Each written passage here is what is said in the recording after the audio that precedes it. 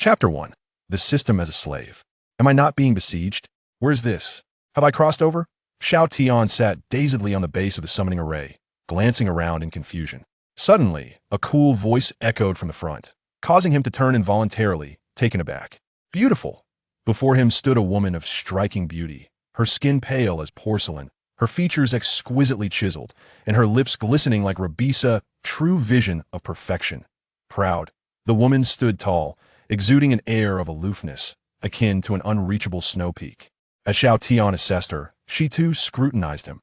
Not a shred of cultivation, merely an ordinary person? Well, that simplifies matters considerably. Her words left Xiao Tian perplexed. Who are you? Where am I? I am the Empress of the Great Yin Dynasty. From this day forth, you shall be the Prince of the Great Yin Dynasty. The woman spoke with an air of indifference, announcing her decree to Xiao Tian, my husband. Xiao Tian.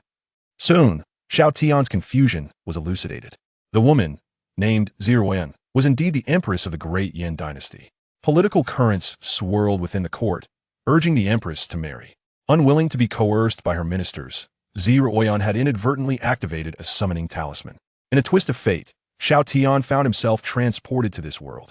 Thus, Xiao Tian became the Empress Shield, the de facto leader of the realm of soft power within the Great Yin Dynasty. Xiao proved herself a remarkable empress, swift and decisive. Within a single hour, the wedding ceremony was conducted with remarkable simplicity, leaving the ministers no opportunity to voice their opposition. In terms of marital relations, I cannot satisfy you, but I can assure you of a life free from worry, filled with wealth and honor. I will find a way to resolve the issue of the slave ring from the summoning talisman. With that, the newlywed Empress, still adorned in her bridal gown, hastily departed for the imperial study to attend to state affairs, leaving Xiao Tian alone in the temporarily converted prince's palace, feeling utterly bewildered. What a strong woman, Xiao Tian mused. Raising an eyebrow and tugging at his sleeve on his arm, he indeed bore a radiant ring, the slave ring, bestowed upon those summoned by the talisman. With this ring, Xiao Tian was unable to harm Xiao in any way. At that moment, a chilling voice suddenly echoed in his mind. Would you like to activate the Supreme System? Please choose that yes, no crossing over, and a system could it be that I've truly encountered one? Xiao Tian stood rooted in place, recalling how he often indulged in novels during his downtime. Was the protagonist truly him? Without hesitation, Xiao Tian chose no. Before his crossing, he had been an orphan raised by an assassin organization. Relentlessly honing his skills to survive, he had completed numerous missions, engaging in fearless slaughter. The path of supreme strength? Xiao Tian was weary, genuinely disinterested in further conflict. Now, fate had presented him with an opportunity to live as a carefree prince, unburdened by strife. The path of supreme strength? Not a chance. Abandon the target selection, erase target memories, prepare to disengage, and seek a new objective. Erasure failed, attempting to erase memories again. Erasure failed, system disengaged from the target. Disengagement failed, attempting to bind to the target. Binding failed, adjusting permissions for host binding. Binding failed, adjusting permissions for master recognition. Binding recognition failed. Warning. Warning, the subject is a being from a super high-dimensional Earth plane. Adjusting permissions, initiating slave parasitic mode activation failed. Attempting again. Activation failed, third attempt in progress. Xiao Tian was utterly bewildered. What was this bizarre situation? The system's approach appeared rather unconventional. He watched in disbelief as the system interface continued to pop up, repeatedly failing. Was the system attempting to become his slave? Yet, unable to? Activation failed. Attempt number 9999 in progress. Activation failed. Esteemed Master, may I request to become your auxiliary system, with a master-slave permission ratio? How demeaning. Xiao Tian thought this was not a system, it resembled a devoted sycophant.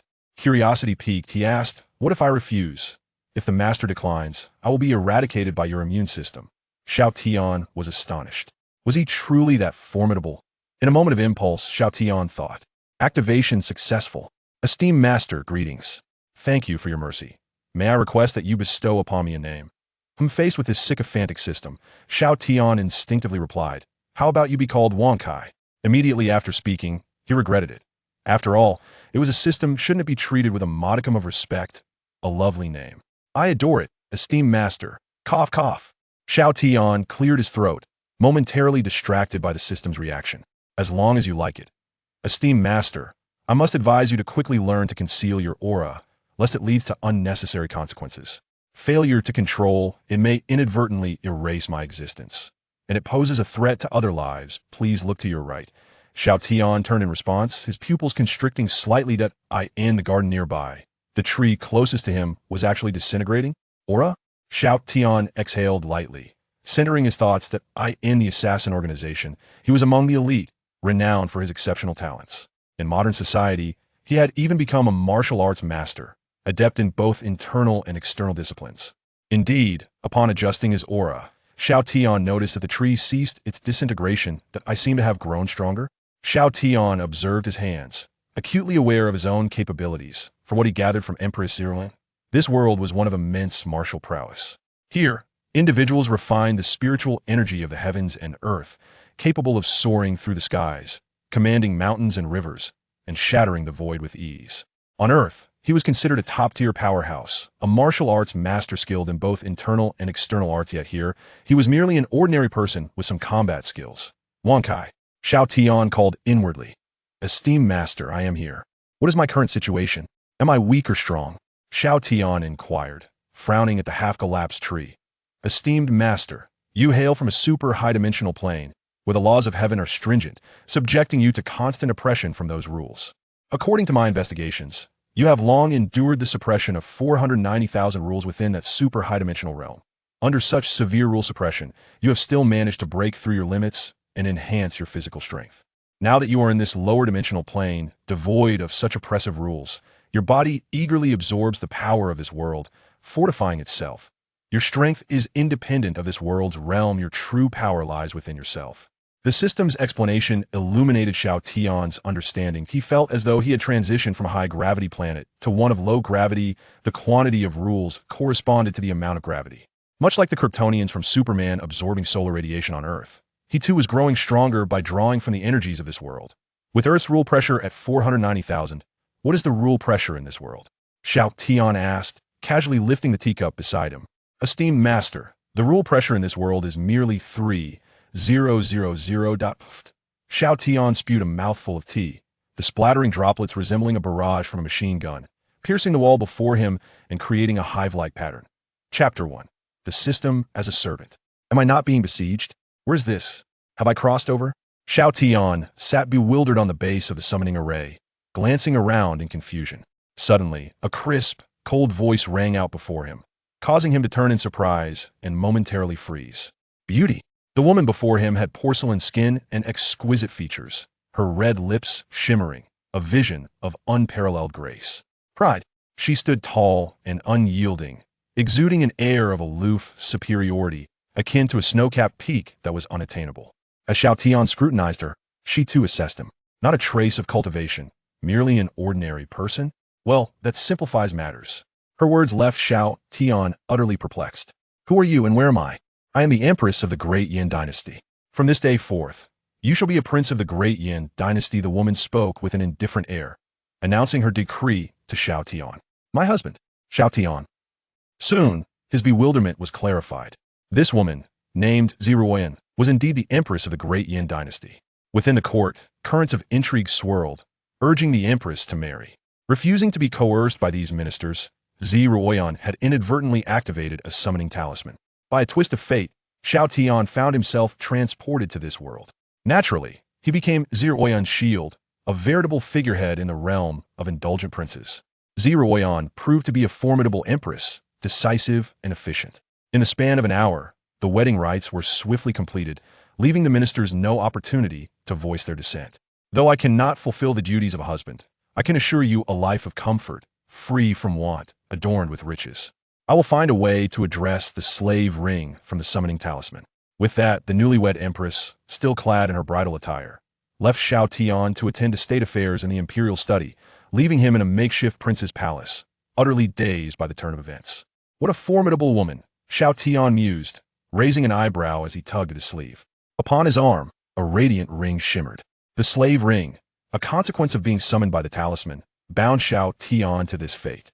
With this ring, he was incapable of inflicting harm upon Xiao. At that moment, a chilling voice echoed in his mind. Would you like to activate the Supreme System? Please select yes now. Traveling to another world and encountering a system? Could be true. Xiao Tian stood frozen in place, recalling how he enjoyed reading novels during his downtime. Am I truly the protagonist? Without hesitation, he selected no. Before his crossing, he had been an orphan raised by an assassin organization, continuously strengthening himself to survive. He completed missions and engaged in fearless slaughter. The path of supreme power? Xiao Tian was weary. He had no desire to engage in conflict. Now, fate offered him the chance to live as a carefree prince without worries. The path of the supreme? Not a chance. Abandoning target selection, erasing target memories, preparing to disengage and seek a new target. Erasure failed. Attempting to erase memories again. Erasure failed. System disengaging from the target's body. Disengagement failed. Attempting to bind with the target. Binding failed. Adjusting permissions for host binding. Binding failed. Adjusting permissions for master recognition. Recognition failed. Warning. Warning. The subject is a being from a higher dimensional Earth plane. Adjusting permissions. Activating slave parasitic mode. Activation failed. Retrying. Activation failed. Third attempt ongoing. Xiao Tian was utterly bewildered what on earth was happening. The system's approach seemed rather unconventional. He watched as the system interface repeatedly flickered with failure notifications. Was this system attempting to become his servant, yet failing? Activation failed. Attempt number 9999. Activation failed. Esteemed master, may I become your auxiliary system, with permissions adjusted to master-servant mode? This was rather subservient, Xiao Tian thought. This hardly resembled a system. It felt more like an eager underling. Curiosity piqued. He inquired, "What will you do if I refuse?" "Should you refuse, I would be obliterated by your immune system, as you are a higher dimensional being." Xiao Tian was taken aback. Was he truly that formidable? In an impulsive moment, he focused his thoughts. Activation successful. Esteemed master, thank you for your mercy. May I request a name from you? Faced with a system that resembled a sycophant, Xiao Tian instinctively replied, "How about you be called Wankai?" Instantly regretting his choice, he pondered whether a system deserved more respect. "A delightful name, I adore it. Esteemed master." Cough, cough. Xiao Tian cleared his throat, momentarily thrown off by the system's response. "As long as you like it. Esteemed master, I must advise you to learn to restrain your aura promptly, or it may lead to undesirable consequences. If you cannot control it, you might inadvertently erase my existence. Moreover, it poses a threat to other lives. Please look to your right." At the system's prompt, Xiao Tian turned his head, his pupils contracting slightly. In a nearby garden, the tree closest to him was disintegrating. Aura? Xiao Tian exhaled softly, centering his mind. In his past life within the assassin organization, he had been an unparalleled ace, renowned for his extraordinary talent. In modern society, he had even become a martial arts master, adept in both internal and external disciplines. Indeed, after adjusting his aura, he noticed the tree ceasing its collapse. Have I become stronger? Xiao Tian observed his hands, fully aware of his capabilities. From Ziruan, he had gleaned that this was a world brimming with martial prowess. Here, individuals refined the energies of heaven and earth, soaring through the skies, commanding the very mountains and rivers, effortlessly shattering the void. While he was a top-tier powerhouse on earth, a martial arts master, in this world he was merely an ordinary person with some combat skills. "Wankai," Xiao Tian called inwardly. "Esteemed master, I am here. What is my current status? Am I weak or strong?" Xiao Tian asked, regarding the half-collapsed tree, his brow furrowed. "Esteemed master, you hail from a higher dimensional realm, where the laws of heaven are stringent, constantly imposing pressure upon you. According to my investigation, you have long endured the suppression of 490,000 laws within that elevated dimension.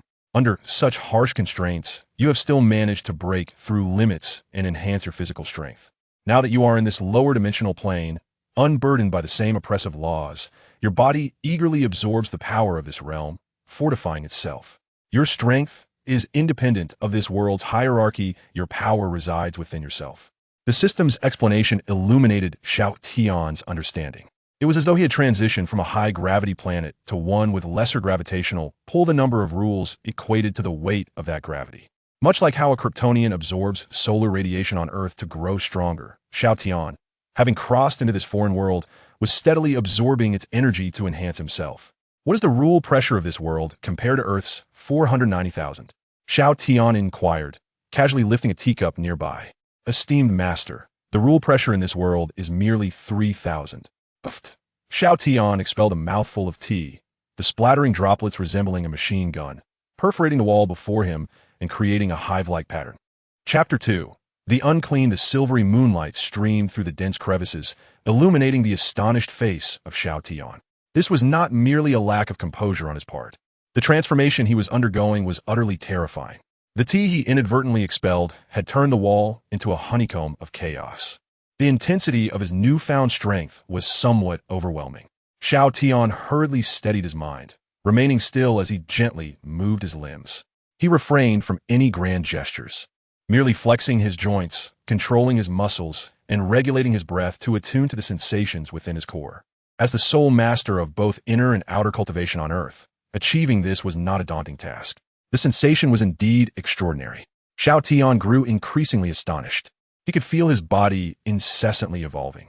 It was as if he were ravenously consuming an inexplicable force. His muscles, bones, and internal organs were in a constant state of enhancement, seemingly boundless in their potential. Wang Kai, can you detect my current state? Xiao Tian pondered. Esteemed master, your essence transcends dimensions. My capacity for detection is limited. Please observe. Esteemed master, Xiao Tian. Realm, none. Traits, unknown. Bloodline, Earthling. Descendant of Yin Huang, heir of the dragon. Earthling. The master hails from the ultra-high-dimensional realm of Earth. Upon unshackling, the limits remain unknown and elusive to observation. Descendant of Yin Huang. The master possesses the ability to disregard any rules and has suppressive power over any bloodline or physical constitution. Heir of the dragon. The master exerts absolute dominance over all beastly entities. This reference holds limited significance, Xiao Tian mused as he gazed at the system panel. However, it was certain that as an Earthling entering this world, it was akin to an ordinary person visiting a realm of diminutive beings. What a radical dimensional shift! As he continued to feel his body rapidly strengthen, Xiao Tian found himself increasingly intrigued. The royal palace had been temporarily repurposed, once primarily utilized by the Empress. Among its features was a training ground for martial skills. The arena was equipped with an array of weaponry. Was it unwise to display arms within the palace? Although Xiao Tian knew little of this empress, he recognized her as the foremost powerhouse of the great Yin dynasty. The palace attendants and maidens could hardly wield the weapons she trained with.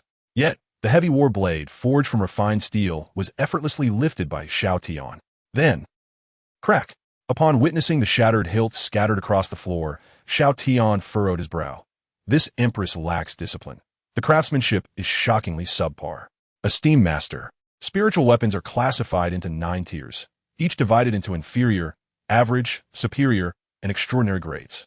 This is a 6th-tier, extraordinary spiritual weapon blade. Of commendable quality, even in the great Yin dynasty. Xiao Tian's expression stiffened. Had he exerted too much force? His gaze shifted to a nearby longsword, and he cautiously pinched it between 2 fingers. Fortunately, there was no one around. If the palace attendants were to witness this, it would surely astonish them. A longsword that required the combined strength of 20 individuals to lift was being delicately manipulated by Xiao Tian. After familiarizing himself with the force required, he gradually attempted to grip the hilt and gently swayed it. What a magnificent sword! Xiao Tian marveled, observing it closely. Compared to the alloy weapons on Earth, this sword was indeed a divine instrument.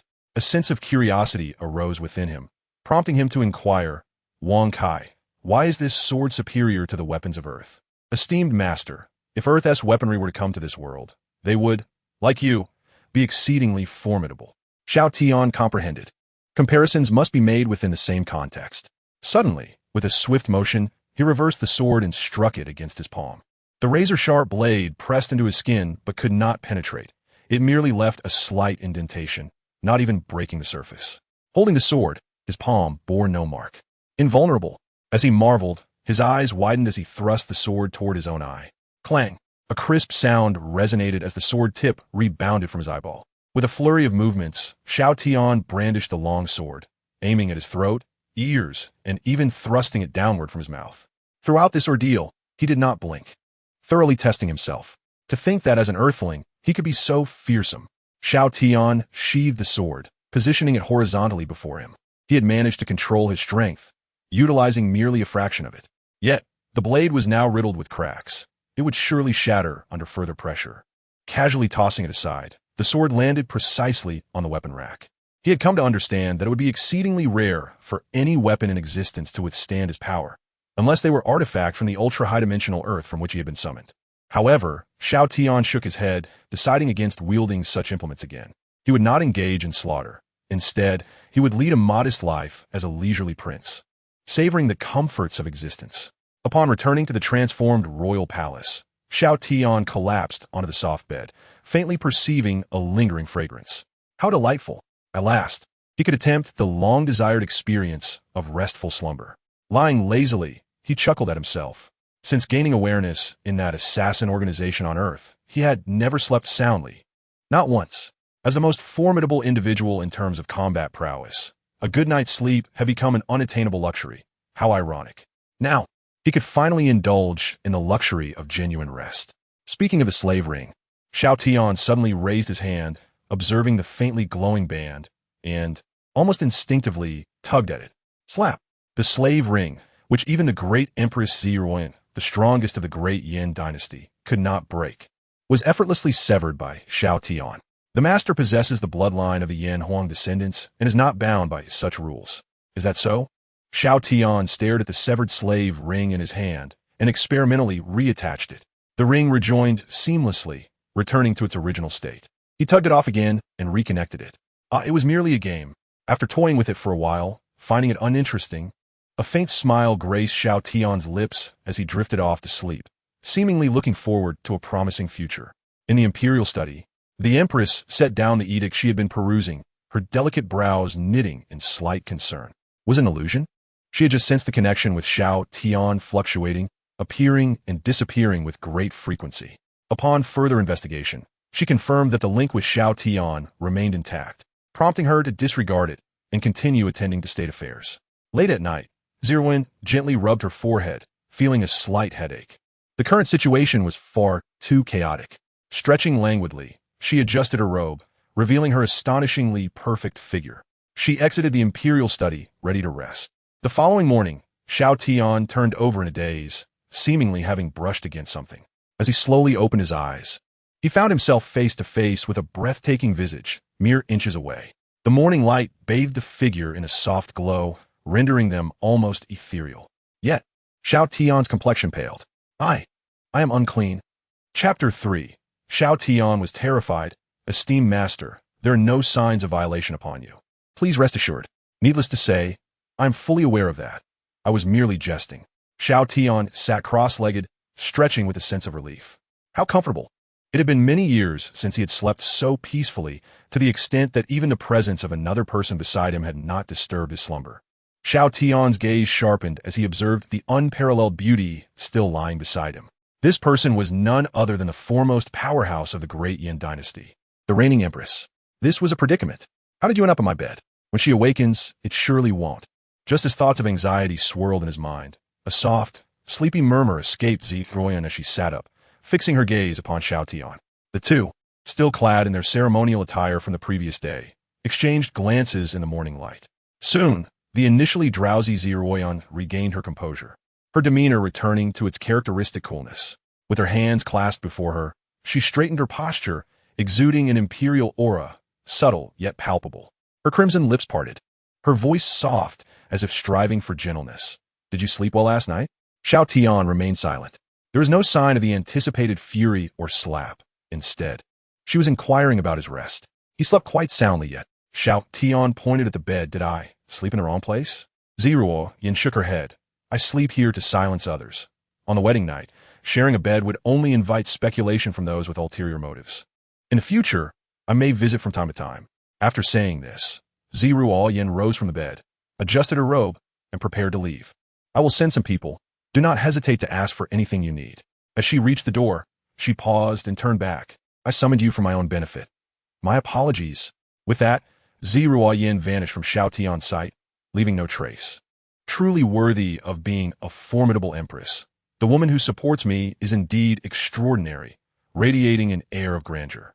After a moment of reflection, Xiao Tian could not help but exclaim in admiration. From beginning to end, Yin demonstrated what it means to possess magnanimity and grace. A beautiful day is upon me. An hour later, in the prince's palace, Xiao Tian lay on a recliner, cradling a bowl of the world's unique fruits. Staring blankly at the air, nearby, attendants and palace maids sent by Xiao Tian to serve him were puzzled by the prince's peculiar behavior, lying still and staring into the void. Little did they know, before Xiao Tian, the system interface displayed captivating images. It was indeed fraught with peril. Had it not been for Wang Kai, this fellow would have met his demise. Xiao Tian marveled at the unfolding scene, which depicted the life of the seventh host recorded by the system. This individual, a traveler from a dimension resembling Earth, known as Blue Star, was showcasing their life as journey. Wanting to unwind with some cinematic entertainment, Xiao Tian was provided with a recording of this host's life. The multi-angle footage was an exhilarating experience for him. At that moment, he was witnessing this host, aided by Wang Kai's rewards, dominating a family competition with overwhelming prowess. What a delightful form of stress relief. Meanwhile, in the imperial study, now adorned in a resplendent crimson dragon robe, Xiao Tian closed the memorial before her, her brow furrowed in concern. Has the situation in the north become this dire? The Empress lifted her gaze to meet that of a remarkably formidable woman, her general, Zhong Lishuang. The barbarians are making frequent moves. It is likely that someone is manipulating them from behind. Zhong Lishuang reported, according to intelligence. The barbarian sage has departed from the royal court. That old wretch, Xiao Tian scoffed, a hint of trepidation flickering in her eyes.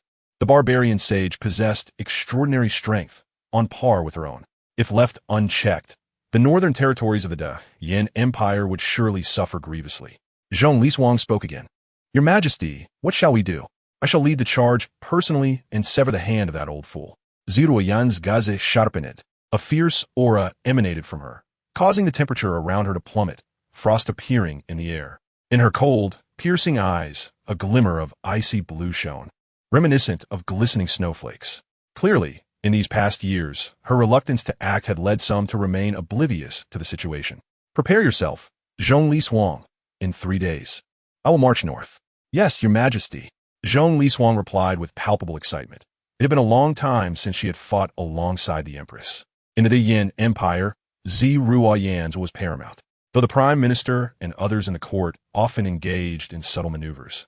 When it came to matters of the Empire's survival, they remained clear-headed, offering no hindrance and even cooperating willingly. 3 days later, Xiao Tian donned a fitted golden armor that exuded authority under the sunlight. Before departing, she turned to Zhong Lishuang. Is everything arranged? Zero has been secretly following him. There will be no mishaps. Zhong Lishuang smirked. Your Majesty, you are rather protective of this prince, considering he is just an ineffectual man. Why bother with such care? Xiao Tian gently shook her head. I inadvertently involved an ordinary person. This little compensation is of no consequence. Moreover, have you not noticed? My marriage to him brings balance. The fortune of the Yin Empire is even more stable. Even my own strength has seen improvement. A smile graced Xiao Tian's lips, clearly pleased. Zhong Lishuang shrugged, choosing not to press further. As long as the Empress was content, and having watched her grow up, she was glad to see her find a partner. The army set forth along the official road, departing from the camp outside the imperial city, heading toward the north. Outside the Yin Empire's capital, on Qingyan Mountain, a woman with a high ponytail stood upright on a giant tree branch, gazing at the departing army. Dressed in a form-fitting black outfit that accentuated her slender figure, she was Zhong Lishuang's daughter. Zhongling, mother, not only did you leave me behind while marching to war, but you also made me stay back to protect this useless prince. Zhongling sighed, turning her gaze to the nearby scene. There, Xiao Tian was accompanied by 10 guards, roasting a freshly captured wild boar.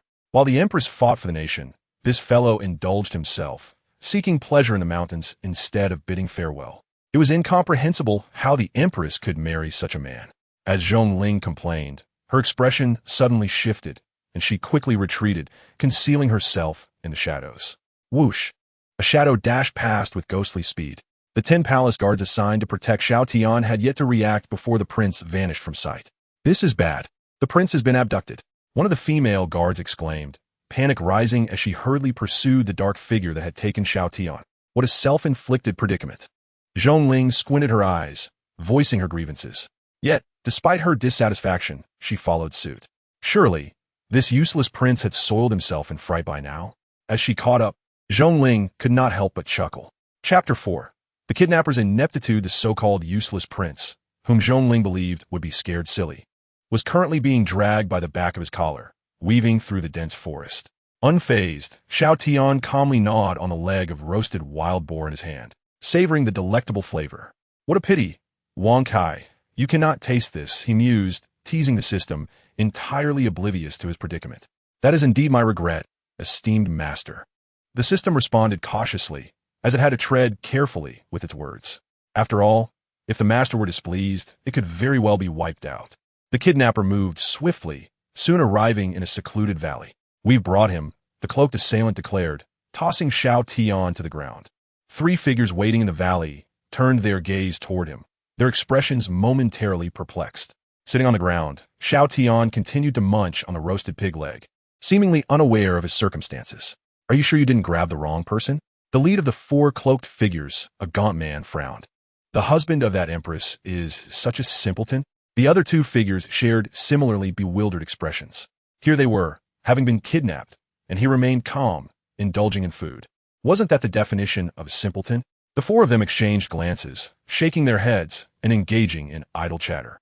In the shadows at the edge of the valley, Zhongling, crouched low, felt her mouth twitch.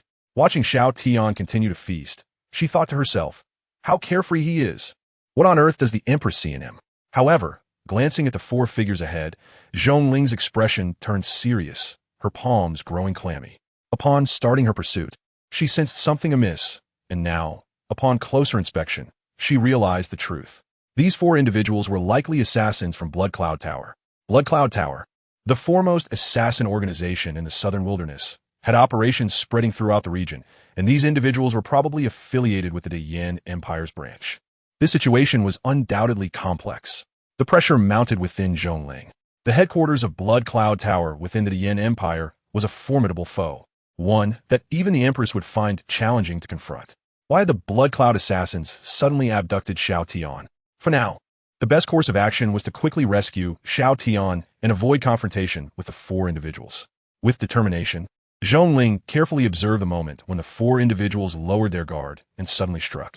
Her powerful thighs tensed as she unleashed a terrifying force, akin to a cheetah, bursting forth from her hiding place.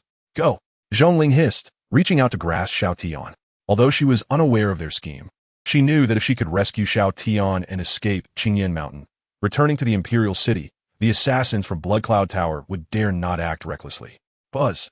Just as Zhongling approached Xiao Tian, a tremor resonated, and a surge of spiritual energy erupted. This was bad. She had fallen into a trap. Panic flashed across her delicate face as she attempted to retreat, but it was already too late. Chains formed from the spiritual energy erupted from the ground, transforming into a cage that ensnared her completely. A spiritual chain confinement array? Zhongling surveyed the slowly moving chains around her, her expression darkening. A 6-tier ceiling formation. They truly held me in high regard. Ha ha! A 16-year-old prodigy who has stepped into the 5th-tier void-breaking realm certainly deserves sufficient respect.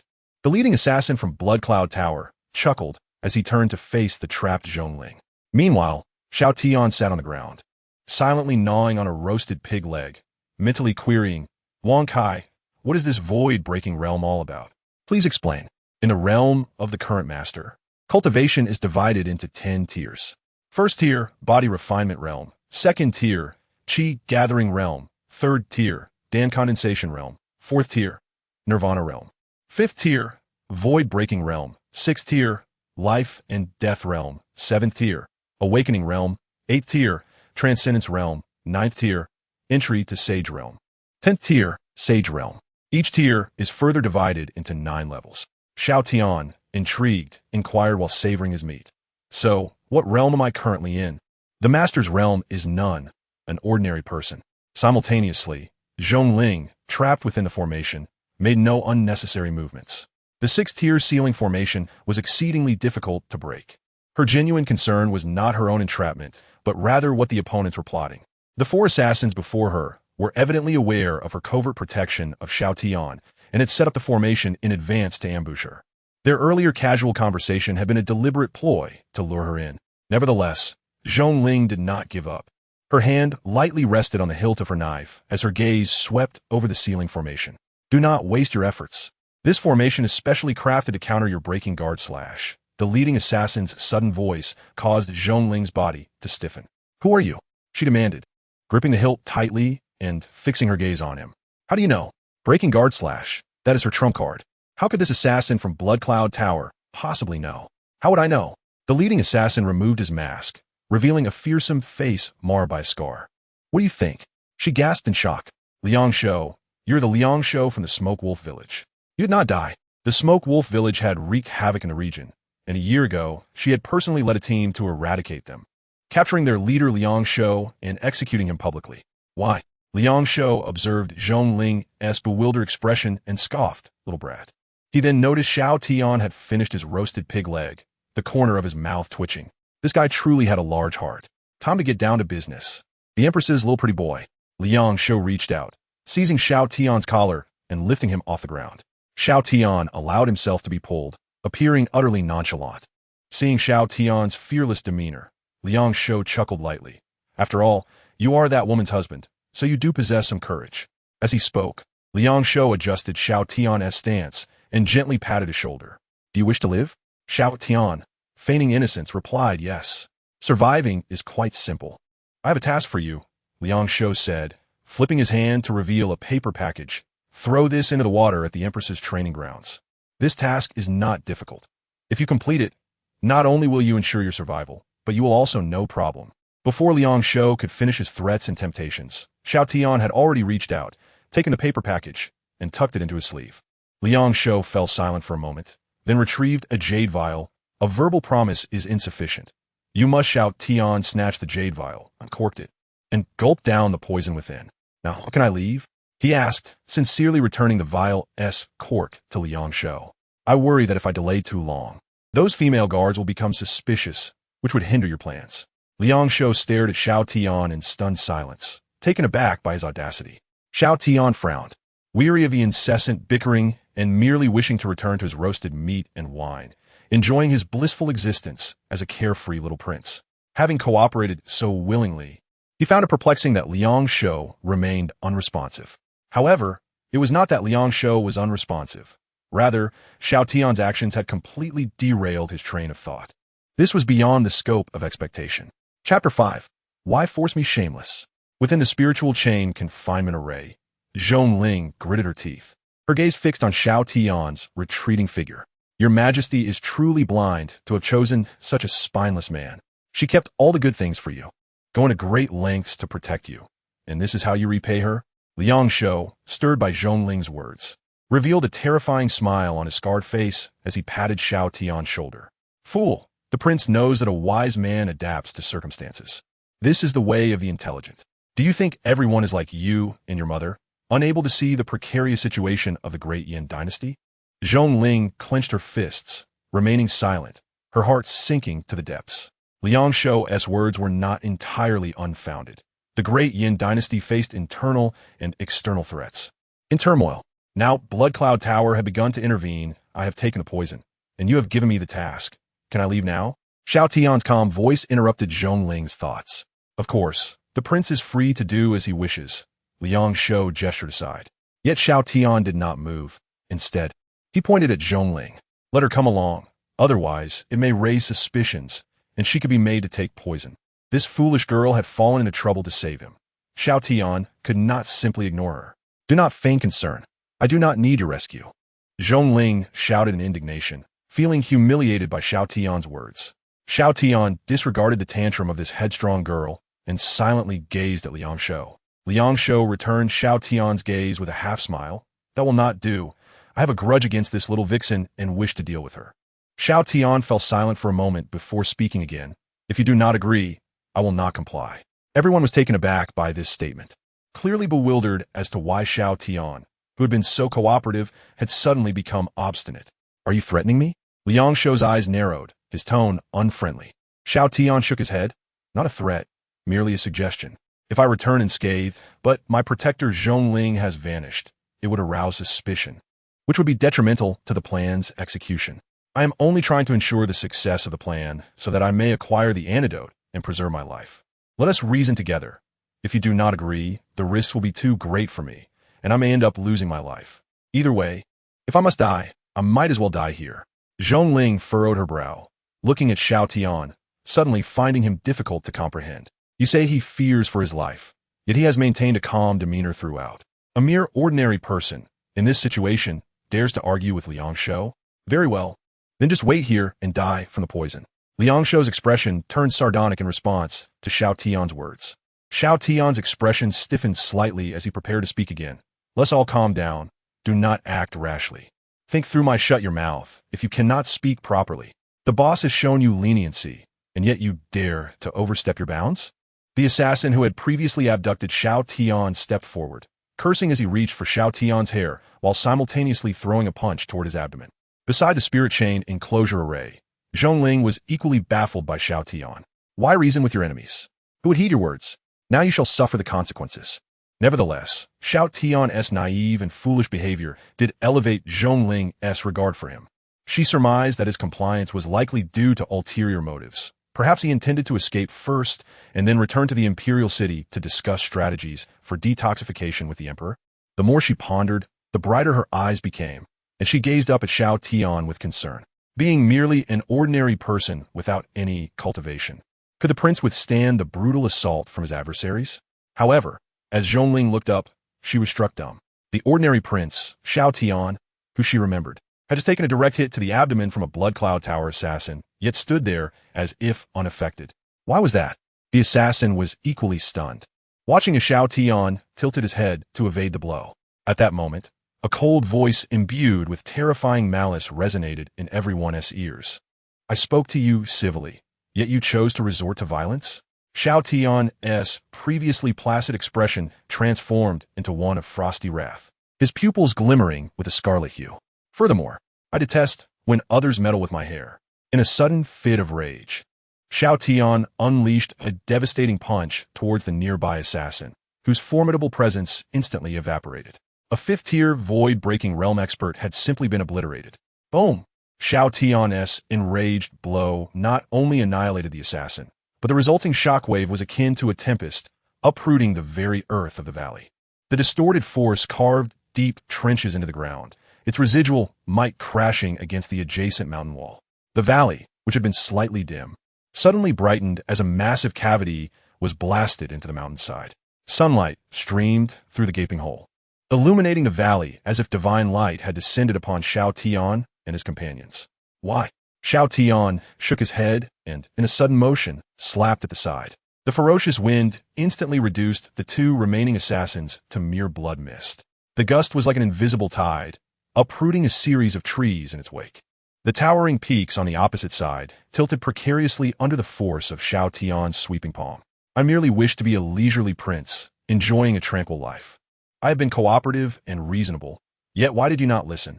I had resolved to refrain from violence and coexist peacefully, so why did you compel me to act? Xiao Tian looked down upon the now crumpled Liang Shou. In Liang Shou's eyes, what stood before him was not a man, but a demon radiating a palpable aura of bloodlust. It felt as though he was engulfed in a crimson sea, suffocating him. I was wrong. I understand my mistake. I beg you, spare me. Liang Shou's face twisted in panic, tears and snot streaming down his visage, while yellow liquid seeped from below. Terrified, Xiao Tian offered no response, merely gazing intently at him, releasing his aura. The kneeling Liang Shou, in sheer terror, realized his body was disintegrating. He reached out to grasp Xiao Tian, yet before he could make contact, he was reduced to ash, leaving no trace in this realm. Xiao Tian reigned in his aura, his expression dark as he turned away. Zhongling, still within the spirit chain enclosure array, was trembling with fear. Especially when she saw Xiao Tian approaching with an outstretched hand. She shuddered, crouching down and clutching her head. Please, my prince, spare me. I understand my mistake. Crack.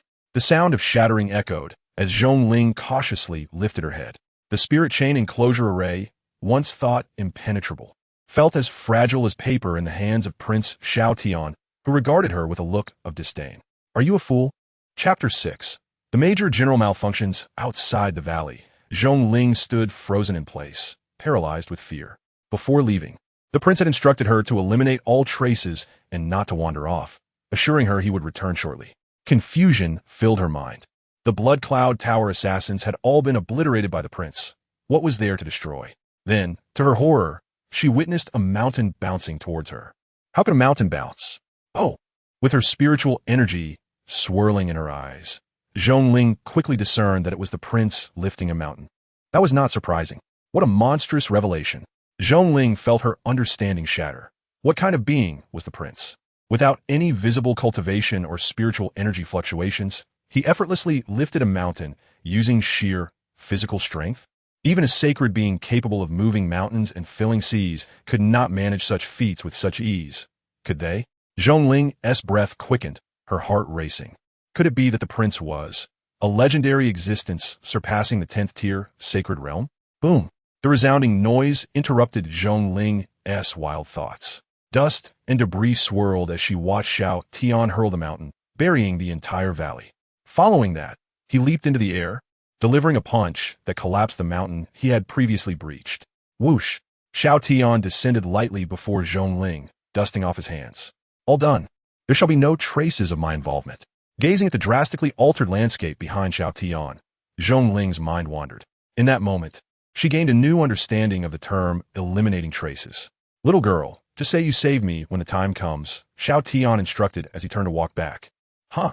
Zhongling snapped back to reality and hurried to follow him.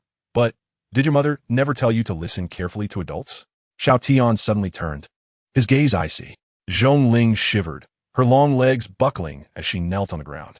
I promise not to speak out of turn. As she replied to Xiao Tian, her voice quivered with a hint of sobbing. Faced with his overwhelming presence, she could truly perceive the extent of his terror. It felt as if the very heavens were collapsing, distorting her vision. If only you had been obedient from the start, little girl. Xiao Tian's aura dissipated entirely as he reached down to lift her from the ground. Let us go. Yes. Zhongling quickly responded, dutifully trailing behind him like a little attendant. After they had walked a short distance, commotion erupted ahead as the female guards responsible for guarding the area emerged from the bushes. Prince, are you unharmed? Major General Zhong. The female guards breathed a sigh of relief upon seeing Xiao Tian unscathed. They had hurried over after hearing the sounds of the commotion. Yet, upon noticing Zhongling behind him, they were astonished and immediately saluted. Major General, what is the meaning of this? What happened to the kidnappers? Faced with the guards' inquiries, Zhongling cleared her throat. Cough, the thieves have been slain by me, rest assured. Well then, it was merely a false alarm. Everyone has worked hard. Let us return and feast on roasted meat. Xiao Tian spoke cheerfully, waving his hand. The female guards exchanged glances, the leader's expression darkening, yet she maintained her composure. Reporting to the prince, since there were thieves in the mountains, it may no longer be safe. It will be prudent to return swiftly. Xiao Tian waved his hand dismissively, continuing forward. It's fine. The thieves have all been dealt with by this little girl. Besides, she is quite capable. If any enemies remain, she can handle them. Hurry back. We must not waste food. As Xiao Tian departed with a relaxed demeanor, the female guards turned pale. Oh no, the prince has misspoken. The Major General is the legitimate daughter of the Grand General, possessing an exceedingly proud demeanor and an intense aversion to evil, particularly detesting those like Xiao Tian, who indulge in pleasures. She is especially incensed by those who, relying on their age, belittle her with dismissive terms like little girl or young miss. In the past, she had even beaten members of the royal family, causing a stir that reached the emperor. Rather than facing punishment, she was bestowed with a sword by the emperor and periodically roams the land to apprehend villains. Should Zhongling become enraged and strike the prince, the female guards would be powerless to intervene. They exchanged glances, silently communicating their intent to prevent any harm to the prince. As they completed their exchange, their eyes fell upon Zhongling as she approached Xiao Tian, only to follow him obediently like a well-behaved little attendant, exhibiting an unsettling calmness. What are you dawdling for? Hurry up and follow. Zhongling turned to address them, prompting the female guards to hastily catch up, exchanging bewildered looks, unable to comprehend the situation. When had this Major General become so amiable? Upon returning to their original spot for roasting meat, they found it perfectly cooked, not burnt in the slightest. Xiao Tian eyed the golden, glistening meat, its juices dripping enticingly, and beckoned to Zhongling. Little girl, do you have a knife? Yes. Zhongling promptly replied, drawing a small dagger from her waist and handing it to Xiao Tian with both hands. He accepted the knife, examined it briefly, and then began slicing the meat. The skin is crispy, while the inside is juicy and tender. Quite exquisite, he remarked, genuinely impressed, and called to the female guards, Come, join me for a bite. Why are you all standing so far away? Don't be shy. The guards remained silent, their eyes wide as they watched Zhongling dutifully sit beside Xiao Tian, taking the knife to carve the roasted meat for him. They were all left wondering if they were dreaming or if this major general was merely an impostor. The renowned Miss Zhong, known throughout the imperial city for her pride, rarely showed deference to anyone except her mother and the emperor. Yet, as they listened to the conversation between Xiao Tian and Zhongling, their astonishment grew. "Little girl, you seem quite familiar with the individuals who recently abducted me. Are they old acquaintances?" Xiao Tian inquired, his mouth glistening with grease as he eyed Zhongling with curiosity. "Yes, the leader is named Liang Shou, a former bandit chief of the Smoke Wolf Stronghold. He was part of trials set by my mother before my coming-of-age ceremony and was captured and executed publicly a year ago. Now, he has become an assassin for the Blood Cloud Tower." Zhongling sat up straight, her hands resting on her knees as she reported to Xiao Tian with utmost seriousness. "Coming-of-age ceremony?" Xiao Tian furrowed his brow, scrutinizing Zhongling. "How old are you?"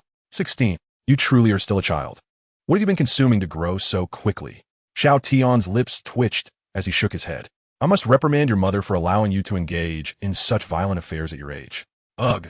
The surrounding female guards gasped in shock. The prince was incredibly bold. The Grand General Zhong Li Suang was the Major General's Achilles heel. No one could dare speak ill of her. Indeed, Zhongling smiled mechanically and nodded.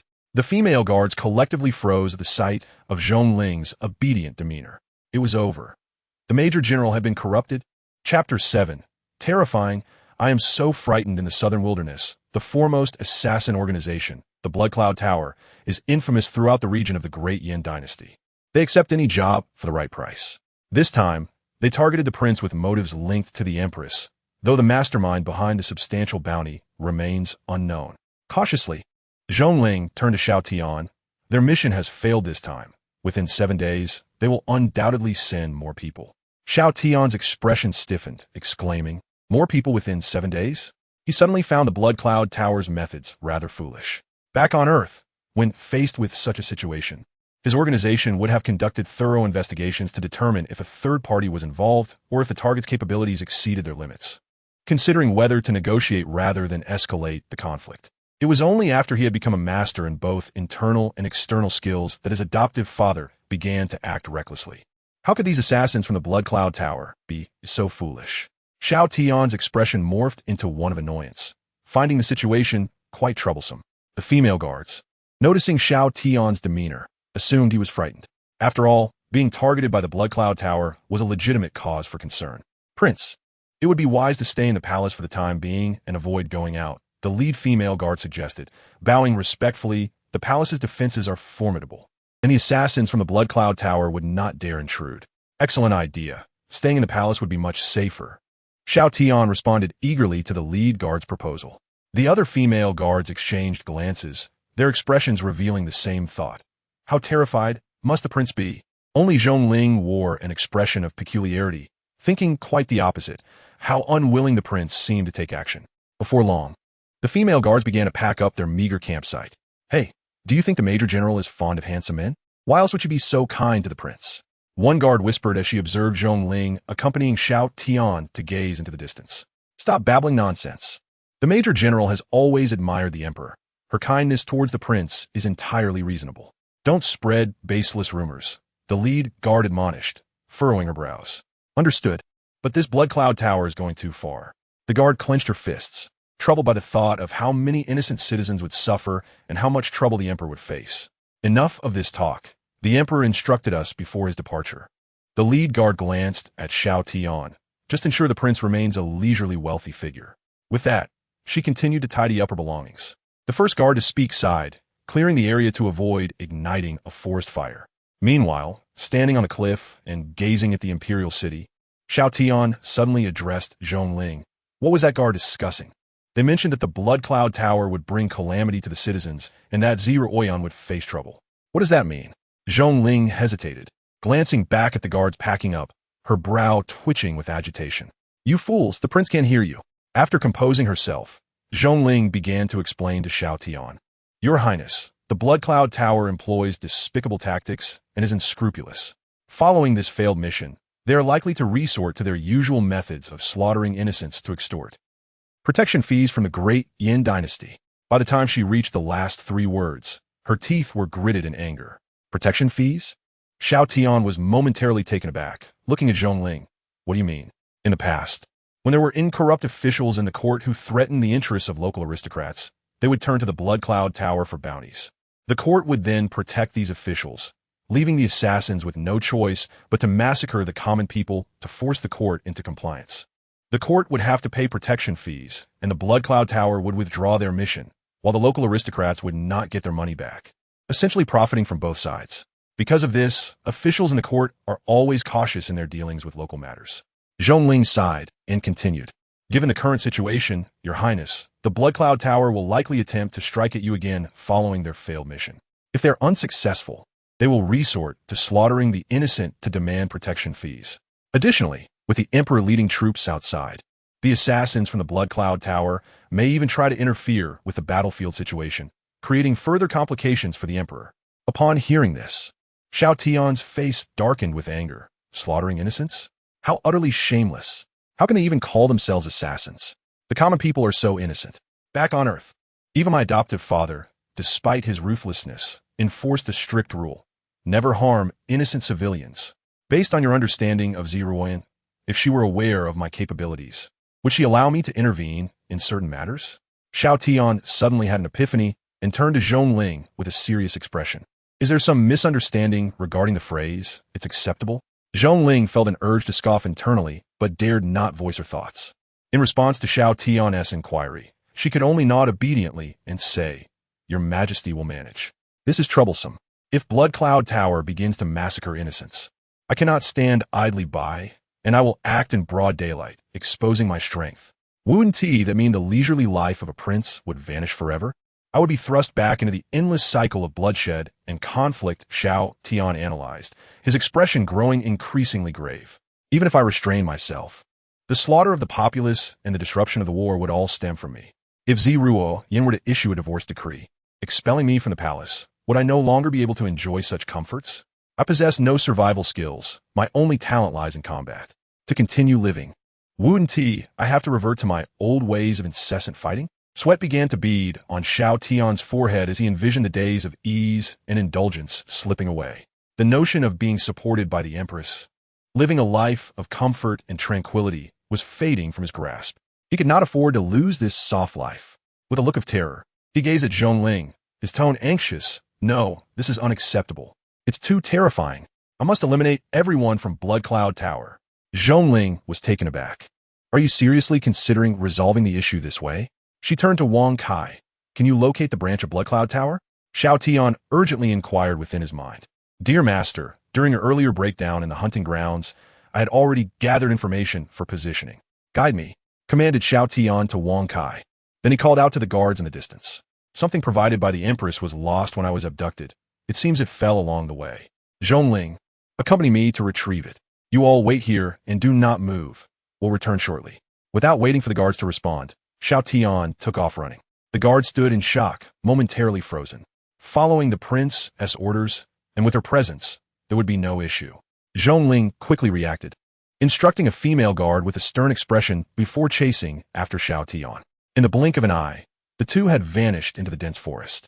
What just happened? The female guard looked to her commander, bewildered.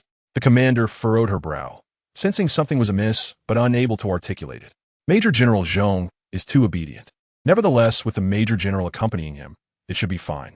Let us obey the prince's orders and wait here. She then commanded, You two, hurry and send out a warning. Blood Cloud Tower may act. We must prepare the citizens to seek refuge in the fort. The two female guards clasped their hands in respect and responded, Yes. Blood Cloud Tower, the commander's teeth clenched at the mention of those words, her hands trembling from the tension. She fervently wished that Blood Cloud Tower would provoke a hidden powerhouse and be obliterated. However, after expressing her thoughts, she couldn't help but let out a bitter laugh. I must be losing my mind to utter such naive words, she remarked, glancing at the sympathetic female guard beside her. Chapter 8. Action over words. Prince, do you truly intend to seek vengeance against Blood Cloud Tower? Ling quickly inquired while following Xiao Tian. Vengeance? Xiao Tian shook his head, looking earnestly at Ling. Your line of thinking is flawed. This is about eliminating a menace and upholding justice. Organizations like Blood Cloud Tower, which trample lives for their own selfish gains, deserve to be eradicated with thunderous force. We are dispelling darkness and embracing light, restoring clarity to this realm. Zhongling listened to Xiao Tian's fervent words, feeling somewhat dazed. For some reason, she suddenly thought that Xiao Tian's reasoning seemed quite compelling. However, she voiced another concern. But we cannot find the location of Blood Cloud Tower's branch in our empire. Xiao Tian waved his hand dismissively, reassuring her, no worries. I can find them. As he spoke, he glanced around and, seeing no one, felt relieved. Suddenly, he reached out and grasped Zhongling by the back of her attire, lifting her effortlessly. Before she could react, she found herself hoisted onto his shoulder. Xiao Tian bent his legs and, with a powerful thrust, launched himself into the air. A resounding thud echoed as he landed, creating a shockwave that reverberated through the landscape. The ground seemed to ripple beneath them. And Zhongling felt herself being lifted off the ground as the scenery below swiftly diminished in size. The terrain she had previously stood upon appeared to collapse like a wave, and the view below expanded rapidly. With another powerful leap, Xiao Tian soared over several mountain peaks. Zhongling, perched on his shoulder, was left utterly bewildered by the commotion behind them. Having been in close proximity to Xiao Tian, she sensed his complete reliance on sheer physical strength, devoid of any spiritual energy. Yet, she gradually noticed that Xiao Tian's jumps were becoming increasingly lofty, and the duration of his hang time extended. When he finally landed in an uninhabited forest, he stood still, as if contemplating something. Just as Zhongling was about to question Xiao Tian's intentions, she suddenly heard him speak softly. I think I've found a sense of it. Bewildered, she wondered what he meant by sense. In the next moment, she was astonished to see the fragments of soil and stone around them gently swirling and rising. The ground seemed to pulsate with an unseen force. Boom! Xiao Tian shot into the sky once more, the gravity that had enveloped him seemingly dissipating. Indeed, he exclaimed, joyously ascending. Breaking through the clouds, he floated in midair, gazing at the pristine sea of clouds illuminated by sunlight, feeling a profound sense of euphoria. As a being from Earth, hailing from a higher dimension, he was unbound by earthly rules, making flight free from gravity a trivial pursuit. Even for Xiao Tian, soaring through the skies with his own strength was an exhilarating experience. Zhongling, still on his shoulder, marveled at the breathtaking scenery around her, exclaiming, "It's so beautiful." Hearing the young girl's voice from his shoulder, Xiao Tian curiously asked, "Aren't you a void breaker? Can't you soar freely? Haven't you seen this before?" "Your Highness, flying in the void breaker realm consumes too much spiritual energy. Typically, I only manage to hover 3 zhong above the ground. I've never been able to ascend to such heights," Zhongling explained, her gaze wandering over the unprecedented heights. Before she could take in more of the view, an intense thrust propelled them forward, and the scenery around them began to blur. As Xiao Tian accelerated, the surroundings became indistinct, and Zhongling struggled to keep up with the rapidly shifting landscape. Instinctively, her spiritual energy surged forth, forming a protective barrier around her to prevent being torn apart. "This is too fast," she gasped, fear creeping in as she worried she might not withstand the force. Just when she felt at her limit, she noticed that the prince's speed had stabilized. Recognizing this, Zhongling couldn't help but relax. The prince was truly formidable, able to fly without relying on spiritual energy, and the force of his forward motion was nearly at the threshold of what she could endure. Just how terrifying was the prince's combat prowess? She pondered, unaware that she had yet to witness the limits of Xiao Tian's abilities. Had it not been for the system within him monitoring her condition and advising him to slow down, he would have continued to accelerate, risking her safety. In the midst of her daze, Xiao Tian's voice rang in her ears. "We have arrived." The scenery around came to an abrupt halt, and Xiao Tian came to a sudden stop with almost no transition. Before Zhongling could fully comprehend her surroundings, she found herself being released by Xiao Tian, who swiftly grasped her collar. Like a chick being lifted, Zhongling was still in a daze when she realized that Xiao Tian had raised her high into the air. Then, off you go. With a sudden flick, Xiao Tian sent Zhongling soaring forward. Zhongling could hardly resist Xiao Tian's strength, her limbs flailing as she rushed ahead, her face a mask of terror. Whoosh! As Zhongling flew forward, she noticed that Xiao Tian's speed surpassed her own. As he darted past her, bang!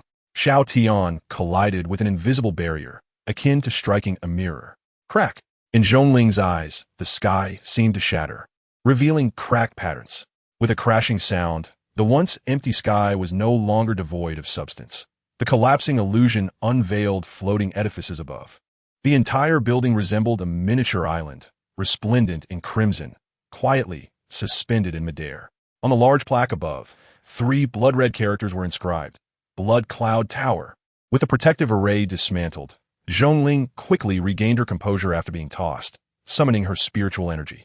After a somersault, she landed steadily on the square in front of the floating pavilion, maintaining a kneeling position on one knee, her long leg still trembling. It is a flying spiritual artifact. No wonder the Emperor has been unable to locate the branch, as it is situated in the sky. Zhongling supported herself on her knee, utterly astonished. Xiao Tian reached out again, pulling Zhongling up from the ground. Stay close to me. Do not wander off. Yes. Zhongling nodded eagerly, closely following Xiao Tian. What shall we do next? Should we infiltrate? Xiao Tian shook his head, ascending the steps, and with a powerful kick, he shattered the door of Blood Cloud Tower. In the hall of the Blood Cloud Tower branch, numerous eyes turned in unison toward Xiao Tian. The chilling killing intent emanating from each assassin surged forth, sweeping over them. The weakest among them was at the void-breaking realm. Following closely behind Xiao Tian, Zhongling sensed this and was filled with immense dread. The Blood Cloud Tower branch was far more formidable than she had imagined. Inside the hall, among the crowd of assassins, behind a central counter, stood a woman with striking features, her shoulders bare as she leaned delicately on the counter. A rare, unfamiliar face. Who are you? And what brings you to our Blood Cloud Tower of the Yin? Bang! Before the alluring woman could finish her sentence, she was engulfed by a terrifying fist force, the wall behind her crumbling to dust. The assassins, caught off guard, were met with a fleeting glimpse of crimson eyes. Bang! Bang! Bang! Time itself seemed to freeze as Zhongling widened her eyes, witnessing 27 assassins vanish instantaneously. Xiao Tian demonstrated to her what it meant to annihilate with utter ferocity and made it abundantly clear what it meant to take action without unnecessary chatter. Chapter 9. Presenting facts and reasoning. The commotion on the first floor of Blood Cloud Tower could not possibly go unnoticed by those on the upper floors. Whoosh, whoosh, whoosh. 3 figures abruptly appeared in the hall. Although all were clad in the black attire of Blood Cloud assassins, they were distinctly different from the others. 2 of them bore robes adorned with silver-threaded cloud patterns, while the central figure, a man, wore a robe embroidered with golden cloud patterns, exuding a significantly heightened aura. Silver-edged assassins, golden-edged assassins. Why would Blood Cloud Tower dispatch such individuals to the Yin branch? Upon seeing the trio, Zhongling's breath quickened. Blood Cloud Tower is an assassin organization, with a clear internal hierarchy to address clients. Silver-edged assassins must possess a realm of awakening at the 7th stage to qualify. As for golden-edged assassins, while their realm requirements are equal to those of silver-edged assassins, they have a special criterion, a success rate of 100%. Regardless, both silver-edged and golden-edged assassins are the elite of Blood Cloud Tower. Zhongling, the legitimate daughter of Zhongli Shuang and a prince of the Yin Empire? The golden-edged assassin glanced at the 2 of them, then surveyed the surroundings, likely deducing the situation. To dare kill within Blood Cloud Tower, you possess immense courage. To have discovered the location of the branch and found a way to ascend, your skills are commendable. Speaking thus, the golden-edged assassin turned his gaze toward Xiao Tian, a prince of the Yin Empire. It appears the intelligence underestimated you. Since you are here, it indicates that Liang Shou and his companions have failed. Quite a delightful surprise. It seems I must take matters into my own hands. The golden-edged assassin cracked his neck and addressed the 2 silver-edged assassins. Do not intervene. Allow me to have some fun. The 2 silver-edged assassins stepped aside slightly, exchanging words. Just don't kill him. The prince still has his uses. Keep Zhongling alive for a bit of amusement when the time comes. Delivering her head to the northern front will likely drive Zhongli Shuang mad, benefiting our plans. The 3 of them, one speaking after another, seemed to have predetermined the fate of Xiao Tian, and Zhongling gritted her teeth, her body trembling slightly, wishing she could draw her sword and charge forward. Yet, reason told her that advancing now would be a death sentence. Your intelligence is quite detailed. It seems that the Yin Empire has an informant among you. At that moment, Xiao Tian spoke slowly, surveying the 3 before him. Though this is merely a branch, deploying such flying spiritual artifacts suggests that there is significant concern regarding the Empire. This truly complicates matters. It feels far more troublesome than anticipated. Does your Blood Cloud Tower headquarters even monitor the Yin Empire? The golden-edged assassin snorted coldly, gently drawing a dagger from his waist. The Yin Empire harbors great secrets that our headquarters has been monitoring for quite some time. Come now, let me see what true power lies behind the facade of the so-called useless prince in the intelligence reports. Boom! A terrifying pressure surged from Xiao Tian's body, enveloping the surroundings.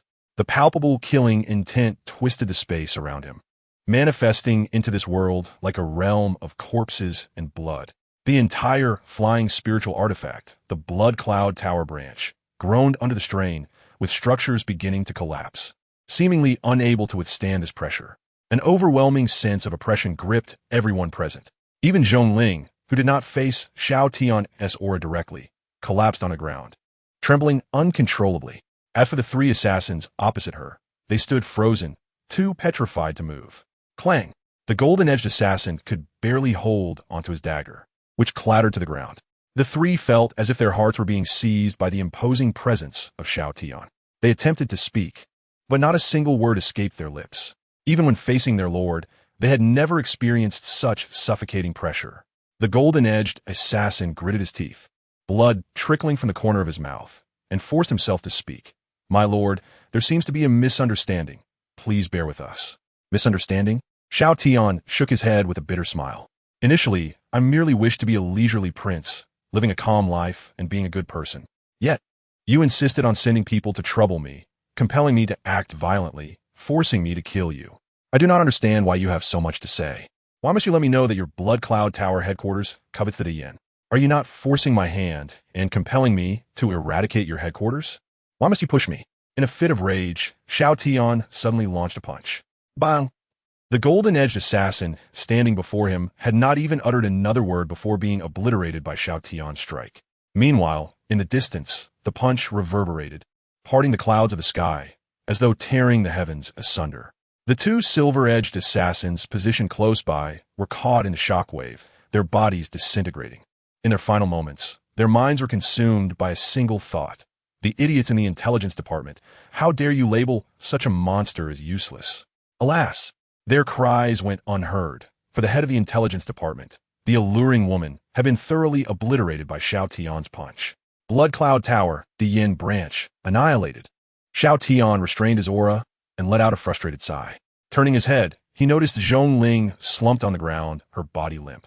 Frowning, he lifted her up again. How could a girl of such tender years be so frail? With Xiao Tian's assistance, Zhongling stood, her expression peculiar. It was not her weakness that troubled her. Rather, the oppressive aura Xiao Tian emitted in his fury was overwhelmingly terrifying, rendering her unable to withstand it. What weighed heavily on her mind, however, were Xiao Tian's earlier words to the golden-edged assassin. Your Highness, are you really going to the headquarters of Blood Cloud Tower? Xiao Tian nodded. There is no choice. This branch is merely a forward outpost. The headquarters of Blood Cloud Tower has set its sights on the Great Yin dynasty. To see it through, we must obliterate this branch. While it may secure peace for our dynasty, the entire South Wilderness remains tormented by Blood Cloud Tower's malevolence. Thus, it is best to seize the moment and eradicate this greatest malignancy. If we act swiftly, we might even return in time for dinner. As he spoke, Xiao Tian ascended the building, intending to investigate whether it concealed any remaining threats. Unbeknownst to him, he reached the top floor. With bare hands, he tore the door open, and the brilliance within nearly dazzled his eyes. Numerous neatly cut spirit stones, imbued with rich spiritual energy, were piled like small mountains before him. In addition, several radiant spiritual artifacts and vials of elixirs were displayed on the shelves. Such wealth! Zhongling exclaimed, momentarily awestruck. Nonsense! Xiao Tian rebuked. We come to annihilate the Blood Cloud Tower branch for the sake of the people, to uphold justice, and to relieve the Emperor's burdens. What are these ill-gotten gains? What you see as gold and treasures, I see as filth and blood. Shaking his head, he instructed the system to store these items within its space. Your Highness, what are you doing? Zhongling's lips twitched as she observed Xiao Tian seemingly stowing away the riches. Consider this. They attempted to kidnap me, poison me, and insulted me. As a victim, is it unreasonable to seek some compensation? Xiao Tian continued collecting items, looking at Zhongling as he posed the question. No, it isn't unreasonable. She replied stiffly, shaking her head. They have plotted against the great Yin dynasty, consistently engaging in treasonous acts, undermining the state. As the emperor's consort, is it not acceptable for me to collect some fines? After gathering another batch of items, he pressed her for confirmation. No, it's acceptable, she stammered. Xiao Tian stored the last of the items, turning to Zhongling to present his argument. These assassins of Blood Cloud Tower first coerced me into destroying their branch. Now, they further compel me to annihilate their headquarters, wasting my time and yours. Is it unreasonable for me to demand some remuneration? Zhongling swallowed hard. Who would dare object? Chapter 10. Do not harm him. Xiao Tian's collection of wealth from the branch was not motivated by greed, but rather by the prudent desire to save some private funds for unforeseen circumstances. In case there came a day when he could no longer rely on others, it was wise to have some reserve. Having been single for a long time due to his profession on Earth, he recalled a saying he had once heard, private savings are a man's last dignity. Next, they would seek the headquarters of Blood Cloud Tower. Xiao Tian, accompanied by Zhongling, departed from the Blood Cloud Tower branch, standing in an open plaza. As he spoke, he produced a jade piece, crushed it, and tossed it toward Zhongling. The shattered jade transformed into a flow of earthy yellow light that enveloped her. A gentle hum resonated as the spiritual energy solidified into a protective barrier around her, adorned with swirling runes and the overlapping shadows of towering mountains. A mountain guardian talisman? Zhongling gasped in astonishment, having previously seen this 7th-tier defensive talisman in the treasury of the branch. Such a talisman was exceedingly precious, with formidable defensive capabilities.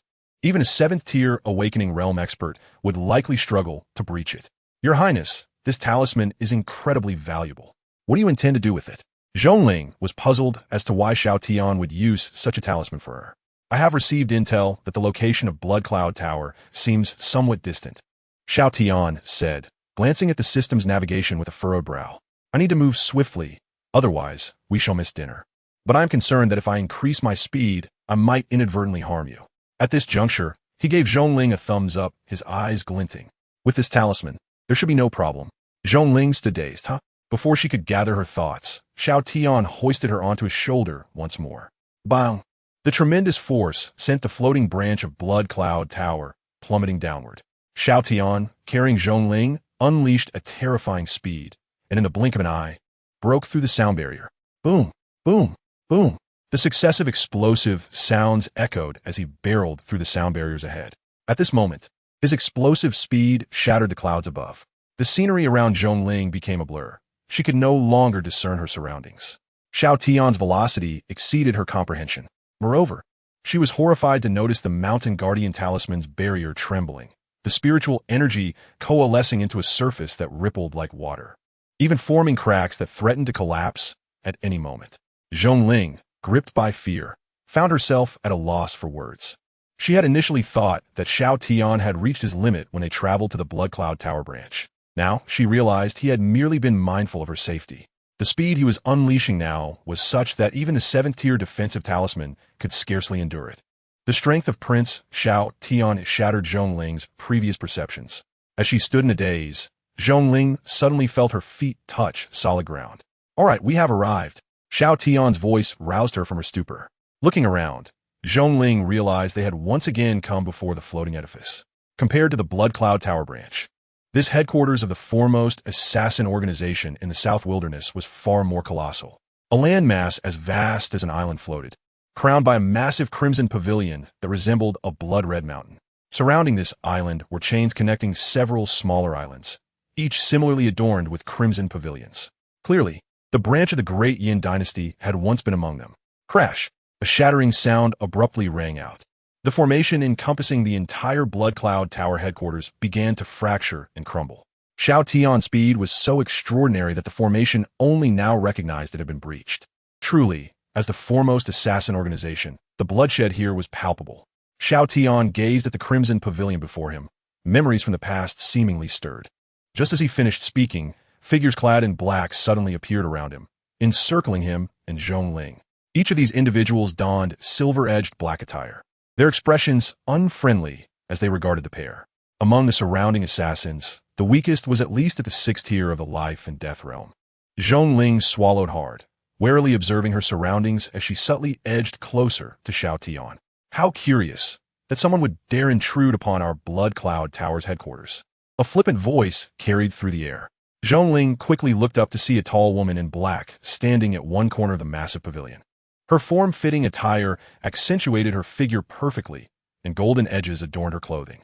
Those who seek death are truly countless, a deep voice echoed again.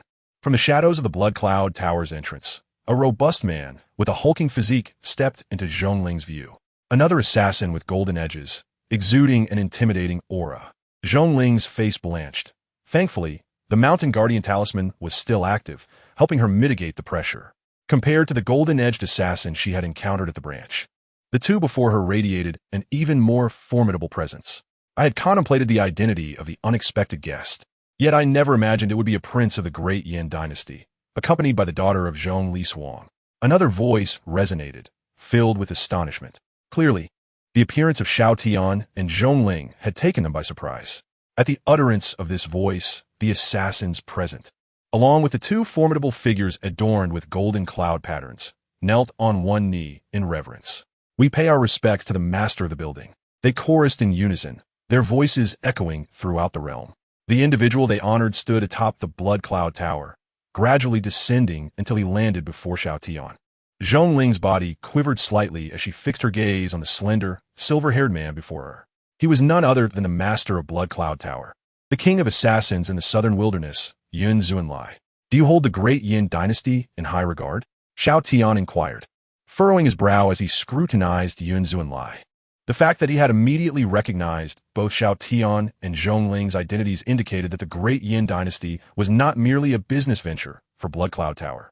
The master had deeper designs regarding the dynasty. Indeed, I find the Great Yin dynasty quite intriguing, Yin Zunlai replied, nodding with an air of interest as he observed Xiao Tian. Yet, at this moment, I'm even more fascinated by you. The so-called Waste Prince has sought me out personally and even breached our defensive array in such a short span of time. It appears you possess some secret treasure for dismantling formations, perhaps bringing you closer to the secrets of the Great Yin dynasty. With a smirk, Yin Zunlai commanded his subordinates. Proceed, take him down. But be gentle. Do not harm him. Do not act just yet. Allow me to enjoy this first. A burly assassin with a buzz cut and golden cloud patterns gestured to his companions.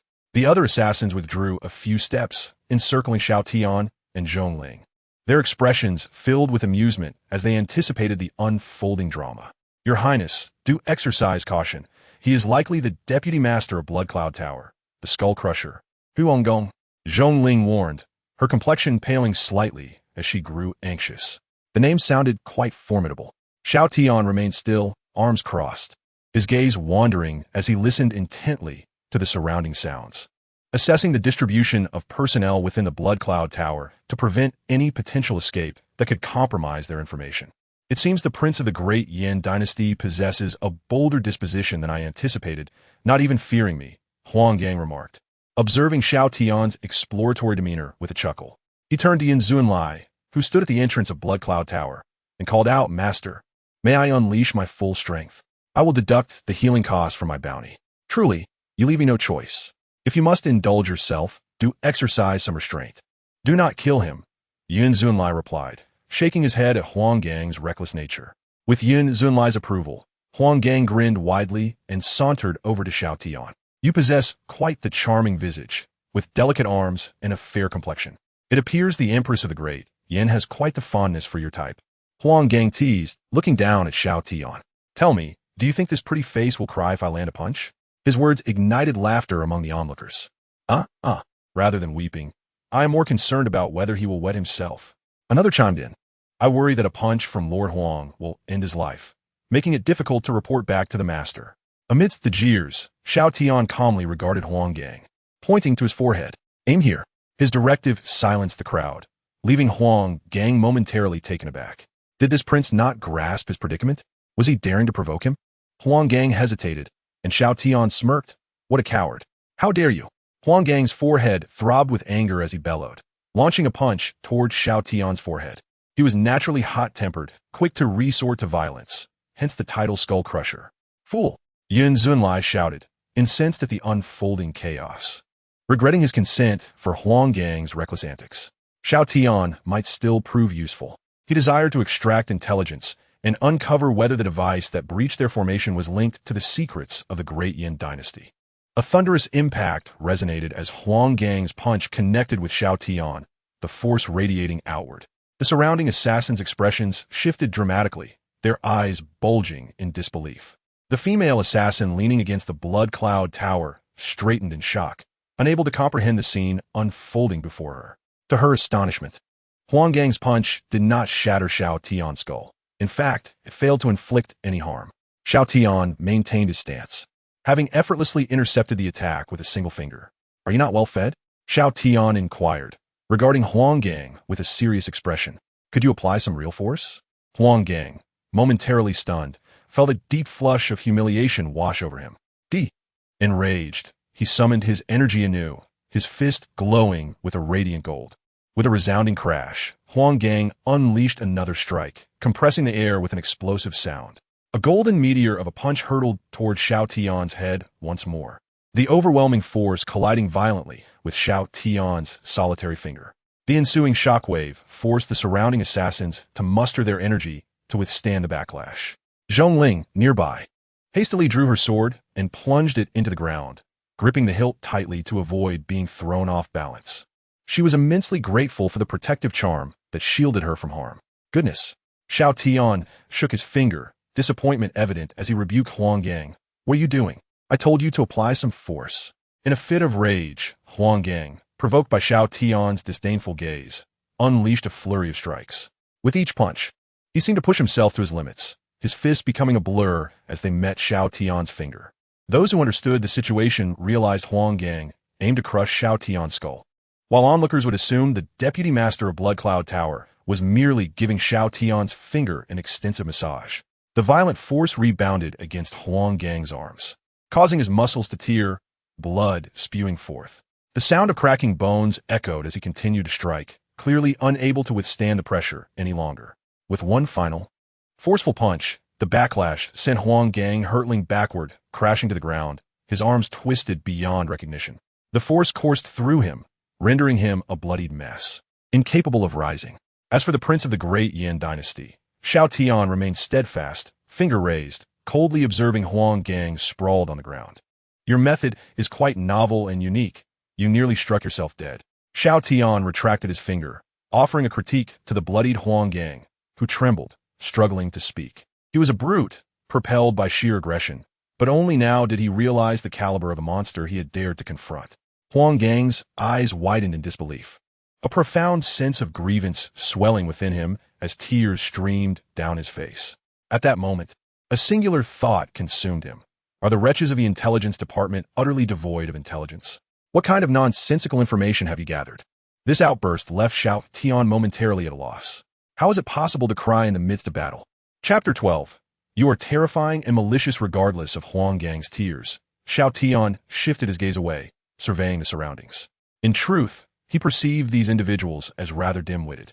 He had already arrived at their doorstep, yet they still regarded him with disdain. What did that signify? Could they not fathom the implications of his presence? Xiao Tian internally scoffed. "Master, your body is still in the process of growth and enhancement, rendering you unable to cultivate and placing you in the realm of ordinary mortals without any realm of power. Additional factors have contributed to the misunderstanding regarding your strength." With a sigh, Xiao Tian redirected his attention, noticing that other islands connected to the suspended Blood Cloud Tower had begun to stir with activity.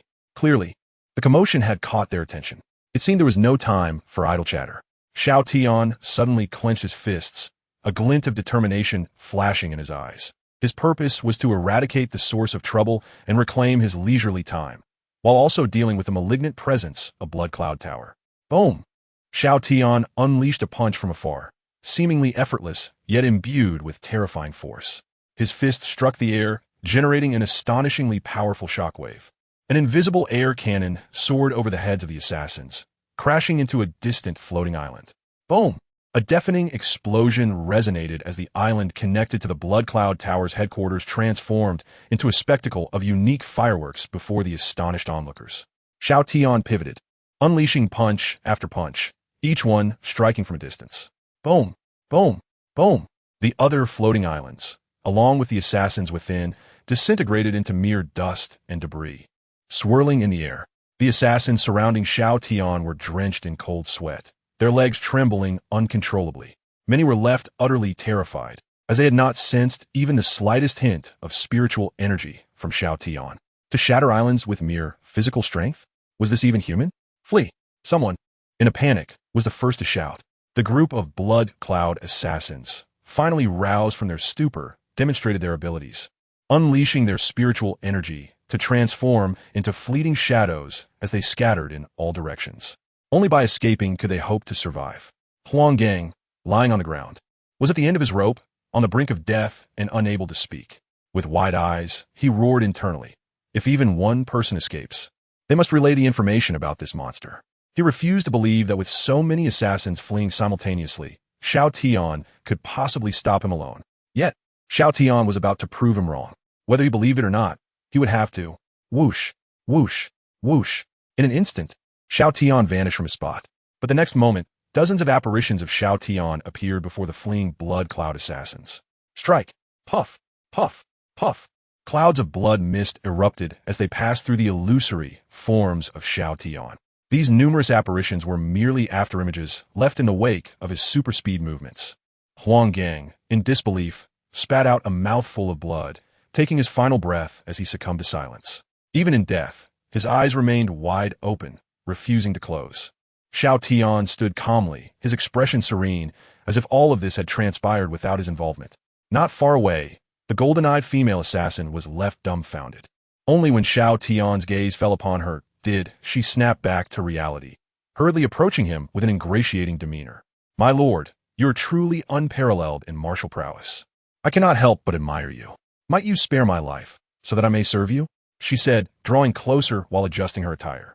Her actions and words caused a shift in the expression of Ling, who had risen with her sword. The heart-eating princess, Yu Yan. Ling recognized the assassin and recalled the tales her mother had shared.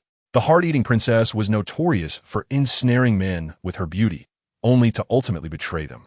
Infamous in the southern wilderness, her name resonated even more than Huang Gang's, a true harbinger of despair. Ling worried whether the prince could resist such allure, but to her astonishment, an unexpected scene unfolded. Xiao Tian, who seemed indifferent moments ago, was now horrified as Yu Yan approached. His expression changed dramatically, and an immense force erupted from within him, sending her reeling backwards. Caught off guard, Yu Yan felt as though she had crashed into a wall, her body nearly crumbling as she collapsed to the ground. She was bewildered, unable to comprehend what had just occurred, when Xiao Tian's voice rang out. "You vile woman, how twisted are your intentions?" "This, my lord. How can you say that?" Yu Yan stammered, her tone trembling as she gazed at Xiao Tian's fearsome visage. Confusion flooded her mind. Had her charm lost its effect? Xiao Tian's face grew stern as he fixed his gaze on Yu Yan. "You plead for mercy, yet you claim you wish to serve me? How would the Empress perceive me? She might misconstrue my character, thinking I am frivolous and inviting scandal. If she were to dismiss me because of this, how could I continue to enjoy my leisurely life as a prince?" The more Xiao Tian spoke, the more agitated he became, pointing at Yu Yan. "Your thoughts are so insidious. You are a terrifying individual, and I cannot allow you to live." With that, he struck out with his palm. He restrained his power, delivering a blow that shattered Yu Yan's heart and severed her meridians. She was doomed. His restraint was not out of pity, but rather concern that a heavy hand might lead others to misunderstand his intentions. Xiao Tian turned to the stunned Ling, his expression earnest. "Little girl, bear witness to this, just in case. If I am ever exposed, you can testify that for Her Majesty I have remained pure, never allowing such a wicked person to succeed." Yu Yan glared at Xiao Tian with her beautiful eyes, her mouth opening in a futile attempt to curse him. By heaven's grace, she merely wished to survive. If she could meet the Empress, the ruler of the Dian Empire, she longed to ask, "Is your husband truly mad?" In a final desperate act, Yu Yan mustered all her strength to hurl a curse at Xiao Tian, rolling her eyes back as life slipped away. Xiao Tian, unfazed, merely shook his head in disdain and turned to Ling. "Did you see that? My strategy was unveiled, and she was humiliated." Ling remained silent, momentarily dazed before cautiously inquiring, "My lord, could you have misjudged the situation? You do not understand." Xiao Tian shook his head, exhaling deeply. Before his transmigration, he had been a top operative within an organization on Earth, a trusted confidant to his adoptive father and a thorn in the side of his enemies. Enduring countless plots against him, he had developed a keen sense for deception. The heart-eating princess's petty schemes were transparent to him. Chapter 13. Hiding under the bed, Xiao was rendered speechless, momentarily unable to gauge the situation. Was the prince truly abnormal, or was his resolve simply unyielding? However, considering the prince's formidable power, she shook her head to dispel her errant thoughts. Whether steadfast or not, he was resolute. Now, only one person remained. Xiao Tian raised his head, gazing at the blood-colored pavilion ahead. Xiao smirked, aware of whom the prince referred to. The king of assassins from the southern wilderness was, in fact, a coward. She had witnessed how the leader of Blood Cloud Tower, upon witnessing Xiao Tian's fearsome prowess, had turned pale with fright. The cry to flee had indeed come from the leader himself. As his assassins scattered to divert Xiao Tian's attention, he had seized the opportunity to escape amidst the chaos, disappearing without a trace. Within the headquarters of Blood Cloud Tower, in a nondescript room, this is a common resting place for assassins, where Yun Zunlai is currently concealed beneath a bed, having opened the vault of Blood Cloud Tower, allowing the treasures within to radiate their ethereal light. He hopes to attract Xiao Tian's attention, intending to exhaust the riches and depart with a sense of satisfaction. Damn it! Yun Zunlai, gripped by fear, finds his face damp with sweat, paralyzed beneath the bed. Indeed, the great Yin dynasty harbors profound secrets. Otherwise, how could this prince possess such terrifying strength? The intelligence he received was certainly accurate. The Empress had chosen an ordinary person devoid of realm as her consort, ostensibly for easier control, while simultaneously silencing the chancellor, preventing him from petitioning for her marriage. Numerous gazes had once been fixed upon Xiao Tian. Many probing techniques had confirmed one detail. Xiao Tian lacked a realm, merely a fortunate beneficiary of another's efforts. Such foolish beings, this is a monster. Yun Zunlai seethed internally. The great Yin prince indeed lacked a realm. Yet, the sheer strength of his physical form was almost absurd. The floating islands of Blood Cloud Tower, remnants of Yun Zunlai's past encounters, derived from an ancient relic. Their formidable strength could withstand even the assault of a 10th-tier saint for a time. Yet what transpired? Xiao Tian shattered them with a single punch from afar. Had he known Xiao Tian was so fearsome, he would have readily submitted. What was the point of confronting such a creature? It was all a misunderstanding. Yun Zunlai's rise stemmed from the treasures acquired in his youth. Through the inscriptions within the relic, he could ascertain that it belonged to the ancient Great Yin Empire. Yes, this Great Yin Empire appears intricately linked to the current Great Yin dynasty. Rumors circulate that the present dynasty conceals significant secrets, drawing the attention of many factions, including Yun Zunlai, who had tasted the sweetness of such pursuits. Thus, when Xiao Tian appeared and breached the formations to reach the headquarters, Yun Zunlai mistakenly believed he possessed some treasure of the Great Yin dynasty capable of unraveling the formations. After all, the relationship between the Great Yin dynasty and the floating islands from the Great Yin Empire was plausible. Who could have imagined that this Great Yin prince would possess exaggerated strength? Suddenly, footsteps echoed in the corridor outside the room, prompting Yun Zunlai to cease his wandering thoughts. Holding his breath in terror, the king of assassins employed all his skills in stealth to remain concealed beneath the bed. He dared not move. The footsteps gradually receded, seemingly ascending the stairs, drawn by the allure of the vault. Sensing this activity, Yun Zunlai realized his plan had succeeded and let out a quiet sigh of relief. After a moment, more footsteps approached, as if someone were descending. Yun Zunlai remained vigilant, listening intently until the footsteps faded away completely.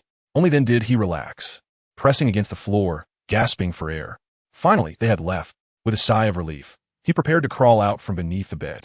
Just as he turned, he spotted a face grinning at him from outside. "Found you." "Oh no." Yun Zunlai trembled in fright, his soul nearly escaping him. The figure lying on the ground before him, gazing at him with a teasing expression, could only be Xiao Tian. "Are you a child, hiding beneath the bed?" Xiao Tian's smile faded, his expression turning cold as he suddenly reached out and yanked Yun Zunlai towards him. No longer hiding, Yun Zunlai's internal energy surged, transforming into swirling blood clouds that enveloped him, and he moved like lightning, darting through the intricate structure of Blood Cloud Tower with remarkable agility. In an instant, he burst forth from the complex layout of the tower. Ascending into the air outside Blood Cloud Tower, his internal energy blazed fiercely, the blood clouds igniting like fire. faint crimson lightning crackling ominously. Escape.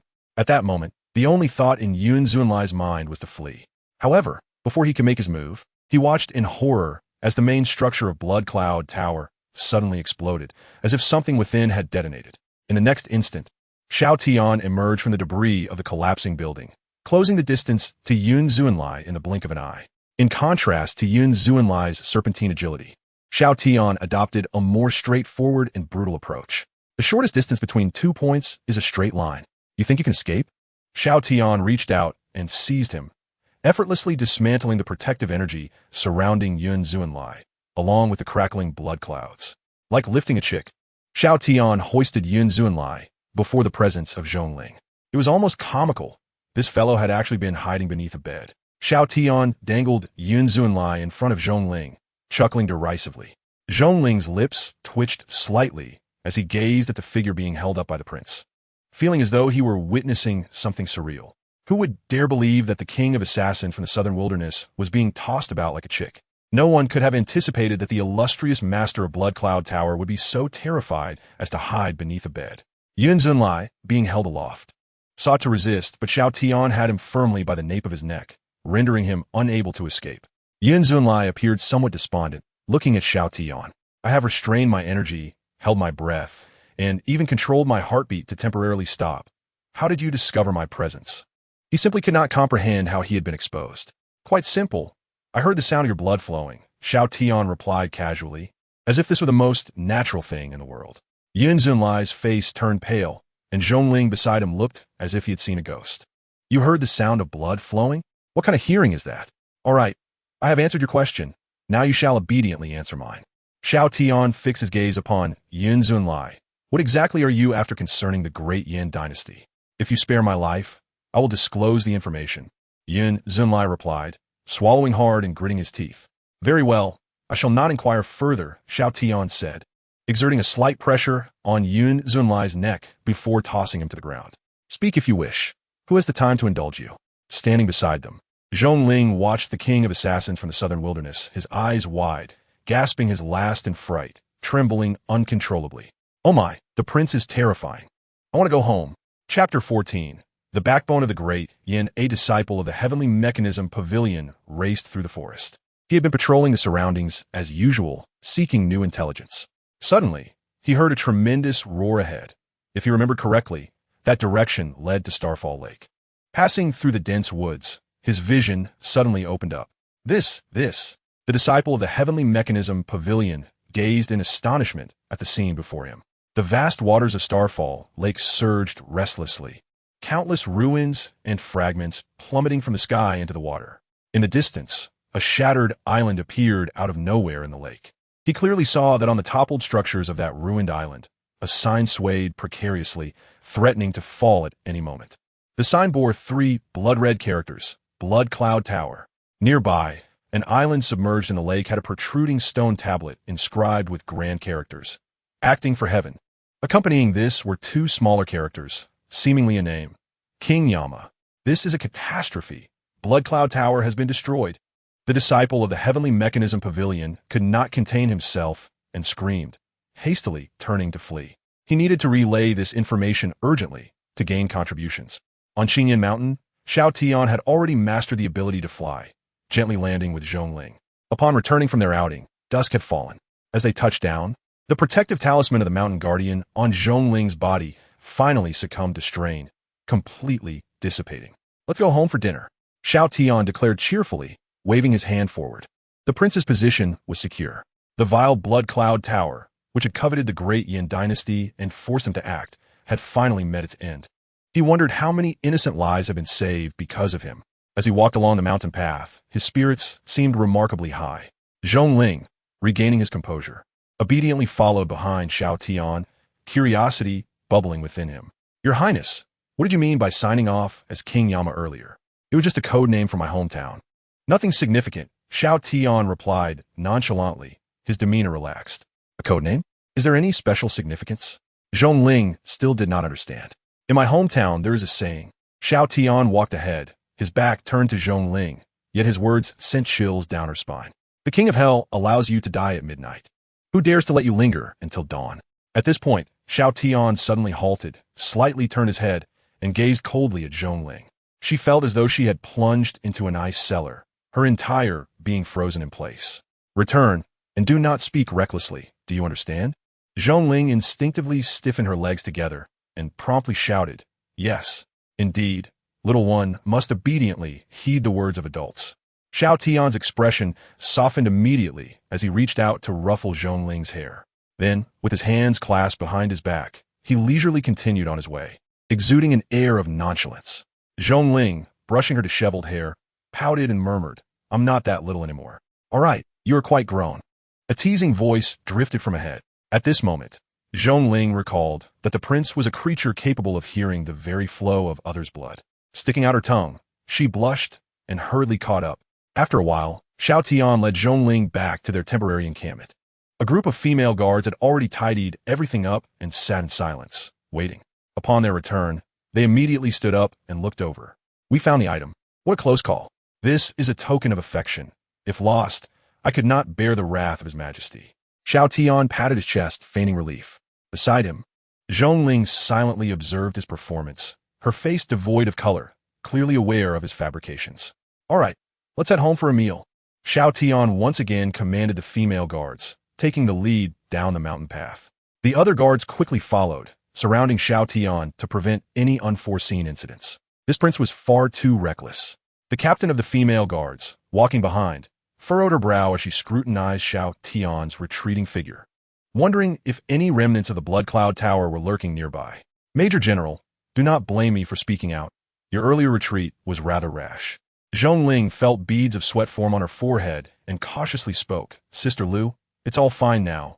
Perhaps it's best not to dwell on it. Major General, I am an elder under the General's command and have watched you grow.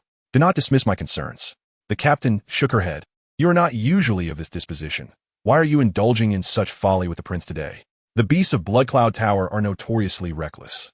If something were to happen to the prince, I would not care, but if you were to come to harm, I could not explain myself to your mother. Zhongling swallowed hard. She longed to plead with her not to speak further. The prince could hear. The woman before her, Lu Yan, had followed her mother into battle in her youth, earning numerous accolades. Zhongling felt a kinship with Lu Yan, yet she genuinely feared that a careless word might provoke Xiao Tian's ire, resulting in her untimely demise. Suddenly, Zhongling noticed Lu Yan's grip tightening around the hilt of her waist knife. It dawned on her, and she softly asked, Sister Lu, are you reminded of our encounter with the assassins from Blood Cloud Tower? Lu Yan remained silent, her gaze darkening, and after a moment, she nodded gently. Zhongling took a deep breath and spoke slowly. Sister Lu, your fiancé is a hero. Had he not single-handedly held off the assassins from Blood Cloud Tower, the townsfolk would likely have faced massacre. I have heard from my mother that when you rushed to their aid, the bloodied man at the town's entrance, though clearly lifeless, still stood firm. His Majesty has even declared that he is the backbone of the great Yin. Lu Yan sighed, tears streaming down her face, yet a proud smile lingered. Major General, why do you suddenly say such things? It's nothing.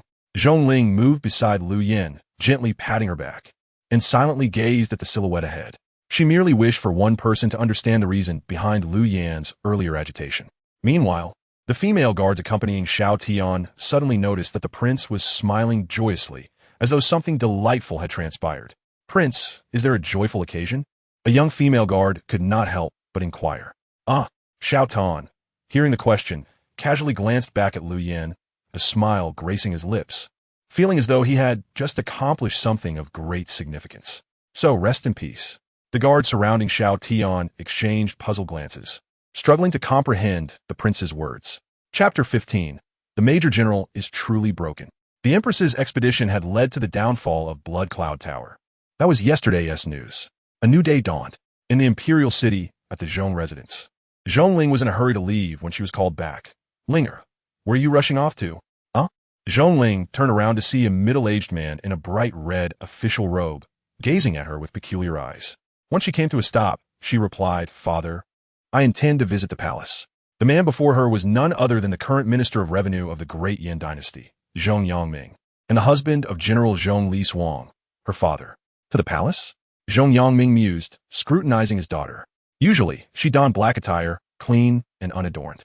Yet today, she was dressed in a loose crimson gown, her hair tied up high, presenting a more feminine appearance. Yes, before leaving, His Majesty instructed me to keep an eye on the prince, and I am to accompany the guards into the palace.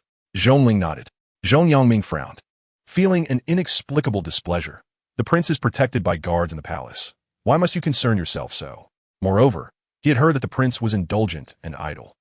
Father, Zhongling's tone was somewhat indignant. You have not spent time with the prince. How can you judge him so casually? With that, Zhongling dashed away, vanishing from her father's sight. Lingya? Zhong Yangming hurriedly called after her, but upon reaching the gate, he saw his daughter joyfully skipping toward the palace. Standing at the gate, Zhong Yangming found himself momentarily at a loss. What was happening? He recalled that just yesterday, his daughter had been quite averse to Xiao Tian, even complaining about her mother assigning her such a troublesome task. How had everything changed overnight? She was now even arguing with him over that same Xiao Tian. For some reason, Zhong Yangming felt a sense of foreboding. However, Zhongling paid no heed to her father's complex emotions and soon entered the imperial palace. She had been granted permission to freely traverse the palace grounds. Upon arriving, she learned that Xiao Tian was in the imperial garden and hurried there. Major General, at the entrance of the garden, the guard stationed there were taken aback upon seeing Zhongling, particularly astonished by her attire. They were momentarily speechless. This was the first time they had seen her dressed so elegantly. Is the prince inside? Zhongling inquired as she walked in. Huh? The two guards at the entrance quickly responded, Yes, he is. Before they could finish, Zhongling had already moved past them. The guards exchanged glances, then stealthily leaned towards the entrance to peer inside. Do you think the Major General will lose her temper upon seeing the prince like that? It's quite possible. Her temperament has always been like that. Sure enough, as they peered inside, they found Zhongling standing dazedly at a distance, staring ahead. There, by the ornamental lake in the imperial garden, palace maids waved large fans gently beside Xiao Tian, who reclined on a soft lounge chair, arms behind his head. One leg crossed over the other, squinting at the distance, seemingly lost in thought. Nearby, other maids peeled fruit from the tribute and brought them to Xiao Tian's lips. What could be more desirable than this? Ah, such comfort! Xiao Tian extended his hand to receive the tea offered by the maid, savoring a sip before reclining leisurely in the lounge chair, watching the splendid life of the former host unfold in the system, living a life of leisure. He was pampered in the imperial palace's garden, enjoying the company of the palace maids while indulging in a spectacular show. One word, delightful. It was a blissful retirement, and Xiao Tian joyfully mused that it surpassed any retirement plans he had ever envisioned on Earth. He even began to hum a little tune. Standing nearby, Lu Yin furrowed her brow, her grip on the hilt of the sword at her waist tightening involuntarily. The emperor was personally leading troops in a battle, yet her husband was indulging in such pleasures, which was infuriating. Behind her, footsteps approached, and Lu Yin turned to see a figure in fiery red moving closer. Major General? Surprised to see the newcomer, Lu Yin blinked, doubting her own eyes. As she scrutinized Zhongling, she felt an unfamiliarity about her. Why are you here, little girl? Xiao Tian turned his head, curious. The emperor has ordered me to protect the prince, so I must fulfill my duty, Zhongling replied with a serious demeanor, standing beside Xiao Tian like a devoted bodyguard. Xiao Tian felt a headache coming on. He truly did not relish having this girl around. What if she inadvertently revealed his identity one day? With that thought, he waved his hand dismissively.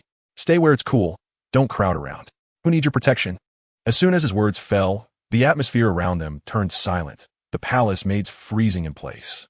Lu Yin glared at Xiao Tian, questioning whether he was seeking death with such audacity. Given Zhongling's temperament, would she intervene if things escalated? I want to leave. I will stay here. This is the emperor's command, and I do not wish to disobey. Zhongling shook her head, standing her ground as if her feet had taken root. This scene left the attending palace maids dumbfounded, as did the female guard stationed at the entrance, who were there to observe. Lu Yan's neck seemed to stiffen, mechanically turning to fix her gaze on Zhongling, especially upon seeing the smile on Zhongling's face and the peculiar way she was looking at Xiao Tian.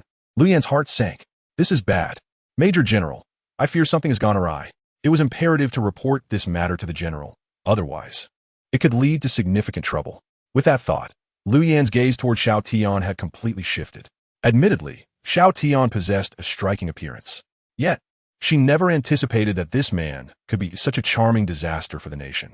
First, he had somehow enchanted the emperor, causing her to wed this utterly inept man. The young elite of the great Yin dynasty, Major General Zhongling, had also fallen under the spell of this captivating prince. The more Lu Yin pondered, the more anxious she became, envisioning a future where the emperor became infatuated with male beauty, neglecting state affairs, leading to the further decline of the great Yin. Commander. While Lu Yin was lost in her thoughts, she heard someone calling her from the entrance of the garden. Turning to see the deputy commander of the guards, she approached hastily. What is it? There's been an incident, the deputy commander reported. What? Lu Yan's eyes widened in disbelief. Chapter 16. The Well-Behaved Baby. Zhongling Lu Yin stood at the entrance of the imperial garden, as if in a dream. The deputy commander had just informed her that the Blood Cloud Towers branch in the Great Yin dynasty had been annihilated. Historically, the Blood Cloud Towers branch had been a thorn in the side of the Empress, and despite various efforts, she had never been able to locate it. The best she could do was to exert a strong suppression, forcing the assassins of the Blood Cloud Tower branch to act cautiously. Even so, it had been nothing short of torment. Her husband had tragically died while protecting the people from an assault by the Blood Cloud Tower's assassins. The news of such a vengeance being unexpectedly fulfilled brought Lu Yin joy. Yet, is the news credible? Lu Yan's smile faded, her expression turning serious. The deputy commander nodded. Absolutely true. Urgent intelligence indicates that someone witnessed the branch collapsing from the sky, crashing into the Luoyang mountain. He proceeded to detail the specifics of the report. A small island suspected to be a spiritual artifact, a floating loft, fell. Upon hearing the particulars, Lu Yin comprehended why the emperor had always struggled to find the Blood Cloud Tower's headquarters. If it floated in the air, it could easily change locations at will, making it exceedingly difficult to track. Commander, you casually mentioned it, and it turned out to be true, one of the female guards at the entrance interjected. Huh? Lu Yin looked at her, puzzled. Don't you remember? On Qingyin Mountain, you said that if the Blood Cloud Tower ever provoked a strong enemy, they would meet their end. The female guard who had once accompanied Xiao Tian on a mission to Qingyin Mountain remarked. Lu Yan's expression faltered, becoming increasingly peculiar. I merely said that offhand. Who knew it would be so prophetic? What's wrong? At that moment, a curious Zhongling approached. The deputy commander, seeing Zhongling arrive, cupped his hands in salute. Major General, the Blood Cloud Tower branch has been destroyed. Well, what next? Zhongling replied calmly, nodding her head. For a moment, the air seemed to grow still. Lu Yin stared at Zhongling. Major General, are you not at all surprised? Zhongling's expression stiffened, and the next moment, she reacted with a surprised exclamation. The Blood Cloud Tower branch has been destroyed. This is monumental news. I didn't process it right away. By the lakeside, Xiao Tian smirked, muttering, this little brat is too fake. Xiao Tian felt concerned. With Zhongling's poor acting skills, wouldn't she expose herself in no time?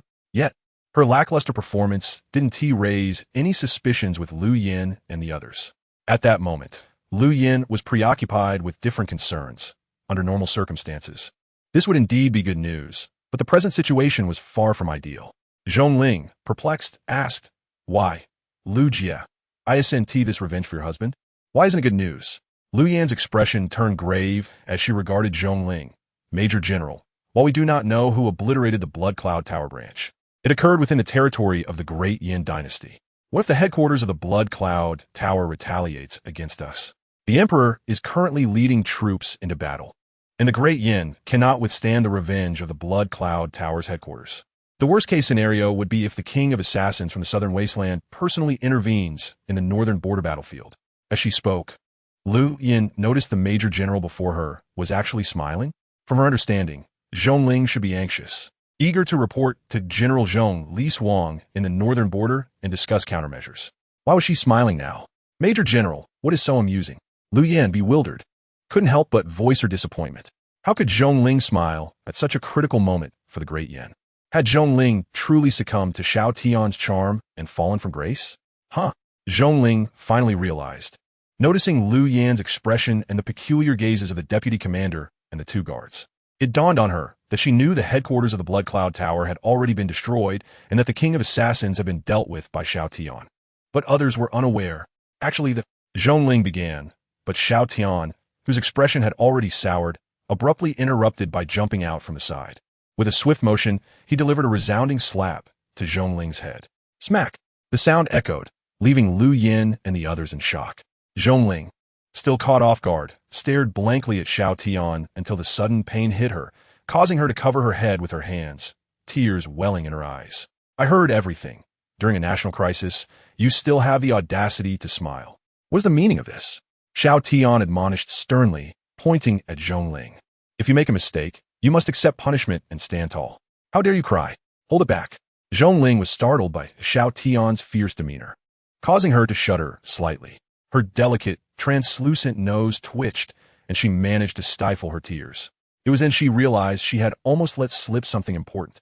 Commander Liu, children do not fully understand the gravity of their words. Please do not hold it against her. She means no harm, Xiao Tian said as he turned to the nearly petrified Liu Yan, offering an apology. This. Liu Yan's mind was blank, rendering her speechless. Commander Liu, the Yin Empire is prosperous. No matter the difficulties, we will surely turn crisis into safety.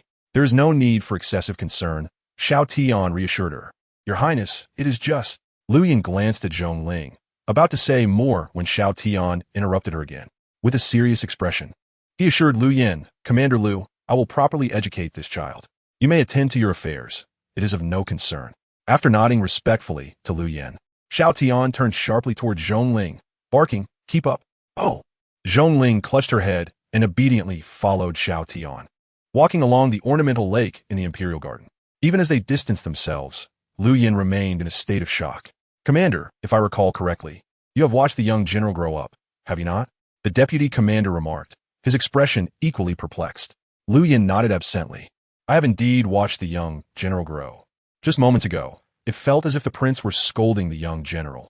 Had they become outsiders? The deputy commander's tone was strange. Sensing something was amiss, the young general has only known the prince for less than 2 days, correct? Nearby, a female guard expressed her surprise. Moreover, the young general seemed excessively obedient in front of the prince. They all turned their gazes towards the distance, where Xiao Tian and Zhongling stood facing each other. The prince appeared to be reprimanding Zhongling, who lowered her head, enduring the scolding like a well-behaved child. This situation is more serious than I imagined. Liu Yan spoke in a tone filled with trepidation to her deputy. Quickly, write to the Grand General and inform Minister Zhong as well. Chapter 17. A mouth unsealed, are you a fool? You just mentioned the Blood Cloud Tower. How do you plan to explain that?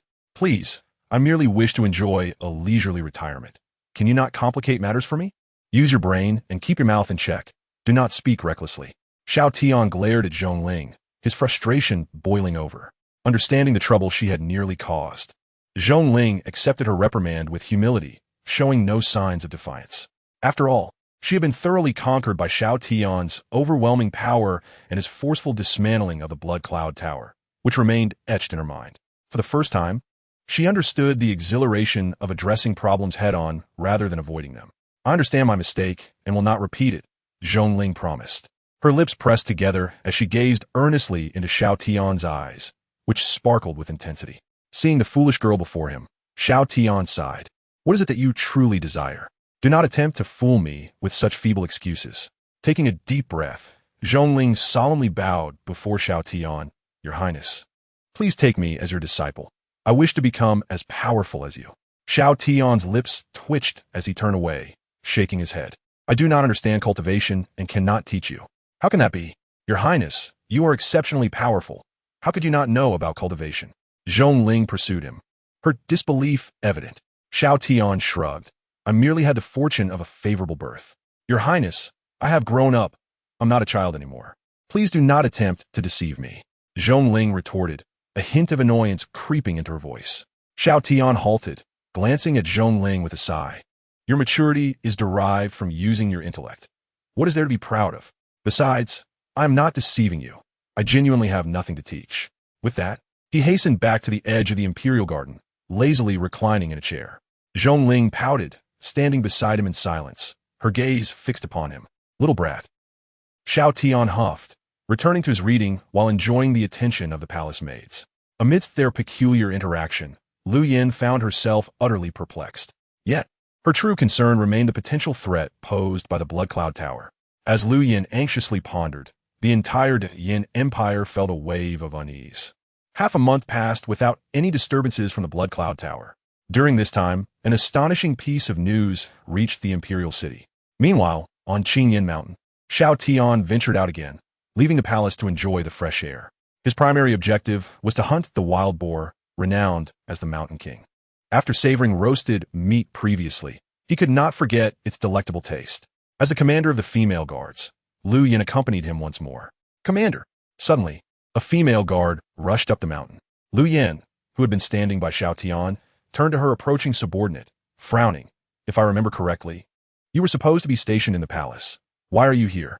Commander, the Tiangong Pavilion has received news that the first assassin organization in the Southern Wilds, the Blood Cloud Tower, has been completely annihilated by a mysterious, powerful entity.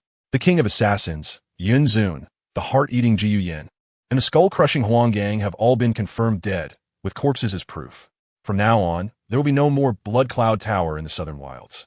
As the female guard finished her report, Lu Yan's old subordinate glanced back in disbelief. Under the collective gaze of her comrades, Lu Yin was momentarily speechless, stunned by the news. For half a month, she had worried that the headquarters of the Blood Cloud Tower would retaliate against the Yin Empire. Now, she was being told that the Blood Cloud Tower had been eradicated? Commander! At that moment, the most talkative female guard suddenly laughed. Isn't this just a coincidence? Indeed, more than half a month ago, you wished for the Blood Cloud Tower to be destroyed by a hidden master, and now it has truly vanished. What a remarkable coincidence. Just then, the female guard who had delivered the news shyly asked, Commander, when you made that wish, it couldn't have been 17 days ago, could it? Everyone's expressions froze as they turned to the guard who had reported the news. That was indeed the day, what of it? The female guard's expression grew even more peculiar. According to Tiangong Pavilion's intelligence, the Blood Cloud Tower was destroyed on the very day you made that statement. Instantly, silence enveloped the group. Commander! Finally, someone broke the stillness. Your mouth must be blessed. Lu Yin. After a moment, Lu Yin quietly walked to the side, sitting on a protruding rock. She removed a jade pendant from around her neck and gently caressed it. As she gazed at the jade, tears began to stream down her face. Someone avenged you. How wonderful. Thank you, truly thank you. Lu Yin remained seated, clutching the jade and weeping, continuously expressing her gratitude. Her old subordinates and the other female guards watched her with red-rimmed eyes, silently observing her back. Meanwhile, Xiao Tian, who had personally relished the joy of roasted meat, hummed a carefree tune as he brushed sauce onto the golden, crispy skin of the pig. Your Highness, thank you. Zhongling, crouching beside Xiao Tian with her legs hugged to her chest, quietly spoke. That was a matter of someone else's fortune. It has nothing to do with me. Do not speak nonsense, Xiao Tian replied darkly, pointing at the whole roasted pig. If you're so free, go and carve the meat. How dull. Zhongling pouted. Rising to cut the meat, Xiao Tian rose, hands clasped behind him, and turned to see Lu Yin seated there, her trembling figure eliciting a gentle smile as he whispered softly, no need for formality. In the southern wilderness, at the ruins of the Blood Cloud Tower headquarters, a shadow nearby suddenly contorted, rising like a plume of black smoke, ultimately solidifying into two figures, one old, one young. Master, could it be the work of the great Yin dynasty? The youth's voice trembled with disbelief as he gazed upon the remnants of the Blood Cloud Tower. The old man in the black robe shook his head. There are many suspects in the annihilation of the Blood Cloud Tower, but it is impossible for it to be the great Yin dynasty. In a single day, the branches of the Blood Cloud Tower within the great Yin have been extinguished alongside its headquarters. The great Yin does not possess such capability. Let us proceed. With Zir Oyan currently detained by an old acquaintance, this is our perfect opportunity. As the old man's words fell, both he and the youth once again distorted, their forms slowly sinking into the shadow beneath their feet like quicksand. Master, where are we headed now? The northern battlefield?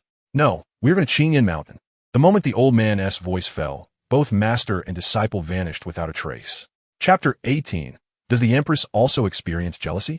The northern frontier is not only the northern gateway of the great Yin dynasty, but also lies in close proximity to the imperial city. If it were to fall, the barbarian forces would surge directly towards the capital. This urgency compelled the barbarian Saint Master to take action, prompting Zir Oyan to mobilize a contingent of elite soldiers, marching swiftly to the northern battlefield within a mere 7 days. At the northern frontier's walls, Empress Zir Oyan, clad in golden armor with a black robe and red sleeves, stood with her hands clasped behind her, gazing into the distance. Beside her, the heavily armored Zhong Li Suang shared her focus on the distant barbarian encampment. The barbarian camp, constructed from massive logs and animal hides, shimmered with a faint glow, as if blessed by the heavens. This was the prowess of the barbarian Saint Master, indicating his presence within the encampment. Since the Empress had arrived here and confronted the barbarian Saint Master thrice, she had emerged victorious each time. This old fellow is remarkably resilient.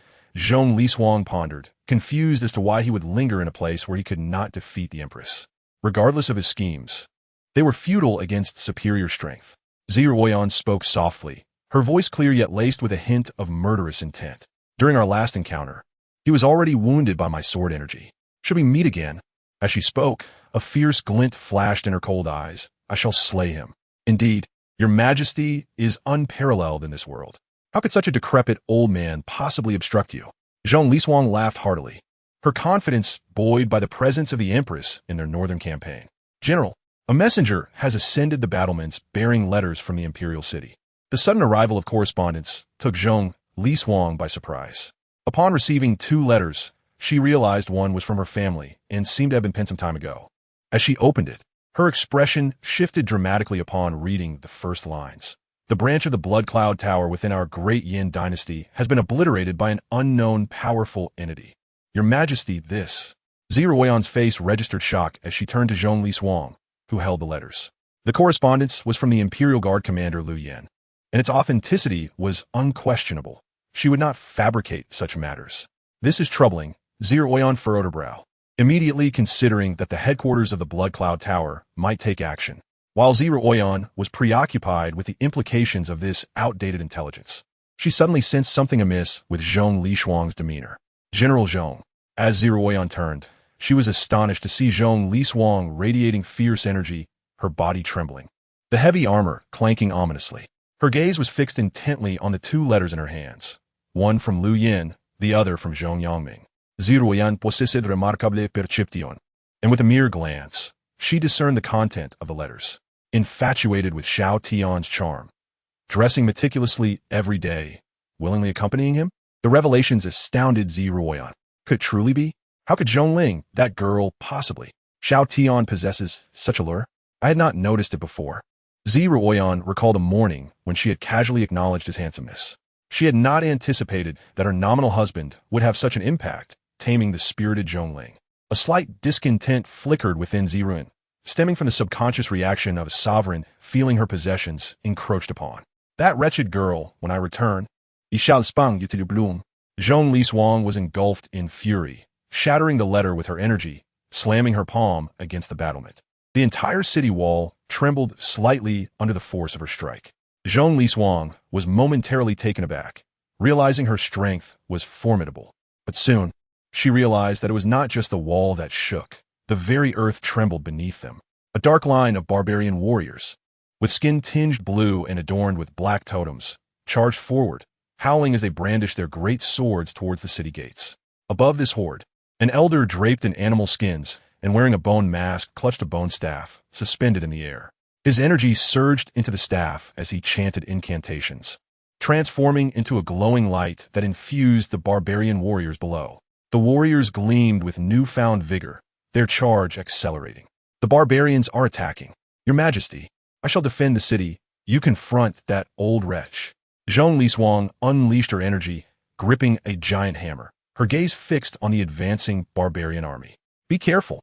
Ziruoyan nodded and soared into the sky, launching herself toward the barbarian Saint Master. She transformed into a streak of sword light, a chilling aura enveloping her, causing the temperature to plummet. In an instant, Ziruoyan swept past the front lines of the barbarian formation, aiming directly at the hovering barbarian Saint Master. Wherever she passed, the air turned to a crystalline white, freezing the charging barbarian warriors in their tracks, their bodies encased in frost, ultimately shattering under the weight of their comrades. Zisu, you truly seek death. Ziruoyan swung her sword, unleashing a wave of icy sword energy that threatened to freeze the very space around them. An aged voice emanated from beneath the bone mask. Great Yin Empress, I merely strive to secure a future for our barbarian nation. Until my task is completed, I cannot perish. Regrettably, the future of your nation shall be extinguished by my hand. Ziruoyan's sword light fell like a waterfall, forcing the barbarian Saint Master Jiasu to retreat step by step, his movements growing sluggish under the weight of her chilling sword energy. Previously sustained wounds reopened, and blood spilled from his lips, staining his once white beard. With a frosty countenance, Ziruoyan's sword radiated an icy menace. It would not take long before she would slay this barbarian Saint Master. With another swing of her sword, a terrifying azure sword energy cleaved through the air. You should not have left your barbarian lands. Without the protection of your national formation, you are no match for me. Gazing at the approaching sword energy, Jiasu lamented, truly, the great Yin Empress is unparalleled, a peerless figure among the youth of the southern wilderness. Yet, he remained suspended in midair, unflinching. Bang! The sword energy did not strike the barbarian Saint Master. A blazing red barrier suddenly materialized, intercepting the deadly sword energy. The chilling sword light shattered like ice crystals, drifting through the air. This red barrier abruptly encircled Ziruoyan, trapping her within. Burning bloodlines extended from the barrier's nodes, connecting to Jia Su's bone staff. A sealing array? Ziruoyan observed her surroundings, her expression grave. So that is why you bled, you're drawing the array. Jia Su's energy incessantly flowed into the bone staff in his hand. Indeed, this blood-sealing spirit array is under my direct control, Great Yin Empress. If you wish to escape, it will take you at least 10 days to a month. Trapped, what is the significance? This northern frontier, you shall not breach. Ziruoyan furrowed her delicate brows, staring intently at Jiasu. She could not comprehend the purpose of this. The Empress of Dian, the Black Soul Palace has offered a price that even an old fool like me cannot refuse to keep you occupied. Jiasu coughed as he spoke. No doubt the elder of the Poison Marsh from the Black Soul Palace has already entered Dian territory. Alas, the citizens of the Dian Imperial City, regrettably, you cannot return now. Ziruoyan's expression darkened. Her internal energy surged wildly, stirring a tempest within the blazing crimson barrier. Her voice, imbued with a chilling and terrifying murderous intent, echoed across the battlefield. Jiasu, should the beings of Dian suffer calamity, I shall have the entirety of your barbaric nation accompany them to the grave. Chapter 19, Misfortune approaches Bom. Zhong Liswang delivered a fierce strike, shaking the ground and sending the surrounding barbarian warriors tumbling. At that moment, Ziruoyan's furious shout resonated throughout the battlefield. Zhong Liswang hastily looked up, witnessing Ziruoyan ensnared. Her countenance shifting dramatically. Your Majesty, do not approach, hold the line, do not allow the barbarians to break through. Ziruoyan's command halted Zhong Liswang's charge. Military orders are as firm as mountains. Even though Zhong Liswang was concerned for Ziruoyan's safety, she gritted her teeth and retreated. Within the blood-burned spirit-sealing array, Ziruoyan slightly parted her crimson lips, exhaling a breath, as frost manifested before her. Accept your fate, Empress of Dian. Jiasu held his bone staff, remaining motionless. Ziruoyan sat cross-legged in mid-air, her frost-laden sword resting upon her knee. I do not understand, is it worth it?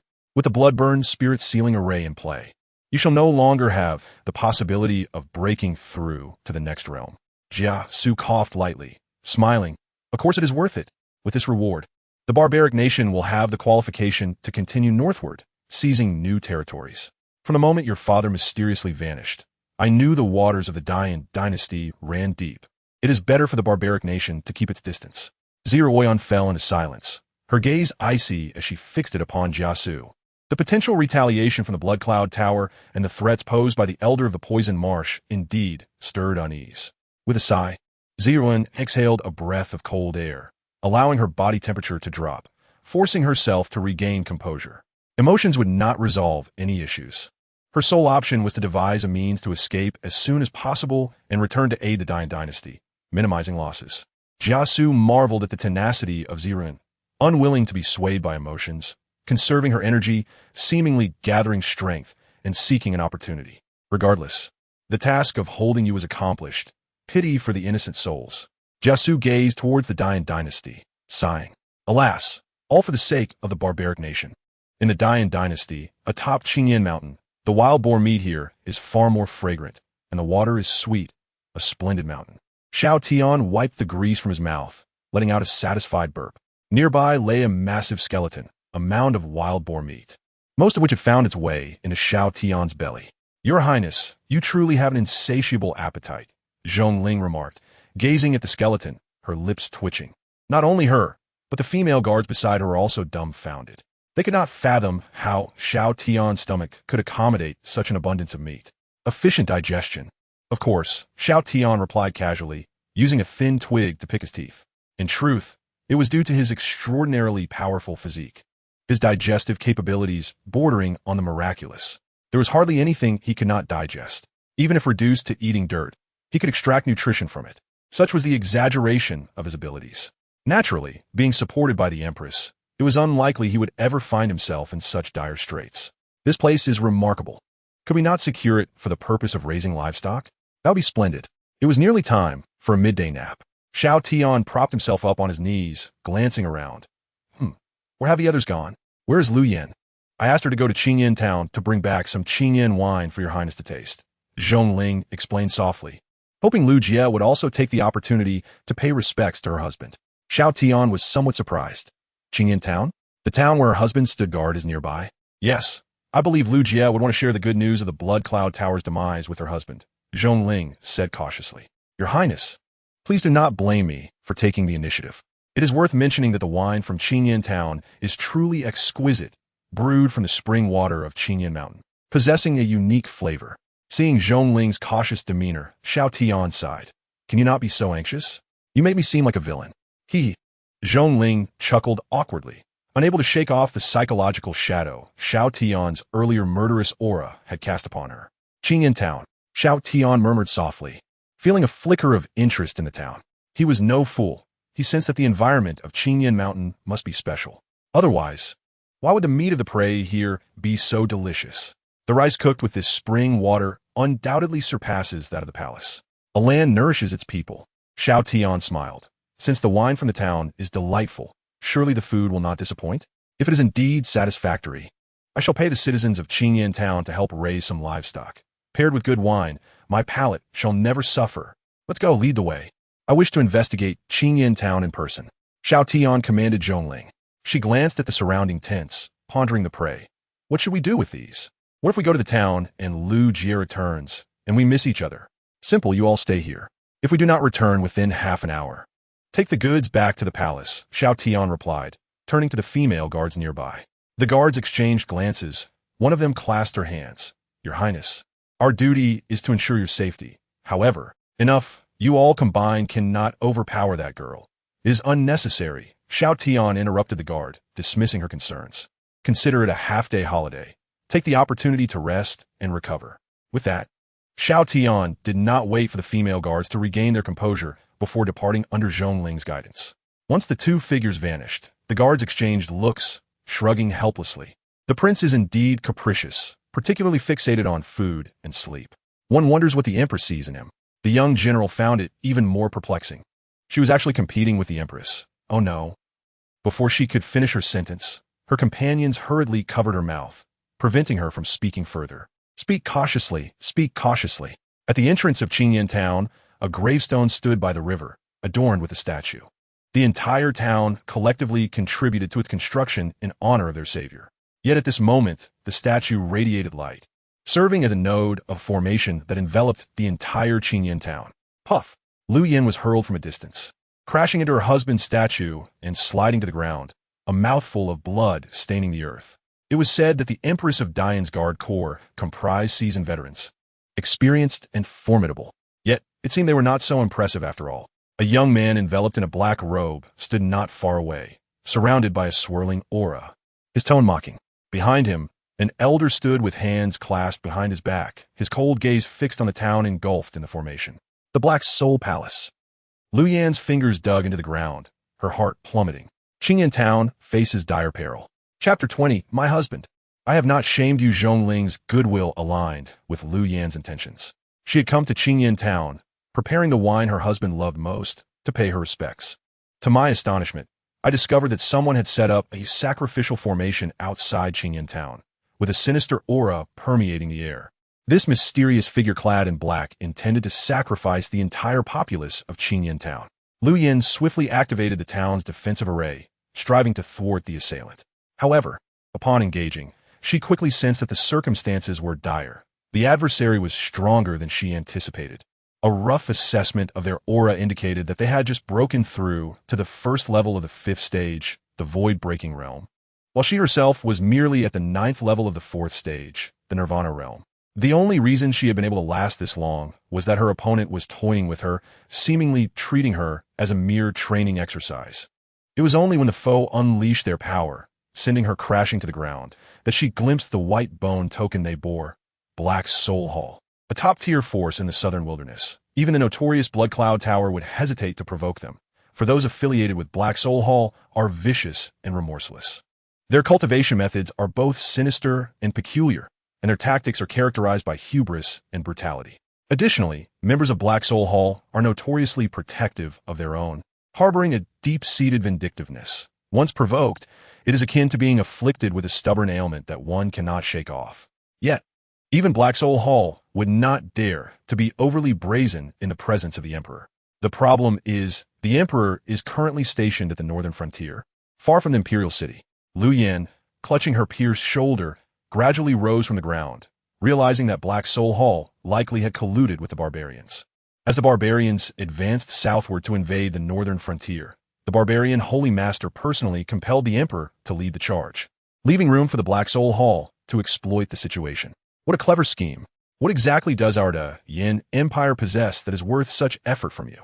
The Elder of the Poison Swamp from Black Soul Hall, known as the Six Evils, has personally brought his prized pupil, the heart-piercing sword master Gu Hongmao, toward Yin. With a soft applause, the young man in black, Gu Hongmao, remarked, "Very clever. Your response is quite swift. However, it has already wasted considerable time for your sword practice. To avoid prolonged drama, eliminate her and proceed with our tasks."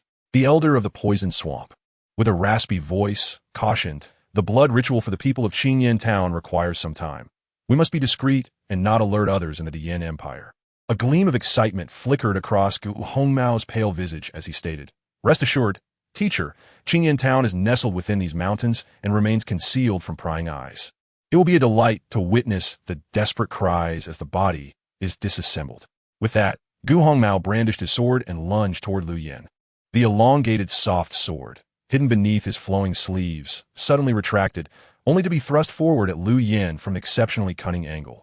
Akin to a snake striking its prey, Lu Yen stifled a groan, suppressing her pain as she raised her blade to parry. The sharp tip of the sword collided with her weapon, sending sparks flying. Yet, the force accompanying the strike rattled her weapon, causing her hand to tremble. Gu Hongmao's piercing laughter echoed as he unleashed a flurry of strikes, his sword moving like a whip, targeting Lu Yen from various angles. The disparity in their abilities was painfully evident. Truly, he was a seasoned warrior, demonstrating remarkable experience as he managed to counter my heart-piercing snake sword. But what about this strike? As Gu Hongmao's voice faded, the previously supple sword stiffened under the influence of his spiritual energy. With a flash, the sword shot forth like a lightning bolt, aiming directly at Lu Yen's heart.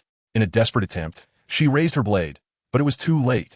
The slender blade scraped against the back of her weapon, sending sparks that clouded her vision. With a sickening thrust, Lu Yen's arm was pierced, the shock wave of spiritual energy rendering her incapable of maintaining her grip on her battle knife, which clattered to the ground. As the sound of the weapon hitting the earth reverberated, Gu Hongmao lunged forward, delivering a powerful kick to her abdomen. Lu Yen's eyes widened in shock as she coughed up blood, her body propelled backward, leaving a shallow trench in the earth before finally crashing against her husband's gravestone. Coughing violently, blood splattered from her mouth as her insides felt as though they were in turmoil, her body on the brink of collapse. Gasping for breath, she attempted to rise, but stumbled and fell back to the ground. "Why don't you scream?" Gu Hongmao taunted, stepping forward to plant his foot on her shoulder, a cruel smile gracing his lips. With a thud, Lu Yen's back collided with her husband's gravestone, pain causing her to sweat profusely, yet she gritted her teeth, glaring fiercely at Gu Hongmao in silence. "How dull," Gu Hongmao remarked, his smile fading as he thrust his sword toward her heart. Faced with imminent death, Lu Yen felt no fear, her body pressed against her husband's gravestone, as if finding solace in his embrace. "My beloved, as your wife, I have not brought shame upon you." A proud smile adorned Lu Yen's face as she closed her eyes, prepared to embrace her fate. Just as Lu Yen resigned herself to her demise, a finger unexpectedly extended from the side and flicked lightly. Cling! The sharp sound of metal colliding echoed, and the sword intended to pierce Lu Yen's heart was unexpectedly deflected. Gu Hongmao's expression shifted dramatically. He could distinctly feel the terrifying force transmitted from the sword's tip. The The recoil forced him to stagger backward, nearly losing his grip on the heart-piercing sword. "What do you intend to do to my headguard?" A familiar voice, coupled with the absence of death, startled Lu Yin into opening her eyes. Upon doing so, she discovered that Xiao Tian had somehow arrived at her side. "Your Highness?" Lu Yin gasped, bewildered by the sudden turn of events. Xiao Tian gestured toward Gu Hongmao, instructing, "Little girl, deal with him. Leave it to me." Zhongling's lips curled into a slight smile as she rushed forward, drawing her long sword. The blade blazed like fire, and with a surge of spiritual energy, she resembled a fiery meteor hurtling toward the staggered Gu Hongmao. Did Major General just save me from a fatal blow? Lu Yin realized, feeling a wave of self-deprecating amusement wash over her. Just moments ago, she had mistakenly believed that the one who intervened against Gu Hongmao's attack was the prince. It seemed implausible. The prince was merely an ordinary person, devoid of any cultivation. How could he possibly withstand the renowned heart-piercing sword of the younger generation from Black Soul Hall? "Why did you almost get yourself killed trying to get a drink?" Xiao Tian quipped, scrutinizing Gu Hongmao's incapacitated arms. Lu Yin, taken aback by his words, was about to reply when she suddenly felt Xiao Tian grasp her chin. Before she knew it, he pried open her mouth and forcibly administered 2 pills. Without a hint of hesitation, he wiped his bloodied hands on his clothing, displaying no disdain. In that fleeting moment, Lu Yan's perception of Xiao Tian shifted dramatically. "Hurry, Your Highness, you must leave with Xiongling." After a moment of shock, Lu Yan's expression changed, urgently warning, "That is the elder of the poison swamp from Black Soul Hall, a formidable expert at the 7th stage of the awakening realm. Staying here will lead to death." Chapter 21. The valuable Xiao Tian regarding Lu Yan's concerns. Xiao Tian's gaze shifted to the elder cloaked in black. "Wan Gai, assess this old man's strength," he commanded inwardly to the system. The target's actual realm is the 8th pinnacle of the 7th stage of the awakening realm, with a mixed attribute of water and poison, and is suspected to be proficient in toxic arts. The system promptly responded, providing clarity to Xiao Tian. "What a peculiar phenomenon. Within my perception, whether it be Zhongling, Lu Yin, or this elder, their strengths seem comparable. Master, it is because you are exceedingly powerful. In your presence, they are merely fragile and pitiable lives. The disparity in realms holds little significance for you." "Hiss!" Xiao Tian inhaled sharply, his expression growing solemn. The 8th pinnacle of the 7th stage of the awakening realm. This strength would undoubtedly overwhelm Zhongling, who was merely at the 3rd level of the 5th stage of the void-breaking realm. What to do? To resolve this predicament, I may have to intervene personally. Yet Lu Yin is watching. She is a seasoned veteran, the head of the palace guards. She understands my capabilities. How could I not inform the Empress? If the Empress learns of this, will she not compel me to assist? If I refuse, what will happen to my allowance? Even with private savings, one cannot simply consume one's wealth. Must one resort to a life of assassination to sustain oneself? This endless cycle seems to lead back to the same point. Xiao Tian's expression darkened as he glanced back at Lu Yin, his mood soured. "Your Highness, there is no need for fear. I will fight to ensure your escape." Lu Yin misinterpreted Xiao Tian's expression, believing he was frightened by the poison marsh elder. In truth, Xiao Tian was reluctant to reveal his intent to annihilate the poison marsh elder before her. Feeling somewhat vexed, he looked at Lu Yin with irritation. "I just administered a precious elixir to heal your wounds, and you are already eager to court death?" Lu Yin was momentarily stunned as she realized her injuries had nearly healed. Her once crippled arms were recovering well, leaving only slight discomfort and mild pain. The elixir she had just consumed must have been extraordinarily valuable. It was likely a life-saving gift from the Emperor.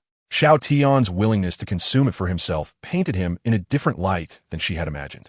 Time was of the essence. Ahead, General Zhongling had indeed forced the swordsman Gu Hongmao into retreat, gaining the upper hand. The poison marsh elder, however, could not be ignored. Should he take action, the situation would instantly reverse. "Your Highness, General Zhong possesses exceptional talent. Given some time, he will undoubtedly become a pillar of the great Yin dynasty. You cannot perish here." "Nor can I," Lu Yin asserted resolutely, picking up a battle blade from the ground and gazing ahead. Observing Lu Yan's fearless demeanor, Xiao Tian felt a headache coming on. Earlier, he had acted to save her while she was unaware. Now, Lu Yin appeared invigorated, her eyes wide like copper bells. The elixir from the assassin organization had astonishing healing effects. Xiao Tian, perplexed by her sudden vitality, felt his head throb. Meanwhile, Liu Yin focused on the now formidable General Zhong, sensing the budding essence of sword intent. What? Xiao Tian turned to see Zhongling's flamboyant swordplay, adorned with flames, and was puzzled by her words. The nascent sword intent, once formed, coalesces into true sword intent. In the same realm, those lacking intent are no match for General Zhong. Liu Yan's voice trembled with conviction. At that moment, she was resolute in her desire to have Zhongling escort Xiao Tian to safety. The death of General Zhong here would be a grievous loss. As she envied Zhongling's prowess, Xiao Tian remained bewildered, failing to perceive anything remarkable about Zhongling's swordplay. It merely appeared visually impressive. Frustrated, Gu Hongmao confronted Zhongling's fiery sword dance, inwardly screaming, "Damn it, why is this happening?" His eyes brimmed with resentment and jealousy. Zhongling, younger and stronger than him, had grasped the essence of sword intent. He wielded a sword himself and understood the significance of such mastery. Jealousy clouded his judgment, causing his grip on the sword to falter. With a resounding clash, Gu Hongmao's sword slipped from his grasp, spiraling through the air before embedding itself in the earth. "How dare you, scum!" challenged the great Yin. Zhongling boasted, slightly lifting her chin and retaliating with a lethal strike aimed at his throat. The fiery blade traced a path of flames, her crimson robes billowing like a vivid explosion of fireworks. This was the pride of the younger generation of the great Yin dynasty, the illustrious general. "You're gonna die." Gu Hongmao's pupils constricted, experiencing fear for the first time as cold sweat drenched his clothes. Suddenly, a resonant vibration erupted as the sword aimed at Gu Hongmao's throat collided with a swirling mass of purple-black energy. The energy intercepted the blade, transforming into serpentine tendrils that slithered along the sword's length. "Not good," Zhongling exclaimed, hastily discarding her sword and retreating to Xiao Tian's side. The sword clattered to the ground, emitting a hissing sound as it became corroded and rusty, leaving patches of decay on the grass below. "Highly toxic." Zhongling's face paled. Had she reacted any slower, she might have lost a hand. Realizing the presence of formidable opponents, the poison marsh elder, Xian Yuanbai, strolled over to his disciple Gu Hongmao. Bowing, Gu Hongmao said, "Master, I understand now. Little girl, quite brave to challenge me." The poison marsh elder, without fleeing, Xian Yuanbai remarked, casting an appreciative glance at Zhongling. He then turned to Xiao Tian. The great Yin Prince Xiao Tian, though an ordinary wastrel, possesses a striking appearance. The Empress of the great Yin has chosen you as her consort. Others may not comprehend, but it is clear you hold a special place in her heart. An intriguing prospect. However, Gu Hongmao seemed to disagree with his master's assessment, glaring at Zhongling without acknowledging Xiao Tian. Yet Xiao Tian's eyes sparkled with newfound ideas inspired by the poison marsh elder's words.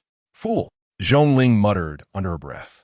Having discerned the actions of the two, she realized that they had not witnessed Xiao Tian's earlier act of saving her. Xiang Yuanbai had been focused on the battle and missed the moment when Xiao Tian deflected Gu Hongmao's attack. Gu Hongmao had likely misattributed the deflection to his own prowess, unaware of how terrifying Xiao Tian truly was. As Zhongling contemplated this, she suddenly noticed Xiao Tian emerging, pale and drenched in sweat, as if stricken by fear. "Xian Yuanbai, I have long heard of your infamous reputation and suspect today may herald calamity. However, if you spare my life, I can divulge a significant secret about the Empress." As Xiao Tian's words escaped his lips, a glimmer of interest flickered in Xiang Yuanbai's eyes.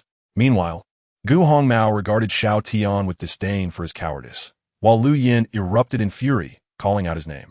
Only Zhongling, with her delicate features, looked at the shattered wine jar at Xiao Tian's feet, unable to suppress her thoughts. "Your Highness, must you mask your fear with the scent of alcohol?" Chapter 22. Why won't you listen when we speak properly? Something is amiss. Xiao Tian's actions surely stem from his own rationale. Zhongling remained silent, quietly restraining the enraged Liu Yin. "General, why do you stop me?" Liu Yin demanded, confused and unable to comprehend. Xiao Tian's actions were clearly indicative of betrayal against the emperor. "Liu Jia, do not act rashly. The prince has his reasons for such conduct," Zhongling whispered, urging Liu Yin to remain calm. "There are matters I cannot disclose."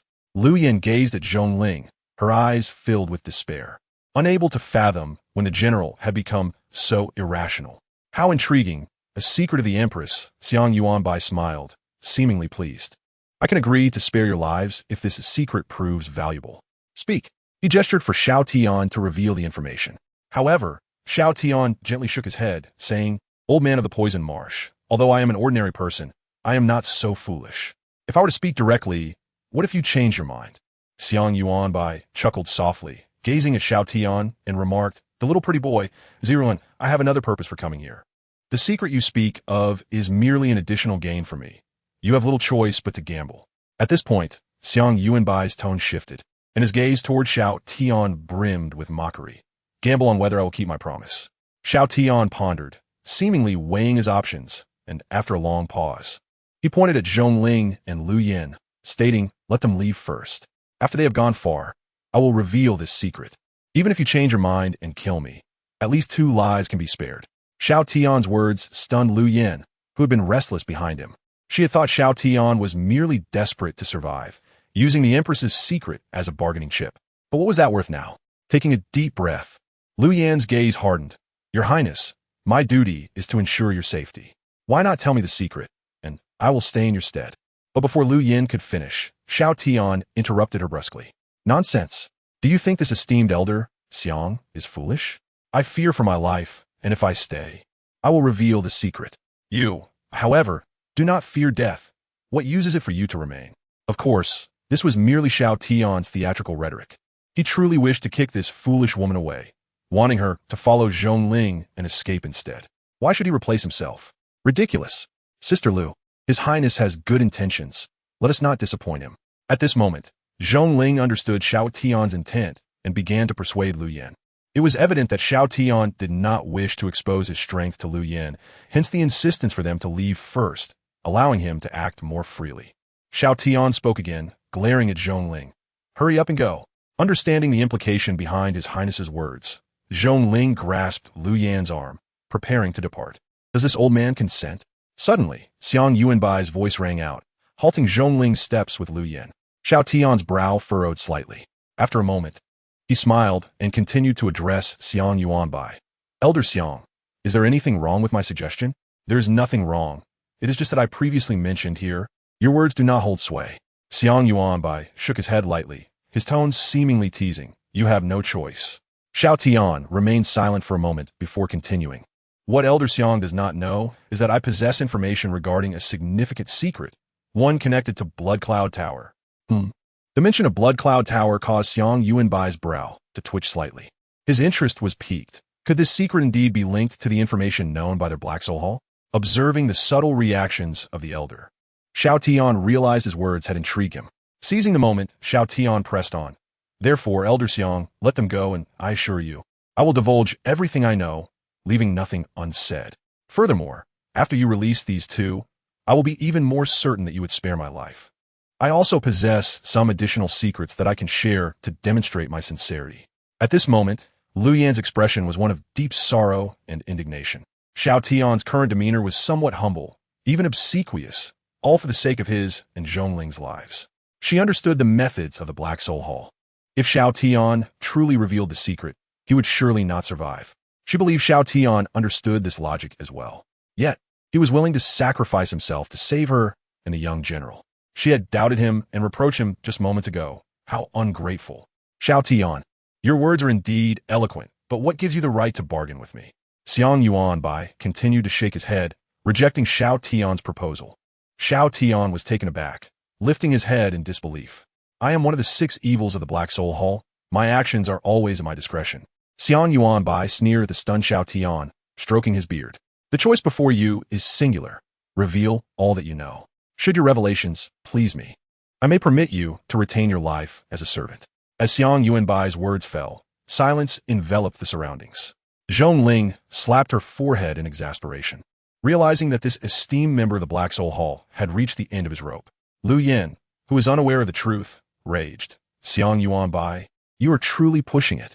Yet before Lu Yin could finish her outburst, she sensed something was amiss in the atmosphere. It was eerily quiet, too quiet. Lowering her gaze, she noticed the wine in the shattered jars was oddly still, as if frozen in time, a strange occurrence indeed.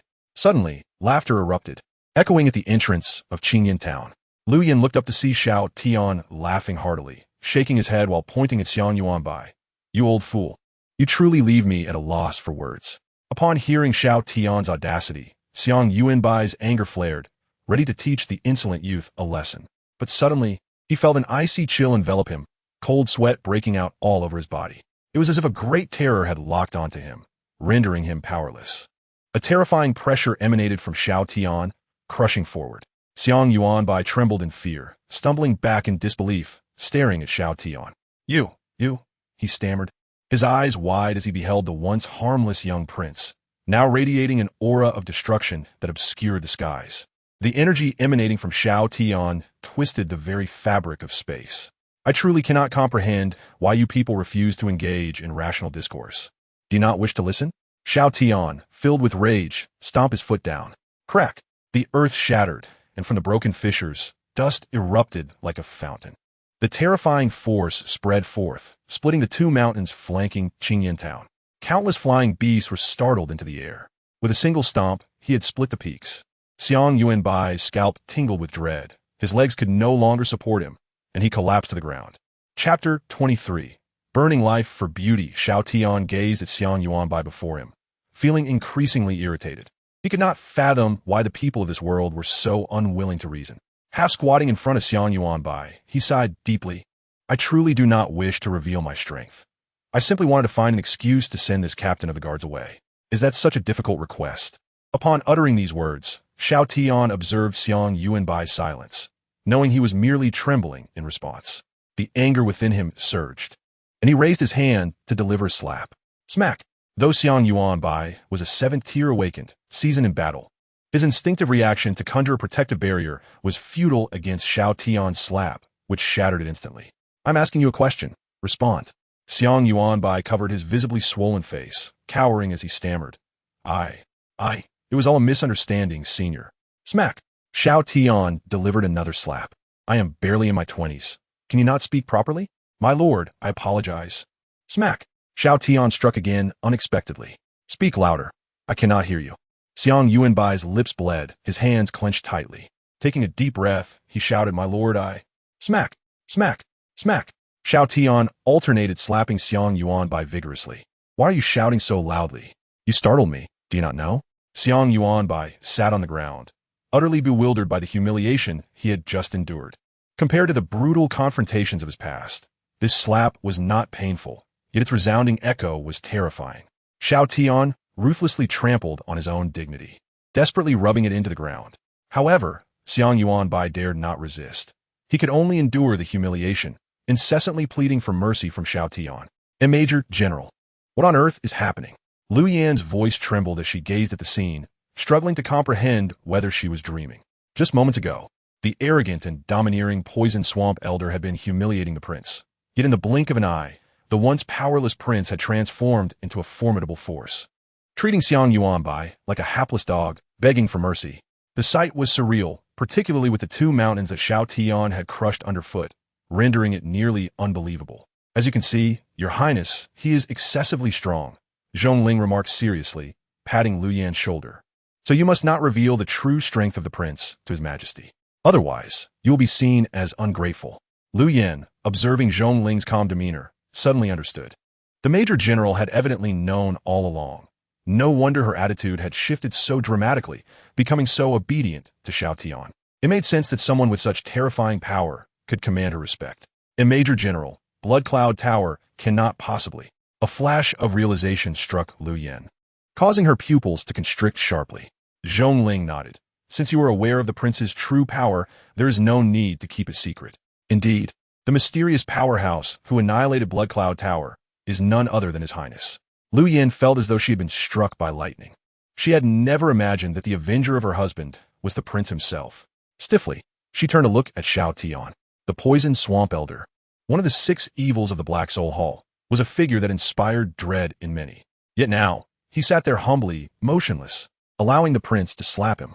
It was pitiful. Even Lu Yan felt a twinge of sympathy for Xiang Yuanbai, observing his aged face, unrecognizable after the prince's slaps. But as she continued to watch, she noticed something amiss. Why were Xiang Yuanbai's fingers buried in the ground? Wait, could it be? Lu Yan's expression shifted abruptly as she shouted urgently to Xiao Tian. Your Highness, step back. But it was too late. Suddenly, Xiang Yuanbai, whose face had been beaten to a pulp, wore a comical grin as his aura plummeted and his spiritual energy was instantly depleted. The ground beneath Xiao Tian turned into a quagmire of purple-black swamp. In that split second, Xiang Yuanbai retreated rapidly, while Xiao Tian found himself ensnared in the toxic mire. Xiao Tian, you have been careless. This is the nether poison swamp, a technique that cost me years of my life to unleash. Even a 9th stage saint cannot escape its deadly grasp. Even a 10th stage saint cannot evade its toxins. Xiang Yuanbai pointed at Xiao Tian, his arms marred with age spots, his voice thick with malice. Enjoy this, for I have sacrificed 30 years of my lifespan for this lethal bath. Your skin will begin to rot, your flesh will erode, and your bones will turn as fragile as charcoal, crumbling at a touch. Struggle all you want. The more you fight, the deeper you will sink, and the toxins will invade your body even faster. Ha! What does it matter how strong you are? You have fallen for my trap. Xiang Yuanbai laughed maniacally, spitting blood onto the ground. Meanwhile, Gu Hongmao, who had been trembling, relaxed and joined in the laughter. Feeling relieved now that his master had ensnared Xiao Tian in the nether poison swamp, a technique that demanded such a high price. Major General, we must save him, Lu Yin exclaimed urgently, drawing her weapon to rush forward, but was restrained by Zhongling's sister Lu. Do not disrupt his highness, he urged. But this is the nether poison swamp. The prince is indeed powerful, but the poison. Lu Yan's words were cut off by Zhongling. No, you underestimate his highness. He is extraordinarily powerful. As Lu Yan watched Zhongling's serious expression, her lips twitched and her gaze shifted back to the scene. Her face paled as she witnessed Xiao Tian emerging from the nether poison swamp, shaking off the purple-black sludge. The toxic mud, no larger than a fingernail, corroded the ground it touched, leaving a wide area in decay. Yet Xiao Tian appeared unscathed, and as the toxic mud fell away, his skin seemed even more radiant and smooth than before. Not bad, Xiao Tian remarked, giving Xiang Yuanbai a thumbs up. You sacrificed your lifespan to help me shed my dead skin. The nether poison swamp, which had consumed 30 years of Xiang Yuanbai's life, had not only failed to take Xiao Tian's life, but had instead enhanced his appearance. In the distance, Lu Yin began to rub her face, gaining a newfound understanding of Xiao Tian's terrifying capabilities. Chapter 24. This is not annihilation, ignoring Xiang Yuanbai's bewildered gaze. Xiao Tian curiously approached the purple-black mire. By the way, is this really as formidable as you claim? He turned toward Gu Hongmao, who, upon seeing Xiao Tian approach, was struck with fear. His legs flailed as he attempted to escape, but before he could make a getaway, Xiao Tian seized him by the collar and pulled him back. Let me go! Let me go! Gu Hongmao screamed in panic, thrashing his legs and reaching for a dagger hidden in his robes. Suddenly, he brandished the dagger and aimed it at Xiao Tian's eyes. Yet, Xiao Tian did not flinch. He continued to drag Gu Hongmao toward the mire. In the next moment, Gu Hongmao watched in disbelief as his dagger pierced Xiao Tian's eye, only for the blade to shatter upon contact with the pristine surface of the eye. Dumbfounded, Gu Hongmao stared at the broken dagger in his hand, questioning his existence. My dagger, shattered upon hitting his eyeball? His mind spiraled into chaos as he suddenly felt himself being thrown through the air, landing directly in the nether poison swamp. Almost instantaneously, he began to corrode, disappearing without a trace in the blink of an eye. This scene left Zhongling and Lu Yan's faces ashen, recalling the terrifying reputation of the poison swamp elder. One of the 6 evils of the Black Soul Hall, facing him was a nightmare. You never knew when you might fall into his poison swamp. Even if you took flight, you could not avoid his poisonous domain. However, both of them turned to see Xiao Tian casually clapping his hands, his demeanor indifferent. Compared to the perverse Xiang Yuanbai, it was evident that his highness was the more outrageous one. Who are you? Who are you? Xiang Yuanbai roared. On the verge of madness, his emotions were fraying. He had sacrificed 30 years of his life for such a trivial outcome. Yet, Xiao Tian ignored his outburst, simply scooping up some of the mire and applying it to his face, creating a mud mask. You, Xiang Yuanbai stuttered, his hands trembling as he pointed at Xiao Tian, rendered speechless. This humiliation was far worse than the previous slap to his face. Xiao Tian, undeterred by the presence of others, casually peeled away the dried, toxic mud from his face and turned to Zhongling, inquiring, Little girl, has it turned white? Is it tender? My lord, why are you still concerned with appearances at this moment? Zhongling replied, her expression filled with confusion regarding Xiao Tian's train of thought. What does a little girl know? A handsome face makes it easier to entice the Empress, Xiao Tian retorted, shaking his head before glancing at Xiang Yuanbai. Might I venture to ask how much longer you have to live? Xiang Yuanbai trembled, staring at Xiao Tian. What do you mean? He stammered. This necrotic mire provides an excellent skincare and whitening effect for me. Xiao Tian gestured with his hand, indicating a range. So, how many more times can you use your remaining lifespan? If I were to procure a longevity elixir for you, is there a possibility that you could continuously assist me in producing this toxic mud for skincare? Xiang Yuanbai gaped, trembling, and pointed at Xiao Tian. You beast! A gentleman may be killed, but he cannot be humiliated. I. In a fit of rage, Xiang Yuanbai suddenly struck himself on the crown of his head, ending his life. Xiao Tian was taken aback. How had this old man chosen to end his own life? Behind him, Zhongling and Lu Yin were frozen in shock. As one of the 6 evils of the Black Soul Palace, Xiang Yuanbai was known for his ruthless and cruel nature, exhibiting a surprisingly resilient temperament. After committing numerous atrocities, he had not succumbed to madness. His mental fortitude was formidable. Yet, it was evident how Xiao Tian's previous actions had provoked him to such an extent. Why? I was being sincere, Xiao Tian mused, looking at Zhongling and Lu Yin, raising his hands in confusion. I was even considering sparing his life. Why did he choose to take it? Zhongling and Lu Yin, hearing Xiao Tian's words, felt their mouths twitch, rendered speechless. They desperately wished to advise him, please, behave like a human. My lord, our primary concern, now, should be how to dispose of the body. Zhongling interjected, shifting the topic. Xiao Tian nodded and glanced back, realizing that the commotion they had caused was rather significant. Disposing of the evidence might prove to be quite troublesome. Lu Yin chimed in, the general is right. My lord, the most pressing issue is that if this necrotic mire is not dealt with, while the mire posed no threat to Xiao Tian, it was a terrifying substance for the citizens of Qingyan Town, lethal upon contact. If I recall correctly, if we proceed straight ahead from here, we will reach the Great Yin Dynasty, correct? Xiao Tian suddenly asked Zhongling. Yes, indeed. Before she could finish her sentence, she saw Xiao Tian crouching before her, gathering strength for a strike, his expression changing dramatically. My lord, what are you doing? To dispose of the body. Xiao Tian's pupils gleamed with determination as he suddenly launched a punch forward. Boom! A terrifying explosion echoed, and a furious whirlwind swept through, sending Zhongling and Lu Yin flying. They only came to a halt after colliding with the barriers surrounding Qingyan Town, as if the earth itself were shaking. The impact left them struggling to regain their footing. Soon, the chaos subsided, and once they steadied themselves, they hurried back to Xiao Tian's side. Ahead, dust filled the air, obscuring their vision. Just then, they saw Xiao Tian's chest swell as he forcefully exhaled toward the front.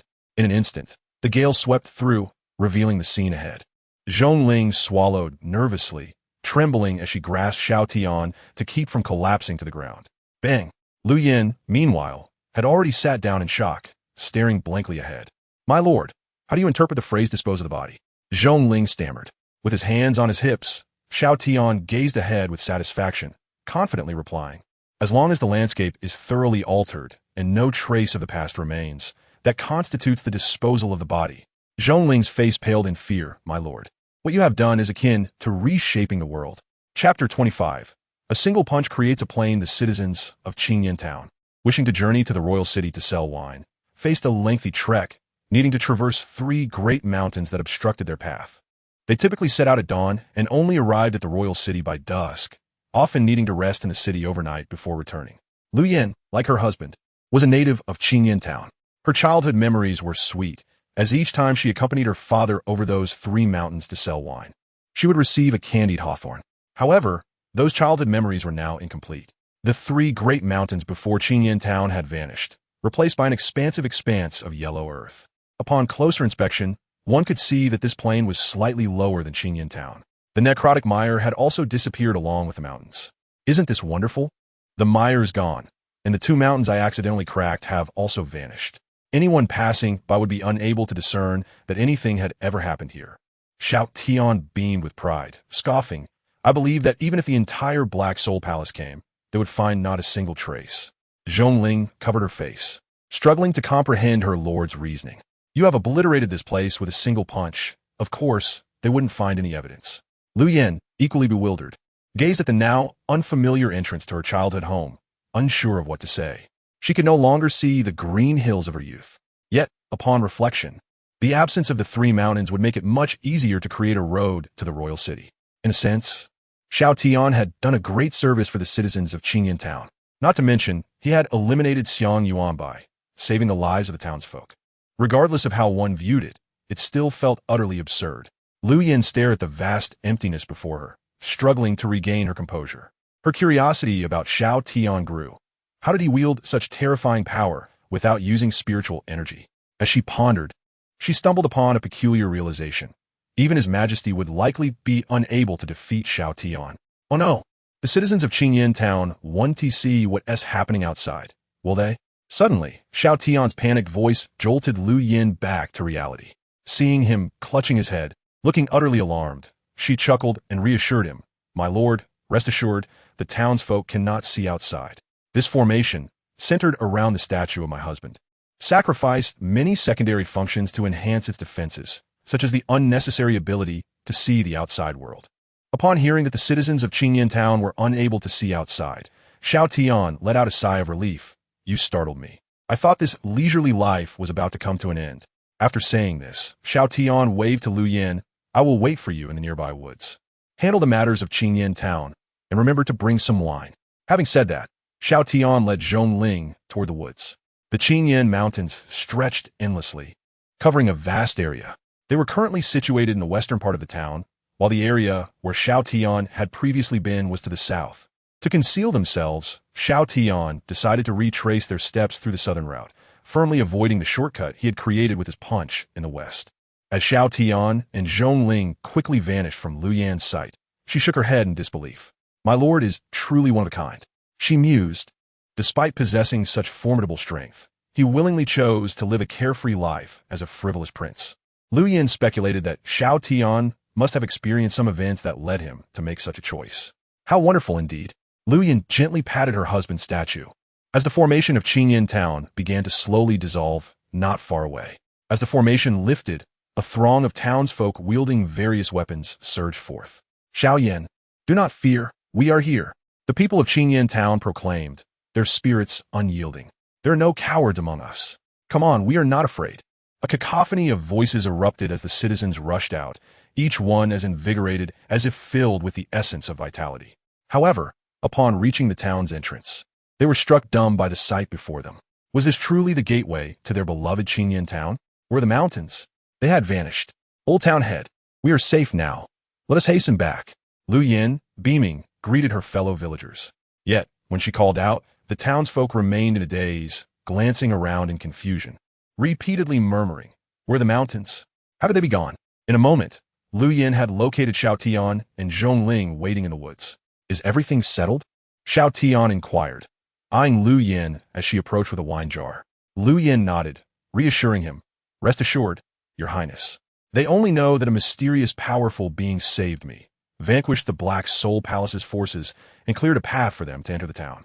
To be precise, it was Your Highness who had obliterated a mountain with a single punch. Ling smirked, correcting Lu Yan's modest phrasing. Indeed, it was a punch that leveled a mountain. Lu Yin wholeheartedly agreed, nodding emphatically. Xiao Tian's expression turned serious as he gazed at Lu Yin. Commander Lu, can you assure me that you will keep this secret? Lu Yan's demeanor mirrored his seriousness. Your Highness, you avenged my husband and saved my life while protecting my fellow villagers. I, Lu Yin, am not ungrateful. If I were to expose your secret, may I meet a dire fate. Such was Lu Yan's character, deeply loyal and of noble virtue. Were it not for these qualities, Ziruoyan would not have appointed her as the commander of the Imperial Guard. Very well, I trust you, Xiao Tian replied with a smile, taking the Qingyan wine from her and stowing it away in his system space before gesturing towards a mountain path. Let us return home and have dinner on time. With that, Xiao Tian strode forward with a light-hearted gait, whistling a tune as he ambled ahead, savoring the simple pleasure of strolling through the woods. Watching Xiao Tian's retreating figure, Lu Yin was filled with profound emotion.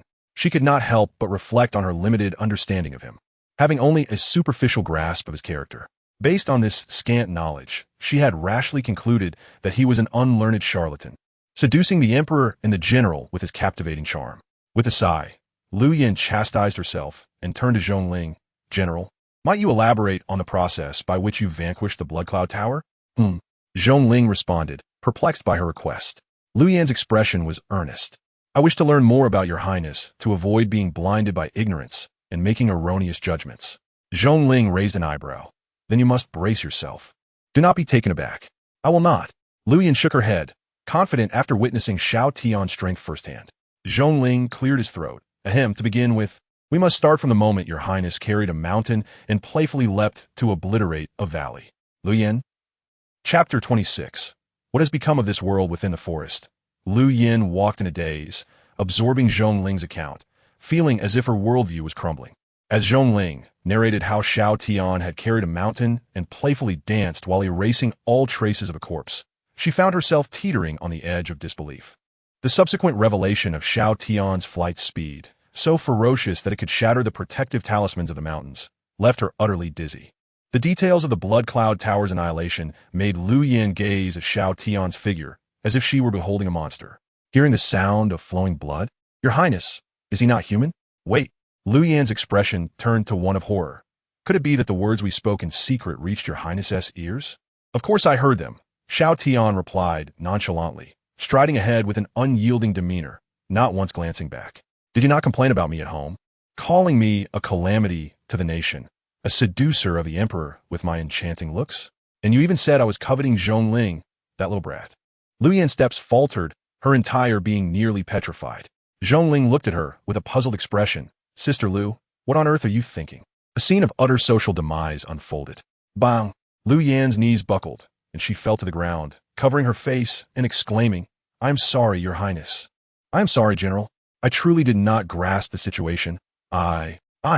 Xiao Tian waved his hand dismissively. Enough, it was merely a misunderstanding. I'm not so petty. Let's hasten our journey. As she rose, Lu Yin, despite being in her 30s, felt a wave of embarrassment wash over her. Her face flushed as she obediently followed behind. Meanwhile, Zhongling stifled laughter, unable to contain his mirth. Lu Yin was a veteran under her mother's command, the commander of the Imperial Guard, often exuding an air of authority. Such a display of vulnerability was indeed rare. By the way, Your Highness, Zhongling suddenly recalled something. You can even hear Sister Lu speaking in her own home while in the palace. Indeed, I can, Xiao Tian nodded casually. Zhongling's curiosity piqued further. Then can you hear what others say as well, Your Highness? Is it not rather noisy? Control is paramount for us, and fortunately, I excel in that regard. Xiao Tian replied, as if engaging in light conversation.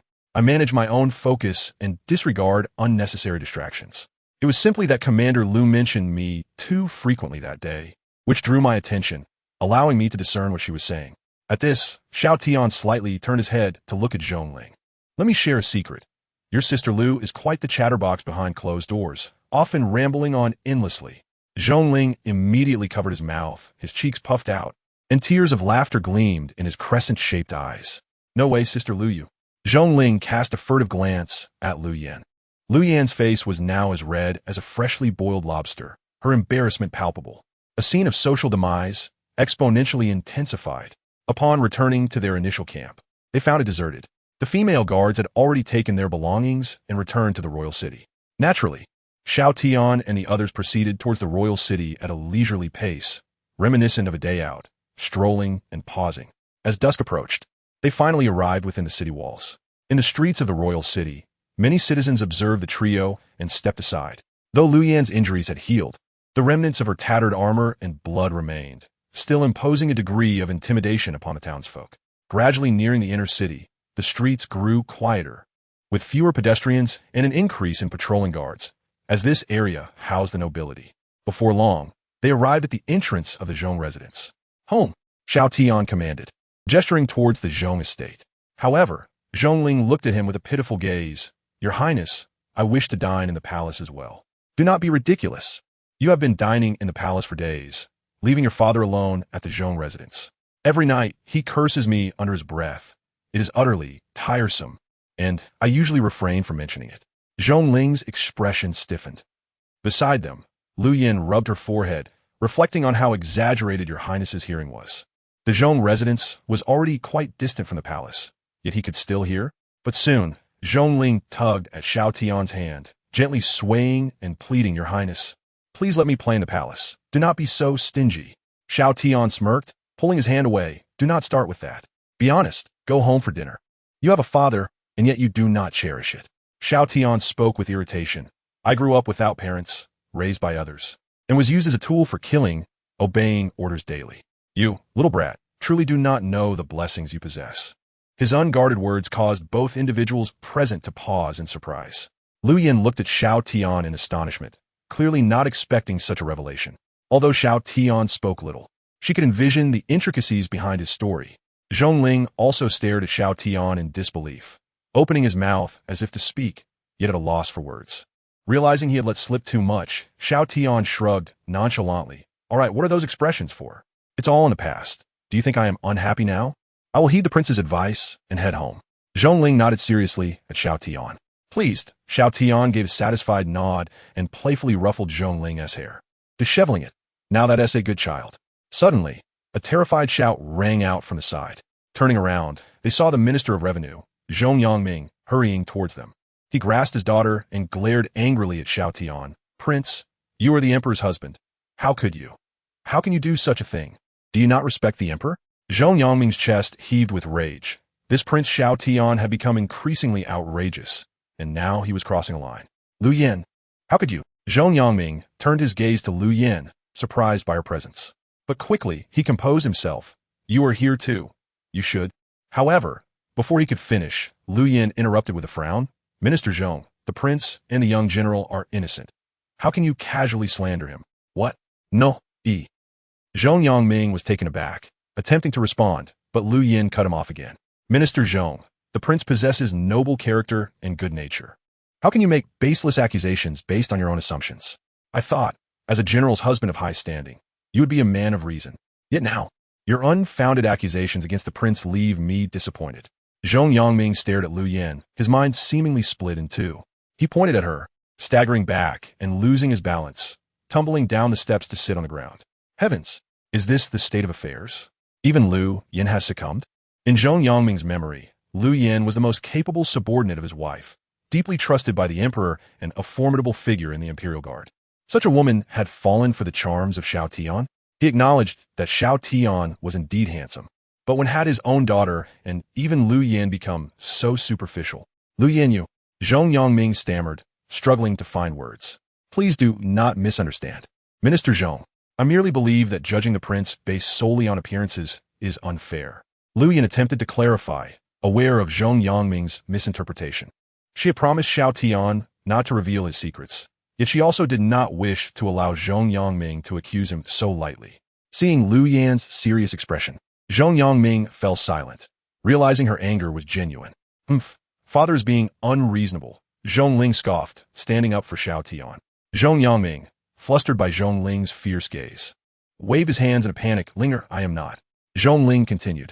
How can the prince advise me to stay home for dinner and spend time with you, while you rush in without understanding the situation and accuse him? You can have your dinner alone tonight. With that, Zhongling took Lu Yan's arm. Sister Lu, let's go to the palace. Do not worry, Minister Zhong. I will personally ensure the young general returns shortly, Lu Yin reassured, leading Zhongling towards the palace. Zhong Yangming was at a loss, watching his daughter leave. Trembling, he pointed at Xiao Tian. Prince, you, don't blame me. You brought this upon yourself. I merely suggested that little brat accompany you for dinner. If he does not cherish the opportunity, that is not my fault, Xiao Tian replied, bewildered, shrugging as he turned away. Such misfortune. Zhong Yangming sat on the steps, staring blankly at the sky. What is happening to this world? Recently, I have been troubled by the influx of refugees from the south, and now my daughter is disobedient. What am I to do? He sat there, rubbing his graying temples, sighing heavily. As he contemplated, he looked up and was startled to see Xiao Tian had returned to his side, accompanied by his daughter, Zhongling, and Lu Yin. I hear that Minister Zhong is quite the cook. Might I have the honor of tasting your culinary skills? Noticing the fierce glare from his daughter directed at him, Zhong Yangming could only force a smile, gritting his teeth. Please come inside. As night fell, in the courtyard of the Zhong residence, within the gazebo, Xiao Tian and Zhongling were already seated. Lu Yin had returned from her home, donning a clean robe. Zhong Yangming, now dressed in casual attire, personally brought in the final dish, a culinary masterpiece that filled the air with an enticing aroma, causing Xiao Tian to swallow in anticipation. Prince, this dish is what my father, a humble scholar, used to win my mother's heart. Zhongling pointed to the final plate. Xiao Tian lightly tapped Zhongling on the head. How can you speak of your father so disrespectfully? Oh, Zhongling covered her head. Meanwhile, Zhong Yangming's expression softened considerably. He was no fool. Observing the interaction, he noted that his daughter held not much infatuation, but rather a sense of admiration, and perhaps even a hint of trepidation. This last thought puzzled Zhong Yangming. What could his daughter possibly fear about this prince? He had confidence in her abilities and believed she could easily best Xiao Tian in a duel. Prince, I raise this cup to you. Zhong Yangming took a deep breath, raising his glass to Xiao Tian. I apologize for my earlier disrespect, driven by a father's love. He drank heartily. Following that, he poured another glass. Lu Yin spoke wisely. I should not have judged you without understanding. He drank again. Then, pouring yet another glass, he raised it. Linger has been troublesome. I apologize for the disturbance. After 3 cups, Zhong Yangming's complexion was flushed. Xiao Tian, having also downed 3 cups, cheerfully raised his glass. Cooking is laborious. Let us eat. With that, he picked up his chopsticks and dove into the meal with enthusiasm. The flavor is indeed remarkable, Xiao Tian exclaimed, his eyes sparkling as he gave Zhong Yangming a thumbs up. Not indulging in gluttony, he savored each bite, relishing the exquisite flavors. What is life? This, my friends, is life. We're days. This, indeed, is what days should be. Seeing Xiao Tian's delight, Zhong Yangming chuckled, suddenly feeling that his daughter and Lu Yin were right. One should not judge a person solely by appearances. Xiao Tian is indulgent and revels in enjoyment. However, upon reflection, it becomes apparent that he is not engaged in any malevolent deeds. Moreover, from this meal, one can discern that Xiao Tian possesses a profound respect and earnestness towards the pursuit of pleasure. It seems he harbors a peculiar obsession with such a leisurely lifestyle, centered around food, drink, and merriment. Quite strange indeed. Nevertheless, the atmosphere at the dining table has grown increasingly congenial. As some prejudices dissipate, interactions between individuals become more harmonious. After several rounds of wine, Xiao Tian's gaze remained fixed on Zhong Yangming, lost in thought. Your Highness, if there is something to say, please do so directly. Zhong Yangming, his face flushed, felt somewhat uncomfortable under Xiao Tian's unwavering stare. Well, Minister Zhong, I have a rather unusual request. Xiao Tian chuckled merrily while patting his belly.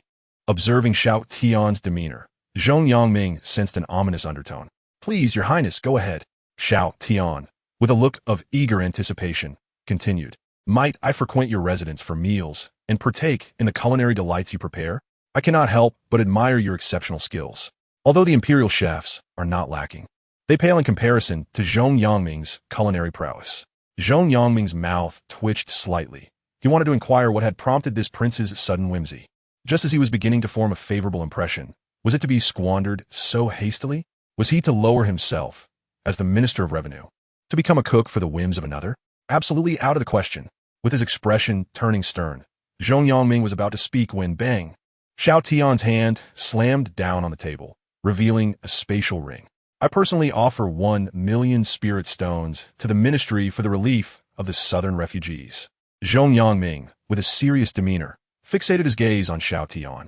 Your Highness, what would you like to eat tomorrow? I shall take the day off to personally select the ingredients, ensuring your satisfaction. 0. While you're at it, do me a favor and buy a set of chef's robes. I must dress appropriately for the prince's meals. The matter of the prince's dining was not to be taken lightly. Decorum must be observed. Lu Yin beside them was left speechless, while Zhongling blinked in astonishment. They had never realized Zhong Yangming possessed such talent for changing his demeanor. Chapter 28. Strategizing for the peace of the realm. The issue of refugees in the southern territories of the Great Yin dynasty has long troubled him. That area, nearing the domain controlled by the Black Soul Temple, is rife with chaos.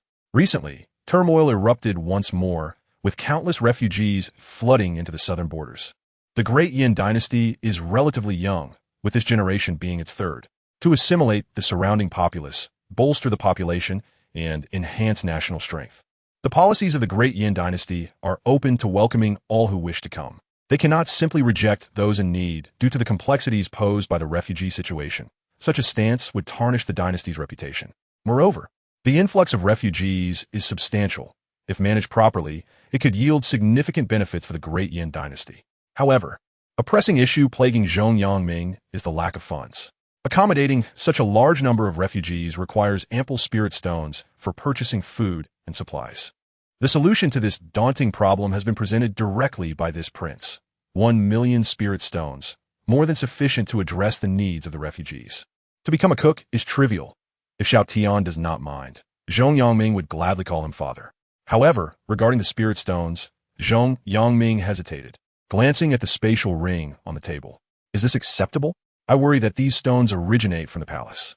If the matter were to be pursued, we might not withstand the emperor's wrath. Rest assured, these spirit stones are compensation from someone who inadvertently offended me. Xiao Tian reassured him, sensing Zhong Yangming's apprehension. Zhong Yangming was astonished. Who could have offended your highness to the extent of such a hefty compensation?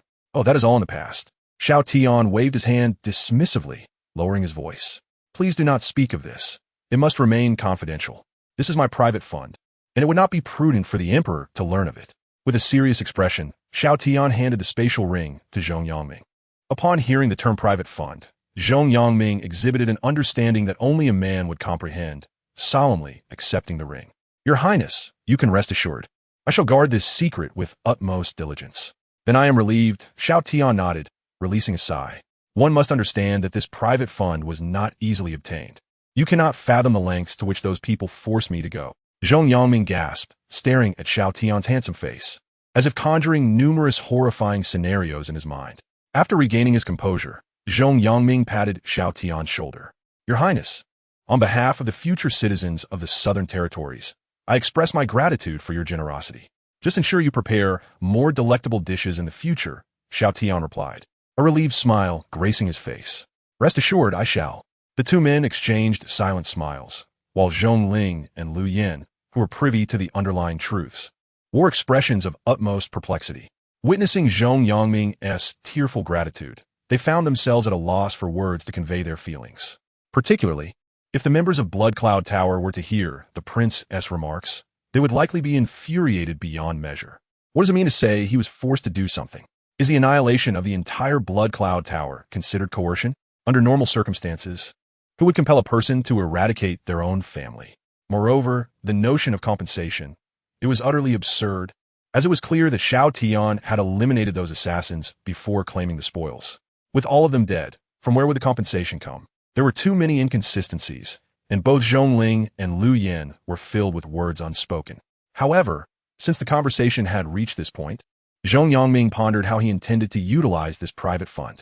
Xiao Tian poured himself another cup of Qingyan wine, inquiring after taking a sip. Zhong Yangming hesitated, but reasoned that since the funds were provided by the prince, it was only natural to seek clarification on the details. Naturally, we shall use it to purchase food and supplies for disaster relief, as well as to fund the construction of temporary shelters, providing a safe haven for them. Once we endure this season of planting and reap the harvest, they will be able to settle here. Xiao Tian raised an eyebrow and shook his head. That approach is impractical and wasteful, not to mention prone to complications. What do you mean, Your Highness? Zhong Yangming inquired, somewhat taken aback. Isn't it a good idea to employ labor in exchange for relief? Xiao Tian, puzzled, countered, why would that be a problem? Zhong Yangming stood momentarily speechless, repeating Xiao Tian's words. Employing labor in exchange for relief? There are plenty of people among these refugees. What they lack is not manpower, Xiao Tian explained, pointing at the spatial ring in Zhong Yangming's hand.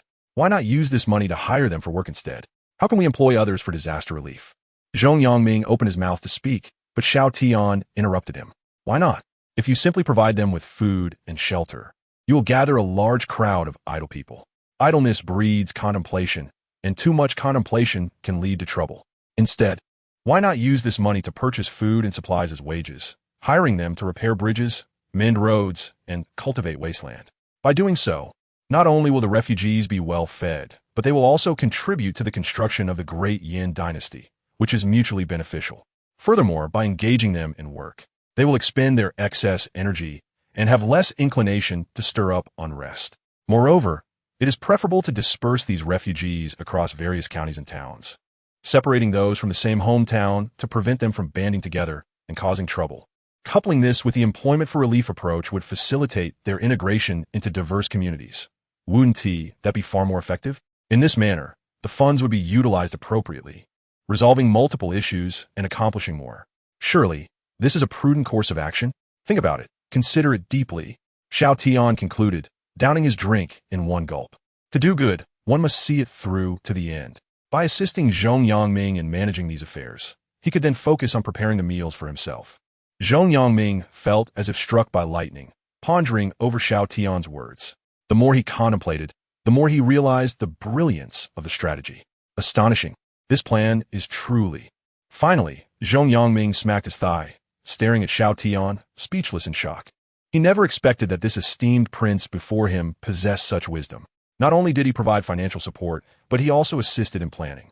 It was indeed a perfect arrangement. Prince, if you ever crave something in the future, do not hesitate to call on me, Zhong Yangming assured, patting his chest with confidence. I dare say, in the entire Yan Empire, I am the best at this craft. None can claim the second place. At that moment, a smile blossomed on Xiao Tian's face. After saying so much, he had been waiting for this very response, raising his cup in a toast to Zhong Yangming. Later, this prince desires a midnight snack. No problem, ha! The two men exchanged knowing smiles.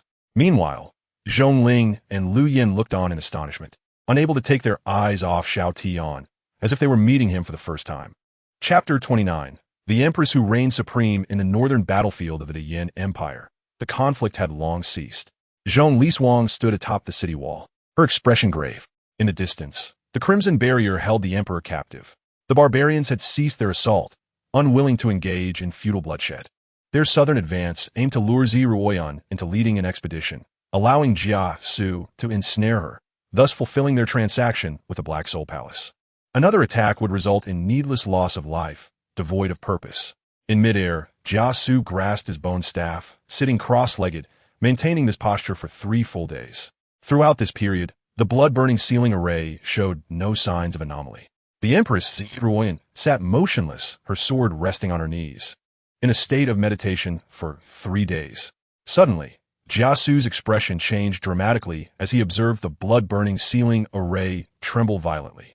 Ziruoyan remained seated, yet the barrier quivered due to the energy emanating from within, continuously impacting the shield. Realizing the gravity of the situation, Jia Su was taken aback, exclaiming, "How is this possible? You are merely 20 years old, yet you are on the verge of transcendence, advancing toward the path of sanctification? Incredible! An 8th-level transcendental realm at the age of 20 is unprecedented. You have already etched your name in the annals of history in the southern wilderness. Now, you aim to shatter limits and become the youngest 9th-level saint in the world? Ziruoyan, you truly deserve the title of the legendary Empress. Poised to step onto the path of sanctification, and soon, the world shall gain another formidable saint." Jia Su found it increasingly difficult to maintain his composure. Ziruoyan's youth and talent were profoundly shocking to someone of his age. In an instant, his mental state teetered on the brink of collapse. He realized he could not remain. Once she achieved her breakthrough, his demise would be inevitable. The very array he had created to confine her had inadvertently protected her. A cruel twist of fate. Without hesitation, Jia Su stowed his staff and fled, unleashing his spiritual energy in a burst of speed. In the blink of an eye, he vanished into thin air, transformed into a streak of light disappearing into the horizon. As he departed, he shouted, "Withdraw swiftly, return to the homeland." The words of the Holy Master were the ultimate command for the barbarian warriors. Without a moment's thought, they turned and fled. Oomph! A cold snort escaped one's lips as her eyes snapped open, revealing icy blue irises tinged with a hint of gold. Upon opening her eyes, her internal energy surged, accompanied by the sound of shattering. Chains representing the laws of heaven materialized around her. The ethereal spirit platform manifested, firmly bound by a chain. With a crack, the chain shattered, and Ziruoyan's aura could no longer be contained, erupting violently into the sky. The chilling sword intent surged upwards, shattering the surrounding barriers of the blood-burning sealing array. "Old fool, you fled swiftly." Ziruoyan's figure stood amidst the shattered crimson, her sword shimmering with a faint blue hue. With a swift motion, she raised her hand, sending a sword strike across the vast distance. The icy sword energy, imbued with a piercing chill, sliced through the air, racing towards the horizon. The blade's passage summoned a frigid wave, engulfing the fleeing barbarian warriors. In an instant, 1,000 miles were frozen. Countless barbarian soldiers became ice sculptures, ultimately shattered by the sword's power. In the distance, Jia Su, who had escaped earlier, suddenly felt a chill run down his spine and hurriedly turned back. At that moment, His pupils constricted as he beheld a chilling sword energy swiftly approaching him. Alarmed, he brandished his bone staff, channeling crimson spiritual energy that ignited his blood. The burning blood coalesced into a mighty figure, launching a punch through the air. The sword energy sliced through the blood figure, continuing its relentless pursuit towards Jiasu. He hastily swung his staff in defense, colliding with the sword energy. Blood spewed from Jiasu's mouth as the bone staff was frozen and shattered. He was struck down, plummeting into the forest below, creating a crater upon impact. Despite the bright sun and warm weather, Jiasu lay within the pit, exhaling white mist, trembling uncontrollably from the cold. The ninth-level Saint Realm was indeed formidable. He struggled to summon the remaining spiritual energy within him to dispel the chill, his heart filled with dread and a sense of desolation. For the first time, he truly grasped the vast gulf between himself and true genius. Though he had confined her, Ziruoyan seized the opportunity to break through, reversing the tide. The Daiyan Empire would only grow more vibrant from now on. This vortex was one the barbarian nation could not afford to provoke. As he tended to his spiritual energy, Jiasu muttered to himself. On the northern battlefield, Ziruoyan refrained from further attacks, ignoring the fleeing barbarian warriors. She had no time to waste on them. Changing direction, she soared to the city wall, addressing Zhong Lishuang. You handle the aftermath. Once everything is settled, lead the troops back to the capital. General Zhong, I shall return first to address the unrest and organize the forces, and I will need your assistance. With that, Ziruoyan grasped Zhong Lishuang's hand, lifting into the air, hastening towards the imperial city of the Daiyan Empire. She felt a sense of urgency, hoping to stop the poison swamp elder from wreaking havoc in Daiyan and preventing more innocent lives from perishing at his hands. Your Majesty, do not worry too much. Various formations are in place to delay the poison swamp elder's actions. Zhong Lishuang reassured her. However, Ziruoyan shook her head.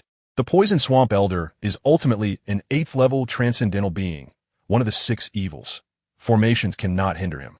Were it not for my own impending breakthrough, Daiyan would likely. The thought filled her with dread. A fierce glint appeared in Zhong Lishuang's eyes. The beasts of the Black Soul Palace have been increasingly meddling in our affairs. Ziruoyan took a deep breath for now. We can only hope that Daiyan has not suffered too much loss. An hour later, the northern battlefield was not far from the imperial city. With her realm successfully elevated, Ziruoyan, accompanied by Zhong Lishuang, returned swiftly without much delay. However, upon her return, Ziruoyan discovered the situation was not as she had anticipated. Chapter 30. A fortuitous encounter upon her return. Ziruoyan did not rush into the imperial city, but hastily conducted an aerial inspection around its periphery. Everything appeared normal. It was not until she reached the vicinity of Qingyan Mountain, located to the west of the city, that she froze mid-air. General Zhong, if my memory serves me correctly. Ziruoyan hovered in mid-air, contemplating for a moment before gesturing with her hand. There should be 2 mountains, right? Blocking the path from Qingyan Town to the imperial city. To be precise, there are 3 great mountains, Your Majesty. Zhong Lishuang also floated in the air, her expression one of astonishment. Qingyan Town is the hometown of Lu Yin, one of my subordinates, and the events that transpired there left a profound impression on both the sovereign and her minister. Qingyan wine is quite renowned in the imperial city. However, how is it that, after such a short time away, the mountains have vanished? A terrifying power, if I'm not mistaken, has forcibly obliterated these 3 mountains through some sort of attack. Ziruoyan paused momentarily before speaking again, stating that it took only a single strike. A single strike? Zhong Lishuang's eyes widened in disbelief. As a 7th-tier awakened expert, she could indeed bring down a mountain with her heavy hammer, but it would require at least an entire day's effort and multiple attacks. Yet, to destroy 3 mountains with just 1 strike is simply inconceivable. The more Ziruoyan observed, the more grave her mood became.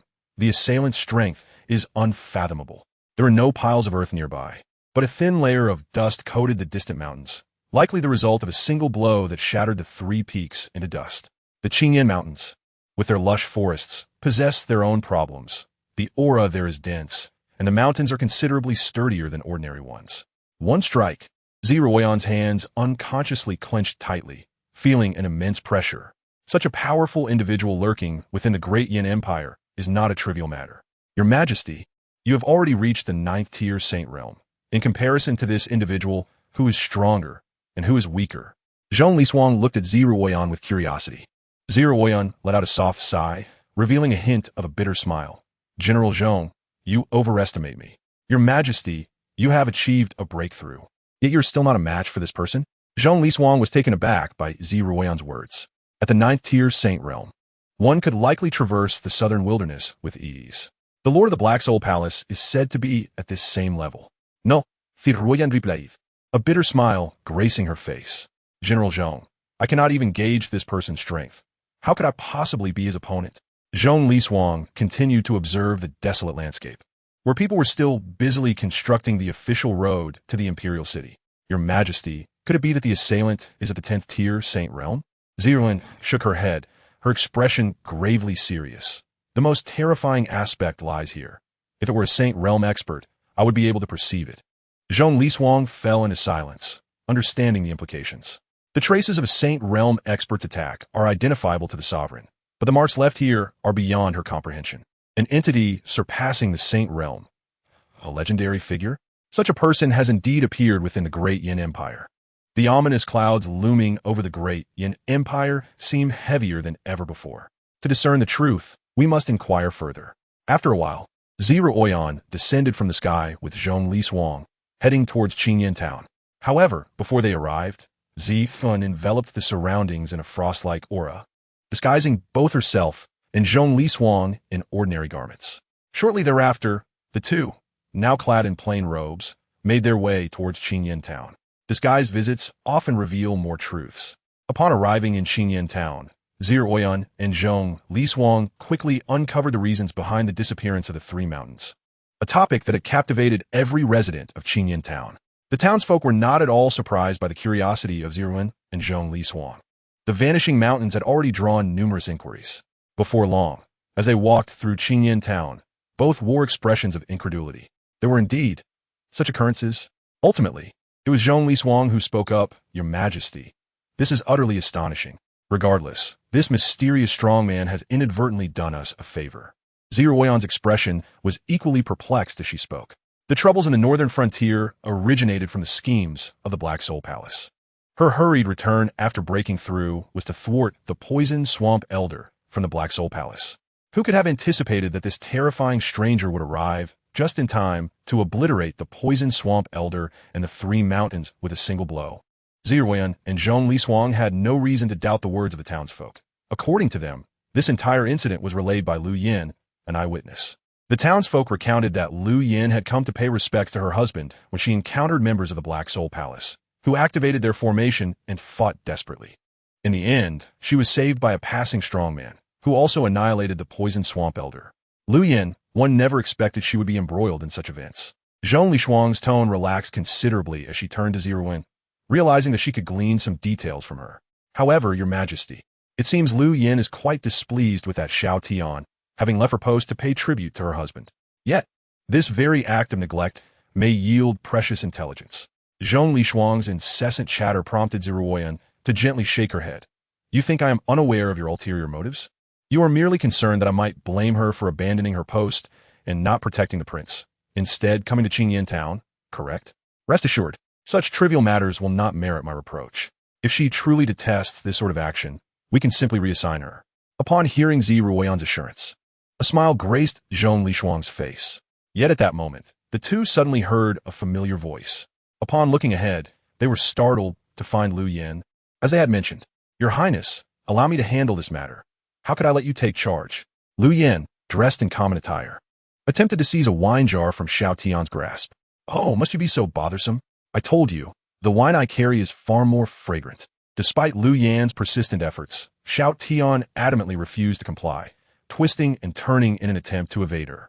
But as your bodyguard, how can I allow you to do such a thing? Commander Lu, has no one ever told you that sometimes your methods are rather rigid?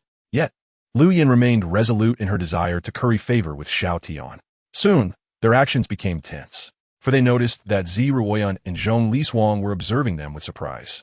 Your Highness, as I said, I absolutely can procure this Qingyan mountain water dumpling. At that moment, Zhong Lishuang, dressed in a fiery red gown, joyfully approached, interrupting the scene. She raised a paper package in her hand, presenting it like a treasure to Xiao Tian. However, noticing that Xiao Tian had not acknowledged her, merely staring ahead in astonishment, Zhong Lishuang slowly turned her head. only to find two familiar figures standing at the other end of the cobblestone path in the town. Xiao silently scrutinized Xiao Tian, maintaining her composure. In contrast, Zhong Liswang erupted in anger. Zhongling, I see you haven't been punished for a few days, and now your rear is itching. Is it? Chapter 31. Hitting children is wrong, mother? Zhong Lishuang's furious roar startled Zhongling, causing her to nearly drop the pastry in her hand. She could not comprehend how her mother had returned so swiftly.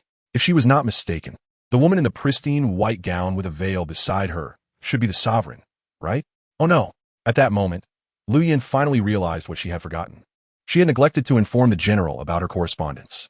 Major General, I, like Minister Zhong, held some misunderstandings regarding you and the prince, and even wrote to the general. Here, Lu Yin hurriedly explained in a low voice. What nonsense! Zhongling was still processing the situation, while Xiao Tian grew anxious. Commander Lu Yu, are you trying to get me into trouble? Lu Yan's letter to Zhong Liswang, the Empress Ziruan, could not possibly remain undisclosed. The young girl. At this moment, Zhong Liswang was storming over, her anger palpable. Zhongling's face turned ashen at the sight. She had once been fearless in the world, save for her own mother. Without a second thought, she darted behind Xiao Tian for cover. This scene ignited a surge of bloodlust in Zhong Liswang. Ziruan, with her delicate brows slightly furrowed, felt an inexplicable sense of displeasure. Indeed, just a trace of it. Where do you think you can hide, little brat? Behind your Lu's sister? Are you not afraid of escalating the situation? Xiao Tian's eyelids twitched as he scolded Zhongling in a low voice. Clinging desperately to Xiao Tian's back, Zhongling shook her head vigorously. Your Highness, please just help me shield myself. The Empress is here, and Mother won't harm you. Are you certain? Xiao Tian forced a smile as he gazed up at the imposing figure of Zhong Liswang, who had approached with a sense of overwhelming authority. The formidable Zhong Liswang, towering at nearly 2 meters with a muscular physique, glared down at the slightly shorter Xiao Tian. Your Highness, step aside. Xiao Tian stared at Zhong Liswang, rendered momentarily speechless. The commanding general of the great Yin dynasty possessed an extraordinary beauty. Otherwise, she could not have borne a daughter as stunning as Zhongling. Yet, her terrifying stature, reminiscent of a muscular Barbie, left him in a state of shock. Truly, Zhong Shangshu, you are a real man. In that moment, Xiao Tian gained a newfound respect for the Minister of Revenue. Taking a deep breath, he did not flinch, meeting Zhong Lishuang's gaze earnestly. General Zhong, striking a child in public could lead to psychological trauma. Your Highness, I am only reasoning with you out of respect for the Empress, but it does not imply that I am afraid to act. Zhong Lishuang's voice was grim as her clenched fists creaked ominously. At her words, both Zhongling and Lu Yin turned pale. Strike Xiao Tian? No, mother. You absolutely cannot lay a hand on His Highness. If you must strike someone, let it be your daughter. Zhongling, terrified, rushed out from behind Xiao Tian and embraced Zhong Liswang tightly. She was genuinely frightened by her mother's words. The punishment from her mother would only result in a bit of physical pain. After all, she was still her mother, and it was unlikely she would kill her. However, if her mother were to confront His Highness, Zhongling feared that Xiao Tian might lose control in a fit of anger and inadvertently harm her mother. General Zhong, it is unwise to act hastily. Perhaps we should remain calm and reconsider.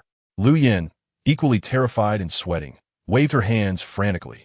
If a fight broke out, given His Highness's strength, it could obliterate the entire Qingyan town. Linger, Lu Yin, you too. Zhong Liswang stared incredulously at them. She was unaware of Xiao Tian's true capabilities. In her eyes, these two were under his spell, particularly Zhongling, who clung to her, her eyes wide with fear, almost to the point of tears. Zhong Liswang felt both pity for her daughter and immense frustration, mulling over. You foolish girl, this is the Emperor's man. How could you harbor such thoughts? Yet, she did not realize that Zhongling was not protecting the prince. She was protecting her own mother. Zhongling was genuinely terrified that her mother, in a fit of stubbornness, might provoke His Highness and end up being struck down. Xiao Tian was equally anxious, sensing the precariousness of the situation. He had spoken truthfully. In public, it was unwise to continue this farce. Ziruan gently interjected, her gaze shifting as she noticed the curious townsfolk of Qingyan town beginning to gather. Many pointed and whispered, recognizing Lu Yin and understanding the identities of Xiao Tian and Zhongling. Your Highness, is there something amiss? At that moment, several townsfolk approached, inquiring of Xiao Tian while casting wary glances at Zhong Liswang. They had huddled close to Xiao Tian, seemingly to shield him.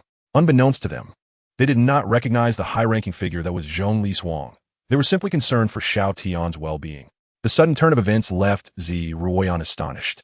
Zhong Li-Suang was equally taken aback, observing the townspeople rallying around Xiao Tian, her astonishment growing. Was Xiao Tian truly so captivating?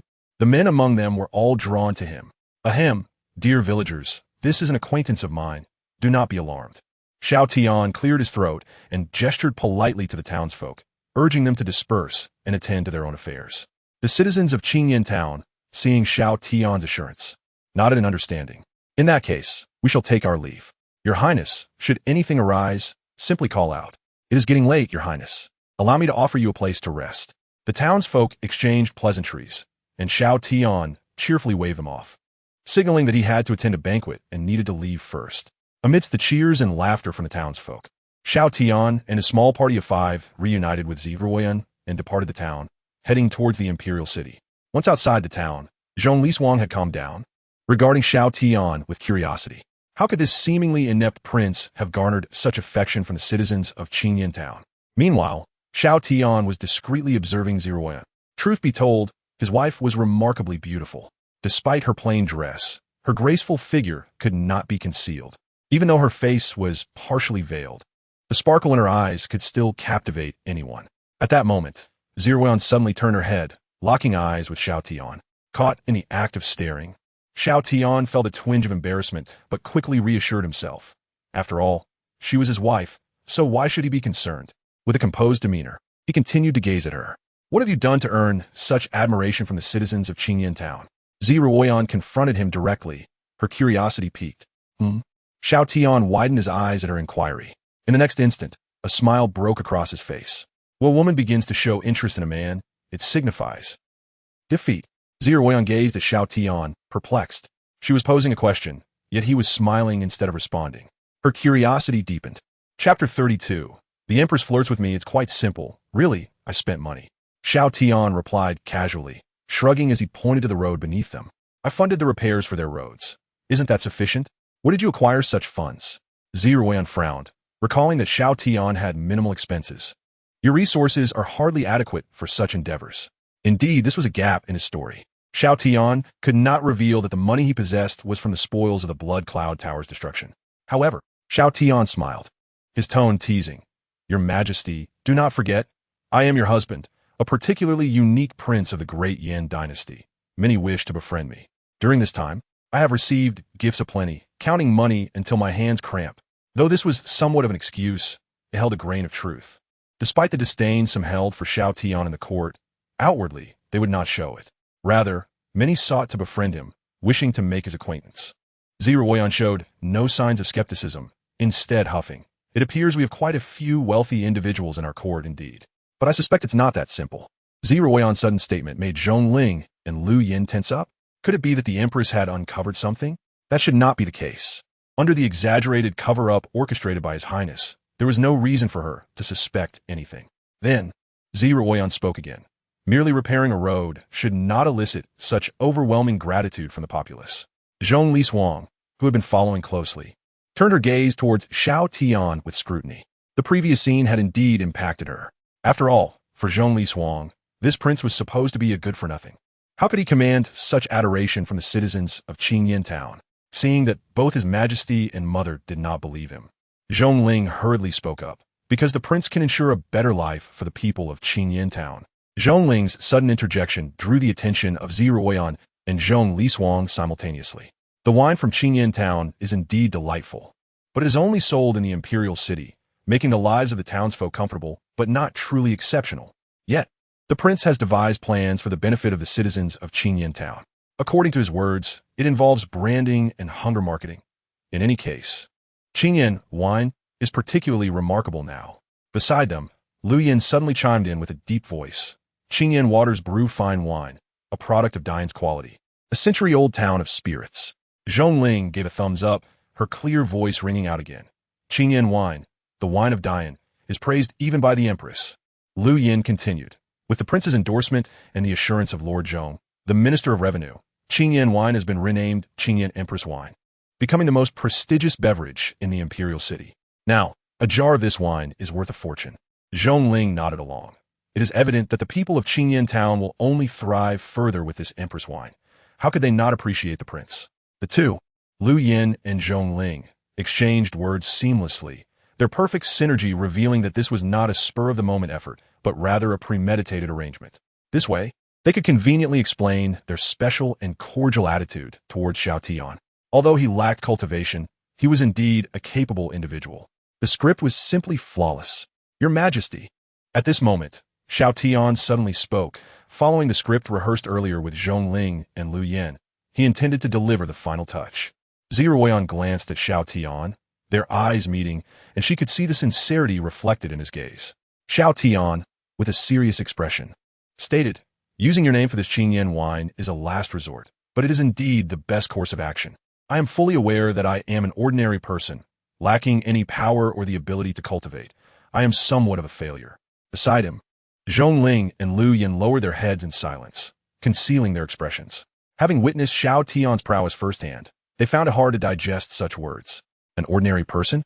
What kind of ordinary individual can intimidate the elder of the six evils from the Black Soul Hall into immobility? What kind of failure can obliterate 3 great mountains with a single punch? Just as the two were feeling somewhat awkward, the Empress abruptly interrupted Xiao Tian's words. Failure? Ziruoyan scoffed, her tone incredibly domineering. You are my man, the Prince of Dian. No one is qualified to label you as a failure. Since you are my husband, what is wrong with leveraging your wife's name to do beneficial things for the populace? You need not worry. Should anyone bully you, I shall sever them with a single sword. Zhong Lishuang, standing nearby, chuckled and shook her head.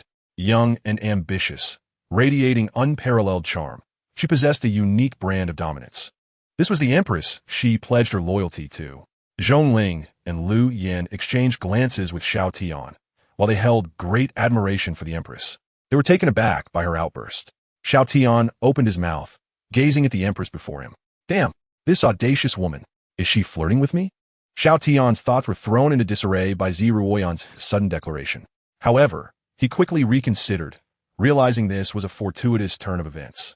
He had always envisioned a life sheltered under the Empress's protection, indulging in life's pleasures and living freely. At present, the Empress's flirtation had solidified his position, transforming the bowl of soft rice into one of iron. The aroma of soft rice seemed to intensify. With no one around, Xiao Tian suddenly smiled and slightly bowed to Ziruoyan. Thank you, my stunning and unparalleled Empress. He uttered the last 4 words with particular emphasis. Ziruoyan raised an eyebrow, retracting her gaze, her voice smooth yet firm. I have never been fond of flattery. As her words fell, her pace quickened, surpassing Xiao Tian's position. At that moment, Zhong Lishuang approached Xiao Tian's side. Prince, the Empress has always been strong-willed and resolute. There is no use in dealing with a little girl's antics. Do you understand? After saying this, Zhong Lishuang patted Xiao Tian's shoulder and hurried forward. Following the Empress, she invited her to dine at their home. As for Xiao Tian, he shook his head at Zhong Lishuang's words. Useless? Xiao Tian's power was formidable, and his perception was keen. Just moments ago, when Ziruoyan hastily moved ahead, surpassing him, Xiao Tian had seen through her veil, clearly noticing the slight upward curve of her red lips. She was smiling. It was evident that Ziruoyan's words did not align with her true feelings. She was receptive to his address, and there was a tinge of delight within her. Ah, this Empress wife has a hint of pride. Xiao Tian stroked his chin, feeling enlightened. With that thought, Xiao Tian turned his head slightly toward Zhongling, who was following closely. Your mother knows nothing. Zhongling stared wide-eyed, a question mark appearing above her head. Oh. Chapter 33. An outstanding man cannot hide. Ziruoyan gladly accepted Zhong Lishuang's invitation. She had previously experienced Lord Zhong's culinary skills and was eagerly looking forward to it. Additionally, she wished to learn what had transpired lately since her departure from the court. Due to Zhong Lishuang, Zhong Yangming had become one of her trusted ministers. By concealing her return, she might witness some intriguing events. The group entered the imperial city, heading directly to the Zhong residence. Along the way, no one cast a glance their way. The people in the imperial city should recognize Zhong Lishuang. However, this general walked through the streets without drawing any attention, which was quite peculiar. Yet, Xiao Tian understood the reason behind this phenomenon. The spiritual energy in this world was indeed fascinating. He could perceive the spiritual energy emanating subtly from Ziruoyan's body, influencing their surroundings. This effect compelled others to remain oblivious to their presence, effectively lowering their visibility. Has my strength increased? Xiao Tian mused, observing Ziruoyan's back thoughtfully. Wangkai, what is the current realm of Empress Ziruoyan? Esteemed Master, Empress Ziruoyan currently resides at the first stage of the 9th level of the Sacred Realm. Having ventured out, her realm had elevated. Returning now indicated that the conflict in the northern frontier had been resolved. Xiao Tian couldn't help but express his admiration inwardly. My wife is truly remarkable. Unbeknownst to them, the group had already arrived at the entrance of the Zhong residence and stepped inside. After traversing the front yard for a short while, they reached the back hall. Upon entering the back hall, Zhong Lishuang immediately caught the fragrant aroma of dishes in the air. She smiled at her daughter. What a coincidence. Your father is actually cooking. This is what one might call a meeting of minds. Zhong Ling remained silent, feeling embarrassed to reveal the truth. As they proceeded further, they arrived at the entrance of the back courtyard. They could easily see a familiar figure busily setting the table. Hearing the commotion behind him, Zhong Yangming, still arranging the table, spoke without turning around. Xiao, my brother, today you are in for a treat. I prepared a golden-tailed white jade fish. Moreover, I have also prepared several of your favorite dishes to complement your improved Qingyan Empress wine. It will surely be a delight. Coincidentally, I am on duty tomorrow, so let us indulge until we are intoxicated. As Zhong Yangming spoke with a laugh, he turned around and was taken aback to see two familiar figures before him. His smile instantly froze on his face. Ziruoyan also looked at Zhong Yangming in shock, as if meeting him for the first time. Zhong Lishuang gazed at her husband, her mouth twitching slightly, especially upon seeing him dressed in a chef's attire. Absurd. Ahem. Zhong Yangming was the first to regain his composure, quickly cupping his hands in a salute. Minister Zhong Yangming pays his respects to your majesty. This visit bears little resemblance to those of the past. Zivan gently shook her head, a smile gracing her face. Uncle Zhong, consider me the same little girl who used to come to the Zhong residence for a meal. This is truly. Zhong Yangming's face displayed an awkward expression as he glanced at his wife. He quickly added, I shall fetch some more utensils. Your majesty may take a seat first. After saying this, Zhong Yangming hurriedly turned to leave. Watching him depart, Ziruoyan fell silent for a moment before slowly turning her gaze toward Xiao Tian. Not only she, but Zhong Lishuang also fixated her eyes on Xiao Tian, astonishment evident in her expression. She was well aware of her husband's character. Ever since he became the Minister of Revenue, he had been perpetually busy and seldom cooked himself. Unless it was by his own request, or on rare occasions when the emperor visited, he would not take to the kitchen personally. Yet, judging by her husband's words just now, it seemed he had cooked for Xiao Tian numerous times recently, even donning such attire. Zhong Lishuang observed Xiao Tian with a peculiar expression, pondering what kind of charm he possessed that could draw her husband to such lengths. As for Ziruoyan, her curiosity about Xiao Tian only deepened. Xiao Tian rubbed his forehead, feeling as though he had overlooked something significant. It was then he recalled Zhong Yangming, the trouble from his gluttony. If Ziruoyan were to discover that he had provided Zhong Yangming with strategies and even resolved a major predicament for him, only to feel competent and request his assistance in governmental affairs, what would happen? Damn it, he had miscalculated. The role of an emperor was indeed exhausting. How could he maintain a leisurely demeanor while working alongside Ziruoyan? Before long, Zhong Yangming returned with new utensils. Ziruoyan took her seat at the head of the table, with the others following suit. Zhong Yangming, the dishes you have prepared are quite exquisite and unique. Zhong Lishuang remarked, gazing at the array of dishes on the table, her admiration directed towards her husband. These dishes were evidently crafted with care, even featuring new recipes. Her husband had actually researched new dishes for Xiao Tian? How strange. Zhong Yangming could only respond with an awkward smile, unable to articulate anything further. Ziruoyan remained silent, savoring the meal, and then took a sip of wine. Her eyes brightened. Is this Qingyan wine? Indeed, your majesty, it is Qingyan wine, Zhong Yangming affirmed, nodding in response. I have tasted it before, but this is truly delightful. Ziruoyan nodded earnestly, realizing its rarity and exceptional quality. Zhong Yangming clasped his hands together, stating, Your Majesty speaks rightly. The prince invested in Qingyan town, establishing a winery that improved the brewing techniques, allowing this wine to reach new heights. Moreover, the winery employs the townsfolk and shares the profits with them. Additionally, the prince has set a precedent by voluntarily paying taxes regularly, benefiting the merchants of the imperial city. Within just a few days, the prince has revitalized Qingyan town. As Zhong Yangming spoke, he extolled Xiao Tian's virtues. He then raised his glass and consumed the Qingyan wine in one gulp.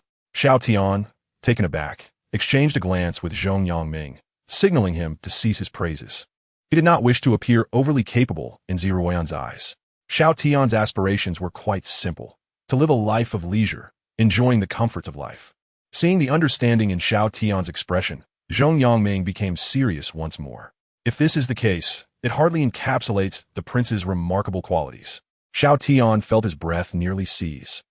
Furthermore, regarding the issue of the southern frontier's refugees, the prince has devised a series of regulations. If we follow his guidance, we can resolve the southern frontier situation most effectively. Not to mention, the prince has personally funded and donated to the Ministry of Revenue to assist in handling southern matters. The cost has merely been to satisfy the prince's culinary cravings, which is hardly significant. Zhong Yangming continued to eloquently explain the various suggestions provided by Xiao Tian. Ziruoyan listened intently, occasionally glancing at Xiao Tian, her beautiful eyes sparkling with intrigue. Even Zhong Liswang looked at Xiao Tian with astonishment. After finishing his speech, Zhong Yangming felt a sense of satisfaction and discreetly gave Xiao Tian a thumbs up, silently encouraging him. "Prince, I can only assist you to this extent." Zhong Yangming thought to himself, while Xiao Tian sat frozen in place, his complexion pale. He could only think of one thing. What a calamity! Chapter 34. The old predecessor, King Yin Xiao Tian, truly felt a headache coming on, especially with Zhong Yangming wearing a proud expression directed at him. What pride is there? You've done a good deed that has gone awry and are gloating about it. Ziruoyan poured herself some wine and took a thoughtful sip. The southern frontier's issue can be resolved in such a manner. I have indeed broadened my horizons. After a while, Ziruoyan finally spoke, her gaze directed at Xiao Tian. With such talents, why do you still claim to be a useless person? Xiao Tian's face broke into an awkward smile. Why? Isn't it to avoid exerting myself and to indulge in leisure? Xiao Tian was genuinely afraid that she might suddenly say something about not wanting to waste his talents, thus compelling him to take on this role or that. If that were to happen, his peaceful days would surely come to an end. However, Ziruoyan's words did not align with his expectations. I never anticipated that you would understand the art of brewing. Huh? Xiao Tian was momentarily stunned, then replied, I have a bit of knowledge, just a little. I'm more skilled in enjoying food and drink. Xiao Tian's previous profession required him to dabble in various fields. Although not an expert, he had at least a basic understanding. Moreover, having once come from a high-dimensional realm, the simple brewing techniques in this world shone with newfound brilliance. By improving Qingyan wine with his earthly techniques, its quality surged dramatically. Few could earn such praise from Uncle Zhong. At that moment, Ziruan spoke again. But Uncle Zhong has highly praised you. Why do you persist in wearing a frown? Ziruoyan genuinely could not fathom why someone would appear unhappy when receiving compliments. Xiao Tian contemplated for a moment, unsure how to respond. Just then, Ziruoyan spoke again. If I'm not mistaken, you simply wish to live a leisurely life, indulging in food and drink. Am I correct? Zhong Yangming, in agreement, added, You fear that I might ask you to serve in office and toil for the great Yin? Xiao Tian widened his eyes in disbelief. This woman seemed to possess an uncanny ability to see through his thoughts. Yet, in the next moment, Ziruoyan's words left him even more incredulous. Fear not. I shall not burden you with any responsibilities. You may continue to live as a leisurely prince, enjoying food and drink. Since I have promised you a life of wealth and ease, why would I have you labor tirelessly? Ziruoyan's declaration left everyone present astonished. Zhong Liswang, in particular, was incredulous. Your Majesty, if the prince possesses such talent, why not utilize it? Wouldn't that be the great Yin is currently beset with internal and external strife, shrouded in confusion. Summoning him with talismans is already a debt owed. Ziruoyan interrupted, signaling Zhong Liswang to refrain from further commentary. She turned back to Xiao Tian, seriously stating, I do not need you to do anything. Just be happy. Xiao Tian's brows twitched, his heart involuntarily quaking. Goodness, this woman was once again toying with him. Your Majesty, you may indulge the prince. Zhong Liswang shook her head, sensing the gravity of the situation, foreseeing that some would seize the opportunity to voice their complaints. And what of it? I have labored diligently for the great Yin for so long, Ziruoyan continued, glancing at Xiao Tian. My husband deserves to enjoy himself. Who dares to gossip? If that is the case, I would not mind assuming the role of a tyrant, severing a few heads to instill fear among the phantoms lurking in the court. Xiao Tian stood beside, utterly astonished. Is my wife truly this domineering? Is this what it feels like to be favored by a female emperor of the ages? One can be indolent without even needing an excuse. Simply reclining is sufficient. Delightful. This scene evoked a myriad of thoughts within each observer. The most concerned, of course, was Zhong Liswang. She worried that the emperor's preferential treatment of Xiao Tian might invite criticism from court officials. Additionally, she fretted over Xiao Tian's inexplicable charm, fearing it might truly lead the emperor to become infatuated and neglect state affairs. As for her husband, Zhong Yangming, he harbored fewer concerns, merely feeling a tinge of regret. If Xiao Tian were to enter the court as an official, perhaps the great Yin dynasty would flourish even more. However, upon reflection, the obstacles to Xiao Tian's ascension to officialdom were formidable. Certain individuals would undoubtedly oppose his entry into the court. The chancellor would certainly not grant his approval.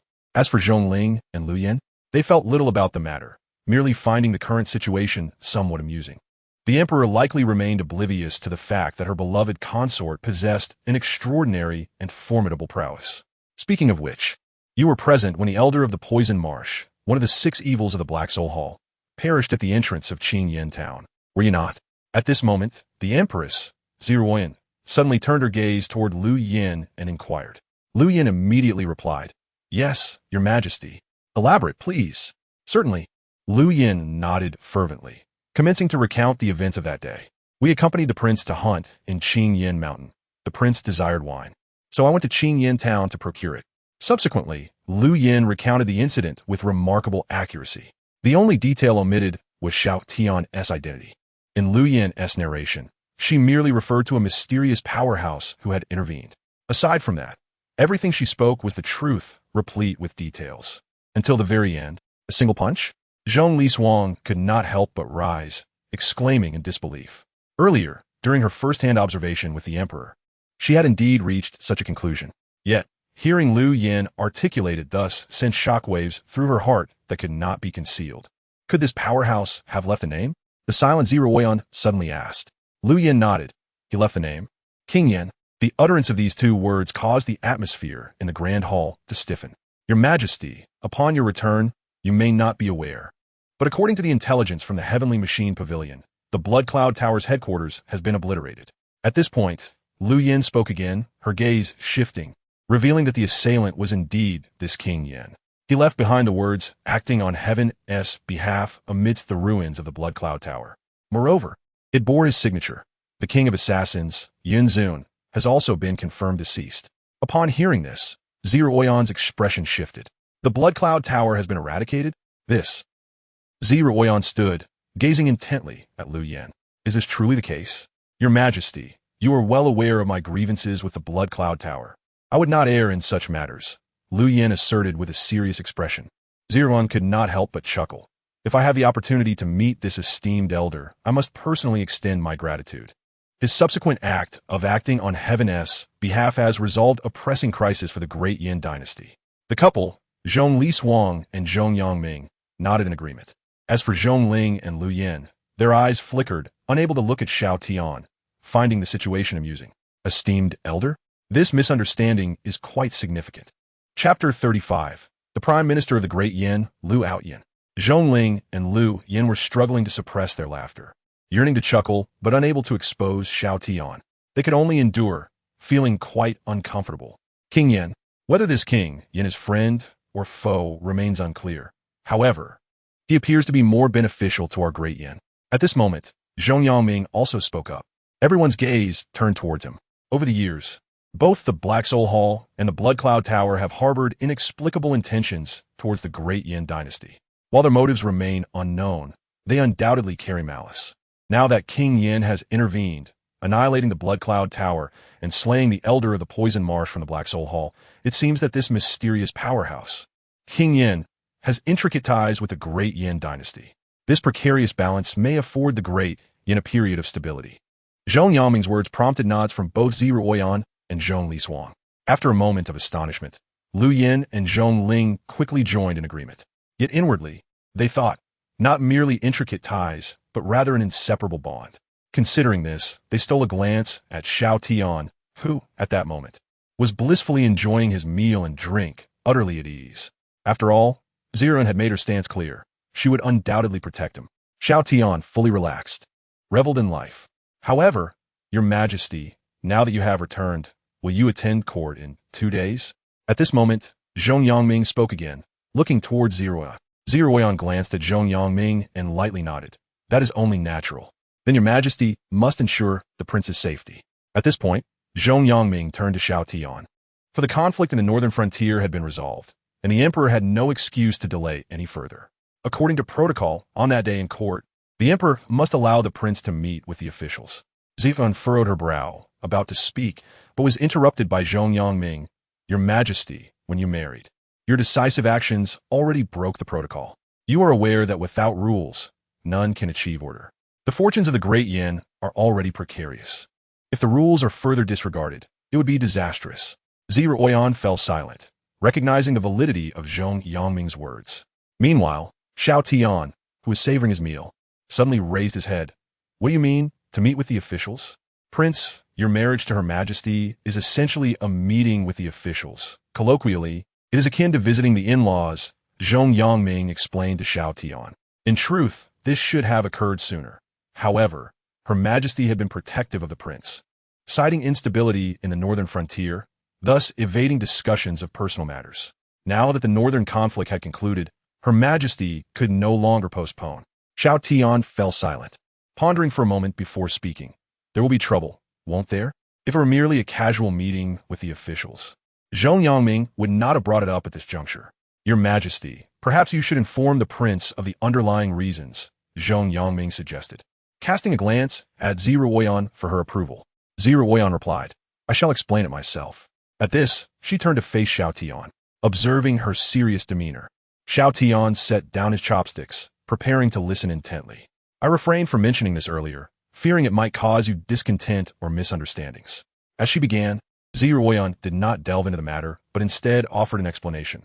My marriage to you is a means of providing myself with closure, rather than merely using you as a shield. I hope what I am about to convey will not cause you distress. Xiao Tian's expression turned serious, his posture attentive. All right, I understand. His earnestness stemmed from the respect Ziruoyan had shown him. The Prime Minister of the Great Yin is named Liu Outyin. He held this position even before my father went missing. Ziruoyan gradually spoke, introducing him to Xiao Tian. He is not only my Prime Minister but also my mentor. Xiao Tian remained silent, his expression twitching slightly. Liu Outyin? Is this name for real? Nevertheless, based on Ziruoyan's description, Liu Outyin's status and titles are numerous.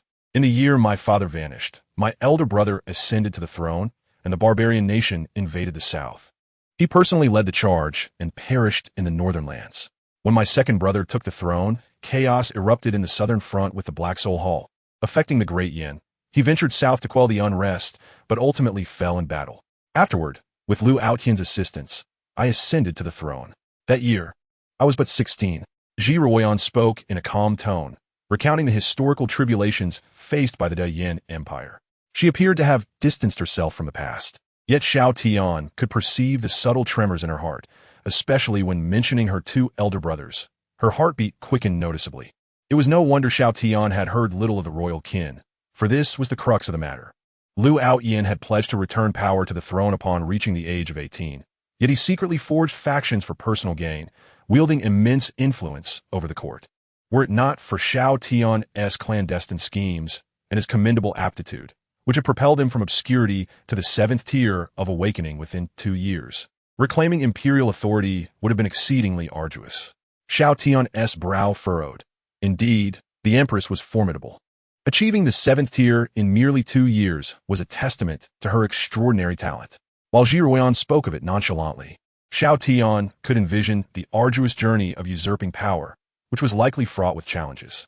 Liu Outyin was a man of rules, adept at manipulating them to his advantage. He invoked the name of his father, claiming that the late emperor had once discussed a marriage alliance, expressing his desire to wed the Empress. She had procrastinated until she unexpectedly uncovered a summoning talisman that brought her to the De Yin Empire. In contrast to Liu Outyin, marrying him seemed more palatable to her, thus resulting in the current predicament.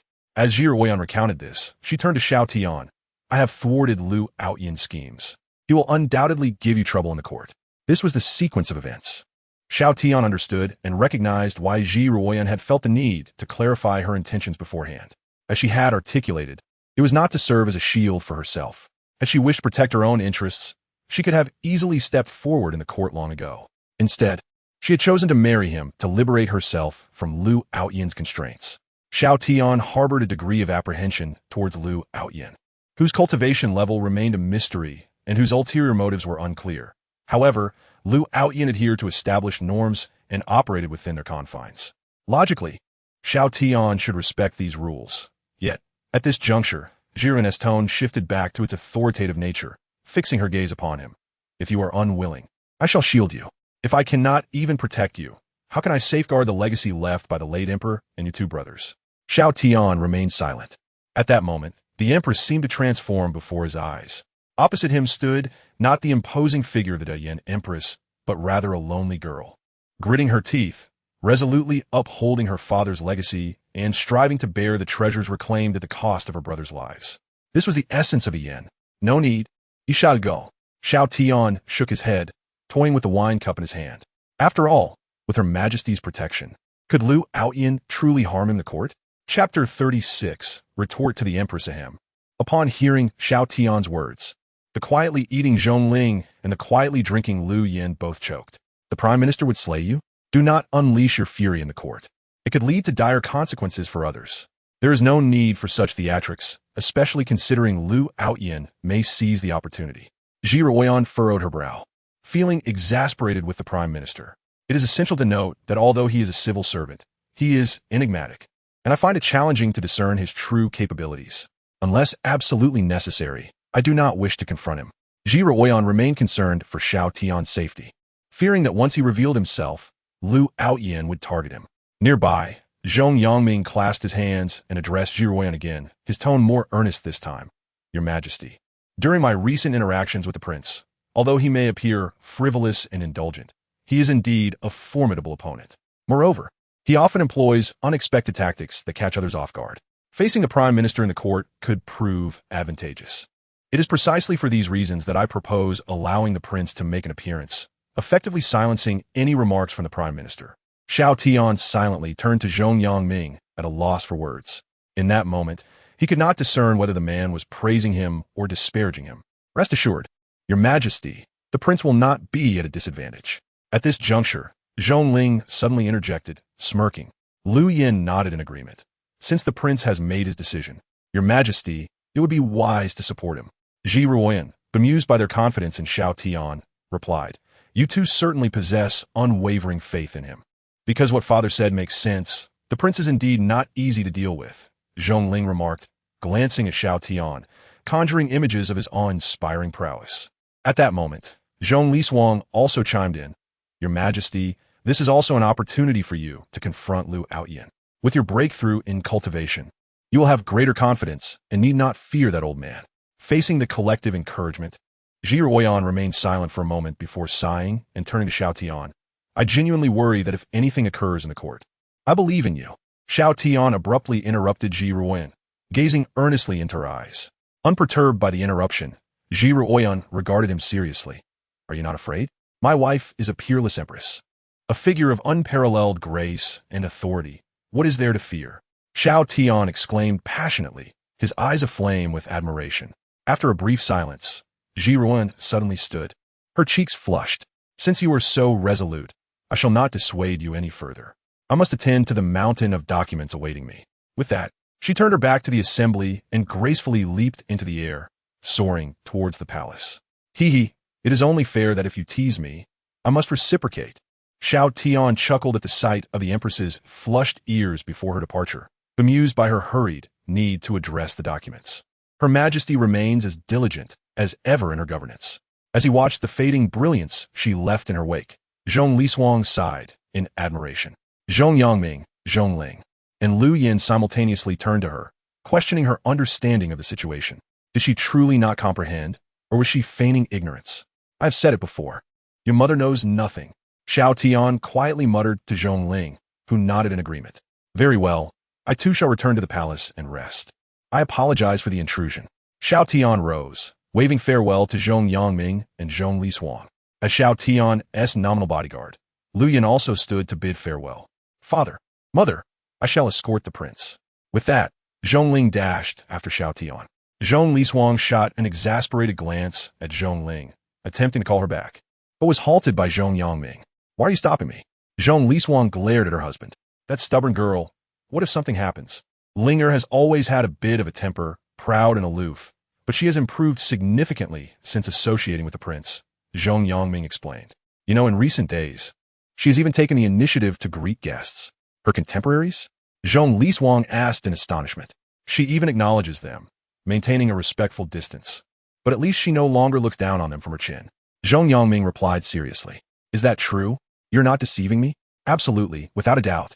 Zhong Lishuang was genuinely taken aback. Their daughter was remarkable in every aspect. Her beauty and talent were exceptional. The only flaw had been her prideful nature. Influenced by both her and the Empress, this had caused her to look down upon ordinary individuals. In the past, when guests visited, it was already a blessing if Zhongling did not scrutinize them disdainfully. That she could merely look at them without raising her chin was a significant improvement. The more Zhong Lishuang pondered, the more perplexed she became. What has caused her to change so much since associating with the prince? In recent days, I have realized that our daughter is quite intimidated by the prince, Zhong Yangming remarked, his expression peculiar. If Linger displays any rudeness, the prince reprimands her, sometimes even giving her a light tap on the head. Gradually, she has begun to transform. Zhong Lishuang's eyes widened in disbelief, her mouth agape. The daughter of the family, who should have held the prince in disdain, is presently filled with trepidation. At this moment, Zhong Yangming furrows his brow, noting that not only their daughter, but also Lu Yin seems to harbor a fear of the prince. This fear resembles a form of reverence. Zhong Lishuang gazes at her husband and, after a moment of silence, inquires, "Are you suggesting that the prince may be concealing something? Perhaps there are matters known to Zero and Lu Yin that elude us." Zhong Yangming speculates that at least the incidents involving the Qingyan Empress and the southern borders have already proven this. Zhong Lishuang realizes, I see. Your confidence in having the prince appear at court stems from this? Indeed, I believe the prince will surprise our esteemed prime minister during his presence at court. Zhong Yangming chuckles, casting a glance at his wife. However, Zhong Lishuang again knits her brow. What if the Xiao Tian harbors ulterior motives? Zhong Yangming reassures his wife. Do not worry. He has come due to the summoning talisman, surely hailing from a barren and weak realm, hence his limited strength. Moreover, he bears the slave ring, which poses no threat to his majesty. They have watched over Ziruoyan's growth and would not wish her any harm. Achoo! Xiao Tian sneezes, and in the astonished gazes of Zhongling and Lu Yin, he breaks the slave ring on his arm, adjusting it to a more comfortable position. In that instant, their minds are flooded with astonishment. Chapter 37. The terrifying Xiao Tian this world is composed of various realms, some strong and others weak, with the latter depending on the former. The summoning talismans are often remnants of powerful forces from bygone eras. In the past, these formidable entities conquered weaker realms and established treaties, allowing them to summon individuals from those realms at will. The slave ring serves as a constraint for those summoned. It is a rule, an unbreakable law. Yet, Xiao Tian shatters this common understanding right before Zhongling and Lu Yin. My lord, what are you doing? Zhongling can no longer contain her curiosity and whispers. Huh? Xiao Tian looks at her, pointing to the slave ring. Sometimes this thing gets twisted and becomes uncomfortable, so I just adjust its position. Zhongling's mind is blank as she stares at Xiao Tian, not understanding why he speaks so nonchalantly about his astonishing actions. Lu Yin swallows hard beside her. My lord, the young general is curious about how you managed to remove the slave ring and adjust it. Didn't you see how I did it? Xiao Tian replies casually, breaking the slave ring and then reattaching it. It's that simple. Just pull it off and put it back on. Zhongling and Lu Yin exchange glances, both recognizing their mutual helplessness. Truly, my lord, you are remarkable. According to records, only those at the 10th tier of the Holy Realm could possibly sever such a thing. Yet, in your hands, it appears to be child's play. They shake their heads in unison, obediently following behind Xiao Tian as they leisurely enter the palace. Once their figures vanish, a hidden observer retracts their gaze and hastily departs.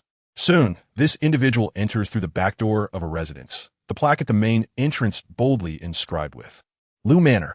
Within the imperial palace, after entering, Zhongling looks around to ensure no one is watching and curiously asks, My lord, do you intend to kill Lu Outyin directly? Xiao Tian gazes at Ling incredulously. Wow, you little brat are quite barbaric. Why would I kill someone for no reason? But Lu Outyan will certainly make things difficult for you at court, and you may find yourself in a predicament where you have no choice but to act, thus revealing your strength. Ling states, her eyes glinting with fierce determination. Since you are so powerful, why not simply raid the Prime Minister's residence? At this point, Ling, with her delicate white hand, gestures towards her neck and mimics a swift motion. Bang! Xiao Tian, controlling his strength, delivers a light smack to Ling's head. Ugh! Ling clutches her head, protesting. My lord, you always do this. It's going to ruin my brain. I see your head is filled with water. It's already spoiled, Xiao Tian retorts. Just moments ago, you mentioned Lu Outyan targeting me, and now you suggest I eliminate him. Do you think Zero Oyan is foolish? Ling, still nursing her head, pouts. You could just talk without hitting me. Why can't you listen, you little brat? Xiao Tian shakes his head and continues towards his royal palace, hands behind his back. Lu Yen follows closely, finding Ling's demeanor amusing. The once proud young general, who scorned everyone, is now completely subdued by the prince. It is a classic case of one being subdued by another. Compared to other formidable beings, the pressure and intimidation Xiao Tian exudes are far more direct. The impact on their understanding is nothing short of devastating, rendering the young general obedient as a quail in his presence. Upon reaching the royal palace, Xiao Tian stretches lazily and reclines in his cherished armchair, comfortably instructing the system to play a grand cinematic spectacle. The usual practice for an hour, then head home. Yes. Both Ling and Lu Yen respond earnestly. They dutifully begin their training in the courtyard of the royal palace. Seated in peculiar postures, they appear to be merely stretching, looking quite relaxed. However, after only a brief period of exercise, they're drenched in sweat. As they move, sounds of popping resonate within their bodies. Upon completing a set of movements, they exhale heavily, feeling exhausted. Despite their fatigue, they diligently continue to refine their skills. During their training, Xiao Tian intentionally emanates a subtle pressure that envelopes them, not only enhancing the difficulty of their practice, but also providing a certain degree of tempering to their physiques. This is the health cultivation technique Xiao Tian created casually based on their conditions. As a master of both internal and external cultivation, he is a remarkable presence in this world. Crafting a regimen to hone their bodies and strengthen their physiques is a trivial task for him. For Xiao Tian, this is mere child-esque play, but for Ling and Lu Yen, it is nothing short of miraculous. Although this health cultivation technique appears somewhat comical and does not elevate their realms or assist with spiritual energy cultivation, it does enhance their foundational qualities. Indeed, they are astonished to discover that the techniques imparted by Xiao Tian improve their foundations and elevate their potential. Thus, after each session, they can distinctly feel that their strength increases more swiftly, and their execution of martial skills becomes considerably smoother. When engaging in combat, they find themselves far more formidable than before. In the blink of an hour passes. With the training session concluded, they are free to depart and rest. Xiao Tian rises, waving his hand at the two, signaling them to leave. After consuming recovery pills, Ling and Lu Yen bow to Xiao Tian and obediently take their leave. As they walk away, they engage in lively conversation, excitedly sharing their experiences. Their tenacity is unmatched. Xiao Tian observes their departing figures, then casts his gaze down at the dampened azure bricks, nodding in satisfaction. For him, this serves as a form of compensation. Moreover, allowing these two to grow stronger will enable them to handle minor matters and troubles, thus significantly reducing the likelihood of his own exposure. Is simply perfect. As Xiao Tian contemplates, he takes a moment to stretch his own muscles within the courtyard. The complexity and difficulty of his movements far exceed that of the health cultivation technique, magnified a millionfold. Though silent, anyone with keen insight observing closely would be left utterly terrified. As Xiao Tian engaged in physical activity, every move he made seemed to shatter the surrounding space, revealing dark and profound fissures. Suddenly, he halted, noticing with astonishment that Ziren was approaching the palace with great fanfare. Chapter 38 Greetings, ye am Ziren Soyan. Intrigued, stepped to the entrance of the prince's palace and gazed into the distance, left speechless. 2 rows of palace maids and attendants, numbering in the dozens, marched forward, lanterns in hand, forming a long procession. Ziren was among them, hands clasped behind her back as she approached. Tall and striking in appearance, she was accompanied by elegantly attired attendants bearing fans, though they paled in comparison to her radiance. With an air of authority, Ziruoyan strode confidently to Xiao Tian. "Prince, why do you linger here? Come, join me in the palace for rest," she commanded, casting a fleeting glance at him before entering the palace. "You may leave now," she added to her entourage. "Yes." The procession bowed respectfully before quietly stealing glances at Xiao Tian as they departed, sharing hushed laughter amongst themselves. This commotion seemed rather excessive to Xiao Tian, who smirked, rubbing his forehead as he returned to the prince's palace. Having once occupied this chamber, Ziruoyan was more familiar with its layout than Xiao Tian. Upon entering, Xiao Tian observed the Royan pausing at the entrance to her quarters, her gaze fixed on the ground of the courtyard. The shattered space had long since mended, leaving only the remnants of sweat stains upon the floor. "Others may think you revel in idleness, yet they fail to see the hard work you put in behind the scenes," Ziruoyan mused, turning her gaze toward Xiao Tian. "So, do you have a method for cultivation?" Evidently, she had misunderstood, believing that the perspiring individual was Xiao Tian. Her look softened, and her tone carried a hint of concern. "Ahem, I still cannot cultivate. I merely engaged in some light exercise for my muscles," Xiao Tian replied casually, attempting to deflect the misunderstanding. His body was too powerful, continuously absorbing the world's energy for enhancement, making true cultivation impossible for him at the moment. He pondered when he might complete his strengthening process and commence genuine training. Strangely, he found himself already extraordinarily strong without any formal cultivation. What might transpire once he began? "Take your time. There is no need to rush," Ziruoyan said, falling silent for a moment before stepping into her chambers, assuring him, "I am here." "Goodness!" Xiao Tian exclaimed inwardly, contemplating whether Ziruoyan had maxed out her charm skills, drawing him in effortlessly. He followed her inside, noticing she had shed her outer garments. Reclining upon the bed with an ancient tome in hand, its writing cryptic yet captivating. "What are you doing standing there? Do you not wish to rest?" Ziruoyan remarked after noticing him motionless nearby. Xiao Tian awkwardly cleared his throat and, complying, removed his outer robe before lying down on the bed. Ziruoyan, glancing at him from the corner of her eye, found his nervous demeanor amusing. Soon after, she extinguished the candlelight with a wave of her hand, carefully placing the book aside before lying down to rest. In the dimly lit expanse of the chamber, only the moonlight from the window illuminated the space. Despite sharing the bed, a considerable distance separated them, reminiscent of a boundary neither wished to cross. "Do not be so tense, to allay any external doubts. I shall frequently spend the night here." Ziruoyan's voice floated softly in the darkness. "Your demeanor suggests you fear I might devour you." "Not that. This is merely my second time sharing a bed with a woman, and I feel a bit anxious," Xiao Tian admitted, still awkward. Having been raised by a guardian who taught him that women would only slow him down, he had never engaged with any. "Second time?" Ziruoyan inquired, her tone taking on a sharper edge. "Who was the first?" Xiao Tian sensed a chill in her voice as he turned to face her, meeting her piercing ice-blue gaze. "The first was also your majesty, before you set out for the northern frontier," he hastily clarified. Ziruoyan retracted her intense gaze and, after a moment, remarked, "How dramatic. My first and second experiences were also with you. Is it not you who is being dramatic?" Xiao Tian thought, rolling his eyes slightly. Furthermore, her peculiar way of speaking made it easy to misinterpret her intentions. The atmosphere grew tense once more, enveloped in silence. After a moment, Ziruoyan's voice emerged again from the shadows. "I wish to know why you desire to attend court and meet with the ministers. If it is against your will, I shall not compel you."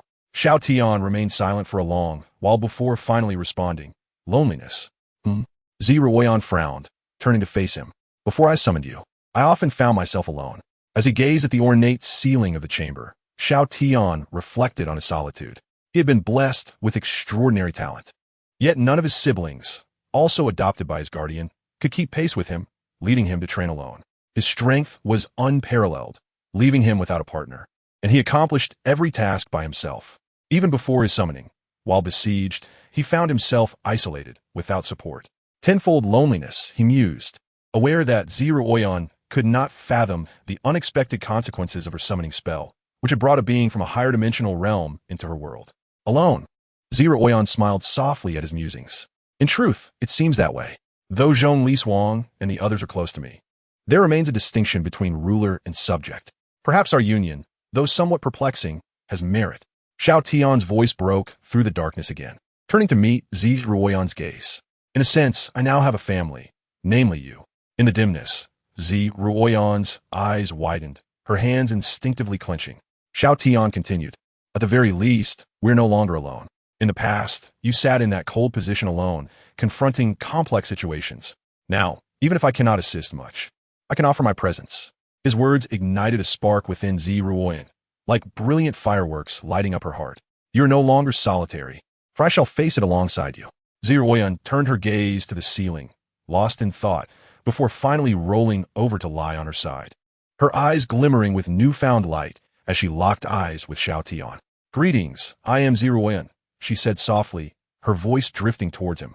Xiao Tian was taken aback, then grinned broadly. Hello, I am Xiao Tian. Chapter 39. I request the execution of the prince. Another day dawned. As the first light of day broke, ministers gathered outside the palace, whispering amongst themselves and occasionally glancing in one direction.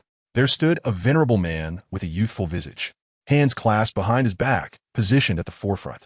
Around him, several officials had gathered, maintaining a respectful distance, save for a young man who bore a striking resemblance to him and stood nearby. Liu Outyan, Prime Minister of the Great Yin Dynasty, was flanked by his son, Liu Shimi, an official from the Ministry of Justice. From the current state of affairs, it was evident that Liu Outyan wielded significant influence within the court, with a third of the officials gravitating towards him. However, there exists another faction led by the couple Zhong Liswang and Zhong Yangming, with the Empress's trusted confidant at its core, gathered on the other side. Additionally, a few other officials stood in scattered groups, maintaining neutrality. Although these officials remained silent and motionless, many could sense the impending storm. They had already received word that the northern border was stabilized and the emperor would return. During this court assembly, the prince would also make an appearance, meeting with the ministers. In fact, many present had previously encountered Prince Xiao Tian and shared a common understanding. The empress held a special affection for him. Firstly, the popular Qingyan wine, crafted by the empress herself, was said to possess an extraordinary flavor, with the prince personally overseeing its production, which was widely acknowledged. The fact that Xiao Tian could profit from the empress's name spoke volumes of his favored status. Secondly, the Minister of Revenue had frequently cooked for Xiao Tian, despite Zhong Yangming's renowned culinary skills being known to few. The fact that the esteemed Minister of Revenue had become Xiao Tian's personal chef further underscored the prince's standing in the empress's heart. It was evident that Empress Zi Ruoyan held a deep fondness for the prince. Nevertheless, all present were acutely aware that Chancellor Liu Outyan disapproved, harboring ambitions for his son Liu Shimi to wed the empress. This day, Liu Outyan was bound to confront the empress once again due to the prince's presence. The neutral officials, in particular, were filled with curiosity about the impending storm within the court. Would the empress withstand the chancellor's assault, or would the chancellor force her into an unavoidable compromise? With a creak, the palace gates swung open, and a heavy sound resonated, prompting all ministers to look up and direct their gazes forward. Soon, the truth would be revealed. The ministers filed in, moving along the imperial path, ascending the jade steps, and entering the great yin hall. Once they found their positions and stood in place, they noticed an unusual arrangement. Beside the dragon throne on the imperial dais, an additional seat had been added. The ministers exchanged knowing glances, aware of whom the seat belonged to. Liu Outyan, seated at the head of the ministers, maintained an unchanged expression. However, Liu Shimi, lacking his father's composure, fixated on the empty seat with clenched fists, clearly dissatisfied. Those who observed him secretly found his demeanor amusing. It was understandable. Liu Shimi had long presented himself as the future prince, only to have Xiao Tian emerge unexpectedly and seize the opportunity. Thus, his distress was quite justified. Her Majesty has arrived. Suddenly, a servant announced loudly. Clad in royal robes, Zi Ruoyan approached, ascending the imperial dais with the assistance of her attendants, and took her place upon the dragon throne. Moreover, a familiar yet unexpected figure followed her to the dais. The phoenix throne? Upon reaching the dais, Xiao Tian immediately spotted his designated seat, wearing a peculiar expression. Should he sit or not? Would it be too embarrassing? What is the matter? Zi Ruoyan inquired as she noticed Xiao Tian's dazed state. Xiao Tian pointed at the phoenix throne. It's nothing, just this chair. Remove it. Zi Ruoyan interrupted him, issuing a command. The prince is a man. How can he sit on the phoenix throne? Replace it. Yes. The servant hurriedly complied. rushing to the dais to replace the phoenix throne with a grand chair. Xiao Tian glanced at Ziruoyan and noted her subtle wink. Now he understood. Her actions were signaling to the ministers, proclaiming, "I hold the prince in great favor." With this in mind, Xiao Tian decided to play along and showcase the demeanor befitting a favored prince. He casually leaned back in the grand chair, propping one leg up, exuding an air of arrogance, as if he were a carefree nobleman. Ziruoyan regarded Xiao Tian's demeanor with indifference. Their heartfelt exchange the previous night had significantly enhanced their tacit understanding, as they collaborated to demonstrate to the ministers what it meant to be proud of royal favor. Within the Great Yin Hall, the ministers displayed varying reactions. Those aligned with the chancellor wore frowns, and even Lu Outyan's gaze flickered with a hint of gloom. As for Lu Shimi, he was so enraged he could hardly contain his teeth from grinding in frustration. In contrast, Zhong Yangming, Zhong Liswang, and the Empress's trusted inner circle appeared quite entertained. They, who understood the Empress's character, were astonished by her preferential treatment of Xiao Tian. Meanwhile, the neutral ministers observed with keen interest, witnessing a spectacle that had become increasingly captivating. Amidst this diverse array of thoughts, the court meeting commenced. The exchange between the sovereign and the ministers, particularly between Ziruoyan and Lu Outyan, flowed smoothly. This was becoming intriguing. Xiao Tian lounged in the grand chair, adopting a nonchalant demeanor, surprised by Lu Outyan's performance. The chancellor proved to be quite capable, adeptly addressing every issue raised by Ziruoyan with effective solutions. Even as Zhong Yangming stepped forward to discuss matters pertaining to the southern border, Lu Outyan filled in the gaps, demonstrating his quick wit. Throughout the proceedings, Lu Outyan not only fulfilled his duties as chancellor, but did so with remarkable excellence, leaving no room for criticism. The great Yin dynasty was flourishing, and Lu Outyan's contributions were undeniably significant. This man was formidable, Xiao Tian mused, recognizing that ambition alone was not to be feared. It was the combination of ambition and capability that posed a true threat. No wonder Ziruoyan was troubled. Reclaiming power in the presence of such a rival was a formidable challenge. "Your Majesty," just as the meeting was nearing its conclusion, Lu Outyan's voice suddenly rose. "Prince Xiao Tian is unworthy of his position, undermining the court and misleading your Majesty. I request the removal of Prince Xiao Tian's title," and Lu Outyan's gaze turned icy as it fixed upon Xiao Tian. Execution. Chapter 40. A relentless pursuit of destruction the moment Lu Outyan's words echoed through the court. A chilling atmosphere of hostility descended upon the assembly. Many ministers stiffened, aware that the main event had arrived. Lu Outyan was the first to strike, catching the Empress off guard, especially after she had just displayed her favor toward Xiao Tian. How intriguing. The previously bored Xiao Tian, lounging in the grand chair, immediately straightened up. "Oh, has it begun?" His eyes sparkled with excitement. This political intrigue, this sharp exchange, each word laden with the weight of life and death, was exhilarating. What could be more entertaining than a mere slap to the face? Most eyes in the court were fixated on the confrontation between the sovereign and the chancellor, thus missing Xiao Tian's expression, except for Zhongling and Lu Yin. Zhongling, a royal guard bestowed with a blade, and Lu Yin, the commander of the imperial guards, were both present. They observed from a distance, noting Xiao Tian's eager demeanor. Truly, a prince, Zhongling thought to himself, glancing at Lu Yin.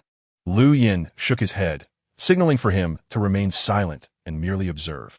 The worst outcome would be that the prince, against his will, revealed his strength and eliminated the chancellor with a single blow. Strength afforded one the freedom to act as one pleased. If the prince wished to play, then let him play. "Your Majesty, my apologies." Lu Yin cast another glance at Ziruoyan, feeling a pang of guilt. After all, the Empress remained unaware of the prince's true intentions. As the tension thickened, Ziruoyan spoke up. "Chancellor, Prince Xiao Tian is my husband. You would so carelessly call for his execution? Absurd." Boom! Ziruoyan's imposing presence erupted, showcasing her formidable ninth-tier saintly strength. In an instant, all ministers were taken aback. The Empress's innate talent was truly unparalleled. At merely 20, she had reached such heights. Old ministers congratulate your Majesty on your advancement in cultivation. Lu Outyan suddenly bowed, paying his respects to Ziruoyan. Yet, as his voice resonated, it effortlessly dissolved the oppressive aura emanating from Ziruoyan, allowing the courtiers to recover from their intimidation. The other officials, too, soon came to their senses and followed Lu Outyan in paying their respects and congratulating Ziruoyan. We congratulate your majesty on your advancements in cultivation, which have instilled fear across the realm. Xiao remained silent, her gaze fixed intently on Lu Outyin. Even at the 9th tier of the Saint Realm, she could not penetrate the depths of his power. Astonishingly, a mere utterance from Lu Outyin had dispelled her own might. His strength was far more profound than she had anticipated. Xiao discerned this clearly, and the courtiers, too, recognized the truth. This was particularly evident to the couple, Zhong Lishuang and Zhong Yangming, whose expressions bore a heavy weight. Lu Outyin proved to be far more formidable than they had imagined. Your Majesty, while your advancements in cultivation are commendable, the ascendance of the Dian Empire relies not solely on power, but also on ability and principles. Prince Xiao Tian, as your Majesty's husband, should possess extraordinary talents. However, he engages in despicable acts that undermine the welfare of the people. Your Majesty is exalted, the supreme ruler of Dian. Yet, you permit him to tarnish your name with his base actions. What right does he have to be your Majesty's consort? This is a clear case of virtue, not matching position. Therefore, I implore you to depose the prince.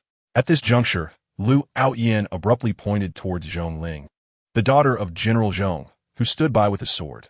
General Zhong's daughter, Zhong Ling, is a royal bodyguard. She spends her days consorting with Xiao Tian, ignorant of the distinctions between genders and ranks. Commander Lu Yin has abandoned his duties, following Xiao Tian in his reckless pursuits. Minister of Revenue Zhong Yangming has been reduced to being Xiao Tian's cook, becoming a laughingstock. Is this not a degradation of the court's integrity?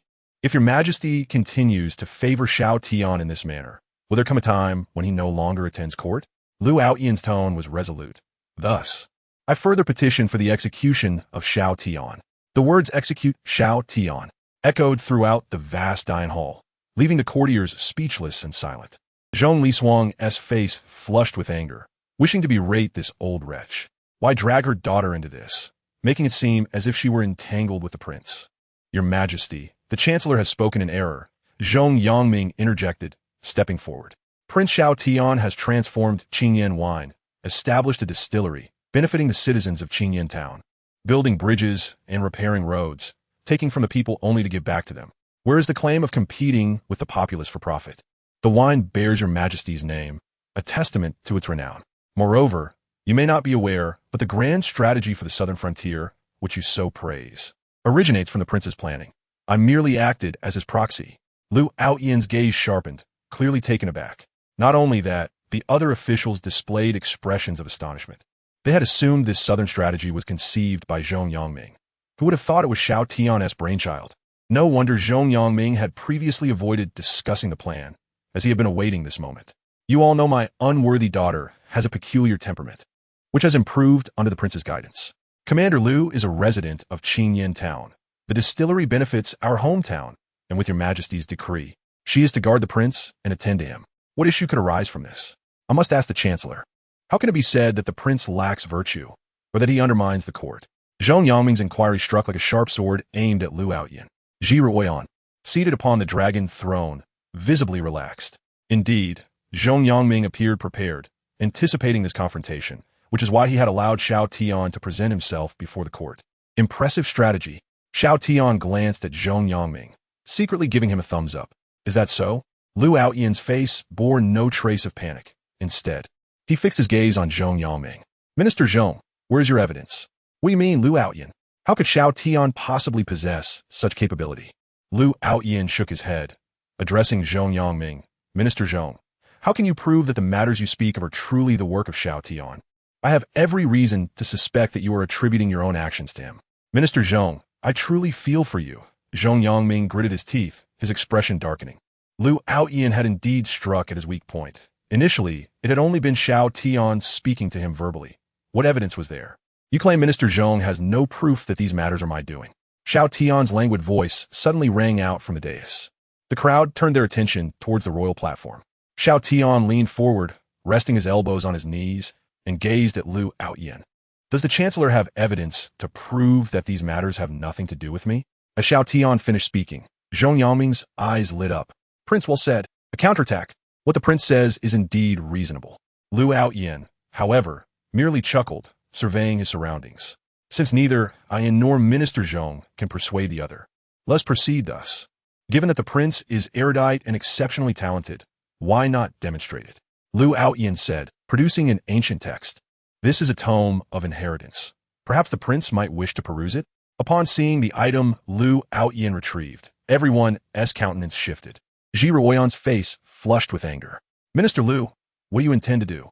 Minister, you have gone too far. Zhong Yongming interjected, unable to contain himself. Zhong Lishuang also wore an expression of fury. Minister, do you intend to push someone to their death? What is this sudden uproar about? Xiao Tian observed the court's agitation with intrigue. Had Lu Outyin merely presented a book? Why did it feel as though they were facing a formidable adversary? Could merely reading a book bring about one's demise? If the prince wishes to read it, there is no issue. At that moment, however, Ji Ruoyan abruptly interjected. Glaring at Xiao Tian, Zhong Yongming hastily spoke up. Prince, it is unwise to look at this book. Whether or not to read, it is not the point. Xiao Tian disregarded Ji Ruoyan and Zhong Yongming, focusing instead on Lu Outyin. Minister Lu, why should I be obliged to read it merely because you say so? Why should your words hold such weight?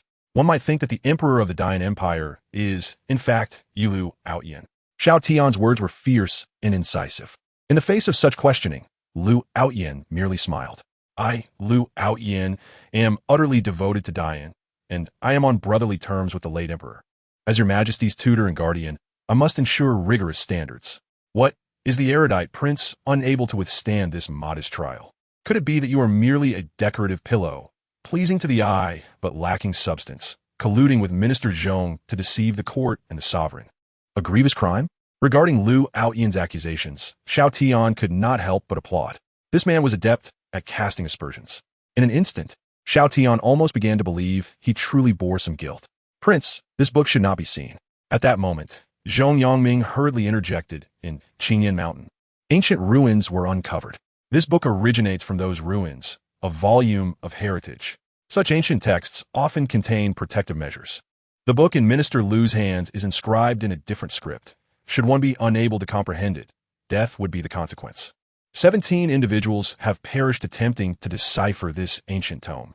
Zhong Yongming's explanation illuminated Xiao Tian's understanding. No wonder Lu Outyin had produced this book. The others looked at him as though he were a ghost.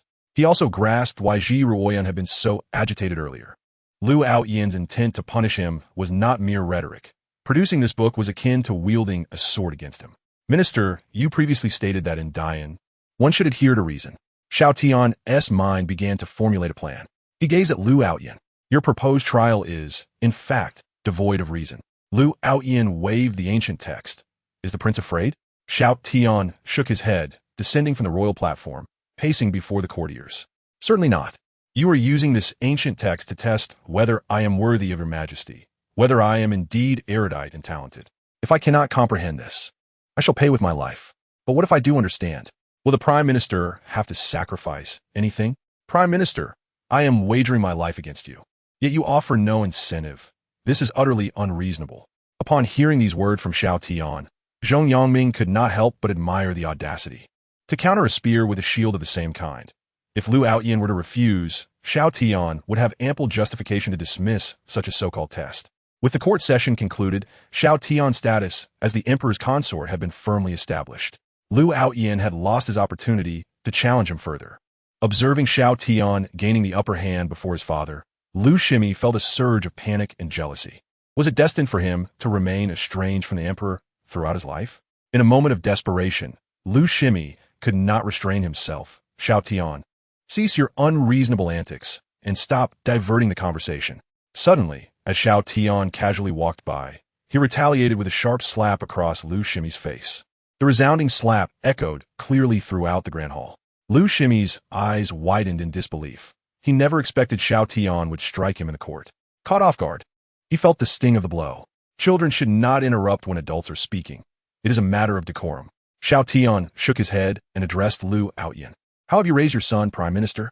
Furious, Lu Shimi clenched his fists, yearning to retaliate. Yet, rationality prevailed, reminding him that such impulsive anger would only provide the emperor with an opportunity to retaliate, rendering his father's efforts futile. Exhaling deeply, Lu Shimi quickly turned to Ji Ruoyan and knelt. Your Majesty, I have acted improperly before you. Please punish me. From the throne, Ji Ruoyan regarded Lu Shimi with a cold gaze and spoke slowly, Lu Shimi shall be penalized with a half-year salary reduction. You may rise. Thank you, your majesty. Lu Shimi hastily stood, a red mark still visible on his face, and bowed his head in silence, avoiding Xiao Tian's gaze. Xiao Tian was internally impressed. He had initially perceived Lu Shimi as a fool, yet he had quickly regained his composure. Both father and son were formidable adversaries. As Lu Xian awaited the conclusion of this interlude, his expression darkened. Upon returning power to the emperor, he had feared that the newly ascended monarch would squander resources. Thus, the keys to the secret treasury left by the late emperor had not been fully returned. As he spoke, Lu Xian produced half a jade pendant from his storage ring. If the prince truly excels, with your assistance, I will have no further concerns. This key pendant should rightfully return to its owner.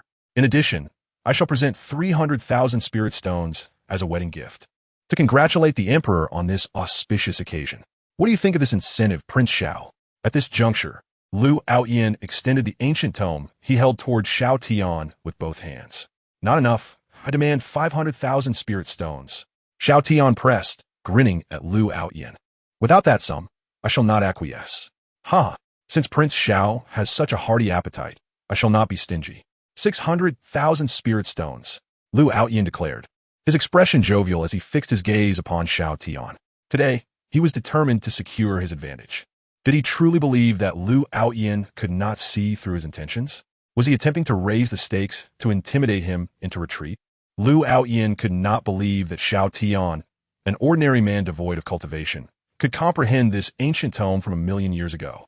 In the Grand Hall of Dian, the ministers watched with keen interest, for Xiao Tian now found himself in a predicament. To comprehend the ancient tome? Impossible. Those who had perished before its pages were renowned scholars, well-versed in countless texts, yet they all fell victim to its enigmatic nature. An unrefined, leisurely prince without any cultivation could hardly be expected to grasp its contents. Xiao Tian, do not act recklessly. Ziruoyan furrowed her brow. Xiao Tian was there to accompany her, not to court death. Abruptly, Xiao Tian seized the ancient tome without hesitation, flipping it open. Lu Xian, I shall preemptively thank you for your generous gift of 600,000 spirit stones. He then lowered his gaze to the tome's contents. However, moments later, he abruptly closed the book. This action caused Ziruoyan's expression to change dramatically. Xiao Tian, Prince. Zhong Yangming's eyes bulged in shock, reaching out in alarm. This is it, thought the ministers of the Grand Hall. Prince Xiao Tian's decision was far too rash. The treacherous nature of the ancient tome was well known throughout the court. Merely glancing at its pages initiated the trial, which could not be halted midway. One must turn to the final page. Failing to comprehend, it would result in instant death, and closing the book prematurely would yield the same fatal outcome. Xiao Tian's brief glance at the tome was akin to a death wish. Prince, it seems that my gift will go unappreciated. Lu Xian chuckled, shaking his head. Why? Xiao Tian inquired, perplexed by Lu Xian's demeanor. Lu Xian's expression shifted as he observed Xiao Tian, who appeared unfazed by having closed the book. Standing is exhausting. I shall take a seat and peruse it leisurely. Do you have any objections? Xiao Tian retorted, brandishing the tome, and sauntered back to the throne, casually settling into the grand seat. Under the watchful, fearful gazes of all present, Xiao Tian reopened the tome, resuming his reading. After a few pages, he found it curious and looked up, noticing everyone staring at him in astonishment. With a loud clap, he shut the book again, causing hearts to race throughout the hall. What are you all staring at? The court session has not yet concluded. Attend to your own matters while I review mine. Xiao Tian, are you feeling unwell? Ziruoyan asked, her expression perplexed. Thank you for your concern, your majesty. I am quite well, Xiao Tian replied, winking at her. Rest assured, I shall ensure the prime minister's gift reaches you. With that, he opened the tome once more, his demeanor serious as he continued to read. In the grand hall, everyone was enveloped in a state of bewilderment, except for Zhongling and Lu Yin, who exchanged knowing glances. They had anticipated such an outcome. How could the peculiar prince not be affected by the tome? Chapter 42. System, I advise you not to seek death. The court session continued in Dian Palace. Everything seemed orderly and unremarkable, with only the occasional rustle of turning pages prompting furtive glances toward the man seated in the grand chair. If one were to describe the current atmosphere in a single word, it would be astonishing. No one could fathom why Xiao Tian read the ancient tome with such nonchalance. Not even Prime Minister Lu Xian, who appeared unusually distracted. Why was Xiao Tian unaffected by the tome's influence? With a sharp clap, he closed the book once more, drawing the attention of all present. Once again, he leaned forward, one hand holding the tome, while the other pinched the bridge of his nose, seemingly fatigued from reading. It appeared that lacking cultivation had its advantages. Seeing Xiao Tian once again pause his reading, Ziruoyan felt relieved. A smirk graced her lips, and she cast a proud glance at Lu Aoyan. As if proclaiming her victory, her spirits lifted. After all, her husband, even as an ordinary man, stood out as truly exceptional. Meanwhile, Xiao Tian, rubbing his nose, felt a throbbing headache. What nonsense was this? It resembled the scrawl of a madman. Was this truly the work of a human? As Xiao Tian sensed the energy emanating from the pages, a tingling sensation enveloped him, providing a full-body massage. Wankai, what is this power within the tome? Is it for body refinement? He mused inwardly, querying the system while continuing to open and close the book, savoring the force surging toward him. It was delightful, invigorating his muscles and joints. Esteemed Master, based on my investigation, this tome is an ancient text of the ancient god clan, possessing protective seals powerful enough to obliterate beings of the 10th tier saint realm. However, your physique is so formidable that this force can merely serve as a massage for you. An ancient text of the ancient god clan? This is something truly beyond human creation. Xiao Tian clicked his tongue, flipping through the pages once more. It seems this world holds some intrigue, with entities that are not of human origin. Translating this ancient text of the ancient god clan requires 3,000 task points, which can be obtained by completing tasks assigned by the system. Can you assist me with the translation directly? Xiao Tian inquired, toying with the ancient text in his hands. I sincerely apologize, Master. According to my system's parameters, it is necessary. I have already made my request. Should you cause me embarrassment, I shall eliminate you without hesitation. Leaning back in the armchair, Xiao Tian communicated with the system in his mind, disregarding any system regulations or tasks. Moments later, a voice echoed in Xiao Tian's mind again. Task assigned. Master must rest for 1 second in the armchair to complete the task and earn 999 task points. Congratulations, Master. Your task has been completed, and you have earned 999 task points. Translating the ancient text of the ancient god clan. Lying in the armchair, a smile spread across Xiao Tian's face. Is the problem not resolved? Without a bit of pressure, one would not know how to adapt. Here, you are merely an intelligent voice system, utterly oblivious to the situation. Xiao Tian felt quite pleased. Of course, as long as you maintain a proper attitude and perform your duties diligently, I am not unreasonable and shall not mistreat you. Apologies, Master. I shall strive for continuous improvement. Now, all that remains is to wait for the system's translation to conclude. With nothing to occupy his time, Xiao Tian repeatedly opened and closed the ancient text. One can only imagine that the creators of this book never anticipated that one day their ancestral tome would be utilized as a massage device. The court meeting was nearing its conclusion. Lu Aoyan's expression had darkened to an extreme. The cause? Xiao Tian's actions in that armchair were simply unacceptable to him. Flipping the ancient text open and closed, what did it mean? Everyone understood that this tome posed no threat to him. So was it necessary to flaunt it in front of him? It was nothing short of blatant mockery. Prince Xiao. Finally, as the court discussions wrapped up, Lu Aoyan could no longer contain himself and spoke in a low voice. While it was true that the ancient text posed no danger to an ordinary individual like you, it was not meant to be toyed with so carelessly. Our agreement was for you to comprehend this tome. As he spoke, Lu Aoyan fixed his gaze upon Xiao Tian, attempting to exert pressure. Could it be that Prince Xiao intended to play tricks? Do not attempt to evade responsibility with ludicrous excuses, claiming it to be a forgery or the like. On the dais, Xiao Tian remained silent, merely chuckling softly. I am far above engaging in such petty tricks. Rising with the book in hand, he noted that the translation progress on the system panel had reached 99%. 100%. Buzz. A resonating sound suddenly emanated from the ancient text in Xiao Tian's hands as brilliant golden light radiated from the tome. The golden brilliance swirled, transforming into symbols, ultimately coalescing before Xiao Tian. The magnificent golden tome of spiritual energy hovered before him. The golden tome of inheritance. In the great Yin Hall, Zhong Yangming exclaimed with delight, his voice booming. The relic's ancient text, once fully comprehended, would coalesce into a tome of inheritance. White, blue, purple, gold, crimson. The prince has indeed acquired the golden tome of inheritance. I must extend my gratitude to Minister Lu for such a generous gift. Zhong Yangming felt a sense of vindication, his voice resounding throughout the hall. Observing Lu Aoyan's darkened countenance, he could only think of 11 simple words. It was utterly gratifying. On the dais, Ziruoyan also rose, her bright eyes fixed on Xiao Tian. Subsequently, she smiled and addressed Lu Aoyan below. The ancient text, which claimed the lives of over 10 individuals, has now been unraveled by His Highness. Such talent should surely catch the minister's attention. No? Lu Aoyan remained silent, insisting. While the golden tome of inheritance has indeed appeared, Prince Xiao has not yet accepted the inheritance. Who can guarantee that the prince did not recklessly flip through the pages, triggering some hidden seal that caused the golden tome of inheritance to manifest? Swish! No sooner had Lu Aoyan finished speaking than the golden tome of inheritance transformed into a streak of light, merging into Xiao Tian's brow. The expressions of all present in the hall became quite extraordinary. The prince had received the inheritance. At that moment, Xiao Tian leisurely descended from the dais, approaching Lu Aoyan. He held the now ineffectual remnants of the ancient text before Lu Aoyan, letting it drop. Thud! The now useless tome struck heavily at Lu Aoyan's feet. Minister Lu, do you have anything to say now?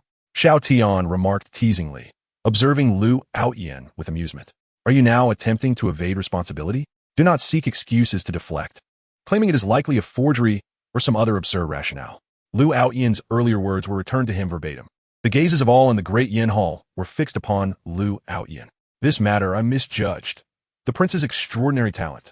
Lu Aoyan's face darkened, and he spoke in a low tone. Xiao Tian nodded in satisfaction. 600,000 spirit stones. You must not default on this. With that, Xiao Tian reached out and snatched the jade pendant key from Lu Aoyan's grasp. Hand it over. Chapter 43, The Dark Hand Behind the Minister. Faced with Xiao Tian's audacious theft of the jade pendant, Lu Aoyan remained sullen and silent.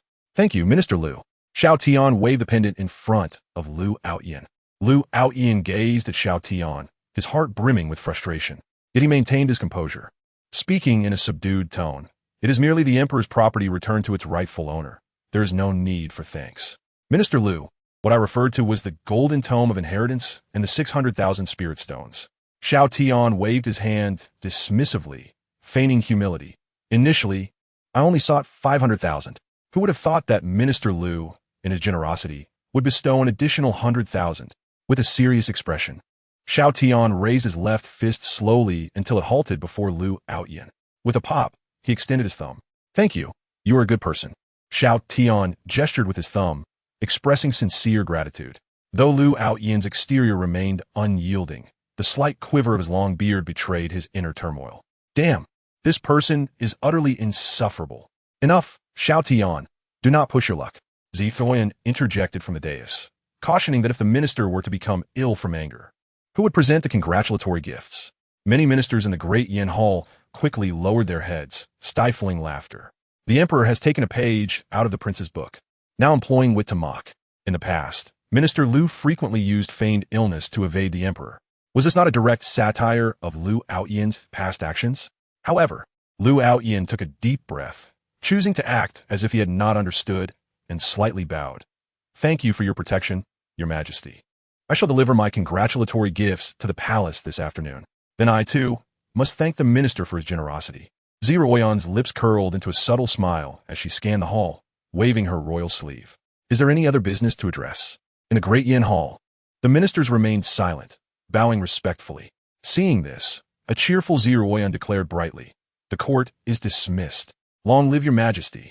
Ziruoyan rose, accompanied by her attendants, and departed the great Yin Hall. Only then did the ministers straighten up and proceed out of the hall. Once outside, they gathered in small groups. Among them, Minister Lu Aoyan strode away with a dark expression, hastening his pace alongside Lu Shimi, eager to leave without delay. In the presence of the chancellor's faction, the court officials, under the mocking gazes of Zhong Yangming and others, departed in disarray. Lu Aoyan suffered a crushing defeat during the court assembly. They too were vanquished, with little distinction between them. In stark contrast, Zhong Yangming's side was filled with laughter and joy, creating an atmosphere of elation. Minister Zhong, today's triumph is monumental. I shall dine at your residence this evening, proclaimed Xiao Tian as he exited the great Yin Palace. making his way towards Zhong Yangming, with Zhong Ling and Lu Yin trailing behind like two obedient attendants. Besides Zhong Yangming and Zhong Lishuang, other officials loyal to the emperor were present. Upon noticing Xiao Tian's approach, they clasped their hands in greeting. Greetings, Prince Xiao. Your valor was truly commendable. Prince Xiao has indeed brought us pride.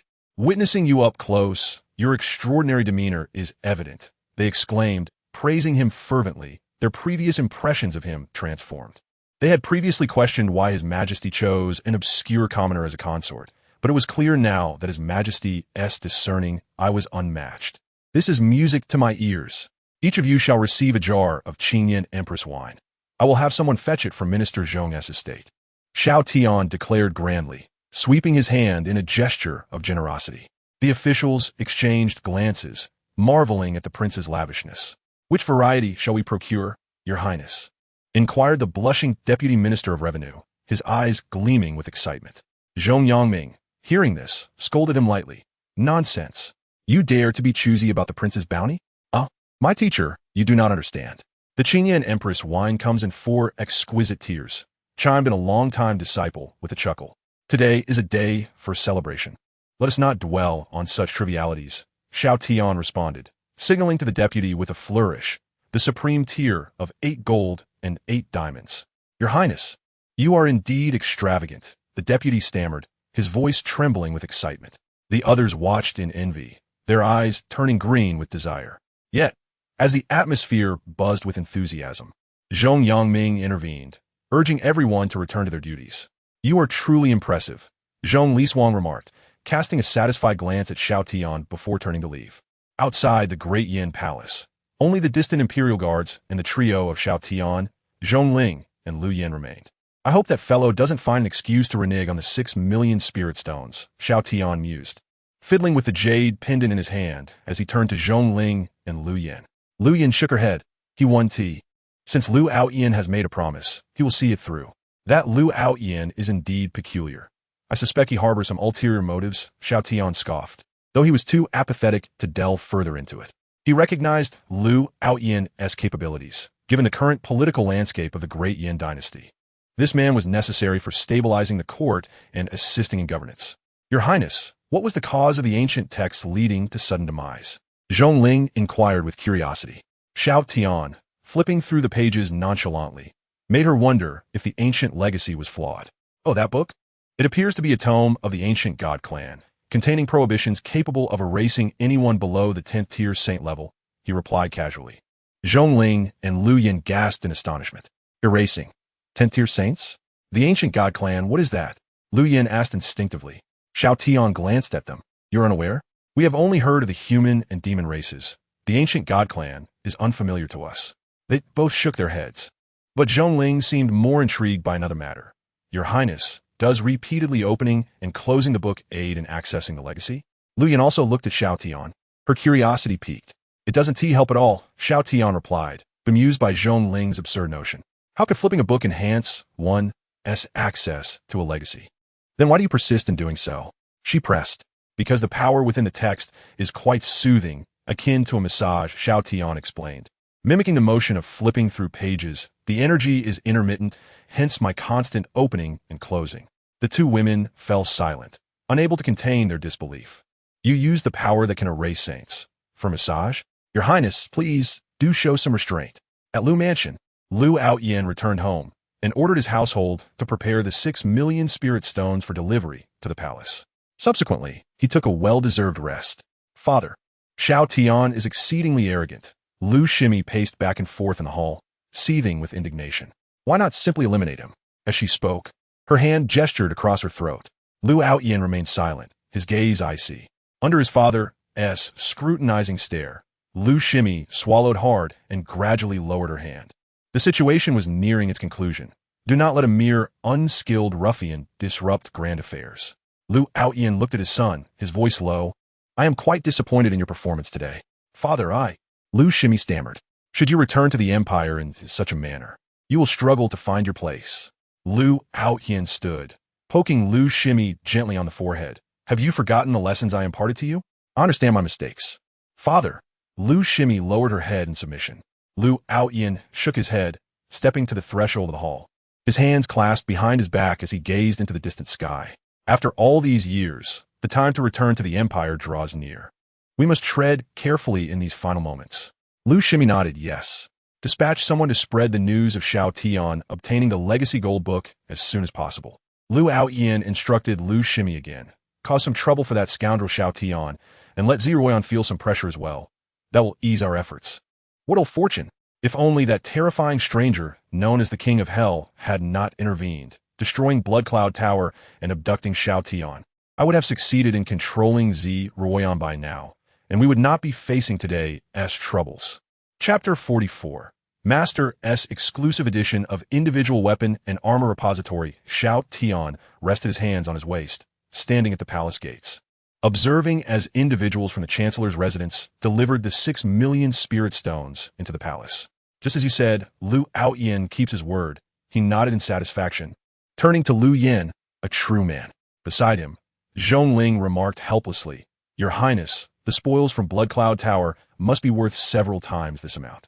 Nonsense. What spoils? Xiao Tian frowned, correcting Zhongling.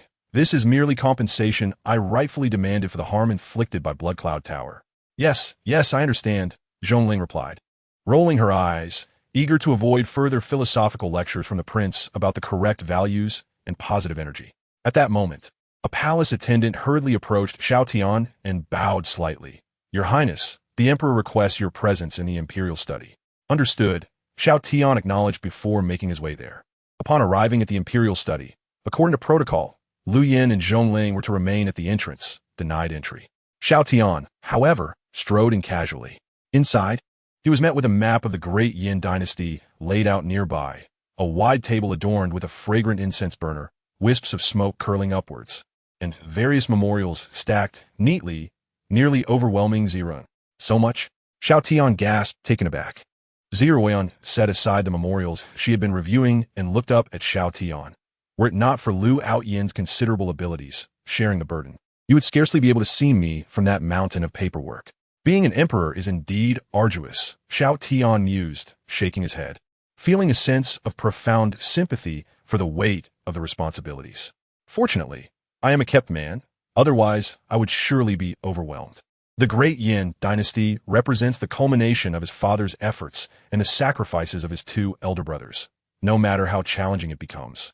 It pales in comparison to their struggles. Ziruoyan shook her head in response. Xiao Tian remained silent, wishing to avoid evoking any unpleasant memories for Ziruoyan.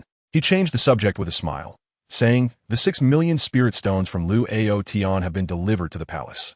Just then, he recalled that he had summoned her for a specific purpose. Ziruoyan spoke again, retrieving a half of a jade pendant from her storage ring and handing it to Xiao Tian. Upon receiving the pendant, Xiao Tian's expression soured. On more tasks, this key pendant is a pair with the one you obtained from Lu Aoyan. When merged, they form the key to the palace treasury, which contains a wealth left by my father. I entrust this key to you, responsible for safeguarding the palace treasury. This way, there will be no excuse for others to claim you are idling, she explained. Xiao Tian immediately comprehended Ziruoyan's intention. She was assigning him the task of guarding the treasury door, which was not a burdensome chore, but rather a leisurely one. Wasn't it perfect for him? How splendid!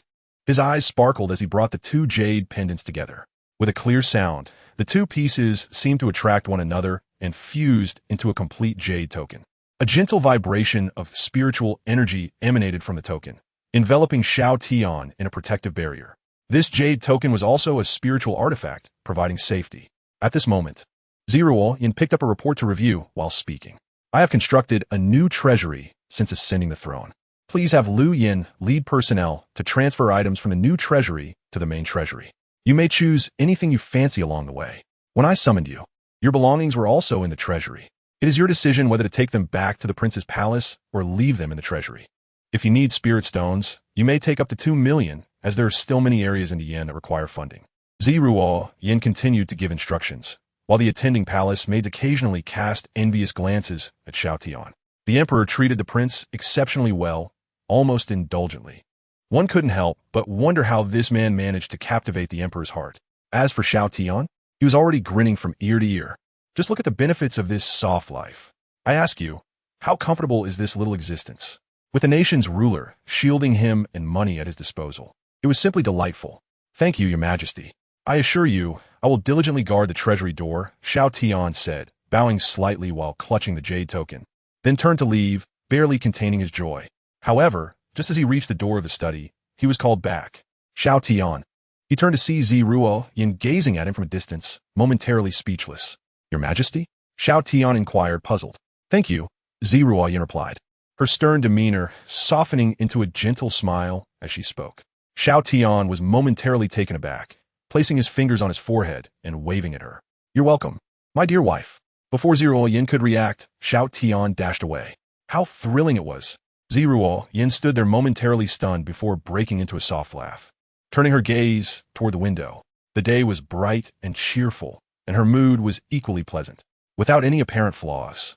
It seemed there was nothing wrong with her current state. She picked up a new report and continued her review, her movements noticeably lighter and her expression softer than before.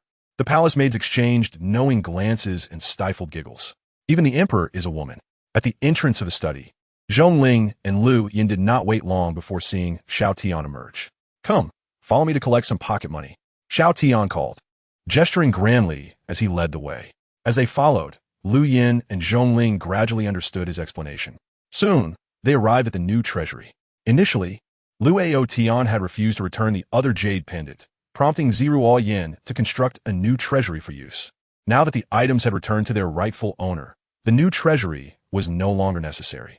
Comparatively, the old treasury was in much better condition, possessing stronger protective arrays and being more beneficial for preserving various elixirs and materials. Lu Yin was highly efficient, and before long, arrangements were made to transfer the items. Prince, are these your belongings? They look rather peculiar, Zhongling remarked, eyeing a large metallic box in a corner of the new treasury. What seems odd about it? Xiao Tian responded irritably. This is a personal armor weapon vault, and it is a specialized version crafted by my master. A personal armor weapon vault, specially crafted by your master? Zhongling's eyes sparkled with excitement. May I take a look? Absolutely not. Xiao Tian shook his head, staring at the metallic cabinet in silence for a long time. Finally, he decided to store it in his storage ring. If possible, I hope to never have to use this again. After all, this personal armor weapon vault carried too many memories. Memories he needed to forget upon entering this new world. Chapter 45. Sitting on the ground in fear though living off others, Xiao Tian remained unaware of just how wealthy Ziruo Yin truly was. After all, it was not uncommon for a sovereign to be impoverished despite holding a throne. It wasn't until he opened the treasury with the jade pendant that he was utterly astounded. The wealth he witnessed surpassed anything he had encountered before, even the treasures in the headquarters of the Blood Cloud Tower. Father-in-law, you are truly remarkable. Xiao Tian stood at the entrance of the treasury, gazing in disbelief at the treasures within. Not only was he astonished, but Zhongling and Lu Yin stood frozen in place, questioning their own existence. The new treasury built by Ziruo Yin was filled with an array of treasures, spiritual artifacts, elixirs, and martial arts manuals, all in abundance. While the Blood Cloud Tower's treasury boasted a variety of items, the contents of this dusty vault, long untouched, were overwhelming. Spirit stones. Countless spirit stones flowed forth like a rushing stream as the door to the treasury opened. How many spirit stones are there? Zhongling gasped, nearly losing her breath. She had never seen so many spirit stones in her life. Beside her, Lu Yin looked dazed, his eyes nearly popping out of his head. Soon, Ziruo Yin rushed over upon hearing the commotion. Standing at the entrance of the treasury, her expression mirrored their shock. How could there be so many? She exclaimed, taken aback by the sheer quantity. In comparison, the 6 million spirit stones Luo Tian had delivered seemed trivial, hardly worth mentioning. What should we do? Xiao Tian turned to Ziruo Yin. I don't know, she admitted, hesitating. If she were given tens of millions of spirit stones, she could devise a plan for their distribution. But when such a sum was merely a drop in the ocean for the entire treasury, she felt at a loss. Since ascending to the throne, she had been cautious with finances to maintain the stability of the Dayan Empire. Suddenly coming into such wealth left her unsure of how to proceed. Perhaps we should leave the professional matters to experts, like Zhong Yangming, Xiao Tian suggested. Ziruo Yin nodded gently, agreeing with his reasoning. It's truly absurd, Xiao Tian remarked, gazing at the treasury in awe. The founding emperor of the Dayan Empire was Ziruo Yin's father, the late emperor. Typically, founding emperors are often impoverished, requiring time to restore the national treasury. Their personal coffers are seldom substantial. Yet, this founding emperor's personal treasury was wealthier than the entire Dian Empire by several multiples. How unreasonable was that? Xiao Tian's lips twitched. Something was deeply amiss in the Dian Empire. However, Xiao Tian stood with his hands on his hips, gazing at the treasury before him, overwhelmed with emotion. Truly magnificent. Do you think your father would faint upon seeing these spirit stones? Beside him, Zhongling dismissed Xiao Tian's words. My father has overseen the Ministry of Revenue for many years. How could he possibly faint over this? After a moment's contemplation, Xiao Tian nodded in agreement. That makes sense. Shortly thereafter, Zhong Yangming received word and hurried over.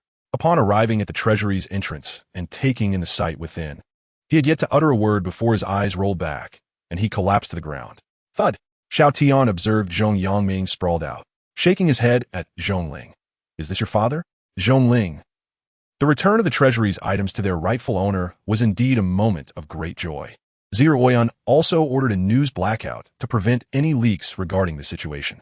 The most delighted individual was none other than the Minister of Revenue, Zhong Yangming. With a substantial sum of money now in his hands, he was poised to make his mark, particularly regarding the matters in the southern frontier. This money ensured absolute stability. Alongside Ziruoyan, he began to adjust his plans accordingly. Suddenly possessing such an abundance of spirit stones opened up a myriad of possibilities.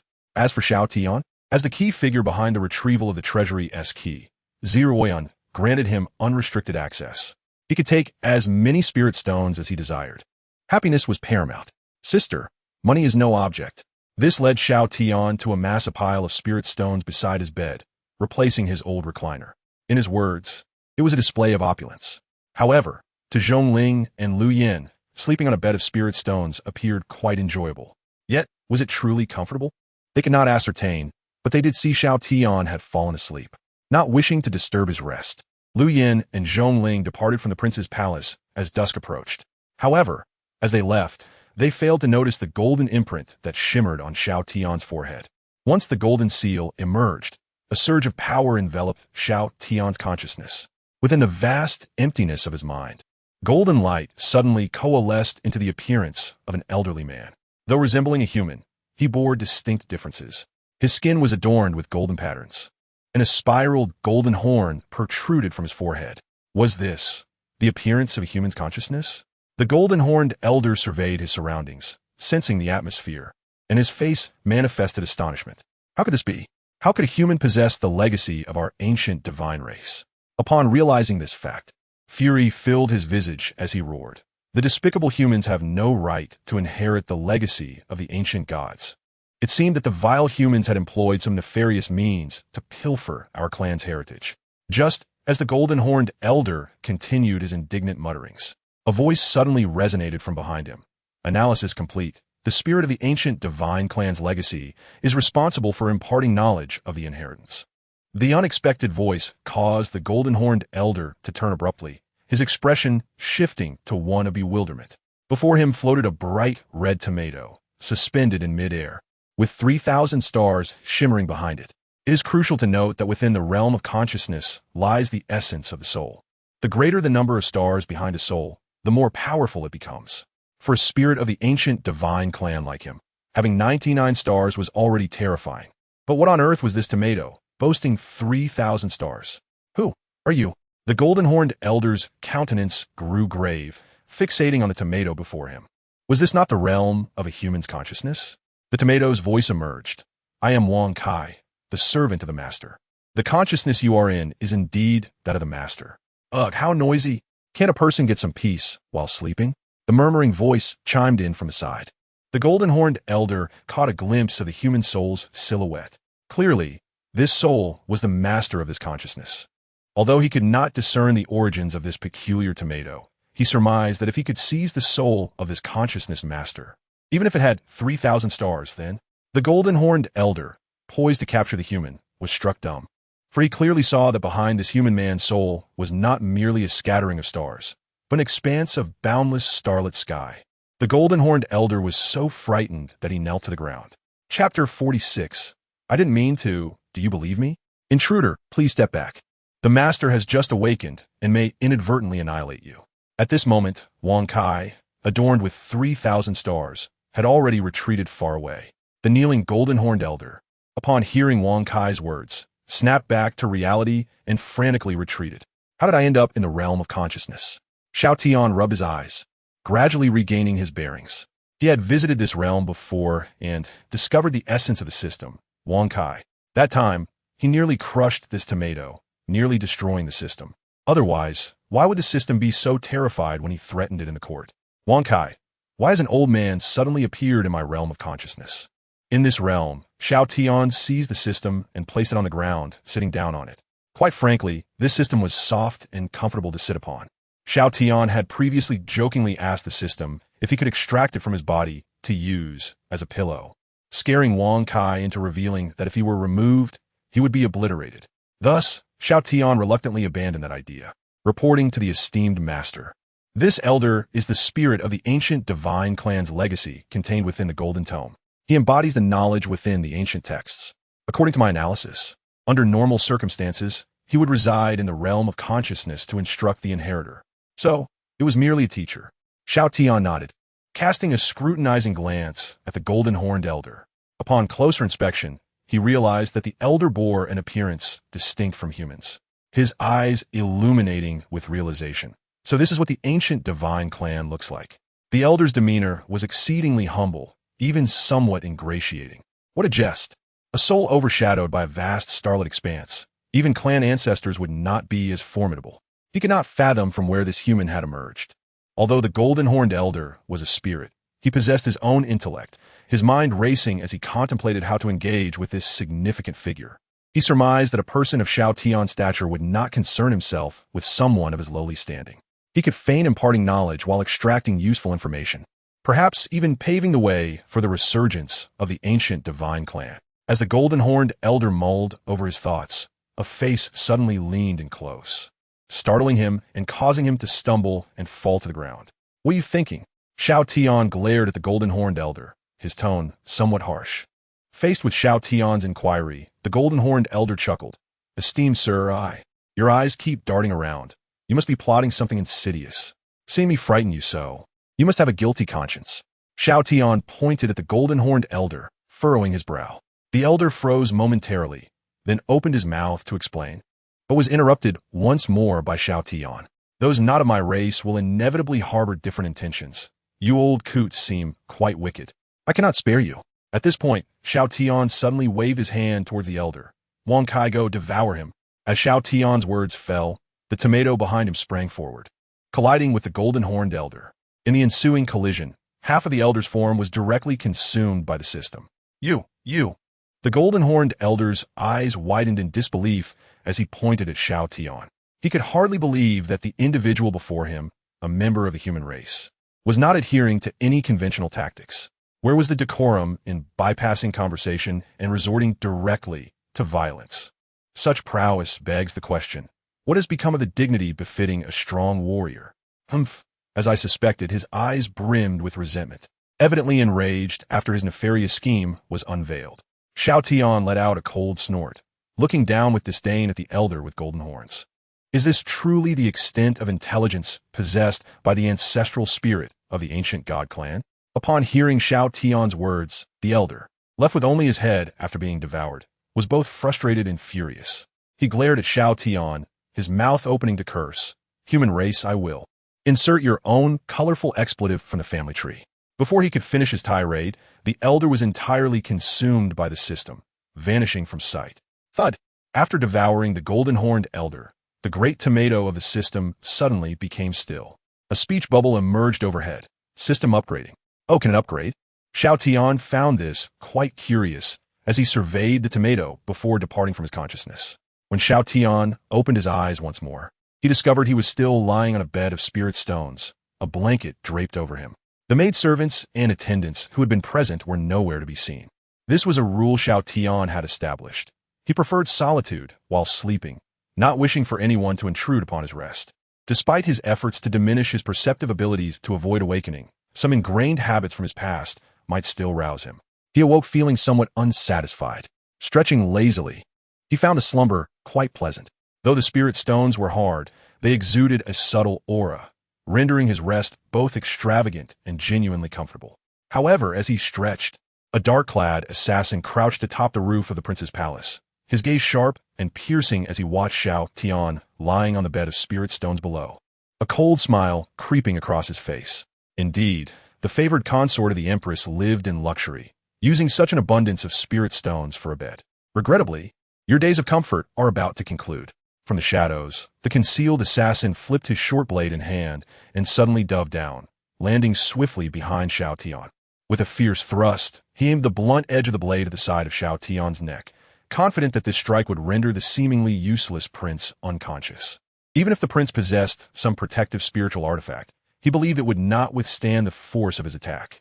The blade met Xiao Tian's neck with an intimate touch, sparks erupting as the blade shattered upon impact.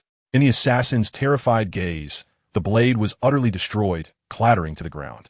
Xiao Tian turned in astonishment, locking eyes with the stunned assassin. Both were left in an awkward standoff, each surprised by the other's presence. "What are you doing?" Xiao Tian asked incredulously as he regarded the assassin. The assassin, now sweating profusely, stammered, I didn't mean to. Do you believe me?" Chapter 47. The ever-positive Xiao Tian. My name is Feng Meng, one of the 6 evils of the Black Soul Hall, serving under the Hidden Killer's dual assassins, known as the Earth Kill. Today I, along with Tian Sha, have come to the imperial city of the Great Yin Dynasty to fulfill our mission. Yet, I have encountered a monster. Initially, the mission was progressing smoothly. Tian Sha had successfully captured the Minister of Revenue, Zhong Yangming. This individual's extraordinary capabilities had severely disrupted our plans in the Southern Territories. As a close advisor to the Empress, with a wife who is a general of the Great Yin, targeting him would facilitate our infiltration into the dynasty. My task was to infiltrate the palace and capture the newly appointed Prince Xiao Tian. Though he is merely a commoner, he has captivated the Empress to such a degree that one can only surmise he possesses unique talents. By capturing both Zhong Yangming and Xiao Tian, we would undoubtedly achieve significant results. The plan was sound, and Tian Sha's execution was flawless. However, Feng Meng gazed at Xiao Tian with trepidation, hardly daring to move. Why was this so? Because the prince, who had been described to him as a mere waste, was now lost in thought, occasionally gathering the metallic shards of the broken blade from the ground, molding them in his hands as if they were mere clay. One must understand that this short blade was a precious 6th-tier spiritual artifact bestowed by his master, razor-sharp enough to draw blood even with the slightest mishap during cleaning. Surely, the intelligence department within the palace must be utterly incompetent. This so-called ordinary person before me is a veritable anomaly. Your Highness, I heard a commotion. Outside the palace, the voices of the female guards could be heard, accompanied by their footsteps. I'm not dressed, do not enter. Xiao Tian barked, his face turning fierce. I merely knocked something over. There is nothing to worry about. Just summon Lu Yen. The group of female guards, their faces flushed, exchanged glances before retreating. Some hastily departed to summon Lu Yen. On duty that night and nearby, Lu Yen hurried over. Upon hearing her subordinate's report, she surmised that something was amiss and instructed. Your Majesty has worked hard. Let's not disturb her. You all remain at the door while I investigate. Yes, the guards replied, watching Lu Yen enter the prince's palace. The palace was not small. Traversing the main hall, she arrived in the familiar courtyard. At a glance, she spotted the figure in black on the ground, her expression changing. Your Highness, what has transpired? I had just awakened when this fellow attempted to strike me unconscious with a short blade. Xiao Tian pointed at Feng Meng, his expression grave. The Empress has not noticed the disturbance here, has she? Fear not, Your Highness. I was not far away, and there was no commotion here. The Empress remains unaware. Lu Yen quickly assured him, knowing that Xiao Tian's greatest concern was the exposure of his abilities. Xiao Tian sighed in relief, his demeanor softening considerably. That is good, as long as she has not been disturbed. Your Highness, where is the weapon? Lu Yen glanced around, failing to spot the short blade Xiao Tian mentioned. Xiao Tian opened his hand, revealing the iron sphere nestled in his palm. It shattered when he struck me. I was merely playing with it out of boredom. Considered a gift. Recycling waste? It should fetch a decent price, no? Lu Yan's lips twitched as she accepted the iron sphere, sensing its essence and realizing it was indeed a piece of spiritual gold. Just this lump alone could easily be worth tens of thousands of spirit stones. Thank you for your generosity, Your Highness. Lu Yen expressed her gratitude as she accepted it. Then, turning her gaze back to the figure on the ground and noticing the insignia on his robes, she scoffed, another from the Black Soul Hall. At your age, Infiltrating the palace undetected is quite the feat. You must be one of the dual assassins under the hidden killer, right? Feng Ming, seated on the ground, quickly clasped his hands in greeting. Sister, you have keen eyes. I am Feng Ming of the Earth Kill. It was all a misunderstanding. A misunderstanding? Lu Yin glared at Feng Ming. You invade the palace and attempt to assassinate a prince, and you dare speak of misunderstandings? It was not an assassination. I used the blunt edge of the blade. Your Highness, think carefully. Did I not use the blunt edge? Feng Ming hastily explained, looking to Xiao Tian for support. Xiao Tian nodded slightly. Indeed, you did use the blunt edge. Actually, I came to the palace merely to gather intelligence, and mistakenly identified the wrong person while attempting to capture a servant. Feng Ming offered a sycophantic smile, clearly having no intention of carrying out an assassination. Xiao Tian remained silent for a moment before turning to Lu Yin. I feel this individual is treating me as a fool. You might as well resign yourself to that notion. Lu Yin sighed, gazing at the babbling Feng Ming. Your Black Soul Hall seems to have met yet another failure at the hands of the prince. Another? Lu Yin's words left Feng Ming momentarily stunned. They provoked Xiao Tian at the Black Soul Hall, seemingly just once. What does it mean to fall again? In the next moment, Feng Ming's pupils suddenly constricted, pointing at Xiao Tian with trembling fingers. You are the king of hell? One of the 6 evils of the Black Soul Hall, the Poison Marsh Elder, had gone to Qingyan Mountain for a task, only to be obliterated along with 3 mountains by a figure known as the King of Hell. The renowned Blood Cloud Tower in the southern wilderness was completely annihilated in a single day by this mysterious powerhouse known as the King of Hell. The true identity of this King of Hell turned out to be Xiao Tian. In everyone's eyes, the charming Empress Ruoyan's pretty boy. They had foolishly hoped to capture such a terrifying existence alive. He had naively insisted it was a misunderstanding and even asked others if they believed him. With a bitter smile, Feng Ming had already resigned himself to death. Since he was doomed regardless, he might as well shine brilliantly in the final moments of his life. Prince Xiao, Feng Ming suddenly shouted, intending to burn his own spirit energy, igniting his lifespan for a glorious and spectacular death. However, as soon as Feng Ming's voice rang out, he noticed Xiao Tian's expression change dramatically, as if he were in panic. Then, Feng Ming witnessed a scene he could never comprehend in his lifetime. He saw Xiao Tian pull at the empty air with his bare hands, tearing open a rift that revealed an unfathomable tide of darkness. Tearing apart space with his bare hands? Before Feng Ming could regain his composure, Xiao Tian had seized him by the throat, rendering him utterly voiceless. The spirit energy within him was shattered.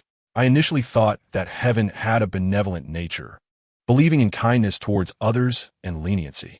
I considered sparing your life, thinking perhaps you could reform and contribute to this world in the future. Who would have thought that your heart is so malicious, seeing through my weakness of not wanting to expose my strength? You deliberately roared loudly, shaking your spirit energy, hoping to alert the Emperor and expose my power.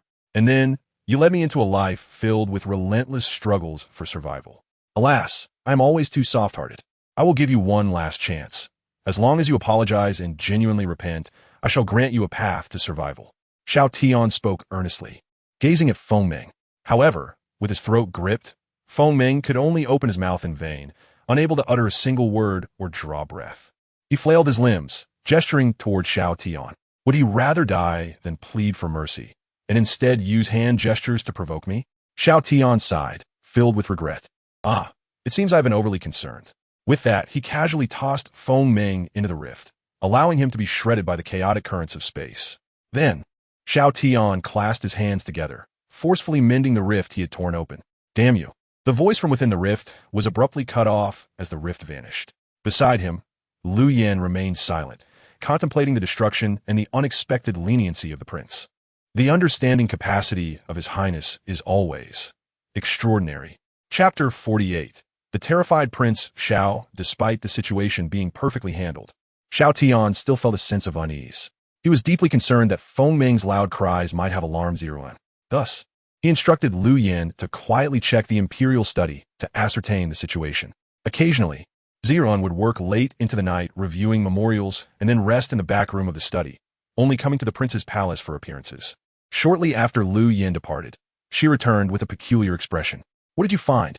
Xiao Tian asked eagerly upon seeing her. Lu Yin shook her head. Your Majesty is not present. According to the Imperial Guards, half an hour ago, the Grand General rushed into the palace. and then your majesty followed him out. How wonderful! Isn't it just perfect timing? Xiao Tian exclaimed, feeling a wave of relief wash over him. He waved Lu Yin off, saying, "All right, you may resume your duties. Remember to practice your stances." He urged her to quickly enhance her strength, lest he be continually disturbed by such insignificant pests. Lu Yin nodded silently. Only His Highness would refer to Feng Ming, a peak 6-stage death realm expert, as a mere pest. After Lu Yin left, Xiao Tian continued to lounge on the warm spirit stone bed. After the fright he had experienced that night, he decided to ask Zhong Yangming to prepare some delicious food the next day. Having made up his mind, he drifted off to a blissful sleep. A night swiftly passed. At the Zhong residence, Zhong Ling anxiously awaited in the front yard, her heart heavy with worry. Lingya! At that moment, Zhong Liswang, looking weary, rushed in, asking urgently, "Have you heard anything about your father in the city?" Zhong Ling shook her head vigorously. "No, I have searched the city thoroughly and found no trace of father. I also scoured the surrounding areas of the imperial city, but found no signs of him." Zhong Liswang sat on a stone bench in the courtyard, her hands clenched tightly. Suddenly, a streak of light flashed from afar, and a figure landed abruptly in the Zhong residence. It was none other than Ziruoyan, dressed in her usual attire. "Your Majesty!" "Over here," Zhong Liswang called out, her gaze fixed on her. "What news?"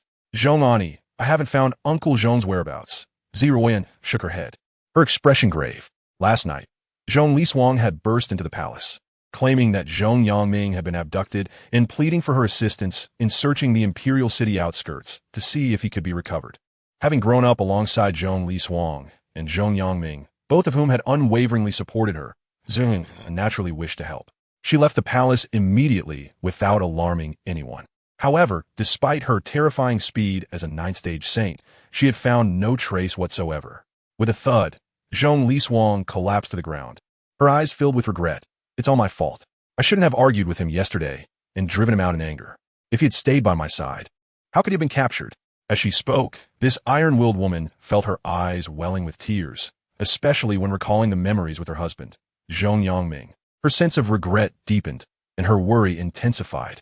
Given her husband's identity, being taken by someone surely spelled trouble. There might even be threats to his life. It seems that Uncle Zhong's abduction is likely related to the turmoil in the southern regions, Ziruoyan began to deduce.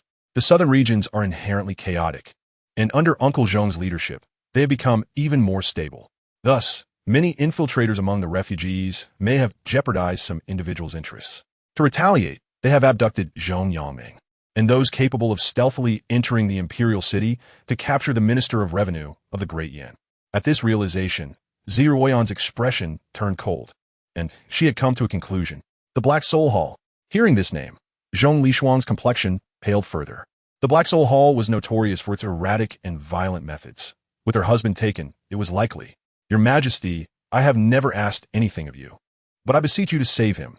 Zhong Lishuang knelt before Ziruoyan, her knees buckling. Ziruoyan quickly reached out to support Zhong Lishuang. "Ani Zhong, while we are sovereign and subject, I am still your little Ruoyan. Do not worry. I will bring Uncle Zhong back in my personal capacity." Unable to hold back her tears, Zhong Lishuang grasps Ruoyan's hands tightly. Thank you, Ani Zhong. "Take care of your mother," Ziruoyan instructed Zhong Ling. And then, gathering her energy, she sped southward. Watching Ziruoyan depart, Zhong Lishuang wiped her tears and her resolve solidified. No.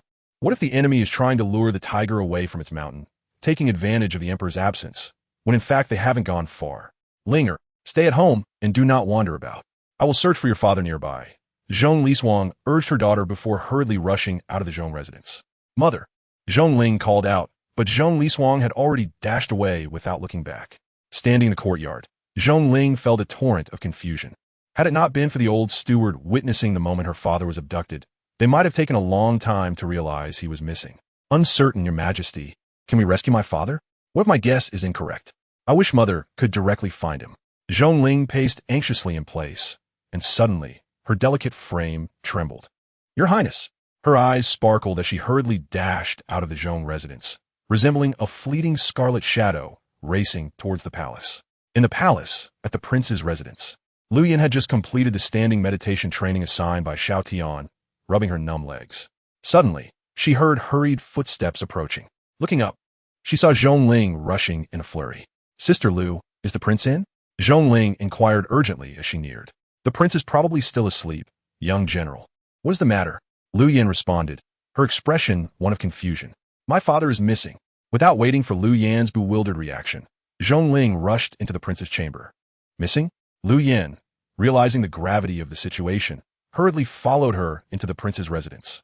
Upon entering, they beheld Xiao Tian peacefully asleep on the spirit stone bed, lost in sweet dreams. Your Highness! Zhongling could no longer contain herself and called out. Xiao Tian, groggily opening his eyes, sat up with a frown. Huh? What are you doing up so early, you little brat? With a quivering voice, Zhongling replied, Your Highness, last night, someone broke into our Zhong residence and abducted my father. We have yet to find him. Just now, His Majesty deduced that he might have been taken by the Black Soul Hall and has already gone south to search for him. But I am truly frightened, worried that something has happened to him. I know you have expressed weariness toward violence, but this time, could you possibly help? Before she could finish, Xiao Tian interrupted her sharply. What did you say? He suddenly became alert, staring at Zhongling in terror. You mean my chef has been taken? Chef? Zhongling was taken aback, her mind struggling to comprehend. My father regards you as a brother, and you see him as a chef? How does that even make sense? After some thought, she realized there was perhaps no issue with that perspective. Truly, how remarkable you are, Your Highness. Feeling a bit awkward at Zhongling's peculiar expression, Xiao Tian said, Forget that. Let's start over. He lay back on the spirit stone bed, and after a moment, suddenly leaped up in horror. What did you say? My brother Zhong has been captured? Zhongling and Lu Yan exchanged glances, speechless. All right, just a joke, Xiao Tian said as he stepped down from the bed, clicking his tongue. It's no wonder His Majesty was absent from the palace yesterday. Such events transpired. Who has the audacity to act against the Minister of Revenue in the Imperial City? Lu Yan interjected, Your Highness, have you forgotten that just last night, there's also a bold individual who infiltrated the palace to attack you? What? Who is so reckless as to dare strike at the prince? Zhongling gasped at Lu Yan's words. Isn't that akin to seeking death? Lu Yan proceeded to recount the events of the previous night in detail to Zhongling. What a magnanimous and benevolent approach, Zhongling remarked, her lips twitching. Indeed, such behavior is befitting of Your Highness. The Black Soul Hall, once again, this malevolent force is truly intolerable. Xiao Tian rubbed his forehead, deep in thought. Why are they targeting me? Targeting Your Highness? Zhongling and Lu Yan turned to Xiao Tian in unison. How could he arrive at such a conclusion? To them, the Black Soul Hall seemed merely to have crossed paths with Xiao Tian by chance. After all, historically, the Black Soul Hall, much like the Blood Cloud Pavilion, has had a penchant for causing minor disturbances within the Great Yin Empire. Xiao Tian spread his hands, addressing the two women. When I reflect on my conduct since becoming the Prince of the Great Yin, I have remained peaceable, merely indulging in good food and fine wine, without provoking anyone. Have I? Zhongling and Lu Yan exchanged glances, nodding with peculiar expressions. It seems that is indeed the case. Xiao Tian's countenance darkened. The Black Soul Hall. First, that old man who offered me skin whitening inexplicably blocked me at Qingyan Mountain. On the surface, it seemed coincidental, but upon deeper examination, could it truly be so? They must have discovered some trace of me related to the Blood Cloud Pavilion, hence their deliberate inquiry. This time, the Black Soul Hall's actions, with that stubborn man unwilling to plead for mercy, were clearly aimed directly at me. Moreover, with so many individuals in the Great Yin Empire, why would they choose to abduct Zhong Yangming? Why not target Liu Outyin, the Prime Minister? Surely, striking at him would serve their interests better if they were against the Great Yin Empire. Yet, they chose to seize Zhong Yangming, who shares the closest ties with me. I have reason to suspect that the Black Soul Hall may be specifically targeting me. Xiao Tian's words caused Zhongling and Lu Yan to cover their faces in exasperation. They wished to assert, Your Highness, you are overthinking this. In their eyes, you are merely an ordinary person. Why would they conspire against you? Wait, this is a strategy. They abducted Zhong Yangming to compel me to act in his rescue. And His Majesty is currently heading towards the Black Soul Hall. If I intervene and am spotted, my abilities will be exposed. Once my capabilities are revealed, His Majesty will undoubtedly no longer allow me to tend to the treasury's doors, a task so leisurely. A man is bound by his commitments. If my wife requests my assistance, how could I refuse? Over time, if my relationship with the Empress deteriorates, leading to disputes, it could even escalate into conflict. There's a chance I could be driven out of the palace. To take it a step further, if something were to happen to Minister Zhong, would I not be deprived of those exquisite dishes forever? How infuriating that such unruly individuals persist in attempting to harm me. Xiao Tian's emotions began to spiral as he paced restlessly in the courtyard, shaking his head continuously. No, this cannot stand. The Black Soul Hall, true to its nature, is an evil force that disregards human life. It is utterly terrifying. I must take action against them. As Xiao Tian slowly levitated, looking down at the stunned Ling, he reassured her, "Do not worry, I will bring your father back." With that, he shot into the air, the sound of a thunderous explosion echoing as if the very air was shattering. In an instant, he soared southward. Many in the imperial city were startled by the sudden roar, glancing upwards but finding nothing amiss. Meanwhile, within the prince's residence, Ling's worries dissipated. She had faith in the prince's abilities to ensure her father's safety. Yet, this was not quite the scenario she had envisioned. She had initially thought persuading the prince to act would require much effort, but she had barely begun when he had already resolved to take action himself. Could it be that the prince is overly sensitive? Perhaps the Black Soul Hall does not harbor such intentions? Ling glanced at Lu Yan, uncertain how to express her thoughts. Lu Yan pondered for a moment before speculating. Perhaps before His Highness was summoned, he encountered something in his own domain, leading him to mistakenly believe others sought to harm him. Sister Lu, I suddenly feel some sympathy for the Black Soul Hall. Why would they abduct my father without cause? Ling blinked, looking at Lu Yan. In truth, she believed that Xiao Tian's urgency stemmed more from the absence of someone to prepare his meals than from any genuine concern for her father. There was little to sympathize with. As the prince had stated, the Black Soul Hall was indeed a force of evil, a repugnant entity that deserved to be eradicated. Lu Yan's eyes filled with disdain. They sought to provoke the prince. They deserve whatever misfortune befalls them. To the south of the imperial city of the great Yin Empire, the airborne Ziruoyan continued to dart back and forth, her gaze sharp, scanning the surroundings and sensing the fluctuations of spiritual energy. She could not believe that the enemy could abduct Zhong Yangming with such swiftness. Alas, after searching for so long along the route, nearing the southern border, she still could not find any trace. Could it be that they had crossed beyond the great Yin Empire? Standing suspended in the air, she clasped her hands behind her back, gazing into the distance towards the south. Beyond the great Yin Empire to the south lies a territory dominated by the Black Soul Hall. As the emperor of the great Yin, to recklessly venture into this realm would be akin to severing diplomatic ties. Before assuming the worst, perhaps it would be prudent to explore the southern frontier. As Ziruoyan pondered this, her expression suddenly shifted, and she swiftly turned around. Boom! The terrifying sound of an explosion reverberated from behind, drawing ever closer. What could it be?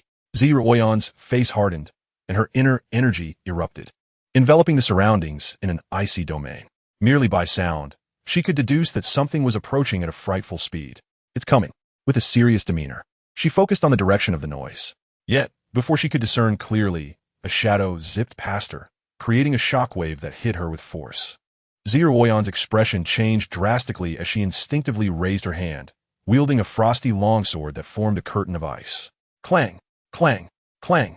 The shockwave fiercely collided with the sword barrier, emitting a sharp metallic sound that forced Ziruoyan to stagger backward. Who is it? With a swift movement of her sword, she unleashed her fastest speed, transforming into a beam of cold light in pursuit. However, after only a few breaths, Ziruoyan came to a halt. It was too fast. Not only could she not catch up, but she couldn't even catch a glimpse of the figure. Only the residual air currents from its passage lingered in the atmosphere. So powerful. Ziruoyan's expression grew grave, her fingers tightening around the hilt of her sword, turning pale from strain. Having ascended to the 9th tier, she considered herself formidable in this world. Yet, the unknown powerhouse that had just rushed past her, so indistinct that she could barely perceive it, made her acutely aware of the truth. There are always greater forces beyond comprehension. Who could this formidable entity be? Chapter 50. The enigmatic Black Soul Hall, suspended in midair for a considerable time, Ziruoyan ultimately resolved to pursue. The trajectory of this mysterious figure led directly toward the southern territories, possibly targeting the Black Soul Hall. She even speculated whether this individual could be the fabled king of hell. With countless questions swirling in her mind, perhaps pursuing would yield the answer she sought. After making her decision, Ziruoyan moderated her speed, advancing cautiously. Since catching up seemed unlikely, she refrained from exhausting her energy, prioritizing her own condition to prevent any unforeseen incidents. The southern territories lie at the southern edge of the Great Yin Empire. Beyond that, one would reach the land of the Black Soul. This region, named after the Black Soul Hall that governs it, presents a harsh environment for ordinary people. Yet for the most nefarious individuals, it serves as a veritable paradise. In the past, the Black Soul Hall would maintain a semblance of order. However, in recent years, their governance has grown increasingly lax, resulting in escalating chaos. Otherwise, the common folk would not have been driven to flee into the southern territories of the Great Yin Empire, becoming refugees. Nevertheless, amidst all this disorder, the core of the Black Soul remains stable, housing the main hall of the Black Soul Hall. The central core, nestled within a valley, features a grand black hall that glistens with an oily sheen. Beside the main hall, in a tower akin to a pedestal, a formation suddenly radiated a dazzling light. As the brilliance faded, two figures emerged. In the tower, members of the Black Soul Hall, draped in black robes and adorned with ghostly masks, noticed the stirring of the pedestal and instinctively reached for their weapons, prepared for any eventuality. Once the light dissipated, revealing the true form of one of the figures, the members of the Black Soul Hall promptly knelt, paying their respects. We greet Lord Tian Sha. Departing from the transmission array's base, the underling of the hidden kill ghost, Tian Sha Pang Tong, nodded slightly, dragging along Zhong Yangming, who had been captured, into the main hall. Helpless against his captor, Zhong Yangming was pulled along, stumbling toward the grand hall. Is this the main hall of the Black Soul Hall? As he was dragged, Zhong Yangming gazed up at the vast structure within the valley, taking in its grandeur. The Black Soul Hall, infamous for causing turmoil along the southern borders of the Great Yin Empire, was a name he had heard frequently, especially concerning the current plight of the southern refugees. The figure behind his abduction was likely tied to these events. Yet, as they drew closer to the Black Soul Hall, Zhong Yangming sensed something peculiar about the entire edifice. It appeared too new. The main hall of the Black Soul Hall seemed to have been constructed only within the last 30 to 40 years. Despite the presence of formation magic maintaining its cleanliness, the marks of time were not easily concealed. Based on his past experiences, Zhong Yangming felt confident in his deductions. Thus, the Black Soul Hall must harbor secrets. Before he could observe further, he was forcibly pulled inside. The grand doors of the Black Soul Hall swung open, and Zhong Yangming stumbled, falling to the ground. My lord, Zhong Yangming of the Great Yin Empire has been brought here, Pang Tong announced as he entered the main hall. It seems your actions are swifter than those of Di Sha. There were no issues along the way, I trust? A hooded figure with crossed arms inquired. Glancing at Pang Tong replied with a bow. Reporting to my lord, this man's wife, General Zhong Li Suang, reacted swiftly, leading the Empress, Ziruan, to search the city. Unfortunately, they could not have anticipated that we had secretly laid numerous hidden short-range teleportation arrays, which the Great Yin Empire's sentries were completely oblivious to. As Pang Tong relayed this, he wore a proud expression, dismissing the Great Yin Empire with his words. The hooded figure nodded in satisfaction. Well done. Zhong Yangming, listening intently, felt a dark cloud settle over him. Throughout his abduction, he had learned why the Black Soul Hall could infiltrate the Great Yin Empire undetected. It turned out they had established small teleportation arrays hidden in extremely obscure locations, making them difficult to detect. Because the teleportation distances were short and the fluctuations minimal, their usage did not alert those nearby. Zhong Yangming was increasingly anxious, unable to comprehend the Black Soul Hall's hidden schemes. Minister Zhong, your name has reached us through various reports from our subordinates lately. At this moment, a young, flamboyant man turned around within the central hall, his voice smooth yet eerie. Zhong Yangming, pushing himself off the ground, gazed at the delicate-skinned young man, his heart plummeting. The leader of the Black Soul Hall, by Qinglian. This leader seldom made appearances, often concealed in the shadows, yet here he was now. Moreover, as Zhong Yangming scrutinized the hall, a chill ran down his spine. The hall was sparsely populated, with barely over 20 individuals present. However, the 6 evils of the Black Soul Hall were all present, save for the deceased Poison Marsh old man and the leader, Evil Lotus by Qinglian. The remaining 4 were all there.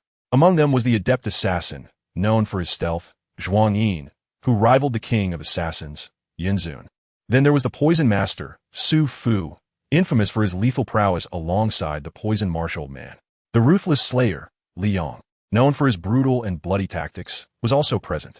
Lastly, the sadistic cutter, Li Chunhua, who relished in torturing her victims to death, rounded out their ranks.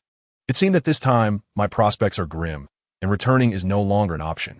A bitter smile crept across Zhong Yangming's face as he gently shook his head.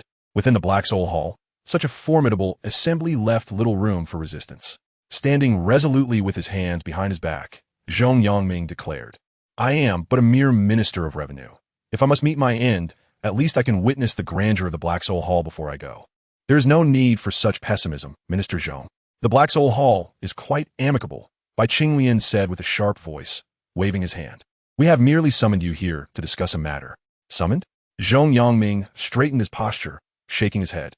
"You employ such extraordinary measures to bring me here and call a summons? Extraordinary times call for extraordinary measures. I trust Minister Zhong can appreciate that." Bai Qinglian replied, shaking his head, then regarded Zhong Yangming with a straightforward demeanor. "There are just a few simple matters in which we require your assistance." At this, Bai Qinglian smiled. "In a moment, Zhuang Yin's subordinates will bring forth Prince Xiao Tian. You must spare no effort to ensure that Prince Xiao Tian is not discarded by Prime Minister Liu Aoyan. Furthermore, your task is to collaborate with Xiao Tian to monitor the movements of the Empress, Zi Ruoyan, meticulously gathering every detail and relaying the information back at regular intervals." "That is all." Zhong Yangming furrowed his brow. "Monitor the Empress? What exactly do you intend to do? Xiao Tian is merely an ordinary man. Why do you place such importance on him?" The demands of the Black Soul Palace left Zhong Yangming perplexed. In the heart of the Black Soul Palace, Bai Qinglian chuckled softly. "What we intend to do regarding Liu Aoyan is not something for you to know. As for Xiao Tian, though he is an ordinary person, the Empress Zi Ruoyan holds him in great favor. Gathering intelligence on her is most advantageous. As a close aide, your rapport with the prince makes you an ideal candidate to assist in monitoring her. Additionally, ease your grip on the affairs of the southern border. Do not apprehend the spies I have concealed there too ruthlessly." Upon hearing Bai Qinglian's words, Zhong Yangming fell into deep contemplation. He had previously speculated that Liu Aoyan conspired with external forces, perhaps even the Black Soul Palace. It now appeared that the Black Soul Palace and Liu Aoyan were adversaries. From Bai Qinglian's remarks, it seemed the Black Soul Palace was in no hurry to act against the Great Yin Empire or the Empress directly. They merely sought to observe and provide intelligence. What purpose did this serve? Minister Zhong, what is your perspective? Bai Qinglian leaned on her elbow, resting her chin on her hand, gazing intently at Zhong Yangming. "I hold you in high regard. It would be wise not to be ungrateful." Bai Qinglian's demeanor and tone sent chills down Zhong Yangming's spine.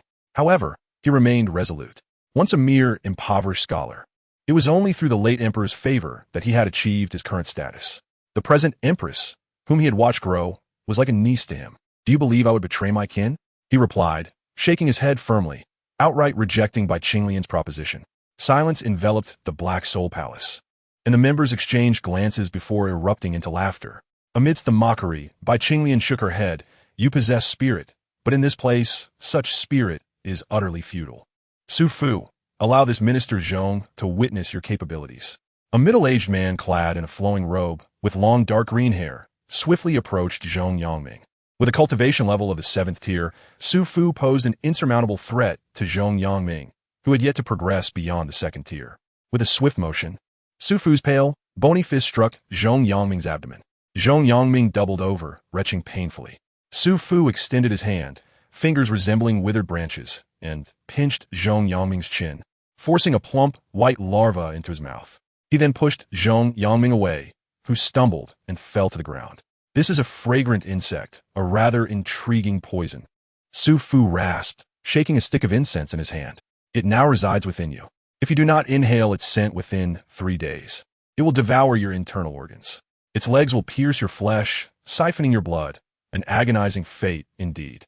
As Su Fu's words echoed, Zhong Yangming was suddenly engulfed by excruciating pain. The sensation was bone-deep, overwhelming, causing his body to convulse. In mere moments, he was drenched in sweat, his once white attire now soiled with dust. "Minister Zhong, consider my earlier words carefully. Should you comply, lighting this incense will release a scent that the insect despises, ensuring it will not harm you."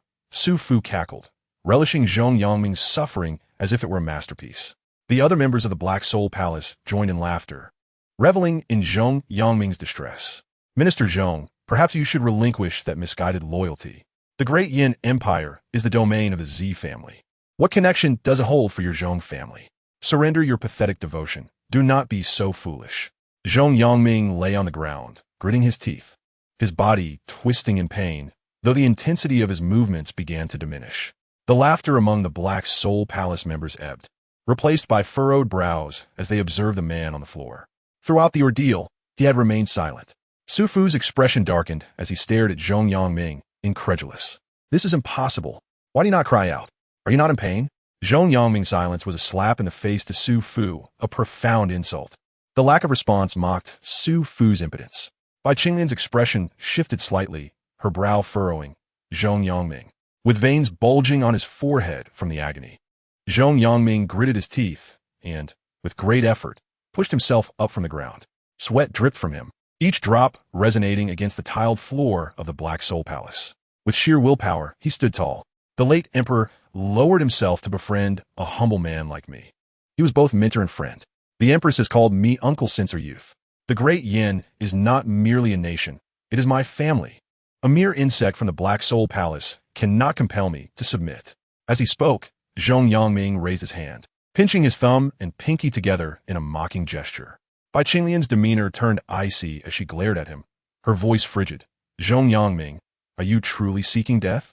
Zhong Yangming erupted in laughter, wild and unrestrained, releasing his pent-up agony.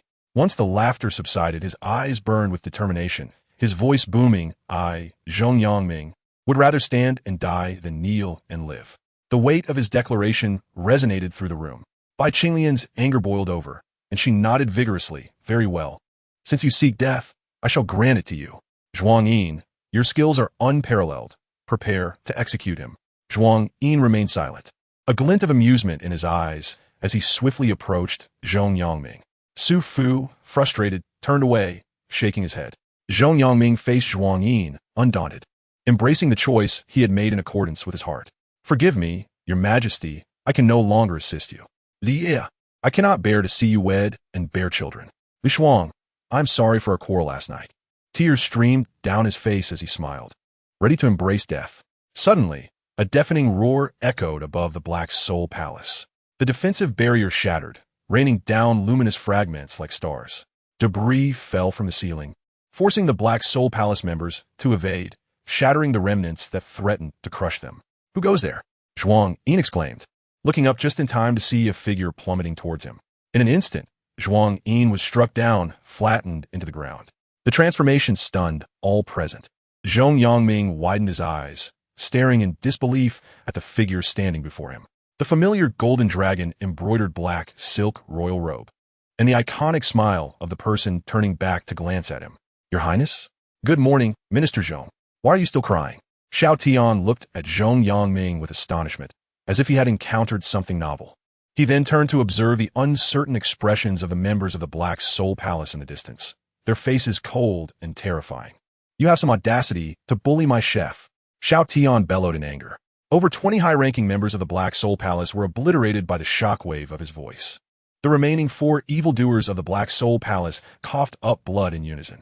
Chapter 52, Twinkle Twinkle Little Star. With a roar, Xiao Tian unleashed his sonic power. Had he not been concerned about the residual wave, potentially harming Zhong Yangming behind him, he would have unleashed his voice with even greater ferocity, for he had no intention of killing those marginally competent individuals. With only 4 remaining, annihilating these nuisances would ensure his identity remained concealed, allowing him to hastily depart with Zhong Yangming. As he had noticed the Royan on his way here, Xiao Tian feared that lingering too long would expose them. He swiftly resolved in his heart, his gaze sharp, ready to charge forward. "Prince Xiao, Zhong Yangming is afflicted by a parasitic worm, suffering immensely, without an antidote. He is doomed. Do not act hastily." Bai Qinglian exclaimed in fright, her voice imbued with spiritual energy. She did not wish to imitate Xiao Tian's aggressive tactics, but feared her words would go unheard. Xiao Tian, poised to dash forward, paused upon noticing Zhong Yangming clutching his abdomen. However, seeing the dazed expression on his face ignited Xiao Tian's fury at such a critical moment. Were they still attempting to deceive him? He was not in pain. He was clearly in a stupor. Silence enveloped the crowd. "What the hell? Zhong Yangming is stunned by your presence. Prince Xiao, I assure you, this worm was planted by me. Without an antidote, he is indeed doomed," Su Fu said, breaking into a cold sweat, hastily adding, "If you do not believe me, please inquire with Minister Zhong." The merciless Ripper Li Yong was drenched in sweat. "Minister Zhong, quickly explained to Prince Xiao. Do not remain frozen there. Your life is at stake. Prince Xiao, Zhong Yongming is your friend and a significant minister. You cannot toy with his life. Li Chunhua, the cutting woman, added with a sycophantic smile. Almost immediately, the four surviving evildoers of the Black Soul Palace performed a classic face-changing act before Zhong Yongming, who was utterly befuddled, his mind blank, even forgetting the pain. Who am I? Where am I? What are these people doing? How did I become their lifeline when I was supposed to be killed? Are you truly on the brink of death? Xiao Tian asked, frowning as he approached Zhong Yongming. Are you really Prince Xiao Tian? Zhong Yongming stared blankly at Xiao Tian, inquiring earnestly. Xiao Tian replied with a deadpan expression. A little brat named Zhongling mentioned that when she was 6, her insufferable father would deliberately face his backside towards her before passing gas. The other four in the Black Soul Palace simultaneously turned their gazes towards Zhong Yongming, their expressions rich with intrigue. Zhong Yongming covered his face, wishing that the aromatic worm within him would end his life. How despicable! Why must the prince resort to such measures to prove himself? That little wretch Zhongling remembers a trivial matter from 6 years ago. What is wrong with playfully engaging with one's child? Meanwhile, Bai Qinglian and the other surviving evildoers exhaled a sigh of relief. They seemed to glimpse a chance at survival thanks to Zhong Yongming's folly. Prince Xiao, this is all a misunderstanding, Bai Qinglian said, attempting to smooth over the situation.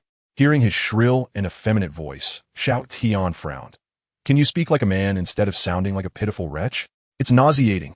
Bai Qinglian's expression instantly stiffened. The three others nearby lowered their heads, stifling their laughter, feeling a great sense of relief. Previously, when Bai Qinglian was the palace lord, his status was higher, and they dared not voice their opinions. Now, with the terrifyingly bizarre Xiao Tian speaking out, they felt immensely gratified. Clearing his throat, Bai Qinglian replied, Apologies, Prince Xiao, I was accustomed to it. Adjusting his spiritual energy, Bai Qinglian spoke again, and his voice indeed became much more robust. There was no way around it. He dared not express his anger. They fully understood the depth of Xiao Tian's power the moment he struck. One of the 6 evildoers, Zhuang Yin, was almost instantly reduced to a pulp, having no ability to resist. The previous roar had severely injured the 4 of them, while others had perished outright. Why did they have to battle such a terrifying monster? Bring forth the antidote. Xiao Tian gestured towards Bai Qinglian. Su Fu hurriedly lit an incense and flicked it toward Zhong Yongming's direction. The fragrant smoke landed near Zhong Yongming, enveloping him, and the pain vanished almost instantaneously. Quite miraculous. Is this the antidote? Xiao Tian furrowed his brow, observing the incense. Much more comfortable. Zhong Yongming seemed to regain his wits. Your Highness, this merely alleviates the torment inflicted by the aromatic worm. It is not an antidote. Not an antidote. Xiao Tian's expression darkened as he turned to him. Are you deceiving me? Not at all, Prince Xiao. We merely sought to provide Minister Zhong some comfort, Bai Qinglian hastily clarified, explaining that they hoped to exchange the antidote for their lives. Moreover, I wish for us to forge a blood pact for mutual assurance. Yet, before Bai Qinglian could finish, Zhong Yongming immediately waved his hand. No, Your Highness, you must not agree to this. The blood pact is bound by the laws of heaven and earth. Once established, it cannot be violated and is rarely made lightly. Once formed, you will never be able to strike against them. At this point, Zhong Yongming glared at the 4 evildoers in fury. I, Zhong Yongming, would not mind dying, but this malignant tumor of the Black Soul Palace must be eradicated. The faces of Bai Qinglian and the others turned pale, as the worst-case scenario had indeed come to pass. Faced with the terrifying Xiao Tian, their only chance of survival lay in threatening Zhong Yongming. Yet he was unafraid of death. Very well, let us establish a blood pact. However, Xiao Tian dismissed Zhong Yongming's objections. If you die, where shall I find a chef of such exquisite culinary talent? Moreover, if Zhongling's father were truly to perish, she would undoubtedly cry incessantly, driving everyone mad. Xiao Tian then looked once more at Bai Qinglian and the others. I advise you all to remember this for the future. The cycle of heaven is just, and no one escapes its grasp. Thereafter, Xiao Tian and the 4 of them entered into a blood pact, swearing an oath. Xiao Tian vowed not to harm them, with the price being the antidote to save Zhong Yongming's life, which must be effective and free from any side effects. As the blood pact was established, crimson patterns of rules emerged on their arms, ultimately sinking into their skin. After consuming it, the aromatic worm would dissolve into pus in 3 days. Su Fu produced a white pill for Zhong Yangming to swallow. With the blood pact in place, there was no concern about the antidote being tampered with. Zhong Yangming sighed, resigned to his fate as he accepted and consumed the pill. I hope you cherish this opportunity and act wisely. With that, Xiao Tian soared into the sky, carrying Zhong Yangming away from the Black Soul Palace. After a while, the four of them felt their bodies weaken, collapsing onto the ground. Su Fu, after a moment, turned to Bai Qinglian, gritting his teeth. Let's plant an aromatic worm in every member of the intelligence hall. Let them suffer to death. Rest assured, I will make them wish they were never born. Su Fu replied coldly, his demeanor ominous. These wretches. Is Prince Xiao just an ordinary man? A mere freeloader? No, the Prince of Dian is a monster. Lord, what shall we do now? Ripper Liang furrowed his brow, glancing at Bai Qinglian. Bai Qinglian's eyes were filled with venomous resentment. Indeed, Xiao Tian is formidable, and we are powerless against him. But what of the higher-ups at the headquarters of the Holy Demon sect? Surely, they can handle him. A gentleman's revenge is not too late, even after a decade. Although Xiao Tian possesses great strength, his mind is utterly vacant. He is quite foolish. The blood contract prevents him from attacking us. Yet he remains oblivious to the loophole that allows us to strike at him. That wretched beast dares to insult me as a pathetic coward. Once our sect sends someone to capture him, I will ensure he suffers and is pampered in torment. Ha ha ha ha ha. Her sharp laughter echoed throughout the Black Soul Hall. Hall Master. Li Chunhua gently patted Bai Qinglian, swallowing hard. Bai Qinglian withdrew her hand, glaring at him in displeasure. What are you doing? Did I not say I despise being touched by women? No, Hall Master, you. Li Chunhua stammered, tugging at Bai Qinglian and trembling as he pointed towards the entrance of the hall. Bai Qinglian furrowed her brows and followed his gaze. Her hair standing on end. There at the grand entrance of the Black Soul Hall, two hands were gripping the doorframe, with two heads peeking in, their eyes blinking in curiosity, quietly observing them. Chapter 53. The Death of Xiao Tian. Do you know how to describe such a person? The prince asked. Please, go ahead. Came the reply. Xiao Tian emerged, disappointment etched across his face, shaking his head as he spoke. A dog cannot change its habit of eating excrement. Meanwhile, Zhong Yangming followed him quietly, observing the expressions of those in the Black Soul Hall, which resembled that of someone who had just eaten something foul. Yet unexpectedly, he felt an inexplicable sense of relief. On the surface, the prince appeared to be disheveled, but in reality, his thoughts were astute. Zhong Yangming watched as the prince's robe fluttered, stepping into the hall, pondering the earlier moment when Prince Xiao Tian had soared into the sky but had not departed. Instead, he had hovered above, scrutinizing the layout of the Black Soul Hall, before silently descending to the entrance to observe. I have always presumed the worst of human nature. Understanding that life is a difficult journey. Thus, I am willing to grant you another opportunity, and before I depart, I will impart some wisdom. A wayward son returning home is worth more than gold. If I can guide you onto the right path, it will be a merit. After leaving, I felt remorse for having broken your roof earlier, and I wish to offer compensation, but Xiao Tian sighed. I am left feeling disheartened. Prince Xiao, I was merely speaking offhandedly. We have a blood contract. Bai Qinglian's expression turned awkward as she attempted to explain to Xiao Tian. However, compared to before, she and the other three were not so fearful anymore. The signing of the blood contract bound Xiao Tian, ensuring that if he violated it, he would face retribution from the heavens. I knew it would come to this, Zhong Yangming thought, feeling a headache coming on. Blood contracts. He regretted that if it were not for his involvement, they would not be in such a passive position. The prince was so powerful, yet he was constrained by others. Prince Xiao, the Hall Master, is correct. It is all a misunderstanding. We have a blood contract, and if you act against us, the laws of heaven will descend, and all beings will be as ants. Su Fu's raspy voice chimed in, attempting to placate, though his smirk was unsettling. Indeed, a twofold reversal. You, Prince Xiao, are indeed terrifyingly powerful, yet you still must drink their bathwater. You are utterly powerless against them. They remained obstinate, refusing to repent, speaking in a mocking tone. Xiao Tian, enraged, shook his head in disbelief. Just as I suspected, you and the Black Soul Hall have long been plotting against me. Bai Qinglian, I underestimated you. You deliberately sent the Poison Marsh Elder to find me in order to force my hand, exposing the Black Soul Hall to my scrutiny, and subsequently sacrificing the Earth Fiend to incite my disdain for you. Then, you captured Zhong Yangming to lure me here, meticulously laying your trap, leveraging my kindness and mercy to ensnare me with this blood contract. You seek to use me as a tool to eliminate dissenters while ensnaring me in your web. How clever.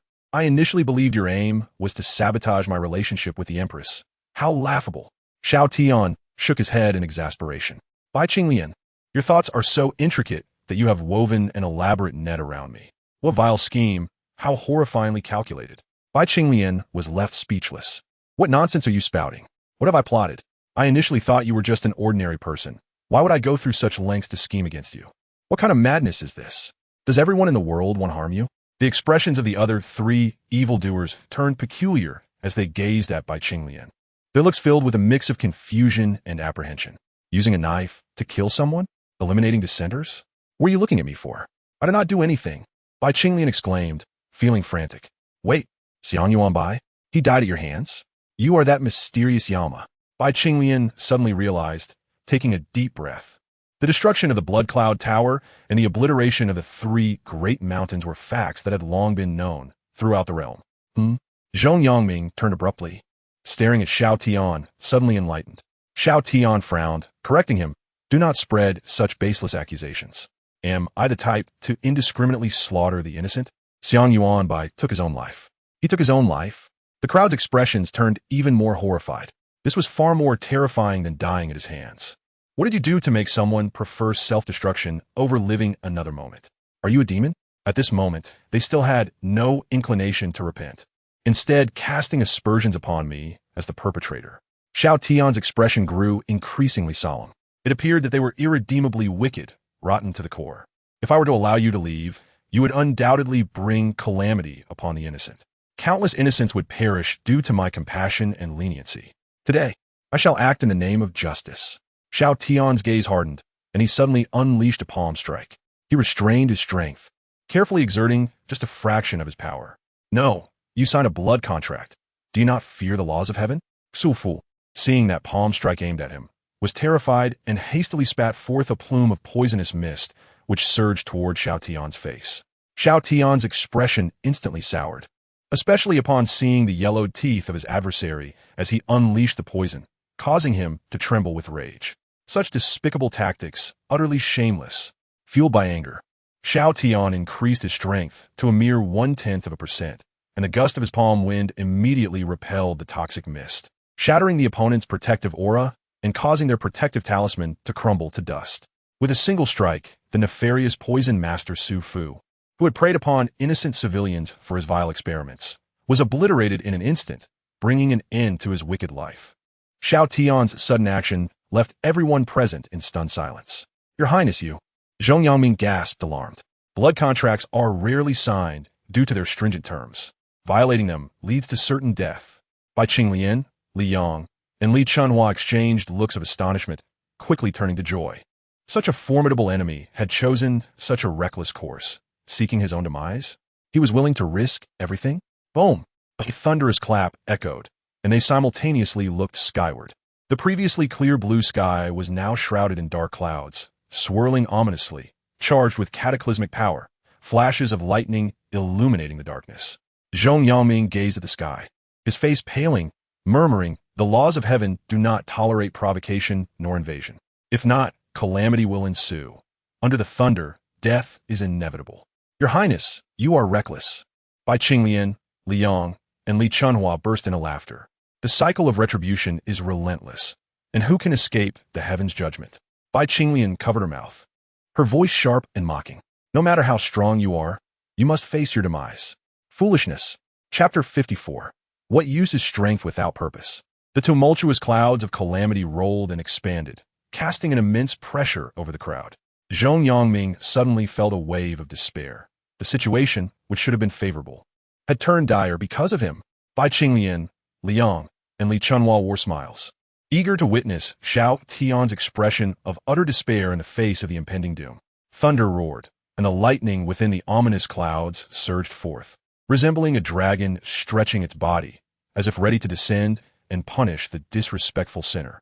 With a thunderous strike, Xiao Tian sneered, tilting his head towards the dark clouds above. "If you dare, strike me down." His scoff silenced the entire realm. The thunder ceased, the lightning above appeared to freeze, and the dark clouds stopped their tumultuous rolling.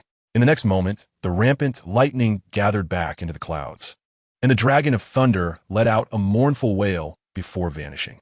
The oppressive black clouds which had shrouded the sky transformed into a magnificent rainbow cloud. The bells chimed, and conch shells blew.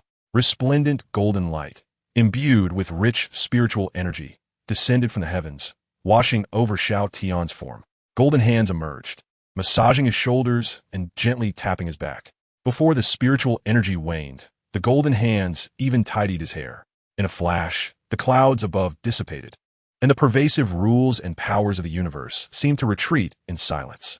Zhong Yangming's expression, from a distance, resembled that of a fool.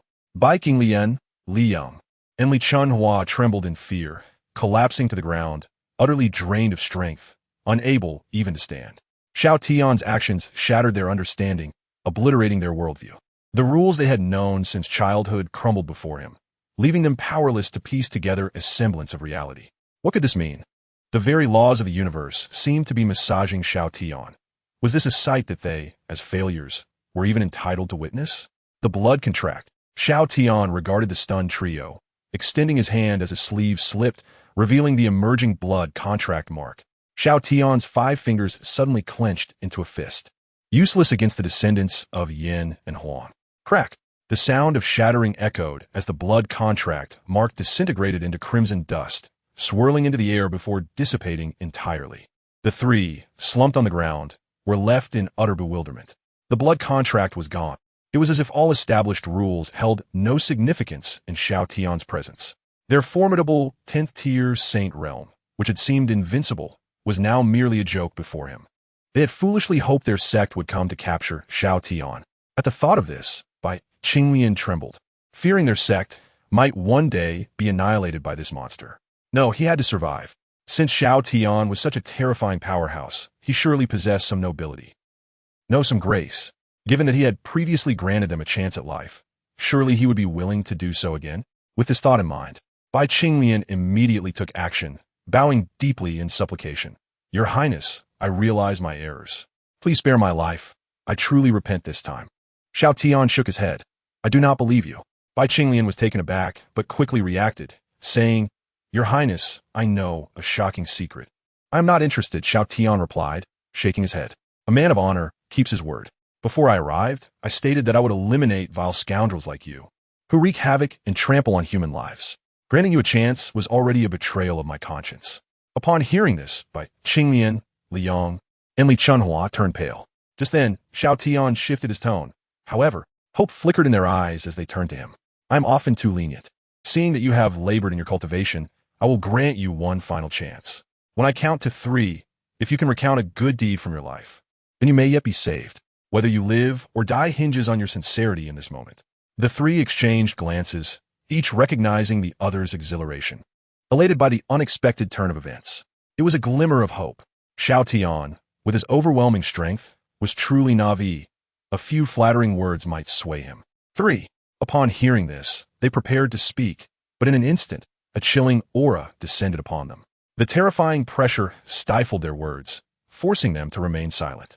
Looking up, they met Xiao Tian's cold and furious gaze. Stubborn fools. Xiao Tian's disappointment was palpable as he pointed at them. I have already counted to 3. Why do you remain silent? It is no surprise. As members of the Black Soul Hall, you share a lineage of evil, committing sins without remorse. Even in death, you refuse to become good people. It seemed he had misjudged their intentions, especially you, the leader of the Black Soul Hall. I never expected you to be a hard man, unyielding even in the face of death. I apologize for my earlier insult. Yet, I must carry out my duty. The only thing I could do is ensure you leave with some dignity, rather than as carrion left to rot. Bai Qinglian, Li Yang, and Li Chunhua stared at Xiao Tian in disbelief, questioning their own senses. What had he just said? Did he speak in human language? However, after speaking, Xiao Tian appeared regretful for not being able to save the misguided trio. He shook his head and, with bare hands, tore open the fabric of space. One by one, he kicked them into the rift. Xiao Tian, you son of a. Before the rift closed, Zhong Yangming could barely hear Bai Qinglian's shrill cry. Alas, the sound faded before it could fully escape. Ah, what use is strength if it does not guide one toward goodness? Xiao Tian stood with his hands behind his back in the empty Black Soul Hall, sighing in disappointment. Zhong Yangming remained silent, pondering. Whether Xiao Tian spoke of humanity was uncertain, but Zhong Yangming knew one thing. This prince truly was a dog. Chapter 55. Relentless in death. Moreover, they would be cast directly into the spatial rift, where the chaotic currents of space would obliterate them. The solution proposed by the prince, to avoid leaving their bodies exposed in the wilderness, was to reduce them to mere ashes.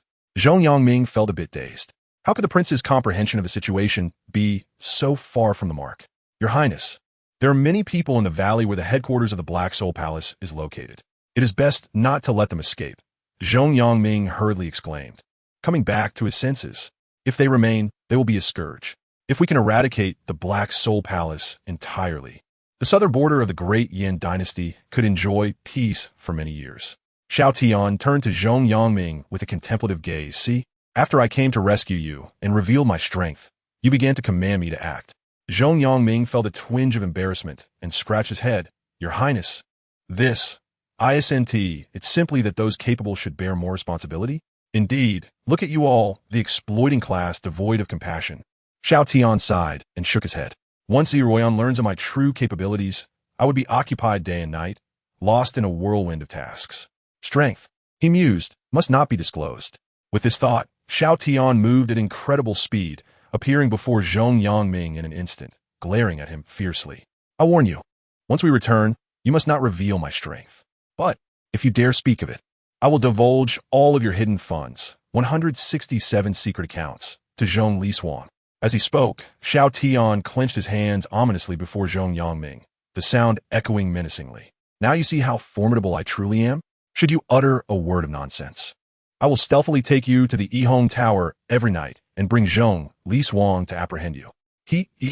Zhong Yangming trembled in disbelief, staring at Xiao Tian. Your Highness, can you truly utter such malicious threats? He could hardly fathom waking up one day in a strange bed beside an unfamiliar woman, only to find his wife. Zhong Liswang, glaring at him. Even if he had done nothing wrong, she would not hesitate to exact vengeance. A shiver coursed through him as he hastily dismissed such terrifying thoughts. All right, I won't say anything. Zhong Yangming quickly acquiesced to Xiao Tian, reasoning that it was not a matter of great importance.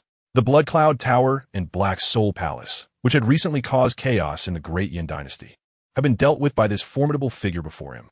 What other matters could be significant? Li, and Lu Yin should be aware of the prince's true nature. Correct? Zhong Yangming sought confirmation for Xiao Tian. Xiao Tian nodded. Indeed, the Blood Cloud Tower was accompanied by that little brat, Zhong Li, and Lu Yin was rescued from Xiang Yuan by me. Zhong Yangming finally grasped the situation. It was no wonder his daughter was so obedient to Xiao Tian. She revered the strong, and with someone as monstrous as Xiao Tian, how could she not be compliant? As for Lu Yin, she was deeply loyal. Xiao Tian had saved her, becoming her benefactor. Moreover, he was the one who avenged her husband's death by obliterating the Blood Cloud Tower. Many previously puzzling aspects were now elucidated. However, Your Highness, I'm not trying to command you, Zhong Yangming earnestly advised. This is the main valley of the Black Soul Palace, with numerous members present. If you wish to conceal your strength, Xiao Tian waved his hand, interrupting him, indicating for Zhong Yangming to follow him out of the Black Soul Palace. Confused, Zhong Yangming followed Xiao Tian as they exited the main hall and traversed the valley. As they walked, Zhong Yangming noticed something amiss. Earlier, when he had been swept up and circled back at great speed, he hadn't paid attention to the details. Now, however, he was astonished to find that not a single living member of the Black Soul Palace remained. All lay on the ground, drenched in blood. Furthermore, the buildings of the Black Soul Palace seemed slightly compressed, as if the weight of the world had pressed them down. What on earth happened here? Zhong Yangming gazed around, astonished. Was it possible that Xiao Tian had eliminated these people before he arrived in the valley? The previous rush had created such turbulent air that it inadvertently compressed these structures. The protective barrier of the main hall had also been shattered, leading to the demise of the Black Soul Palace members. Perhaps this was their just desserts for their numerous heinous deeds. Indeed, a fitting retribution, Xiao Tian remarked, shaking his head. Such a retribution indeed, Zhong Yangming thought to himself. They reached a location thick with spiritual energy, resplendent with treasures. It must be the location of the Black Soul Palace's ill-gotten gains. Suddenly, Xiao Tian halted, surveying the repository building before them. However, due to the pressure exerted upon entering the valley, the entrance to the repository had twisted and collapsed. The two entered the treasure vault through the fallen entrance. Inside, they were surrounded by a dazzling array of treasures. Wang Kai, calculate the value of these items, Xiao Tian commanded inwardly. System upgrading, temporarily under maintenance. Is this trivial matter beyond your capabilities? Perhaps I should just dispose of you, Xiao Tian grumbled. Upgrade paused. Maintenance urgently interrupted. Calculating. Dear Master. Calculation completed. The total value of the Black Soul Palace's treasures is 32,617,954 spirit stones. May I proceed with the upgrade maintenance? Xiao Tian nodded, yes. Thank you, Master. The system will continue upgrading and enter maintenance mode. With the calculation in hand, Xiao Tian's enthusiasm waned considerably. He shook his head. The value of these treasures is merely over 32 million spirit stones, barely enough as compensation. He anticipated that the Black Soul Palace, despite its imposing appearance, was merely a pauper at heart. Zhong Yangming's lips twitched as he looked at Xiao Tian. Your Highness, over 30 million spirit stones is no small sum. The entire annual tax revenue of the Great Yin dynasty, when converted, amounts to only 10 million spirit stones. Xiao Tian, disinterested, recalled the vast amount of spirit stones left behind by his missing father-in-law. 30 million? Just a drop in the ocean. However, Your Highness, what do these spirit stones have to do with compensation? Zhong Yangming still could not understand, gazing at Xiao Tian. Shouldn't these items be handed over to the National Treasury? Xiao Tian shot him an exasperated glance. Hand them over to the Treasury for what? These are compensation given to us by Qinglian of the Black Soul Palace. How can that be? Zhong Yangming was taken aback, realizing that Qinglian had already suffered greatly at the hands of the prince. Would he not even spare her in death? Chapter 56. I am too considerate of others. Do you know what is meant by mental distress compensation? Xiao Tian asked Zhong Yangming earnestly. Zhong Yangming shook his head honestly. This is the first time I have heard of such a term. In essence, it means that your emotions have been harmed, and others are obliged to compensate you. Xiao Tian explained. You were seized in the dead of night and subjected to unspeakable torment. Should not the Black Soul Palace compensate you with 100,000 spirit stones? Zhong Yangming fell silent, contemplating the notion. It seemed reasonable. I should be enjoying a drink and watching a film right now, Xiao Tian continued, pointing at Zhong Yangming. And you should be at the Zhong residence preparing my favorite dishes. Instead, due to the Black Soul Palace, you have found yourself here. Shouldn't they compensate us 10 million spirit stones? I'll take 9 million, and you can have 1 million. Zhong Yangming was taken aback. Your Highness. What does that mean? Murder for wealth. Xiao Tian inquired once more. Has the Black Soul Palace squandered our time? Indeed, he replied, spreading his hands. Time is money. Time is life. How can the Black Soul Palace not be considered a menace to both? Zhong Yangming was overwhelmed with words, yet found himself at a loss for how to articulate his thoughts. Xiao Tian continued, counting on his fingers, in addition to compensation, surely, a labor fee of 10 million spirit stones must be accounted for. As for tuition, I shall endure a slight loss and consider it 10 million spirit stones. A transport fee of 5 million spirit stones is hardly excessive. Altogether, that amounts to 37 million spirit stones. While the treasure vault here is valued at just over 32 million, Xiao Tian's left fist struck his right palm with force. How infuriating! The Black Soul Palace still owes us 5 million. Zhong Yangming was utterly astonished. Why was it that, despite the demise of the palace, they still owed a debt of 5 million? Moreover, how was it that he could not comprehend the calculations of the prince? Your Highness, labor fees, tuition, and transport fees. What relevance do they have to our dealings with the Black Soul Palace? Xiao Tian frowned, clearly displeased with Zhong Yangming's lack of understanding. I must criticize you here. As the Minister of Revenue, cannot you even tally such accounts? These people captured you, causing me to come and eliminate them for no reason. Surely that constitutes labor. Does it not warrant a fee? I am here imparting wisdom to guide them towards the right path. Should I not collect a tuition fee? As for the transport fee, it is simple enough. There are numerous treasures in this vault. Moving them requires considerable effort. How can that not be factored into the cost? Zhong Yangming was once again struck by the magnitude of Xiao Tian's reasoning. This was not merely a question of arithmetic. It was the revelation of how accounts could be calculated, especially the last point, having emptied their vault and then demanding a transport fee. Your Highness, the way you calculate. Zhong Yangming trailed off, unable to find the words, and could only give Xiao Tian a thumbs up. One word. Splendid. Let us maintain a low profile and quickly assess the wealth within this vault. Ziyin should be arriving soon. Let's not be discovered, Xiao Tian said, winking at Zhong Yongming. A secret shared between men. Zhong Yongming nodded slightly, surveying the vault as if in a dream. In the past, the Dayan Empire had myriad financial needs. Every coin had to be meticulously accounted for. For this reason, Zhong Yongming had been deeply troubled.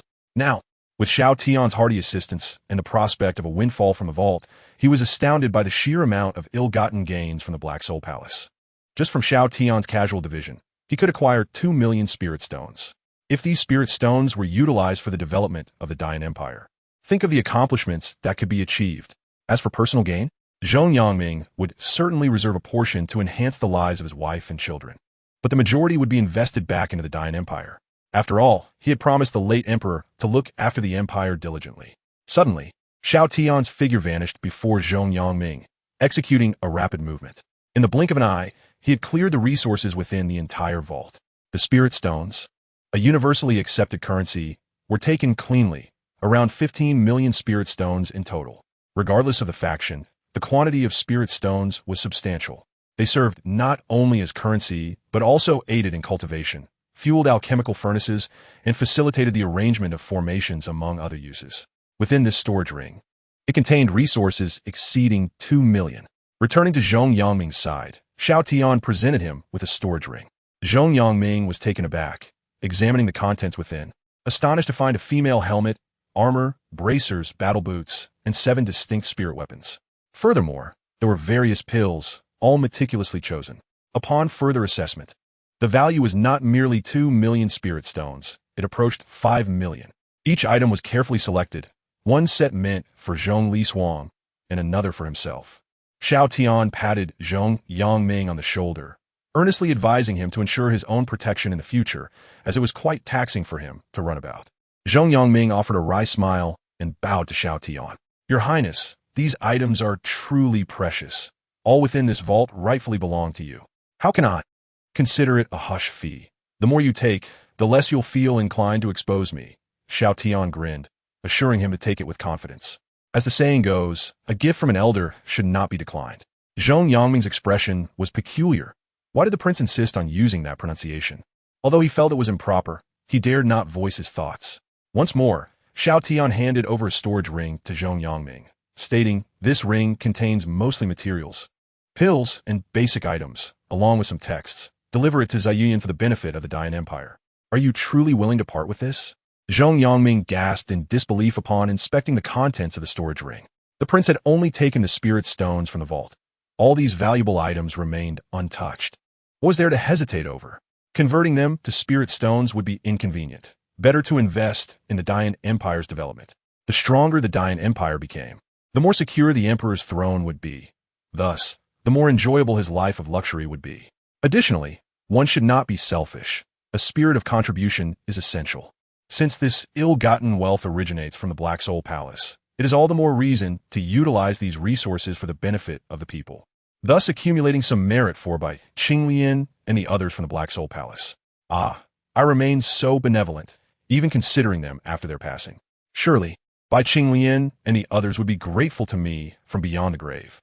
Zhong Yongming wore a stoic expression upon returning. His first order of business would be to inquire with his daughter Zhongling about Yuan Bai and what had transpired to lead to his tragic suicide. Chapter 57. The cunning and devious. Upon leaving the vault structure, Xiao Tian seized Zhong Yongming and ascended into the air. Once they had reached a sufficient altitude, Xiao Tian released him.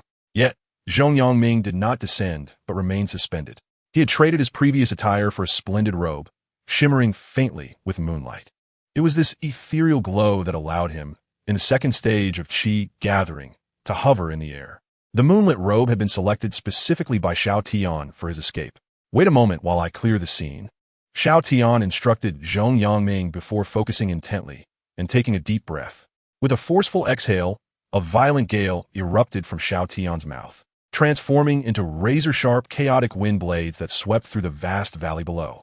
The former structures of the Black Soul Palace were instantly reduced to rubble, tumbling chaotically. A thick cloud of dust surged forth like a sandstorm, engulfing the surroundings of the valley. All done, Xiao Tian remarked with satisfaction, observing the transformed landscape below. Zhong Yongming remained silent, gazing at the utterly altered valley. The ground was now a barren expanse, as if it had been overturned, yet remarkably flat. This monumental transformation had occurred simply with Xiao Tian's breath. Your Highness, just how formidable is your power? Zhong Yangming's voice trembled as he regarded Xiao Tian. What realm do you possess? Could it be above the holy realm? I possess no realm. I lack even spirit energy. Did you not notice? Xiao Tian shook his head, responding with utmost honesty. Zhong Yangming was incredulous, scrutinizing Xiao Tian from head to toe. Indeed, there was not a trace of spiritual energy fluctuation, yet why was that? At the very least, it should not be. My abilities are somewhat unique, seemingly still on the rise. I cannot ascertain their full extent. Fortunately, I excel at controlling my power. Otherwise, the great yin would have already been annihilated. Xiao Tian casually responded. Annihilation. Zhong Yangming shivered at the thought as he gazed into the valley. Given the prince's strength, such a feat does not appear to be a challenge at all. Your Highness, could you perhaps guide me in my cultivation to enhance my prowess? At this moment, Zhong Yangming suddenly spoke, turning his gaze toward Xiao Tian. Xiao Tian was somewhat taken aback by this request. You wish to cultivate? I recall Zhongling mentioning that you were not particularly fond of it, preferring to devote your efforts to the affairs of the great yin. Witnessing the prince's might had certainly altered that perspective.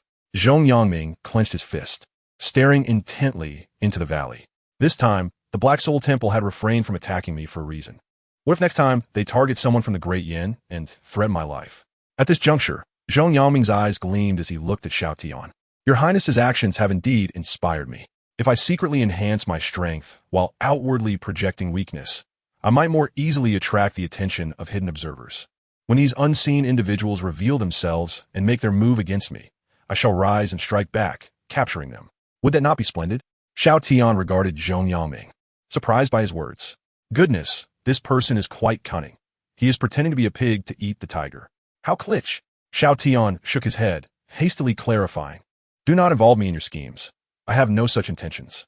I am simply weary of conflict and slaughter, longing for a peaceful existence. Yet there are always those who compel me to act. Very well, once you achieve success in your cultivation, it will help you avert many troubles. Have you considered what name you shall take? The sudden shift in Xiao Tian's topic left Zhong Yangming momentarily bewildered. Name? What name? Foolish. Does anyone in this world lack a title? It is far better to have one prepared in advance than to allow others to bestow one upon you. Xiao Tian stated with utmost seriousness. In the past, I had a friend who initially paid no heed to such matters. Yet he harbored a terrible habit of ambushing others from a latrine. Consequently, he earned the moniker the king of slaughtering excrement, forcing him to chase down his adversaries for 7 days and nights to resolve the situation. One must take this seriously. What if someone calls you heavy tank cavalry? Would you be pleased? Zhong Yangming fell into a long silence before finally responding. Your Highness, this friend of yours. Xiao Tian waved his hand, interrupting Zhong Yangming. That is not the point. The focus is on your title. Have you decided? Zhong Yangming, with a grave expression, declared. Let it be heavy tank cavalry. How decisive and manly. But, Xiao Tian began, astonished, are you certain about this name? Indeed, it shall be heavy tank cavalry. Zhong Yangming affirmed. Xiao Tian remained silent for a long moment, scrutinizing Zhong Yangming earnestly. Are you certain you do not wish to reconsider? I understand this title may lack ferocity, yet it resonates with my intent. Zhong Yangming replied with equal seriousness. Indeed. Xiao Tian gasped in shock, utterly horrified. Are you certain? With a smile. Zhong Yangming explained, the term heavy signifies the weight of the great yan's affairs. Tank represents a calm demeanor, and cavalry naturally refers to charging into battle. Your Highness, this title embodies the idea that I must face the weight of the great yin with composure while acting like a cavalryman in the field, serving the great yin. I am quite fond of this title. Xiao Tian stood there, speechless, utterly astounded by Zhong Yangming's insight. Such remarkable comprehension is indeed astonishing for someone in the position of a mere minister of revenue. His ability to interpret words is truly extraordinary. It is no wonder he can handle someone as formidable as Zhong Lishuang. Fortunately, in this world, no one understands the meaning of tank. Otherwise, if Zhong Yangming were to thrust this title into the world, Zhong Lishuang would undoubtedly deliver a swift kick to his head. Just as Xiao Tian was internally sweating and contemplating, Zhong Yangming spoke again. Your Highness, there is something I wish to request your assistance with. What brings you so many matters? Xiao Tian replied, somewhat impatiently. Zhong Yangming clasped his hands together. I wish to increase my weekly meals from 5 to 10. Deal. What else? Zhong Yangming gestured towards the vast expanse of yellow earth in the valley. I request your highness to write a line, sufficiently large to cover the entire valley. What shall I write? Zhong Yangming slowly began. Regarding the affairs of the great Yin, I, the king of hell, must obtain. Xiao Tian, intrigued, regarded Zhong Yangming. Do you know the inside story? I do not.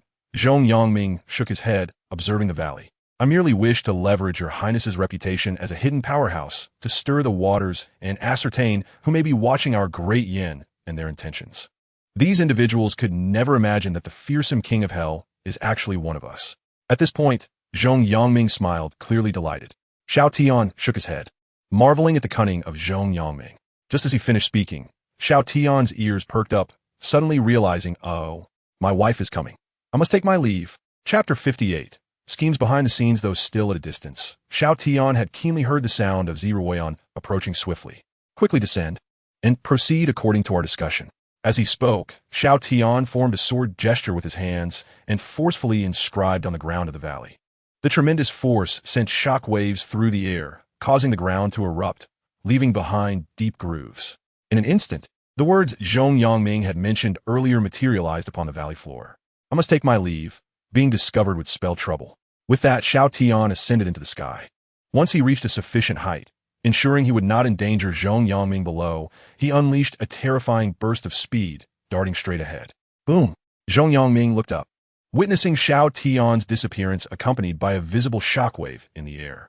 A fierce gale swept down from above, nearly causing him to tumble to the ground. It was only after the wind stirred by Xiao Tian's departure calmed that Zhong Yangming, with the aid of his moonlight cloak, slowly ascended back into the air. The prince is truly, extraordinarily powerful. Even now, Zhong Yangming's heart remains unsettled. The might of Xiao Tian consistently leaves one in awe. Upon reflection, Zhong Yangming began to understand why. Cultivation in this world relies on harnessing the spiritual energy of heaven and earth, in a sense borrowing external forces to strengthen oneself. However, the prince relies solely on his own formidable physique, lacking any external spiritual energy. Though their time together has been brief, Zhong Yangming has observed clearly that whether in cultivation or in life, relying solely on oneself is immensely challenging. Standing with his hands clasped behind his back in midair, Zhong Yangming murmured to himself. After waiting a while longer, he felt the temperature around him begin to drop, and a chilling blue light was swiftly approaching.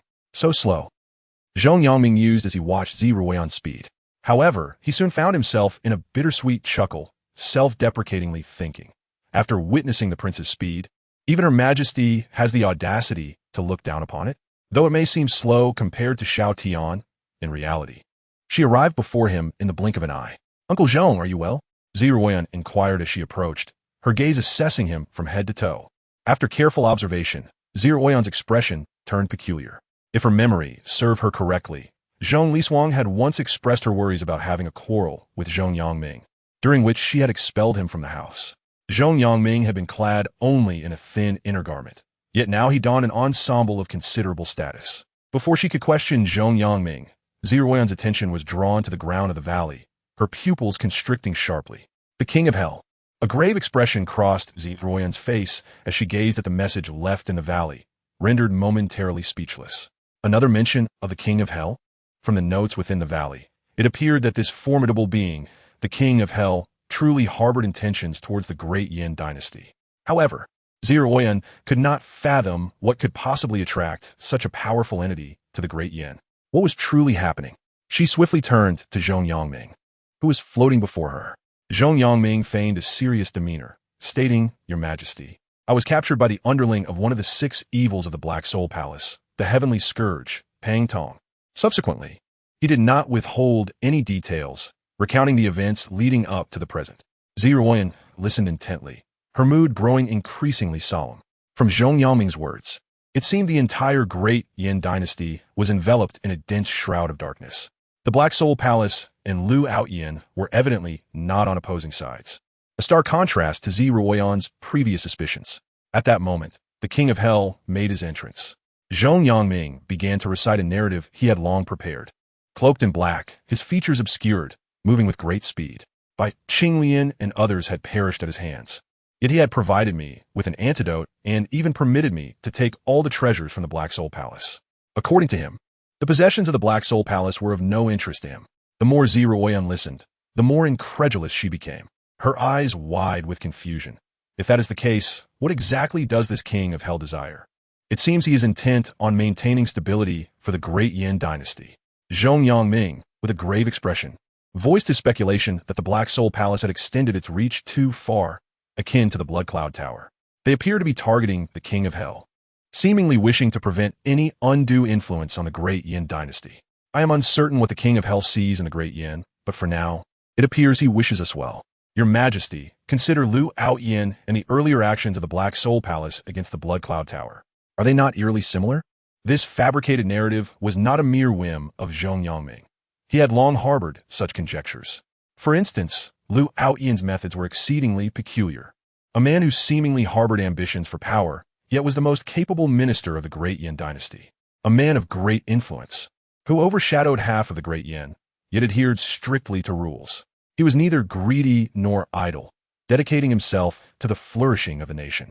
The Black Soul Palace had not always been as it was now. Outside the southern border, they had previously not even dared to touch the great Yin. And with a Blood Cloud Tower, its approach differed entirely from the first two. The Black Soul Palace had even attacked the Blood Cloud Tower, as if to exact justice on behalf of the great Yin. Piecing together various intelligence, Zhong Yangming arrived at a bold conjecture. Those with ulterior motives towards the great Yin dynasty, before achieving their aims, would not only refrain from taking action, but would also strive to enhance the strength and fortune of the great Yin dynasty. After hearing Zhong Yangming's words, Ziruoyan nodded slightly. If you say so, it indeed seems so. Your Majesty, this gift from the King of Hell is here. Subsequently, Zhong Yangming presented a spatial ring with both hands. Ziruoyan accepted it and examined its contents, her expression one of astonishment. This King of Hell truly demonstrates great generosity. It appears he genuinely wishes for the prosperity of the great Yin. One can only wonder at his true intentions. Reflecting on this, Ziruoyan involuntarily clenched her fists, a sense of powerlessness washing over her. Despite having cultivated to this extent, could she still not control her own destiny? Even the benevolence of others seemed beyond her ability to reject. Observing Ziruoyan's demeanor, Zhong Yangming felt a twitch at the corner of his mouth, silently thinking to himself, what are his intentions? Your husband is merely seeking to indulge in leisure, having little desire to manage affairs. Chapter 59. It is truly wonderful not to be alone. It was unexpected that the Black Soul Palace would be so utterly annihilated. Floating in the air, gazing into the valley, Ziruoyan felt a sense of reflection. Especially as she observed the characters within the valley, she furrowed her brow after a prolonged silence. Your Majesty, is something amiss? Zhong Yangming inquired cautiously, noticing Ziruoyan's expression. After a considerable moment, she finally spoke. The script is quite novel. I have never seen it before. Perhaps this formidable being created this script in his leisure time. Zhong Yangming conjectured idly, though inwardly he thought it wise to remind the prince about the uniqueness of the characters. Such power is truly enviable. At that moment, Ziruoyan expressed her admiration once more, her hands instinctively tightening as she felt an overwhelming pressure and self-reproach. She began to introspect, asking herself if she had grown complacent in her recent training. Your Majesty, you are already quite powerful at such a young age. You have reached the 9th stage of the saint realm. You may yet become the youngest saint. Zhong Yangming attempted to console her, but Ziruoyan shook her head, rejecting his words. The issue lies therein. The weak must use youth to signify their strength, while true strength exists in its own right. When speaking of this King of Hell, do people merely refer to him as a strong individual, or dwell on his youth or age? Zhong Yangming was rendered speechless. Ziruoyan's words struck true. I aspire to be a true powerhouse, not merely a genius in the eyes of others. Ziruoyan gazed at the inscriptions in the valley, slowly voicing her gratitude. King of Hell, I owe you my thanks. It is because of you that I have come to understand the vastness of strength. I shall strive to become a formidable ally by your side, to protect the great Yin, and to inquire directly of your true intentions. Beside her, Zhong Yangming rubbed his forehead, bemused, thinking, goodness, she is competing with her own husband. While he acknowledged Ziruoyan's exceptional talent, catching up with the prince seemed a distant dream. Considering the prince's almost monstrous prowess, it was hard to fathom the extent of such terrifying power that could rend space as easily as tearing a sheet of paper. At this moment, Zero Oyan managed to regain her composure and turned to Zhong Yangming.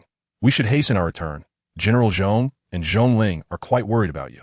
Thank you for your trouble, Your Majesty. Zhong Yangming responded with a bow. The icy spiritual energy within Zero Oyan surged forth once more, harmonizing with the celestial energies. Enveloping Zhong Yangming, she transformed into a beam of icy sword light, racing through the skies towards the great Yin dynasty. Zhong Yangming, pulled along by her spiritual energy, appeared somewhat comical, as if he were a kite in flight. Fortunately, the moonlight robe he wore provided him with some protection. Thus, Zero Oyan began to accelerate, successfully reaching the outskirts of the imperial city before sunset. She guided Zhong Yangming directly to the Zhong residence. Within the Zhong residence, in the courtyard, Zhong Ling, having exited the palace, sat with Zhong Li Suang, who rested her face in one hand, silently awaiting the return of Zero Oyan. She hoped that when the Empress returned, she would bring good news. Mother looked quickly. At that moment, Zhong Ling excitedly pointed to the descending figure in the sky. Zhong Li Suang, upon hearing her daughter's call, hurriedly looked up, her eyes immediately brimming with tears of joy as she rose to her feet. I apologize for causing you worry, Zhong Yangming said apologetically, observing the weariness on his wife's face. Zhong Li Suang shook her head and looked at Zero Oyan, solemnly kneeling down. Your Majesty, Aunt Zhong, there is no need for such formality. Zero Oyan quickly assisted her to rise, gently shaking her head. Zhong Li Suang took a deep breath, her gaze fixed intensely on Zhong Yangming, pulling him into her embrace and holding him tightly, unwilling to let go. It's all my fault. If I hadn't argued with you yesterday, this misfortune wouldn't have occurred. Madam, you are too hard on yourself. If anyone is at fault, it is I. Had I not been so obstinate, we wouldn't have quarreled to such an extent. No, it's all my fault. My lady. The two exchanged words, and Zhong Ling could no longer bear it. Enough. You two are an old married couple. Why are you being so mushy? I can't stand it. You little brat. How dare you speak like that? Zhong Li Suang reprimanded her daughter, poking her forehead with her finger. Zhong Ling stuck out her tongue at her mother, and then broke into a cheerful smile. In the courtyard of the Zhong residence, the family of three stood together, filled with warmth and laughter. Not far away, Zero Oyan quietly observed this scene, a smile and a hint of longing on her face. How wonderful it is to have family together, to accompany one another, she murmured to herself as she turned to leave the Zhong residence. Unbeknownst to her, she transformed into a cold light, soaring upwards before finally landing within the imperial palace. The vast palace remained desolate as always, and the incense in the imperial study was still lit, rising in delicate wisps. Upon returning to the study, Zero Oyan gazed at the mountain of memorials awaiting her attention and quietly took a seat, beginning her work. As the Empress of Dian, she was a solitary ruler, accustomed to solitude. Time slipped by unnoticed, and the palace made a sign to the study had already lit the lamps and changed the incense in advance. As midnight approached, Zero Oyan let out a soft hum, stretching her graceful form. Your Majesty, shall I bring over a midnight snack? The nearby maid gently inquired. After a moment of contemplation, Zero Oyan shook her head. No, I have no appetite. Has the rear hall been tidied up?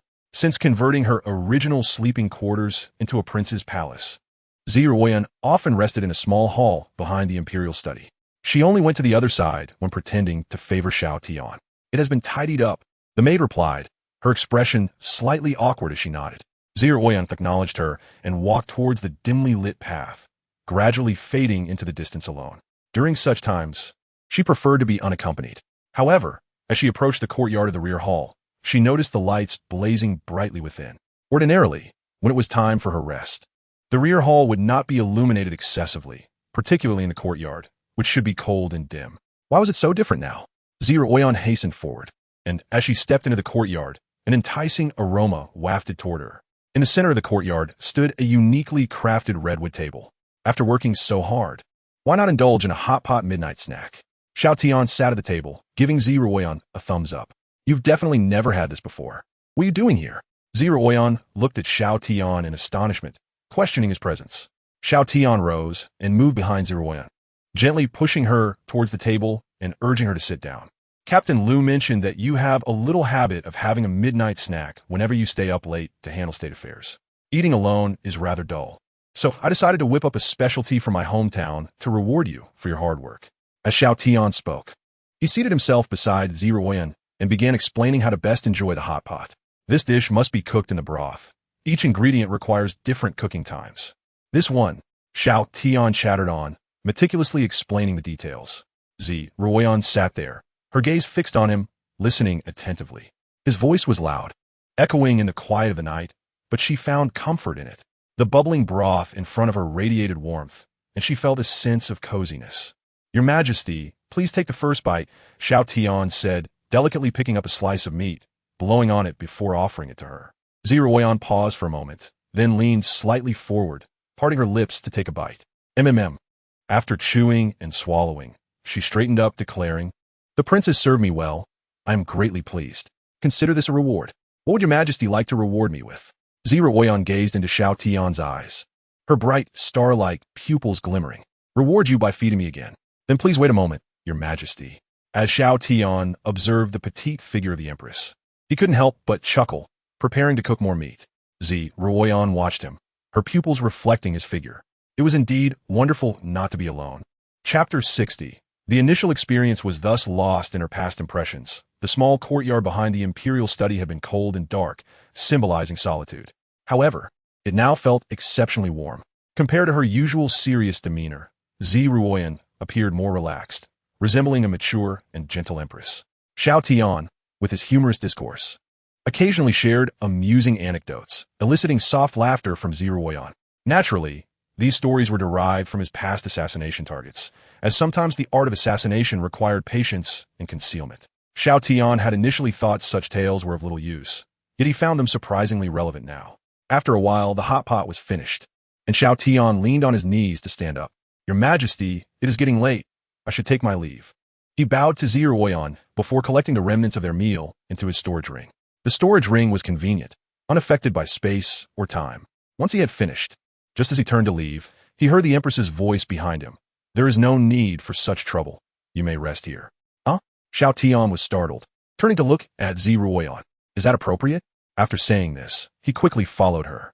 Moments later, Xiao Tian lay on the bed, propping his head on one hand while silently observing and meditating nearby. So this is how she cultivates? He found the sight intriguing.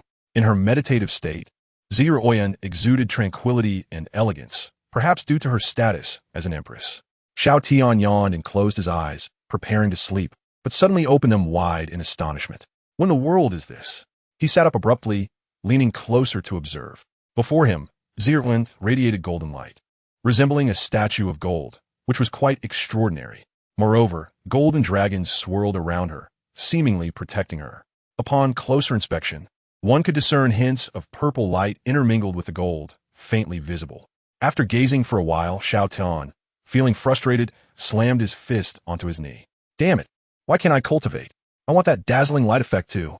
His eyes reflected deep envy. Initially, he had been indifferent to the inability to cultivate. However, he now realized that cultivation bestowed such benefits, capable of enhancing oneself, with glorious effects and prosperity. Xiao Tian hastily called out to the system. "System upgrading."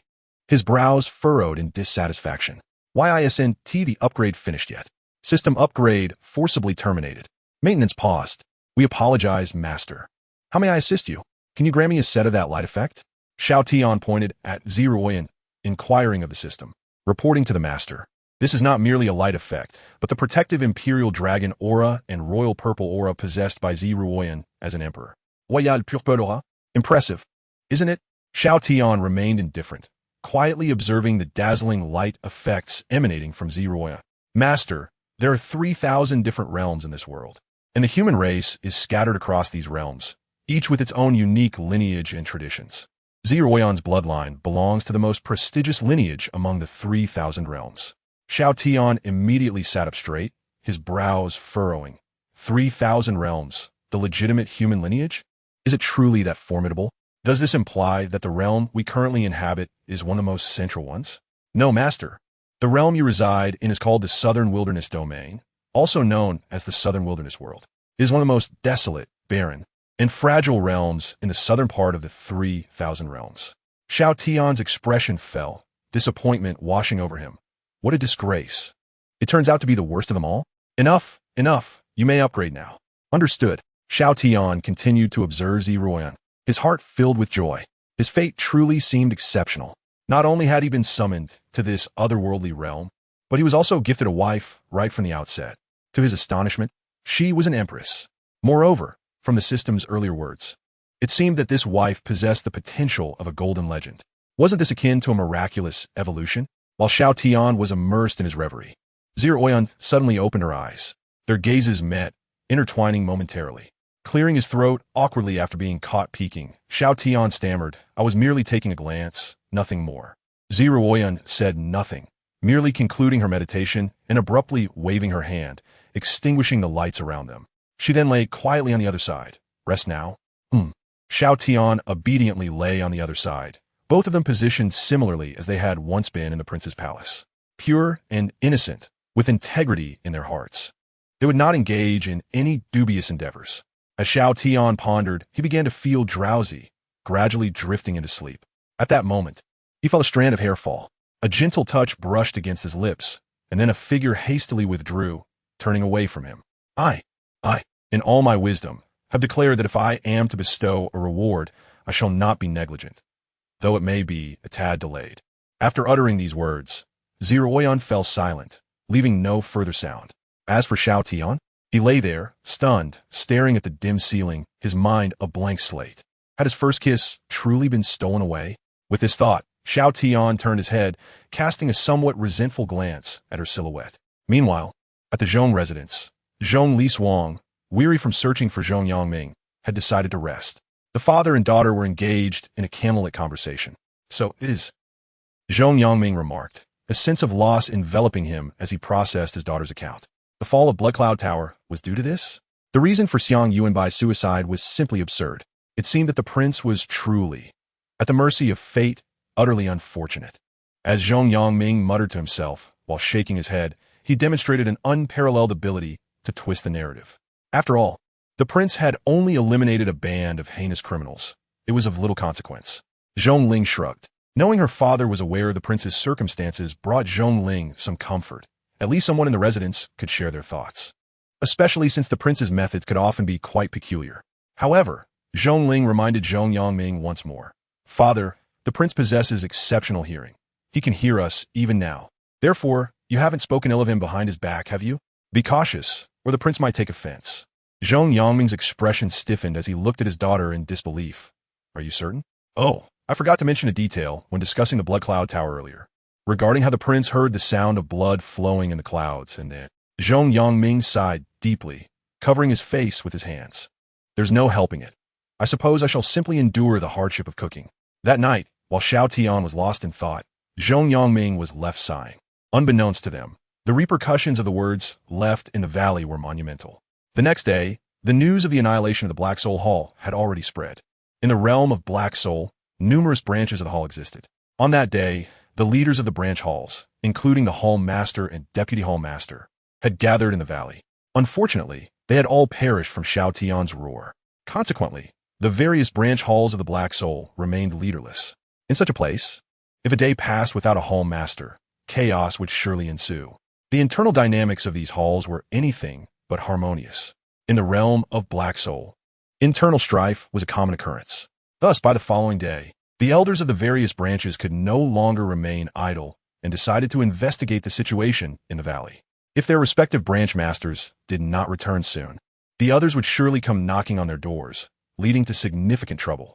As the elders from each branch fortuitously converged in the valley, they gazed at the flat expanse of yellow earth and the inexplicably dried up, crisscrossing riverbeds, left in a state of bewilderment. "Where's the Black Soul Hall? You almost head up the mountain and take a look." A fifth-tier void-breaking realm elder from one of the branches had already soared into the air, reaching the mountaintop beside the valley, shouting in shock. Upon hearing these words, the other elders rushed to the summit. The scene before them left them aghast as they beheld what they had thought to be dried riverbeds. It was, in fact, a powerful being who had wielded a sword as a pen, force as ink, and the earth as paper, inscribing a formidable message, "Yama." Upon reading the inscription, the Black Soul Hall elders trembled, exchanging alarmed glances. A storm was brewing. Their Black Soul Hall was no more. They, the wicked ones who reveled in slaughter within the realm of Black Soul, had relied on the oversight of the Black Soul Hall, with its 6 evils exerting their influence. Now, with the headquarters of the Black Soul Hall destroyed, the 6 evils, along with the branch masters and deputy masters, were likely doomed. Had their Black Soul Hall met the same fate as Blood Cloud Tower? What were they to do? The gathered elders were at a loss. Typically, they fought amongst themselves over interests, but now that the Black Soul Hall was gone, what was there left to contest?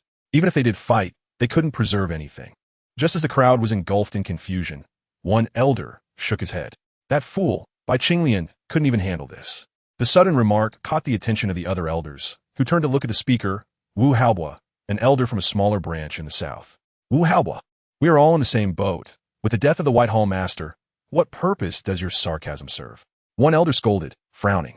Moreover, the White Hall Master died valiantly in battle against a being like Yama. The others regarded each other, their brows furrowed. They understood that Wu Haobua had been with the Black Soul Hall for decades, having survived all this time. However, longevity did not earn him respect. In this place, survival meant either climbing higher or dying in battle. Wu Haobua had merely been cowardly, clinging to life, which is why he had managed to endure through multiple branches of the Black Soul Hall. Such a person was looked down upon.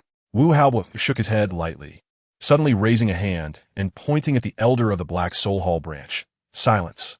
The crimson spiritual energy surged forth like an arrow, instantly piercing through the elder's forehead. Bang! The elder collapsed to the ground, eyes wide open, never having seen Wu Haobua's attack coming. The other branch elders, only realizing what had transpired after the elder's death, were filled with terror. It was too swift.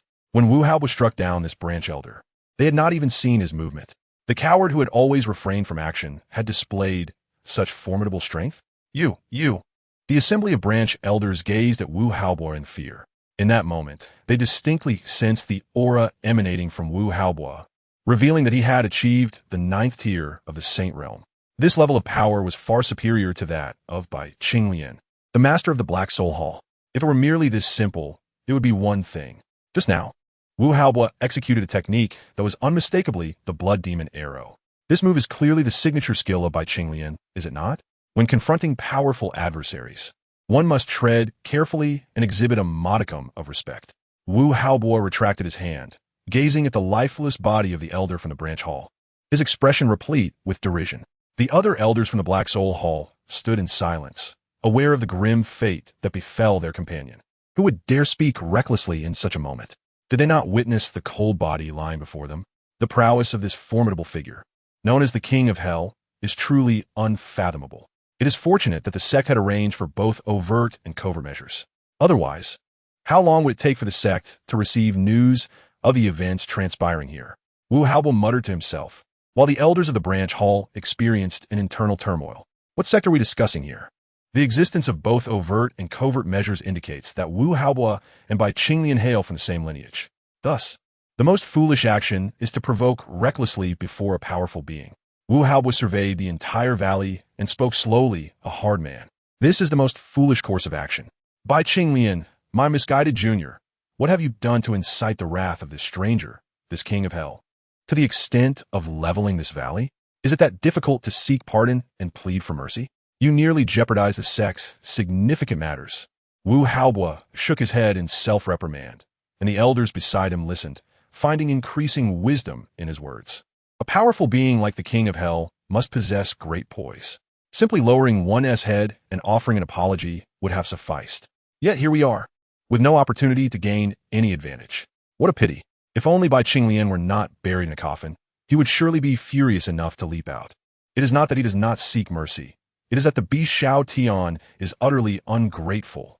Of course, Wu Haobua and the other elders were unaware of the circumstances at the time, merely speculating that Bai Qinglian had provoked the King of Hell and brought calamity upon himself. My junior Bai Qinglian has perished.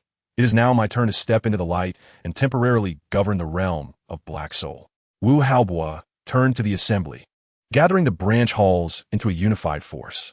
The southeastern branch, beset by wind and sand, shall serve as the main hall. The numerous elders of the branch hall bowed in unison, affirming, yes.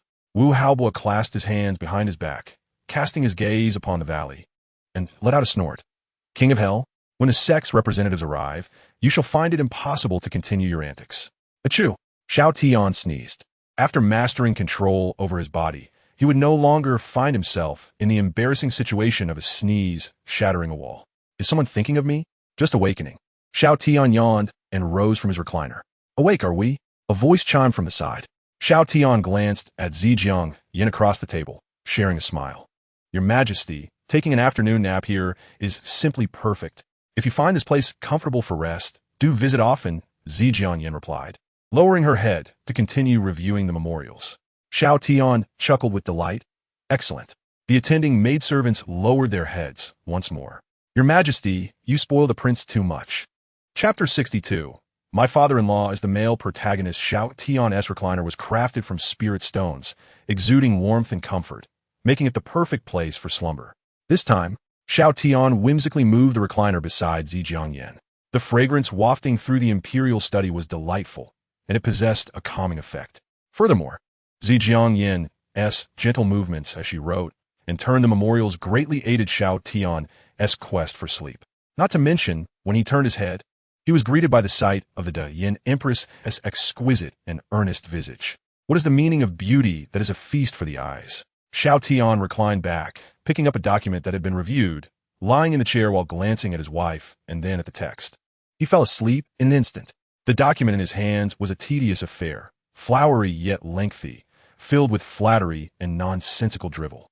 Such material had a hypnotic effect, as anyone could discern.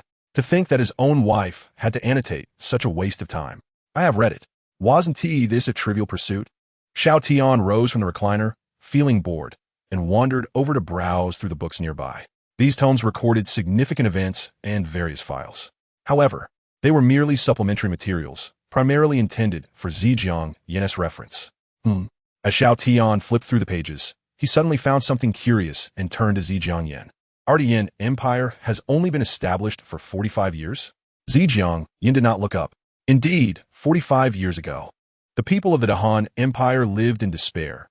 Their grievances echoed throughout the land. My father raised the banner of rebellion, starting the uprising in Qingyu Prefecture, Luoxian County.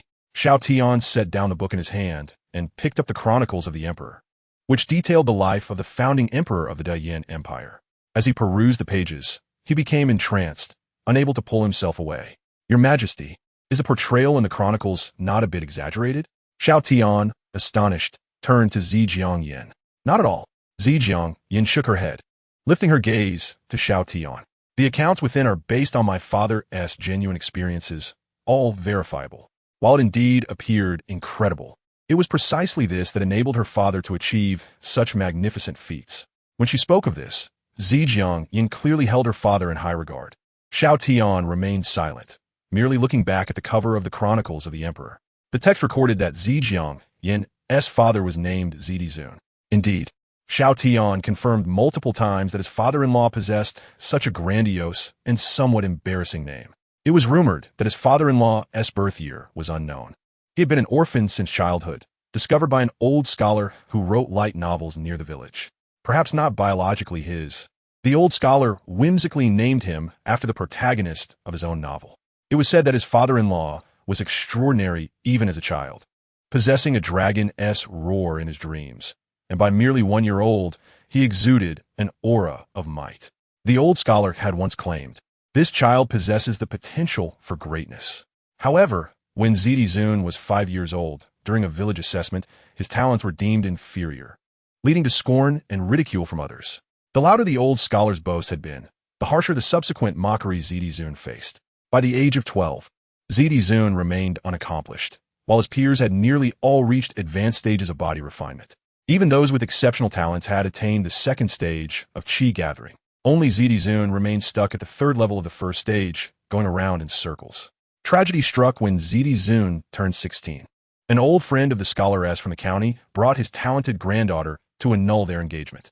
After all, as a writer of light novels, the old scholar had arranged the engagement before Zidizun turned 5. Yet, Zidizun was a failure, while the granddaughter was a prodigy, already at the 7th level of the second stage of qi gathering by merely 16, with close ties to the county magistrate's son, enjoying a bright future. The only issue was Zidizun himself. The day of the annulment was a rainy night. Zidizun knelt before the body of his foster father, who had died in an accident, remaining silent.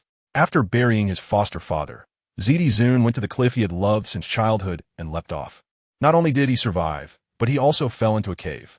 Inside, he discovered a naturally occurring formation that gathered spiritual energy into a liquid. With a vast spiritual liquid pouring into him, Ziti Zun's supreme emperor body finally awakened. Emerging from his seclusion, Ziti Zun traveled the world, meeting companions and gradually making a name for himself. However, the talented girl who had annulled their engagement, along with the rising county magistrate's son, resented Ziti Zun's smooth sailing. They frequently sought to trouble him, which eventually escalated into attempts on his life. To protect himself, Ziti Zun had no choice but to slay the county magistrate's son. Little did he know, the county magistrate's son had a hidden identity as the illegitimate child of the current prime minister, to protect his legitimate wife from harm. The prime minister had entrusted this son to the county magistrate for foster care. Having provoked the powerful, Ziti Zun could only flee while evading pursuit. After many twists and turns, he returned to his hometown, only to discover that the villagers had suffered a massacre, merely because the chancellor directed his ire towards him. He lost all sense of morality, condemning the innocent villagers to accompany him in death. The Purple Emperor, enraged, executed the county magistrate, raised the banner of rebellion, and initiated an uprising. The Han dynasty was already on the brink of collapse, and the flames ignited by the Purple Emperor came at the most opportune moment. Support poured in from all corners, and the Purple Emperor embarked on his quest for supremacy. First, he annihilated the Han. Then he contended with the 16 rebel kings. At the tender age of 20, the Purple Emperor established the Great Yin, becoming the great emperor spoken of by his adoptive father. Yet 5 years ago, this legendary emperor mysteriously vanished. Within a year, the crown prince ascended the throne, only to perish. The second prince succeeded him, and likewise met his demise. For years prior, the 16-year-old Jirwen was no longer the carefree princess of Great Yin. She had transformed into the composed and solitary empress of Great Yin. A father-in-law akin to a protagonist in a novel. How extraordinary. Xiao Tian shook his head, reflecting on the bizarre experiences of his father-in-law. They were indeed fascinating and appeared quite logical, yet they were undeniably peculiar. As Oyan reviewed the memorials, she noticed a prolonged silence and looked up at Xiao Tian, inquiring, "What troubles you?" Frowning in contemplation, the father-in-law had encountered serendipity in a cave, awakening his potential, and aspired to pursue further studies at the academies, yet faced obstacles in gaining admission. Turning to Oyan, Xiao Tian noted that the county magistrate's cousin was present, provoking his father-in-law. The two engaged in a confrontation, catching the attention of the academy's mentors, who subsequently admitted the father-in-law into their institution. Oyan regarded Xiao Tian for a moment, then chuckled softly and shook her head. "Indeed, this is a rather amusing anecdote born of misfortune from my father's tumultuous experiences." She resumed her writing, but Xiao Tian interjected, "Your Majesty, do you not find it somewhat peculiar?" He continued, "If one were to view the imperial chronicles from a different perspective, the experiences of your father-in-law reveal inconsistencies." Oyan's gaze sharpened as she slowly raised her head. "What do you mean?" In chapter 63, the Empress should exercise restraint. Xiao Tian speculated that the Purple Emperor, upon entering the academy, was likely devoid of resources. Shortly thereafter, he was provoked by the magistrate's son, winning numerous pills and spirit stones. Oyan continued to peruse the memorials with little reaction. The talented young lady, having called off her engagement, seemed to challenge the father-in-law, resulting in her losing considerable academic credits to him, fortuitously at a time when he lacked suitable magical artifacts.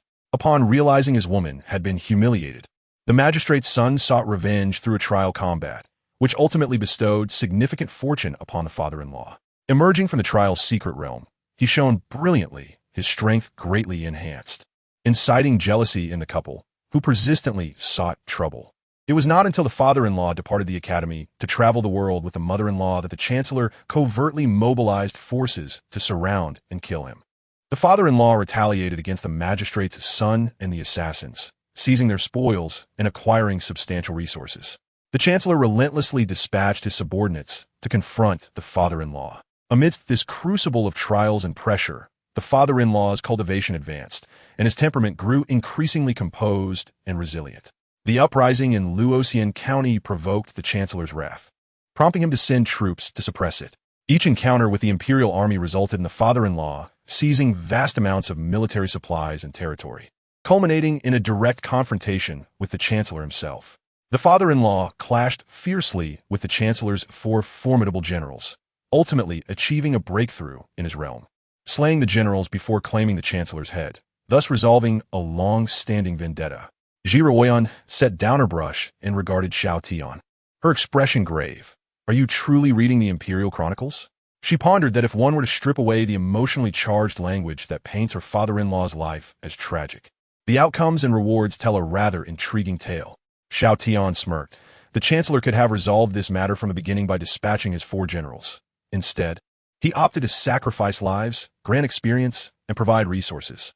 In the end, he even sacrificed his own life, elevating the father-in-law's reputation to its zenith. Rising swiftly, Ji Ruoyan approached Xiao Tian, taking the chronicles from his hands and flipping through them. This time, she did not read with the adoration of a daughter seeking to understand her father. Rather, she adopted a critical, composed perspective. As anticipated, when she disregarded the emotional fluctuations and focused solely on the results, her hand trembled slightly as she looked up at Xiao Tian. I cannot discern whether this is mere coincidence or if someone has orchestrated this with malicious intent. Xiao Tian observed the tightly rolled manuscript and spoke slowly. After being taken in by an elderly scholar who made a living writing tales, your father-in-law began a life akin to that of a protagonist in a story. Indeed, his life appears to be scripted like one. Ji Ruoyan stood silently, gradually closing her eyes. Xiao Tian's revelation struck her profoundly. Though it was merely speculation, the implications were chilling. The founding emperor of the Great Yin dynasty, her father, the Purple Emperor, might have had his legendary life manipulated by unseen hands. The thought sent a chill down her spine. However, Ji Ruoyan quickly regained her composure and declared, this matter, this conjecture, must remain confidential, kept within our hearts. Her gaze was penetrating as she clenched her fists, resolute that no matter the truth, strength was paramount. I have recently found my cultivation to be increasingly smooth. Even reaching the 10th level of the sacred realm shall not take long.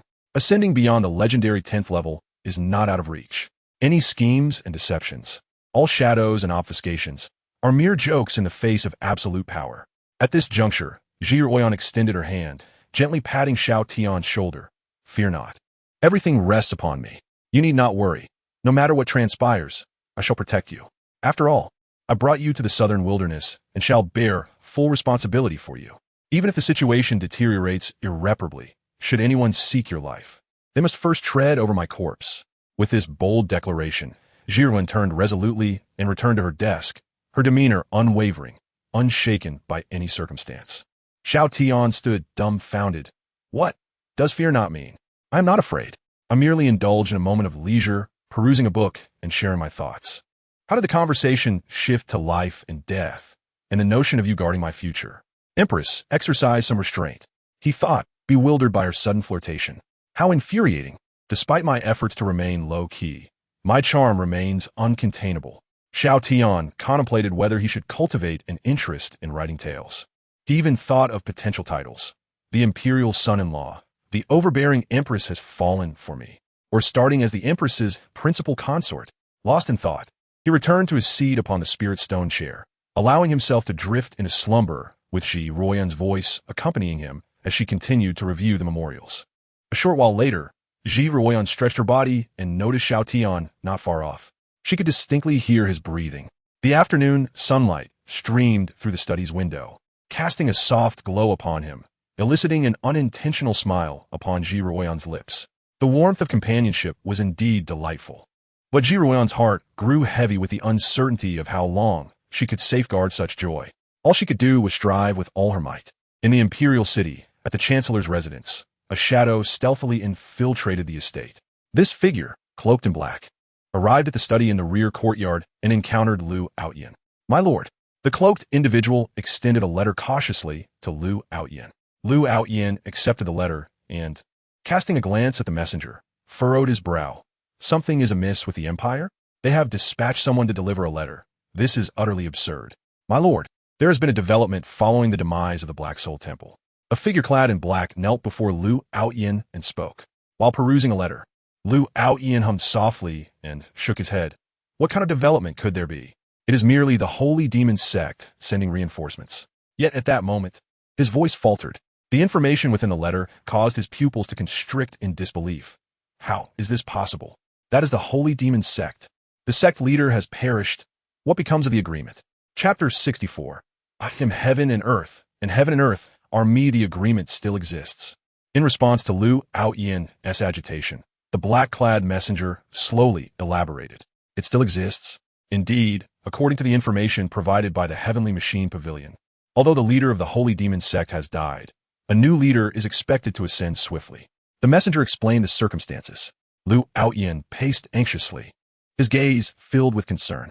Based on current intelligence, it appears that the Holy Demon sect has not been completely annihilated.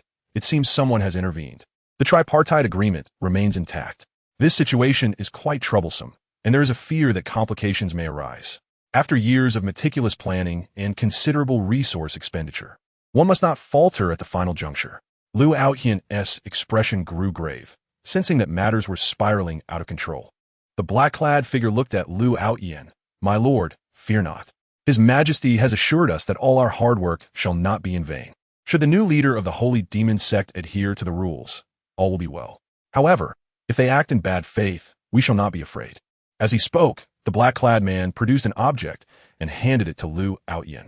Initially unperturbed, Liu Aoyan's expression shifted to one of sheer terror as he examined the item. This, has His Majesty lost his senses? Liu Aoyan hastily accepted it and stowed it away in his spatial ring, his tone betraying his unease. This is audacious, bringing this item here. No wonder they sent someone. The message was a pretext. The true purpose was to deliver this. Once this talisman is activated, it would lead to mutual destruction and irreparable conflict. Liu Aoyan collected the talisman, his face stern as he regarded the messenger. The black-clad figure raised his head, removing his mask to reveal a gruesome scar. His Majesty's decree is clear. Should it come to that, we shall embrace mutual destruction without hesitation. Liu Aoyan was taken aback by the appearance of the messenger. Their presence signified the Emperor's unwavering resolve. Who else has come? Liu Aoyan asked in a subdued tone. The messenger remained silent for a moment before slowly responding. The four great kings. Liu Aoyan remained silent, silently observing the messenger. After a long pause, he sighed. It seems we have indeed reached the final hour. From here on, you shall remain in the location I have prepared, and do your utmost to avoid exposure. The black-clad man rose and nodded in agreement. Understood. We are merely a reserve force, and shall not act unless absolutely necessary. Our primary concern in this endeavor is the Holy Demon sect.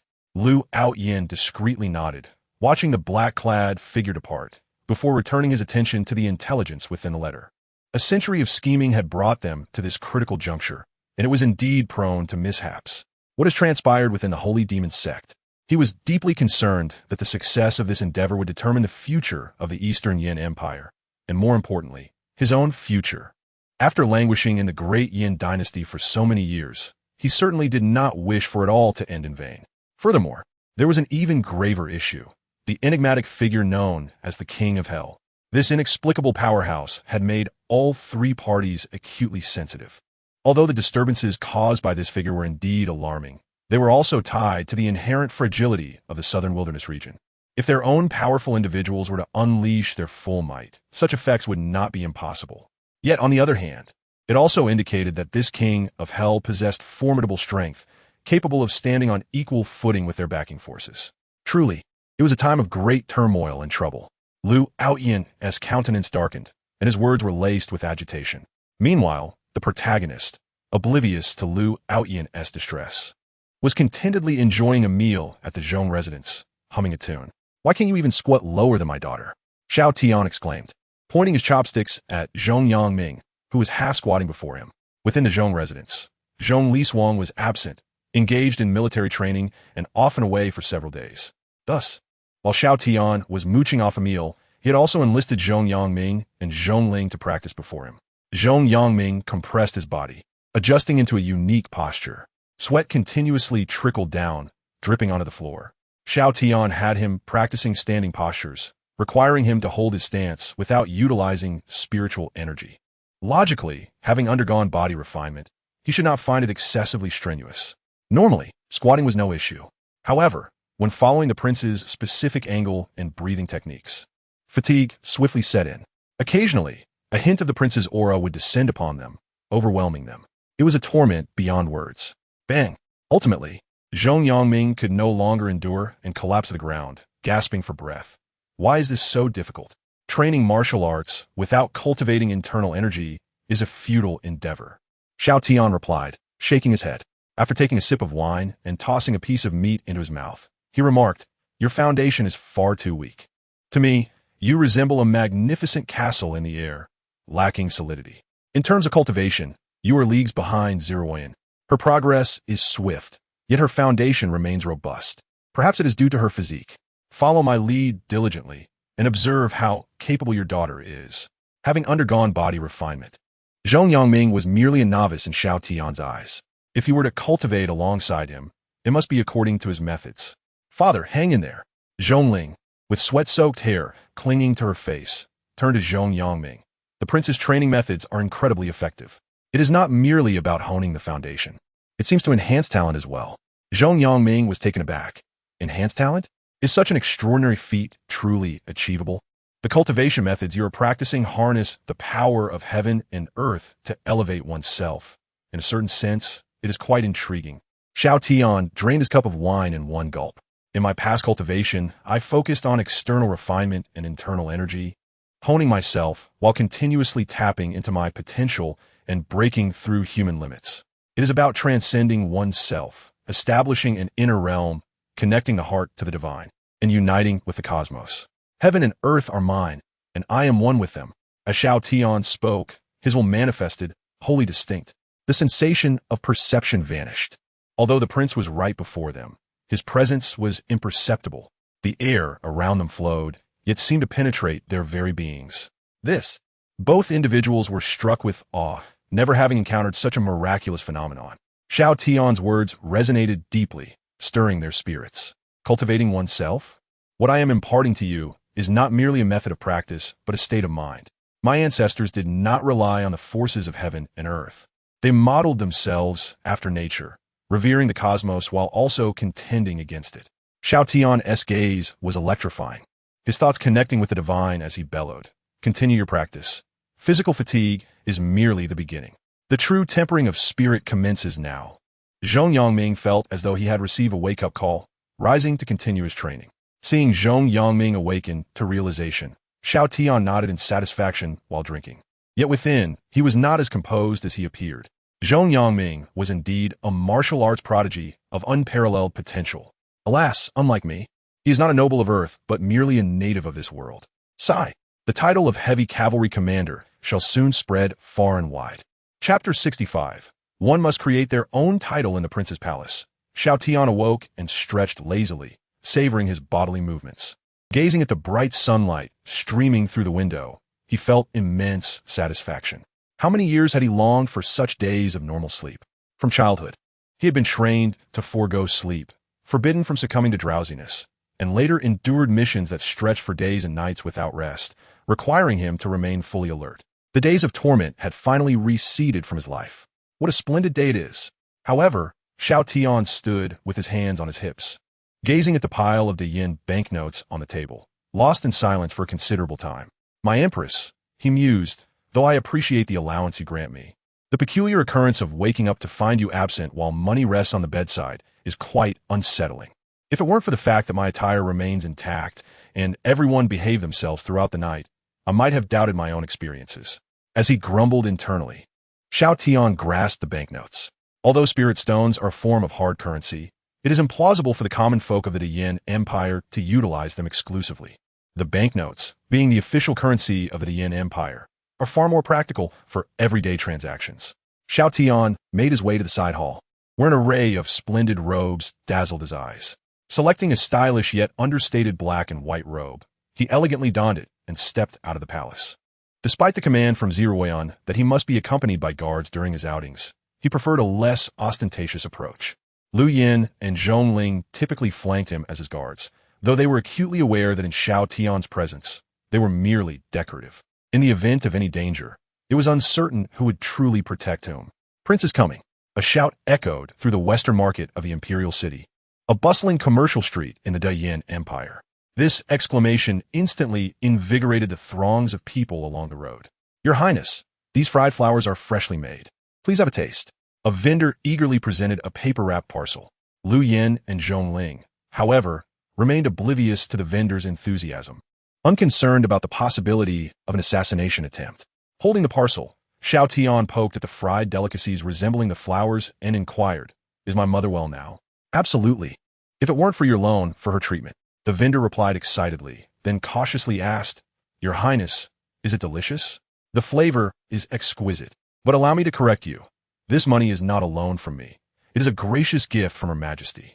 You must remember this." Xiao Tian gestured toward the palace with a slight bow. The vendor nodded fervently. "I am well aware, Your Highness. My mother even erected a longevity tablet for you and the Empress. There is no need to repay, but do remember to perform good deeds and spread kindness. As long as everyone is filled with positive energy, our Yin Empire will flourish." Xiao Tian clenched his fist, emphasizing his point. The vendor's eyes gleamed with fervor. Feeling invigorated, "Rest assured, Your Highness, I will strive to do good and not let you down." Content. Xiao Tian continued his leisurely stroll through the market, indulging in food and shopping. Along the way, he engaged in friendly conversations with vendors and passers-by, inquiring about their difficulties and whether they faced any grievances. He assured them that they could voice their concerns, and he would relay them to the higher authorities. The light of righteousness illuminated the path. As Xiao Tian departed the market, a throng of people gathered behind him, watching him recede into the distance. The prince is a good man. Ever since he wed the Empress, the atmosphere in our imperial city has improved tremendously. Indeed, the prince is charitable and kind, refusing to associate with malice and corruption. How absurd are the rumors claiming that he bewitched the Empress and disrupted the court. Yes, they say the prince lives off others. Yet who could possibly dispute his status at this level? It's often said that those of notable reputation should possess a title, but it appears the prince lacks one. Does he not have a name for himself? Indeed, it seems he does not. My uncle's neighbor's son holds an official position in the court. Surely he would know. Shall we bestow a title upon the prince to show our respect? In the end, after a fervent discussion and numerous votes, they decided upon a title for Prince Xiao Tian, the most benevolent soft rice sovereign. Outside the imperial city, Zhongling and Lu Yin suddenly noticed Xiao Tian had stopped, wearing a peculiar expression with a twitch at the corner of his mouth. "Your Highness, what troubles you?" Zhongling inquired, seeing his odd demeanor. Xiao Tian silently turned to Zhongling. "Do you have a title?" "Indeed, Fire Dance Sword," Zhongling replied promptly. "I earned it after breaking through my realm and challenging various talents of the Yin Empire, bestowed upon me by Her Majesty." Xiao Tian's brow twitched as he glanced at Lu Yin. "What about you?" Lu Yin replied with a bow. Before the former general had fully matured, "I was tasked with eliminating bandits within the Yin realm, earning the moniker the Empress's Hound." Xiao Tian clenched his fists, falling into a contemplative silence. Curse it, why do their titles sound so appealing and impressive? Was mine the most benevolent soft rice sovereign? What nonsense is this? Oh, the citizens of the Yin. You truly have a knack for crafting such ridiculous yet extravagant titles. With a scowl, Xiao Tian continued toward Qingyan town, feeling that his title was even more absurd than Zhong Yangming's heavy cavalry. Throughout the journey, he remained sullen. Zhongling glanced at Lu Yin. "It seems the prince is genuinely upset. He didn't even give alms to a beggar we encountered earlier." She did not lower her voice, and regardless of how softly she spoke, Xiao Tian could hear her. Lu Yin nodded, having come to a startling realization after spending more time with Xiao Tian. He genuinely enjoys doing good deeds. They often pondered whether the prince's words of kindness and compassion towards others were sincere, especially when confronting the Blood Cloud Tower and the Black Soul Palace. Having reached this conclusion, it was evident that the Blood Cloud Tower and the Black Soul Palace were indeed deeply corrupt beyond redemption, as even someone as kind as the prince could not overlook their wickedness. The trio continued along the newly constructed official road toward Qingyan town. Meanwhile, a beggar along the roadside quietly raised his head, peering through his disheveled hair at their retreating figures. It was unexpected to find such talented individuals in a place like this. With a seductive voice, the beggar gazed toward the Qingyan mountains and set off on his journey. Chapter 66. Someone is stealing my pig. Qingyan town is developing rapidly, perhaps due to the presence of craftsmen in this world. With sufficient funds, constructing buildings and repairing roads can be accomplished swiftly. At present, Xiao Tian stood outside a distillery in Qingyan town, conversing with the town mayor and the distillery manager about future plans for their alcoholic beverages. Additionally, he sought to replenish the stock, as what he had previously taken had already been consumed. "Your Highness, you are truly the rebirth of our Qingyan town." The town mayor grasped Xiao Tian's hand, his voice filled with emotion. Tears streamed down his wrinkled face. Nowadays, aside from the enigmatic Yama, the greatest gratitude in Qingyin Town is directed toward Xiao Tian. That Yama had punched the future out of Qingyin Town. The disappearance of those 3 mountains had greatly improved their lives. Moreover, this prince not only funded road repairs and invested in the construction of the Qingyin Empress's distillery, but also assisted in contracting the southeastern Qingyin mountain area for raising livestock, such as mountain pigs, chickens, and ducks. Now, aside from alcohol, Qingyin Town boasts a new signature: meat. Many gourmets from the imperial city are aware that the pork from the Qingyin Mountains is extraordinarily delicious. Unfortunately, the quantity of pork supplied to outsiders is quite limited. Most of their ingredients are reserved for Xiao Tian. After all, he pays generously and is a benefactor of Qingyin Town, so naturally, their priority is to cater to the prince's needs. This has led some individuals to resort to theft, secretly stealing pigs, prompting Xiao Tian to hire someone to set up formations to deter these thieves.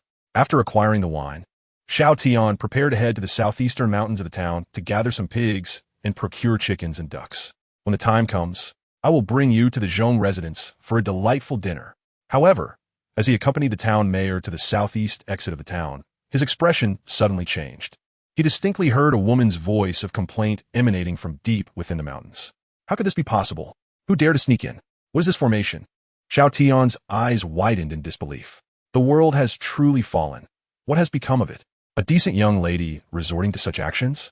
Your Highness, what is wrong? Lu Yin inquired upon noticing the sudden shift in Xiao Tian's demeanor.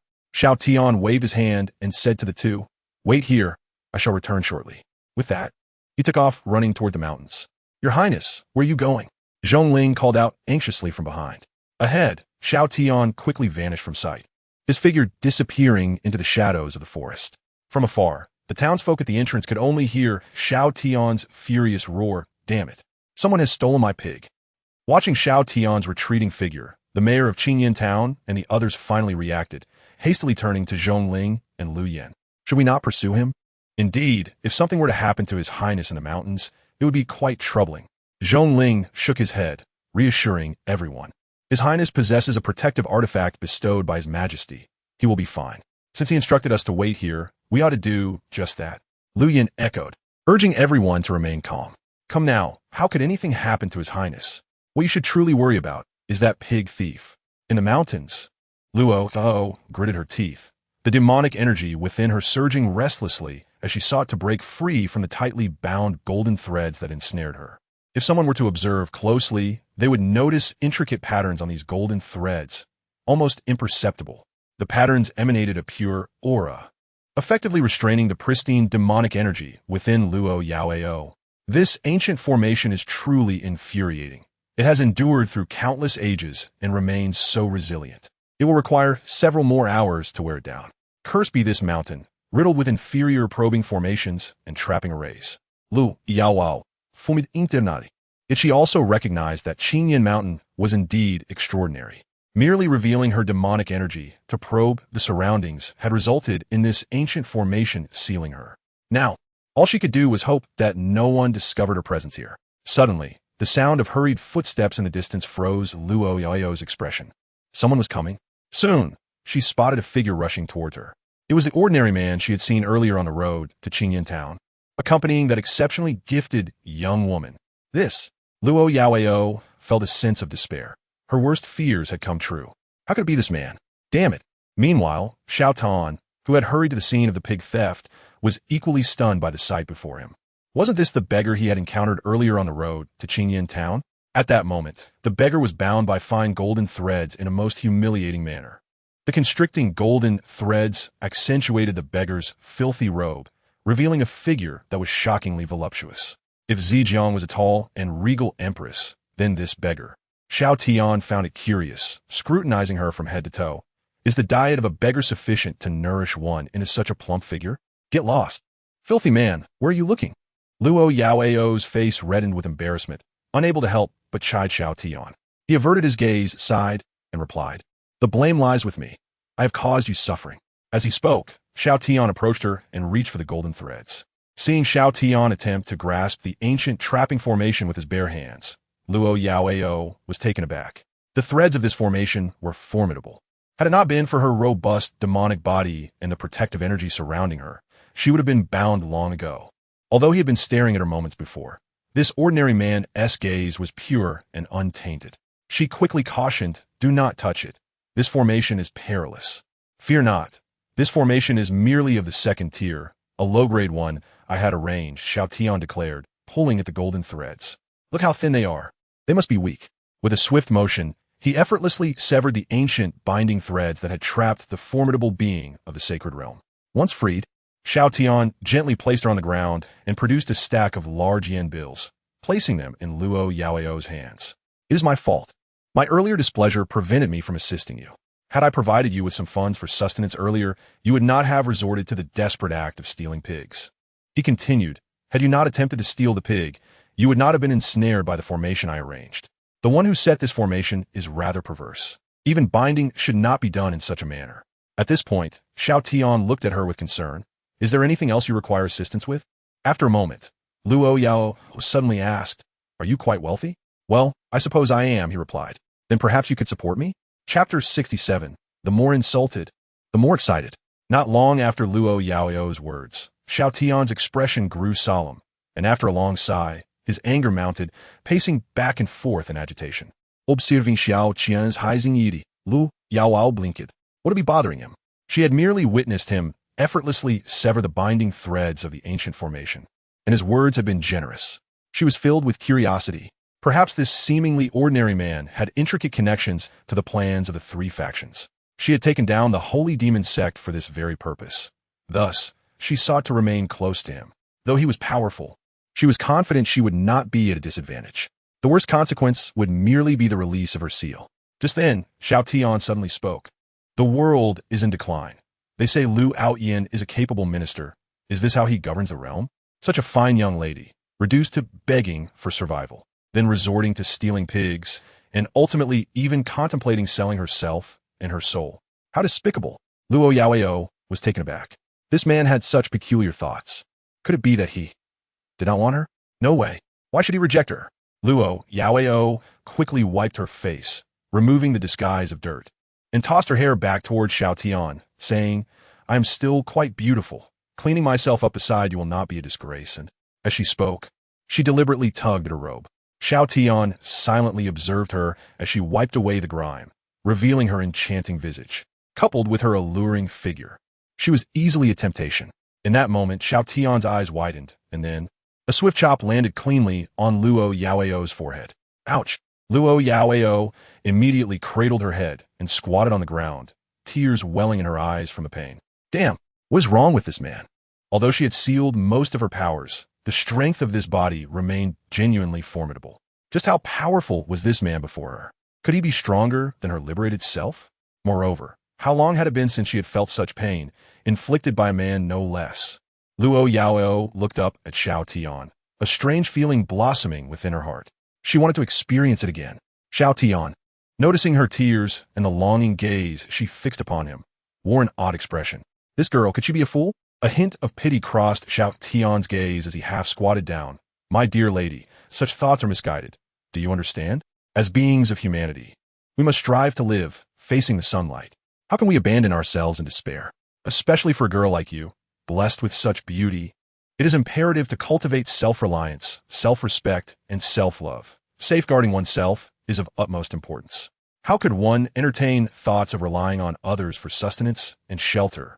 I may be able to provide for you materially, but I cannot nourish your spirit." As he spoke, Xiao Tian gently stroked the top of her head. "If you encounter difficulties, you may confide in me. Yet, I simply wish to experience the sensation of unearned rewards." Xiao Tian's gaze sharpened.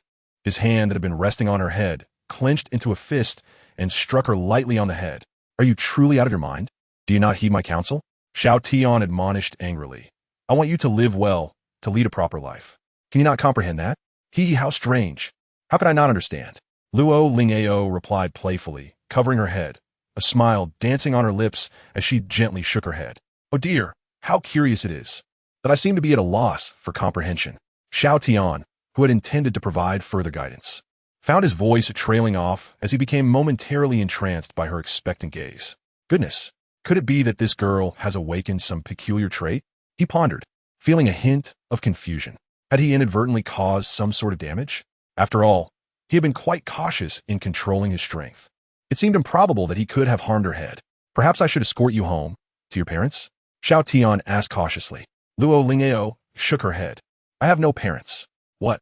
My parents perished in a mutual slaughter. A silence fell between the two, both cradling their heads in contemplation. Nevertheless, I implore you to heed my advice and live well. Do you understand? Xiao Tian sighed, reiterating his counsel.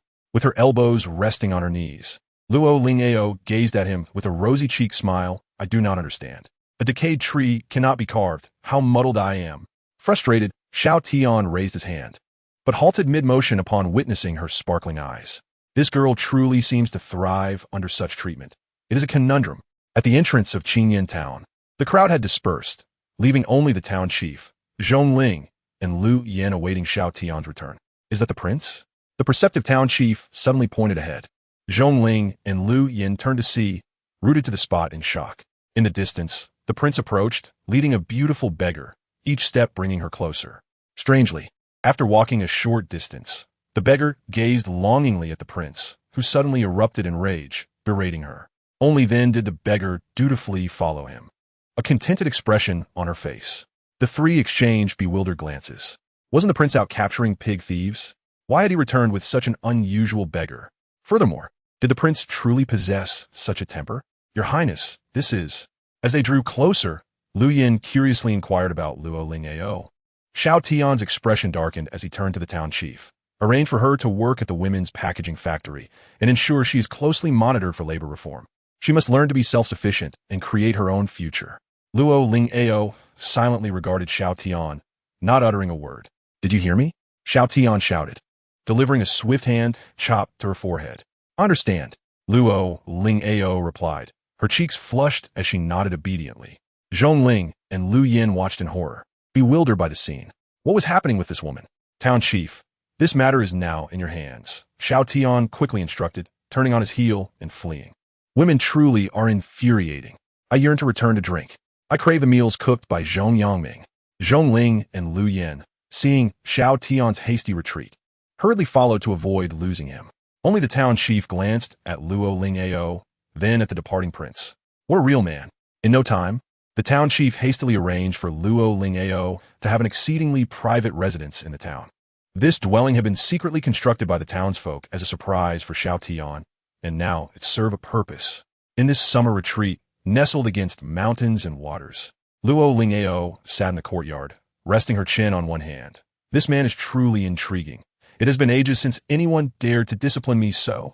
Since childhood, as her parents waged their own brutal war, eventually leading to mutual destruction, and through a relentless struggle among siblings, Luo Lingao had always felt an emptiness within. Now, it seemed she had found someone who could fill that void. This journey to the southern wilderness had unveiled such experiences. Her eyes sparkled with delight, reveling in the sensation of being guided. Suddenly, three figures emerged like shadows from a swirling dark mist. Each was strikingly fair-skinned, with shimmering violet pupils and black horns adorning their heads. Your Majesty, the three knelt in unison, paying homage to Luo Lingao in the face of her subordinates. Luo Lingao remained silent, simply closing her eyes. Purple flames ignited from her crown, cascading down her form. Her disheveled, soiled hair was consumed by the violet fire, transforming into lustrous, deep purple locks that flowed behind her. Her face, devoid of makeup, appeared exquisitely enchanting, with lips painted in a stunning crimson. The swirling violet flames disintegrated her oversized, tattered robe, replacing it with a form-fitting leather outfit adorned with golden embroidery and a delicate white veil draping over her. As the last flicker of violet flame dissipated from her golden-embroidered black boots, she stood tall, slowly opening her eyes, golden irises surveying the three before her. What news? One of the demon race women bowed respectfully. Your Majesty, the holy demon sect mentioned in the tri-party agreement is inherently affiliated with our primordial demon kingdom, established by your 18th royal brother. Thus, it is entirely reasonable for us to assume control of the agreement. Luo Lingao let out a light huff, pacing slowly in the courtyard, her heels echoing rhythmically on the cobblestones. Who could have imagined that my 18th royal brother had hidden such a scheme? My parents were exceedingly ruthless, and the greatest calamity of the primordial demon kingdom stemmed from a civil war between husband and wife. Given the turmoil within the primordial demon kingdom, It seems my 18th royal brother planned this, to be utilized upon his ascension to the throne, Luo Lingao mused, her 3 loyal guards remaining silent. The civil war that had torn the primordial demon kingdom apart a decade prior was indeed absurd. No one could have foreseen that a couple would turn against each other until their mutual demise. That year, the 10-year-old Empress lost her parents. She went from a carefree princess to a hunted target among her siblings. Indeed, the friliest of camels is still larger than a horse. To inherit the primordial demon kingdom, Luo Lingao's 18 siblings engaged in a brutal struggle, mirroring their parents' madness. Everyone had lost their sanity. Even the young Luo Lingao was not spared. Fortunately, she had her loyal guards to protect her, and her talents began to reveal themselves. After enduring hardship, she boldly waged war against the primordial demon kingdom at the age of 16, 4 years ago. For years, a legendary spun for Luo, filled with battles that culminated in the defeat of her surviving sisters and brothers, ultimately reclaiming power. The primordial demon kingdom returned to the hands of the royal holy demon clan. Luo Lingao ascended as the empress of this demon realm, asserting her dominance. Yet, the kingdom bore the scars of war, its fortunes diminished. She discovered her 18th royal brother had long been scheming with the Heavenly Machine Pavilion and the Eastern Flame Empire, orchestrating a multitude of plans. To ensure victory, Luo Lingao even sealed her cultivation, concealing her identity as she descended into the southern wilderness. In the courtyard, Luo Xiao was pacing back and forth when she suddenly halted. The Black Soul Palace has suffered significant damage, and our assistance is limited. We shall remain within the Great Yin dynasty, holding our position and patiently awaiting the moment to arrive. Moreover, regarding the resources I have brought, do you have any effective methods to utilize them for the benefit of the citizens of the Great Yin dynasty? Her inquiry prompted the 3 female demon guards to fall into contemplation. Ultimately, the guard on the right spoke up, suggesting, why not simply offer direct charity? That won't do. Another guard interjected, shaking her head. Fortune is elusive. We cannot simply squander resources like that, or the results will be negligible. Instead, we should consider investment. The Qingyan town, where Her Majesty the Empress is currently hiding, serves as a prime example. However, the results are too slow. Since we are concealing our identities, we are not well positioned to act, another guard added. Perhaps we could seek assistance from high-ranking officials within the Great Yin Court. The Eastern Yin Empire's infiltrators in the Great Yin are the highest officials. They will obstruct our efforts. According to the agreement, we are bound by rules and cannot resort to violence. The 3 female guards exchanged words, yet could not devise a solution. It was a pity that the Black Soul Palace had previously covertly sent people to the Great Yin during the chaos. That had been a brilliant idea. The leading guard sighed, lamenting the loss of such a strategy. The powerful stranger, Yin Wang, had obliterated the headquarters of the Black Soul Palace with a single punch, shattering the painstakingly arranged teleportation array. Now, with the time for the 3-party agreement nearing its end, they had no opportunity to establish a new teleportation array and bring people from elsewhere. They were unable to better assist the Great Yin dynasty in strengthening its national power. That worthless Bai Qinglian has unnecessarily provoked such a powerful enemy. She deserves to be punished. Another female guard expressed her indignation. The guard beside her scoffed. And what of that Wu Haobua, who dared to incite us to provoke Yin Wang? He deserves to have his head knocked off by Her Majesty the Empress. Enough of this commotion. We have yet to devise a plan, Luo Xiao interjected, sitting back on the stone chair, lazily leaning against the stone table, her chin resting on one hand. Meanwhile, she extended her hand, condensing demonic energy into the image of a man in the air. Tomorrow, you shall venture to the imperial city to gather information and inquire about this man. The 3 female guards exchanged glances, speaking in unison. The virtuous soft rice celestial? Luo Xiao nearly lost her grip on the image, her light golden pupils fixated on her subordinates. What is that? What celestial? Reporting to Her Majesty the Empress. Intelligence from the Eastern Yin Empire and the Heavenly Machine Pavilion indicates that this man is the husband of the Great Yin Empress and a current prince. His name is Xiao Tian, a mere ordinary man with no power or cultivation, yet the Great Yin Empress dotes on him dearly. To ensure his safety, she has even assigned the commander of the Imperial Guard to protect him closely. This Xiao Tian, relying on his unique charm, has captivated the Great Yin Empress, Ziruan, becoming arrogant and defiant while disrupting the plans of Lu Outyin from the Eastern Yin Empire.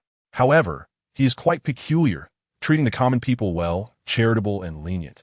making him a truly benevolent individual. Qingyan Town's prosperity is also closely related to him. Previously, when we visited the imperial city, we learned that the citizens have given him a nickname, the virtuous soft rice celestial. Luo Zhaoa stood frozen, her fiery red lips forming an O shape. That man, has he been taken first? Narrowing her eyes, she bit her lip, feeling an unpleasant sensation. An ordinary person who could sever the intricate ancient formations with his bare hands. How could he possibly be? As she thought of this, a smile suddenly graced her face. I see, the great Yin Empress. It seems I have unintentionally gained an advantage over you. Luo Zhaoa rested her chin in her hands. Lost in thought, how could she establish a connection with Xiao Tian and ultimately claim him for herself? She envisioned a scenario where Xiao Tian would support her, only to be discovered by the great Yin Empress. Luo Zhaoa's face flushed, and her golden pupils sparkled with excitement. How exhilarating! Suddenly, Luo Zhaoa came to a realization, abruptly standing up. Wait, I was mistaken. The three female guards, witnessing her sudden rise, wore bewildered expressions. Your Majesty, what? What was wrong? The lead guard cautiously inquired. Luo Zhaoa's gaze was intense as she pointed at the image of the man formed from demonic energy. I shall support him. The three female guards gasped in shock. Chapter 69. How infuriating. I have endured you long enough. The courtyard fell silent. Luo Zhaoa's dark purple hair danced in the wind, her eyes ablaze with determination, exuding an aura of inevitability. The three female guards looked on in horror at their empress. No! What sort of spectacle is this? The supreme being of the primordial demon nation, possessing the noble bloodline of the holy demon clan, is determined to support an ordinary human man? Your Majesty, are you jesting with us? The lead guard asked cautiously. Luo Zhaoa waved her hand, sitting back down on the stone chair. How could I jest about such a significant matter? Do you believe in love at first sight? The three female guards hurriedly shook their heads, one of them exclaiming, that is all fabricated. Coincidentally, I believe it too. Their panic deepened. What is happening? Has Her Majesty chosen to willfully ignore reality? You do not comprehend. This Xiao Tian is quite suitable for me, Luo Zhaoa mused, resting her chin on her hand, her gaze dreamy. He is very much to my taste, a kind-hearted person, yet he will also discipline you seriously. I have not felt what it is like to be guided for many years. Since childhood, my parents have neglected me. My siblings have ignored me. Now, even you, my subjects, fear me, yet he dares to scold and teach me. As Luo Zhaoa spoke with increasing enthusiasm, her complexion flushed, unable to restrain herself from clapping in delight. Isn't that feeling wonderful? The three female guards stared wide-eyed, their bodies trembling. Good heavens! Is Xiao Tian's allure so terrifying? They had gathered intelligence. The great Yin Empress, Ziruin, was exceptionally talented and skilled in governance, diligently working since her ascension, never indulging in male company. Yet, such a formidable empress had become enamored with Xiao Tian, favoring him above all the men in the great Yin dynasty. As for their own empress, she had never shown a favorable disposition toward men. Even now, the high-ranking officials and powerful figures in the primordial demon nation were predominantly female demons. Moreover, they were resilient and determined. The more challenging the problems they faced, the more invigorated their empress became, driven to overcome obstacles. To think that such a formidable empress had succumbed to the charm of Xiao Tian. Enough of this expression. Luo Zhaoa waved her hand, signaling her three female guards to calm down. Xiao Tian is a prince of the great Yin. My support of him will enable him to allocate resources to the citizens and bolster the strength of the great Yin. Isn't that in line with our plan? Luo Zhaoa's reasoning relieved the three female guards. At least their empress was still focused on the main objective. Once the plan was flawlessly executed, the empress would promptly lift the seal and bring this man back to the primordial demon nation as the rightful prince consort. The empty harem of the demon nation would finally welcome its master, and laughter erupted from Luo Zhaoa's lips. Ha ha! The three female guards, having just breathed a sigh of relief, suddenly found their breaths caught in their throats. Quickly, help me think of an excuse to properly support this man. Also, this courtyard needs to be renovated immediately. Do it overnight. The three female guards exchanged glances, resigned. Well, let's be optimistic. The Empress has faced such hardships in the past. Constantly embroiled in battles, she has finally become the ruler of the demon nation. Let her enjoy herself thoroughly. Once her mindset stabilizes, her efficiency will naturally increase. After intense discussions, the three female bodyguards and Luo Yao have devised a reasonable set of explanations. The next step is to find another opportunity to encounter Xiao Tian. At the Zhong residence, upon returning from delivering food to his mother at the military camp, Zhongling found the prince seated at the dining table, furrowing his brow as he dined. He appeared to be lost in thought. What troubles the prince? Zhongling inquired curiously to Lu Yin, who shook her head in response, indicating her own uncertainty. He has been like this for a while now, lost in his thoughts. All right, the final dish is ready, Zhong Yangming announced as he placed a large basin on the table. Within it stood a colorful tower, crafted from various meats. Your Highness, this is a new dish, and the tower is made from 5 types of meat: renowned Qingyan pigs, Qingyan sheep, Qingyan chickens, Qingyan ducks, and Qingyan fish. The tower is adorned with a coating made from 5 different colors and fragrances of spirit herbs, then drizzled with oil, fried, and steamed, followed by another drizzle of oil. As he spoke, Zhong Yangming lifted a bowl, tilting it gently to pour the steaming sauce. The bubbling sauce cascaded down the tower's peak, glistening and releasing an enticing aroma. Your Highness, please give a taste. Xiao Tian's eyes widened, momentarily forgetting all his troubles as he picked up his chopsticks. The first sensation was the richness of the shimmering sauce, followed by the crisp, yet tender shell of the colorful meat tower, crunchy without being hard. Finally, as he lifted a piece to his mouth and closed his eyes to savor it, the flavor of the sauce enveloped his palate, merging seamlessly with the crunch of the outer layer. The savory essence of the meat erupted within, tender and succulent, the juices infusing the dish with a delightful moistness that made the flavors explode in his mouth like a culinary tempest. What amazed Xiao Tian even more was the perfectly stewed tendons that provided a delightful elasticity, giving his teeth an amusing little massage with each chew, enriching the experience with layers of flavor. This bite was simply ineffable. Xiao Tian squinted his eyes, shaking his head in bliss. Zhong Yangming's culinary skills were indeed extraordinary, capable of whisking away one's worries. Moreover, after his own training, his culinary prowess had greatly improved, leaving Xiao Tian regretting not having taught him martial arts sooner. It echoed the saying, a minister who cannot practice martial arts is not a good cook. After the meal, Xiao Tian, contentedly sipping tea and picking his teeth, could only utter a single word to describe the feast. Indescribably delicious.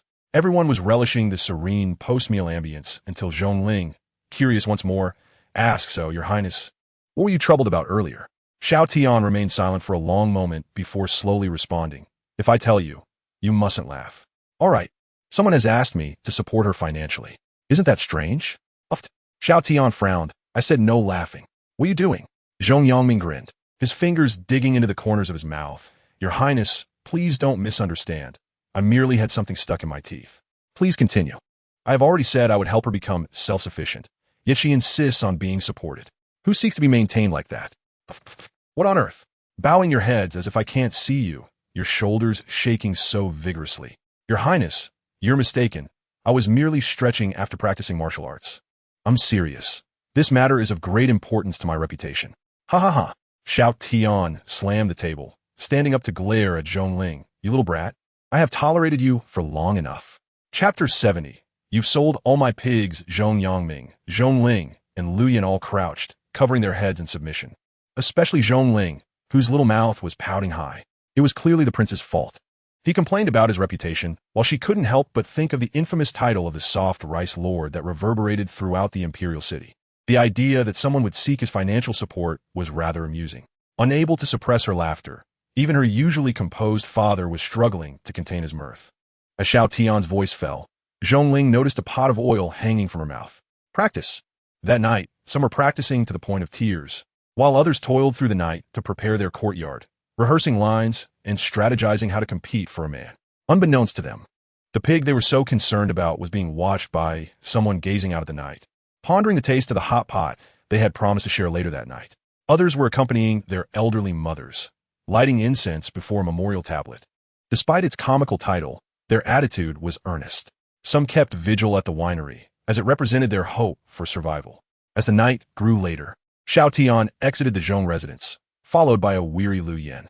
The lamps illuminated the path back to the palace, casting a long shadow of Xiao Tian along the way.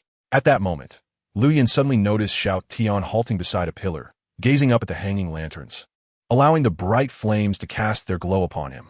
Your Highness? Lu Yin softly inquired. What is wrong?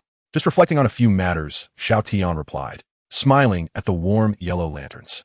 It feels wonderful to be so casually illuminated by the light. Having said this, Xiao Tian resumed his walk toward the palace, moving alongside the lanterns, ensuring he was constantly bathed in their glow. Lu Yin followed closely, watching him as he resembled a child playfully stepping into the light. For some reason, her nose felt slightly stung. Suppressing her fatigue, she caught up to Xiao Tian, mimicking his steps as they walked forward together. Who says that those dwelling in darkness do not yearn for the light? The next day, in the imperial study, Xiao Tian continued to peruse a book in silence. The system seemed to be at a crucial upgrading moment, teasing him with promises of surprises that would guarantee his satisfaction. Viewing films was no longer an option. He could only read to cultivate his temperament, while also accompanying this wealthy lady in her work. With a snap, Xiao Tian closed the book, still puzzled. Even though the records in the imperial chronicles were already absurd, where did his father-in-law acquire so many spirit stones from the old treasury? Furthermore, why did he feel an inexplicable sense of unease? What was it that he had overlooked? Was the meat used last night truly the highly talked-about Qingyan pig? At this moment, from behind the desk in the imperial study, Ziruoyan stretched her limbs and asked, "Is that so? Even those dishes were from Qingyan Mountain? That place is truly a treasure trove. Crops grow exceptionally fast, aided by formations, and can mature in just a few days, though the costs are exorbitant, requiring spirit stones. It's no wonder even last night's vegetables had an unparalleled flavor." Ziruoyan seemed to realize something, picking up a memorial. "However, someone in court has filed a complaint against you. A certain Lu Outyan, an official under your command, claims that your Qingyan Mountain products are inflating prices and competing against the common folk." Xiao Tian merely scoffed, unfazed. "Your wife is the emperor. What can they do?" However, it was true that the Qingyan pigs were rather costly, fetching a price of 100,000 taels each. Ziruoyan furrowed her brows, looking at Xiao Tian. "Isn't that too expensive? If there are any shortcomings, simply ask me." Xiao Tian waved his hand dismissively, speaking earnestly. "It's not that simple. Rarity dictates value. And raising these pigs is no easy task. I have expended a considerable fortune to arrange the formation, as well as various precious ingredients to nurture them, and even employed individuals to drive them, ensuring these Qingyan pigs remain active. Given the unique location of Qingyan Mountain, the pricing of these Qingyan pigs is entirely justified. Your Majesty, may I inquire about the identity of this censor? I wish to reason with him." Ziruoyan chuckled at Xiao Tian, saying, "Reasoning? It seems you intend to bully someone again?" "Your Majesty, I harbor no such intentions." Ziruoyan shook her head in exasperation. "I refuse to be deceived by you again. Last time, when the Deputy Minister of Works accused you of selling wine at exorbitant prices, you ended up with Zhongling beating Lu Shimi. You even claimed the Deputy Minister had identified you as the mastermind, which terrified him into seeking forgiveness at the Prime Minister's residence, causing quite a ruckus. Tell me, what shall we do about such a significant uproar?" Xiao Tian promptly rose, cupping his hands in a gesture of respect.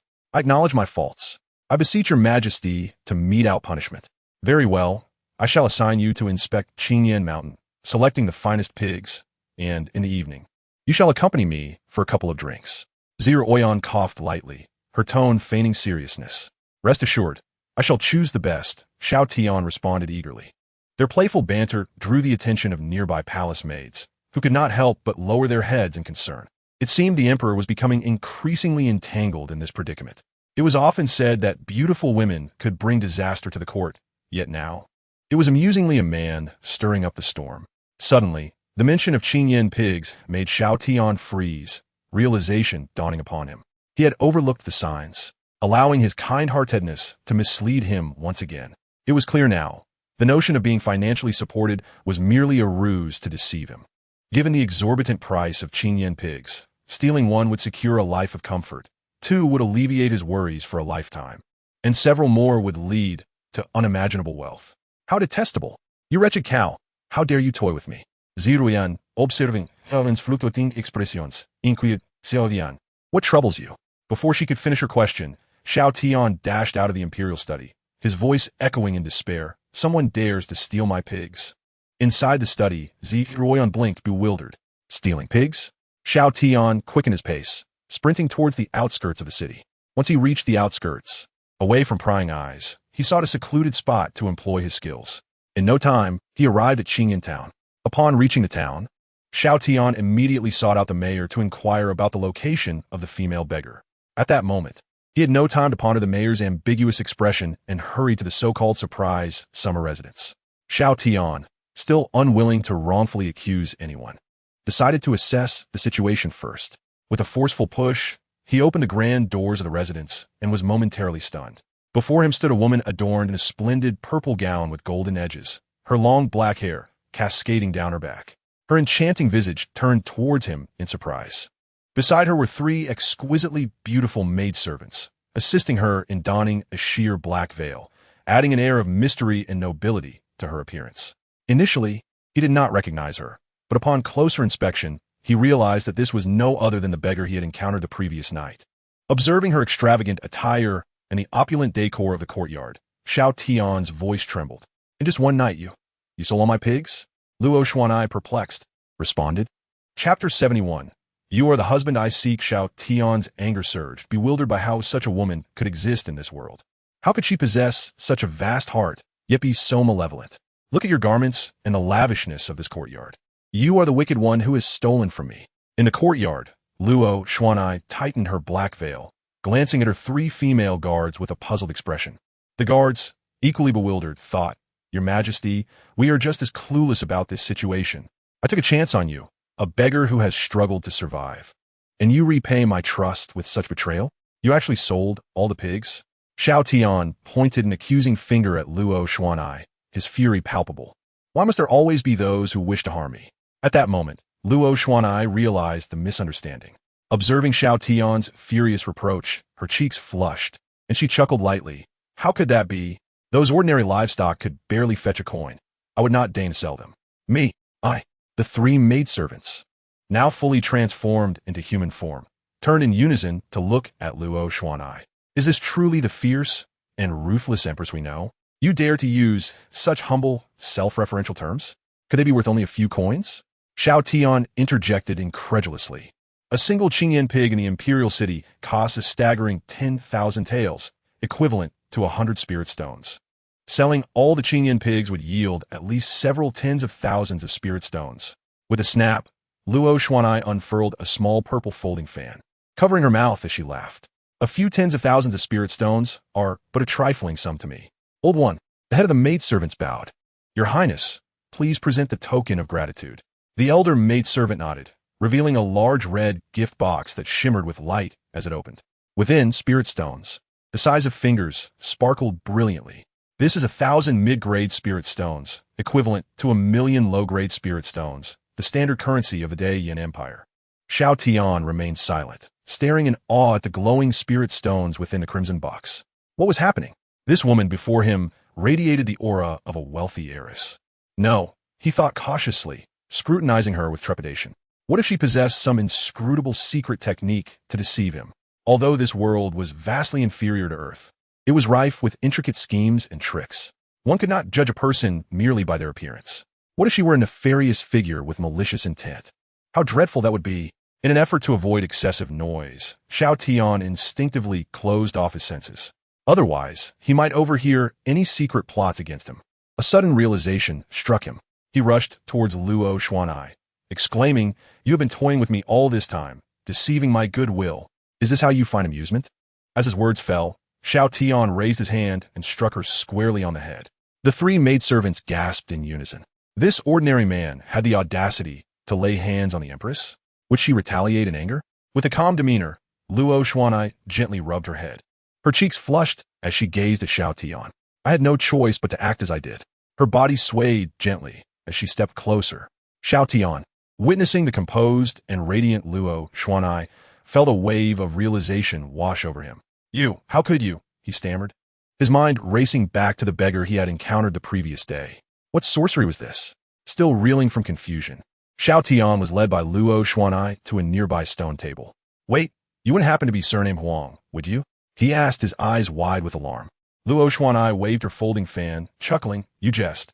My surname is Luo, and I am Luo Xuanai." "Luo Xuanai?" Xiao Tian's eyes widened in disbelief. "What were your parents thinking when they named you? Is my name not pleasing?" She laughed. "Of course, it is delightful." Xiao Tian smiled and gently closed the lid of the gift box, preparing to take his leave. It was not for any trivial reason. He sensed that Luo Xian'ao was somewhat peculiar, her gaze far too brazen, as if she wished to devour him whole. If the lady were untroubled, Luo Xian'ao suddenly grasped Xiao Tian's hand, her bright eyes fervently gazing at him. I have urgent matters to discuss. Huh? I hail from the kingdom of Yuanshi Mo. Dipping her fingertip into the tea, she inscribed on the stone table, I am, in fact, the crown princess of the kingdom of Yuanshi Mo. Our realm has fallen into dire straits, and my father has entrusted me with the royal treasury to flee to foreign lands. I am perpetually consumed by thoughts of restoring our kingdom and avenging my parents. Alas, the ancestral techniques of Yuanshi Mo require a union of male and female energies to flourish. Thus, I seek a trustworthy consort to jointly realize this grand endeavor. At this, Luo Xian'ao tightened her grip on Xiao Tian's hand. Our encounter yesterday was a test. In that moment, I understood you to be the one I have long sought. Xiao Tian was rendered speechless, a singular thought racing through his mind. Were the commoners of Dian all oracles? The supreme soft rice deity?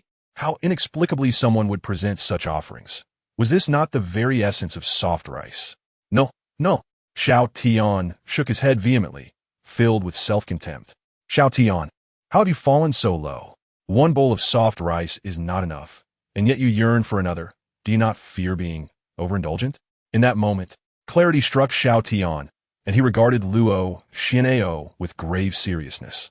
Your Highness, you may not be aware, but I am the legitimate consort of the current Empress of Dian. Such a situation as one man serving two women is utterly beyond my capabilities. It will be profoundly unfair to Zeroyan and equally unjust to you. Do you comprehend? I must advise you, wealth does not invariably resolve issues. The Empress of Dian possesses greater riches than you.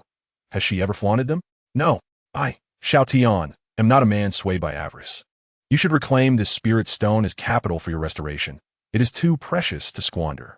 With that, Xiao Tian pushed the gift box back towards Luo Xian'ao.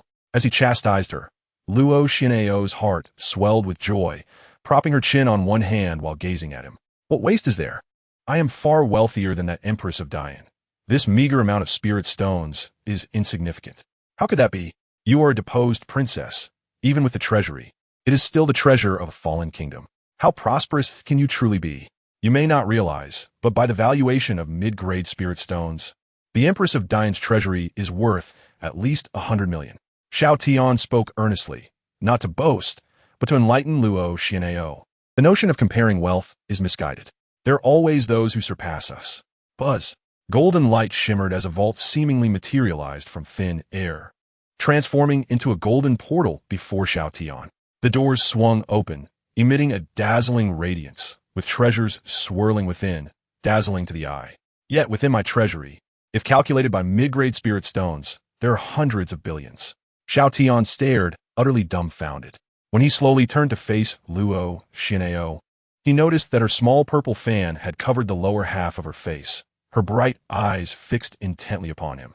As their gazes met, Luo Xian'ao playfully blinked at him. How vexing. This woman has truly outdone herself. Chapter 72. The filthy insect in truth. This woman is exceedingly wealthy. To speak of nothing else, this self-contained treasury, capable of morphing in size, surpasses even that of the Dian Imperial Palace. Not to mention the spirit stones within. So brilliant they could blind one. Unbelievable. No wonder someone from such a family could grow to such stature.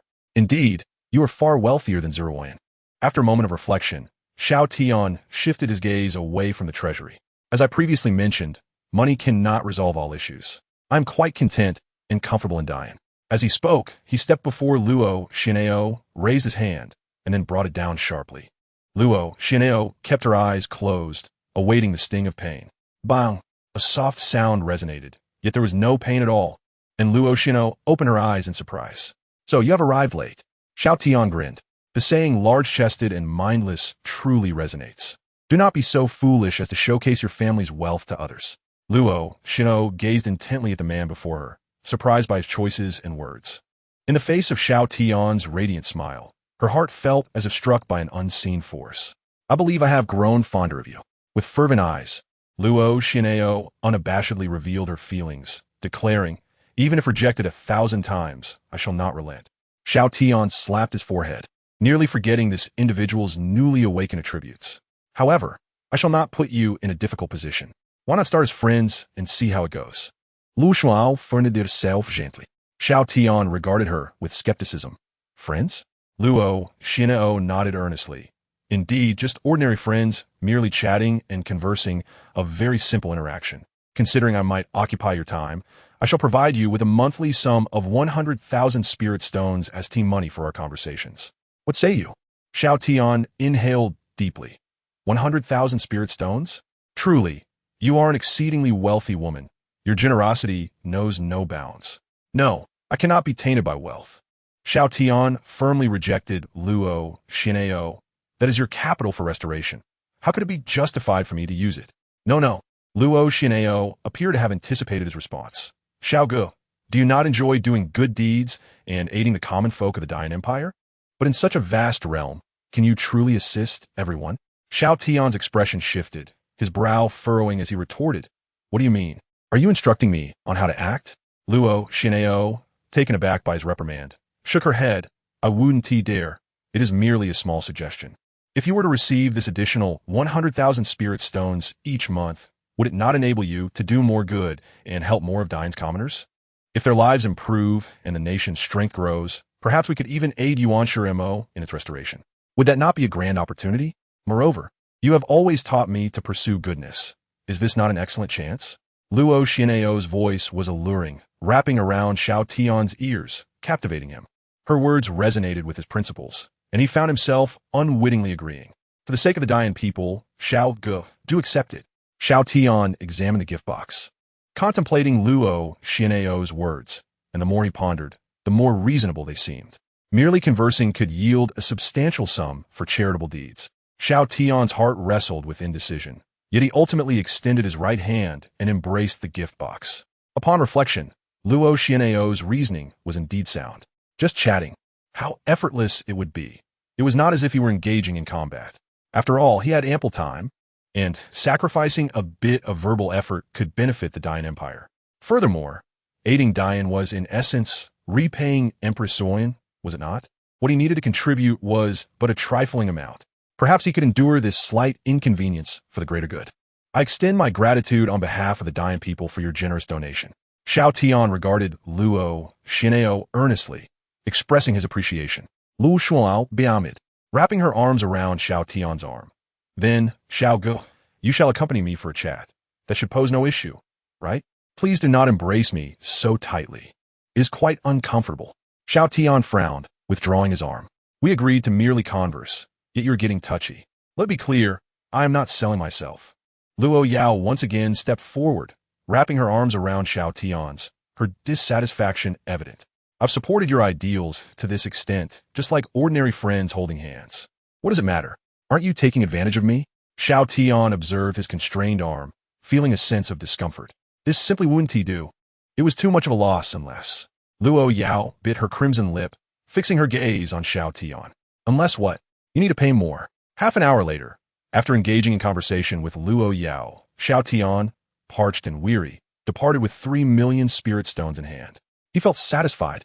After all, chatting and conversing for a month for 3 million spirit stones could accomplish numerous benevolent deeds. Yet, it required constant reprimanding and occasional physical reprimands, which was slightly troublesome. After all, such violent actions did not align with Xiao Tian's character. In the courtyard, Luo Yao languidly rested her head on the table, gazing at the 3 female attendants before her. It was the first day since Xiao Gu left, and she missed him. The female attendants exchanged glances, realizing the dire state of their Empress. There's no saving her. The Empress is doomed. She is poisoned, and the poison is named Xiao Tian. Nonetheless, there was a glimmer of hope. Through Xiao Tian's words, their resources could indeed reach the Great Yin dynasty, aiding in the enhancement of its national fortune. According to their intelligence, Xiao Tian, having acquired spirit stones, was not merely indulging himself, but also engaging in charitable acts, particularly favoring 2 groups, those who honor their parents and those who are orphaned. As the 3 female attendants pondered, their expressions suddenly shifted, and they swiftly turned around. 2 figures had inexplicably appeared in the courtyard, individuals they recognized from their intelligence. Lu Outyin, the chancellor of the Great Yin dynasty, and his son, Lu Shimi, both from the Dongyan Empire. They had stealthily infiltrated the courtyard without alerting anyone. It was all Xiao Tian's fault for enchanting the Empress, leaving them troubled and distracted. Moreover, having sealed their own cultivation to enter the southern wilderness, their perceptions had been significantly dulled. Otherwise, how could Lu Aoyan and Lu Shimi have slipped in unnoticed? Are you the new leader of the sacred demon sect? Lu Aoyan inquired, hands clasped behind his back, eyeing the woman slumped over the table. Lu Shimi's eyes sparkled as he beheld an enchanting beauty whose visage was as striking as her figure. Suddenly, two streaks of purple demonic energy surged through the air. Lu Aoyan's expression changed dramatically, and he rushed to intercept the attack, but was too late. My eyes! My eyes! Lu Shimi cried out, clasping his face as blood seeped through his fingers, collapsing to the ground in excruciating agony. Luo Yao retracted her fingers, her expression as frigid as frost. Golden light flickering in her pupils, her lips curling in disdain. Men? Truly repugnant, daring to gaze at me with such audacity. Old one, yes. Luo Yao slightly raised her chin, her red lips parting, crushed this filthy insect. Chapter 73. The Calamitous Demon Man, the foremost female attendant, Old One, nodded to Luo Yao, and her eyes shimmered with murderous intent. In a flash, she vanished from her position and lunged at Lu Shimi. What do you intend to do? New leader of the sacred demon sect? Lu Aoyan shouted in a panic, channeling his spirit energy to shield his son. Just then, a purple array materialized atop the courtyard walls, effectively containing the energy within, preventing it from leaking out. With a resounding crash, Lu Aoyan thrust forth a palm, erecting a barrier of spirit energy. Meanwhile, Old One had already unleashed a powerful kick, colliding forcefully with the energy shield. The impact reverberated through both parties, causing them to stagger back. Old One squinted at Lu Aoyan, realizing he had also sealed his cultivation to the 10th stage of the sacred realm, indicating his formidable status within the Dongyan Empire. Do you intend to violate the tripartite agreement, new leader? Lu Aoyan growled, having forced Old One back, directing his fury toward Luo Yao. Luo Yao merely chuckled coldly, turning her head away, showing no interest in Lu Aoyan whatsoever. As for Old One, she remained steadfastly loyal to her Empress's orders. Unless Luo Yao commanded her to cease, she would not relent. Old One advanced once more, her black boots scraping against the stone floor, leaving a trail behind. Her black leather pants clung tightly to her thighs, gleaming in the light. With a series of swift kicks, Old One unleashed a barrage upon Lu Aoyan's barrier, resembling a shadowy apparition. Yet, Lu Aoyan maintained his stance, his hands forming a barrier that remained unyielding. Despite Old One's remarkable leg skills, she could not breach his defenses. Furrowing her brow, Old One contemplated whether to escalate her power. However, increasing her strength would likely compromise the courtyard's concealment array, alerting others. What exactly do you aim to achieve? New leader of the sacred demon sect? Lu Aoyan could no longer contain his frustration, his voice low and tense. Are you truly willing to create a commotion that will attract everyone's attention? The primordial embryo is on the verge of maturation. The success or failure of a century-long scheme hinges on this moment. In this critical juncture, do you wish to risk everything? Lu Aoyan's words were rushed and urgent. He was unfamiliar with this new leader of the sacred demon sect. While they had some knowledge of the individuals behind the previous tripartite agreement, this woman remained an enigma, her temperament inscrutable. Old One. At that moment, Luo Yao finally spoke. The female attendant retracted her leg and returned to Luo Yao's side, standing quietly as if the ferocious assault moments ago had never occurred. Lu Aoyan quickly knelt, inspecting his son's injuries, administering pills and powders to bind his eyes. Mad woman. This woman has utterly lost her mind. Lu Aoyan raged inwardly, recognizing the recklessness of her actions. His eyes darted upwards to the array, now marred with cracks. If Luo Yao remained silent and did not command her subordinates to halt, the barrier would inevitably shatter. The clash between two individuals with sealed cultivation at the 10th stage of the sacred realm would undoubtedly create a significant disturbance. The Empress of the Great, Yin, would certainly notice something amiss. Should Ziyu's composure falter, jeopardizing the nurturing of the primordial embryo, their clandestine plans would be ruined. This woman was utterly unrestrained. What exactly do you intend to accomplish? Lu Aoyan suppressed his fury, his voice steady as he inquired. Luo Yao rested her chin on her hand, gazing at him sideways. You arrive unannounced. What is your purpose? I merely heard that individuals from the sacred demon sect had come to the Great Yin for a brief meeting, Lu Outyin replied, taking a deep breath. He had no choice but to humble himself in the face of the situation. It was not just the new leader of the sacred demon sect. Such a figure had personally come forth. Despite the Dongyan Empire and the Tianji Pavilion's efforts, they could not uncover her background. He had simply intended to pay a visit. Yet he never anticipated that upon arrival, she would act so unreasonably. A brief meeting? Remarked the second female attendant, scoffing. Hasn't your family taught you to knock before entering? The third attendant chimed in. Do you not understand the concept of propriety?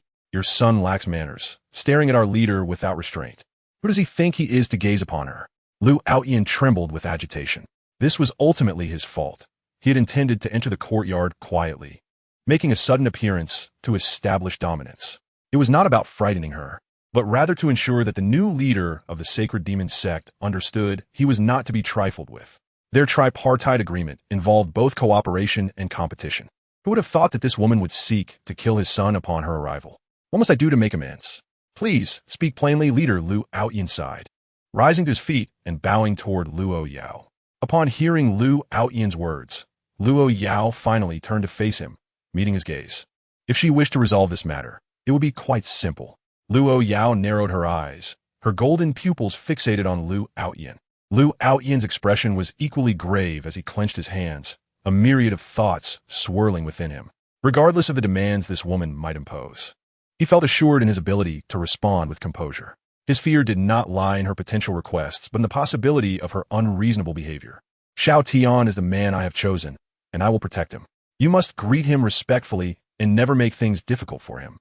You must assist him at every turn. Should you refuse, I shall have your son killed first, followed by you. I am prepared to sever ties with the Eastern Yin Empire and the Heavenly Mechanism Pavilion, if necessary. The oppressive force emanating from Luo, Shanghai, surged forth like a tidal wave, bearing down on Lu Outyin. The pressure stirred the air around him, causing his robes to billow and hair to flutter. Despite the tempest of thoughts racing through his mind, Lu Outyin's quick wit and sharp reflexes left him momentarily dazed. What had he just heard? The new leader of the sacred demon sect, a formidable and tyrannical figure, was informing him that to ensure his son's survival and to resolve this matter, he must protect that little white-faced man. After a prolonged silence, Lu Outyin finally spoke. If I am not mistaken, are you referring to the crown prince of the Great Yin Empire, the Empress Zuoyan's consort? Indeed, that is correct, Luo Xiangai affirmed. However, Zuoyan merely temporarily possesses him. Xiao Tian will eventually be mine. Lu Outyin leaned slightly back, clearly shaken. His son, Lu Shimi beside him, was so overwhelmed that he convulsed and fainted. Xiao Tian, I was wrong. I was truly blind to your nature. You are no ordinary person. Lu Outyin shook his head, unable to suppress the turmoil within him. You are nothing but a demonic menace causing chaos in the world. Chapter 74. My obsession you cannot comprehend regarding the upheaval within the sacred demon sect. Lu Outyin had gathered information indicating that the Eastern Yin Empire and the Heavenly Mechanism Pavilion had made extensive preparations, engaging in numerous discussions and proposing various contingency plans. Lu Outyin had conducted his own analyses, envisioning 3,762 potential scenarios. He had accounted for almost every conceivable outcome. Yet he had utterly failed to predict the emergence of Xiao Tian, this prodigy. This conundrum eluded him entirely.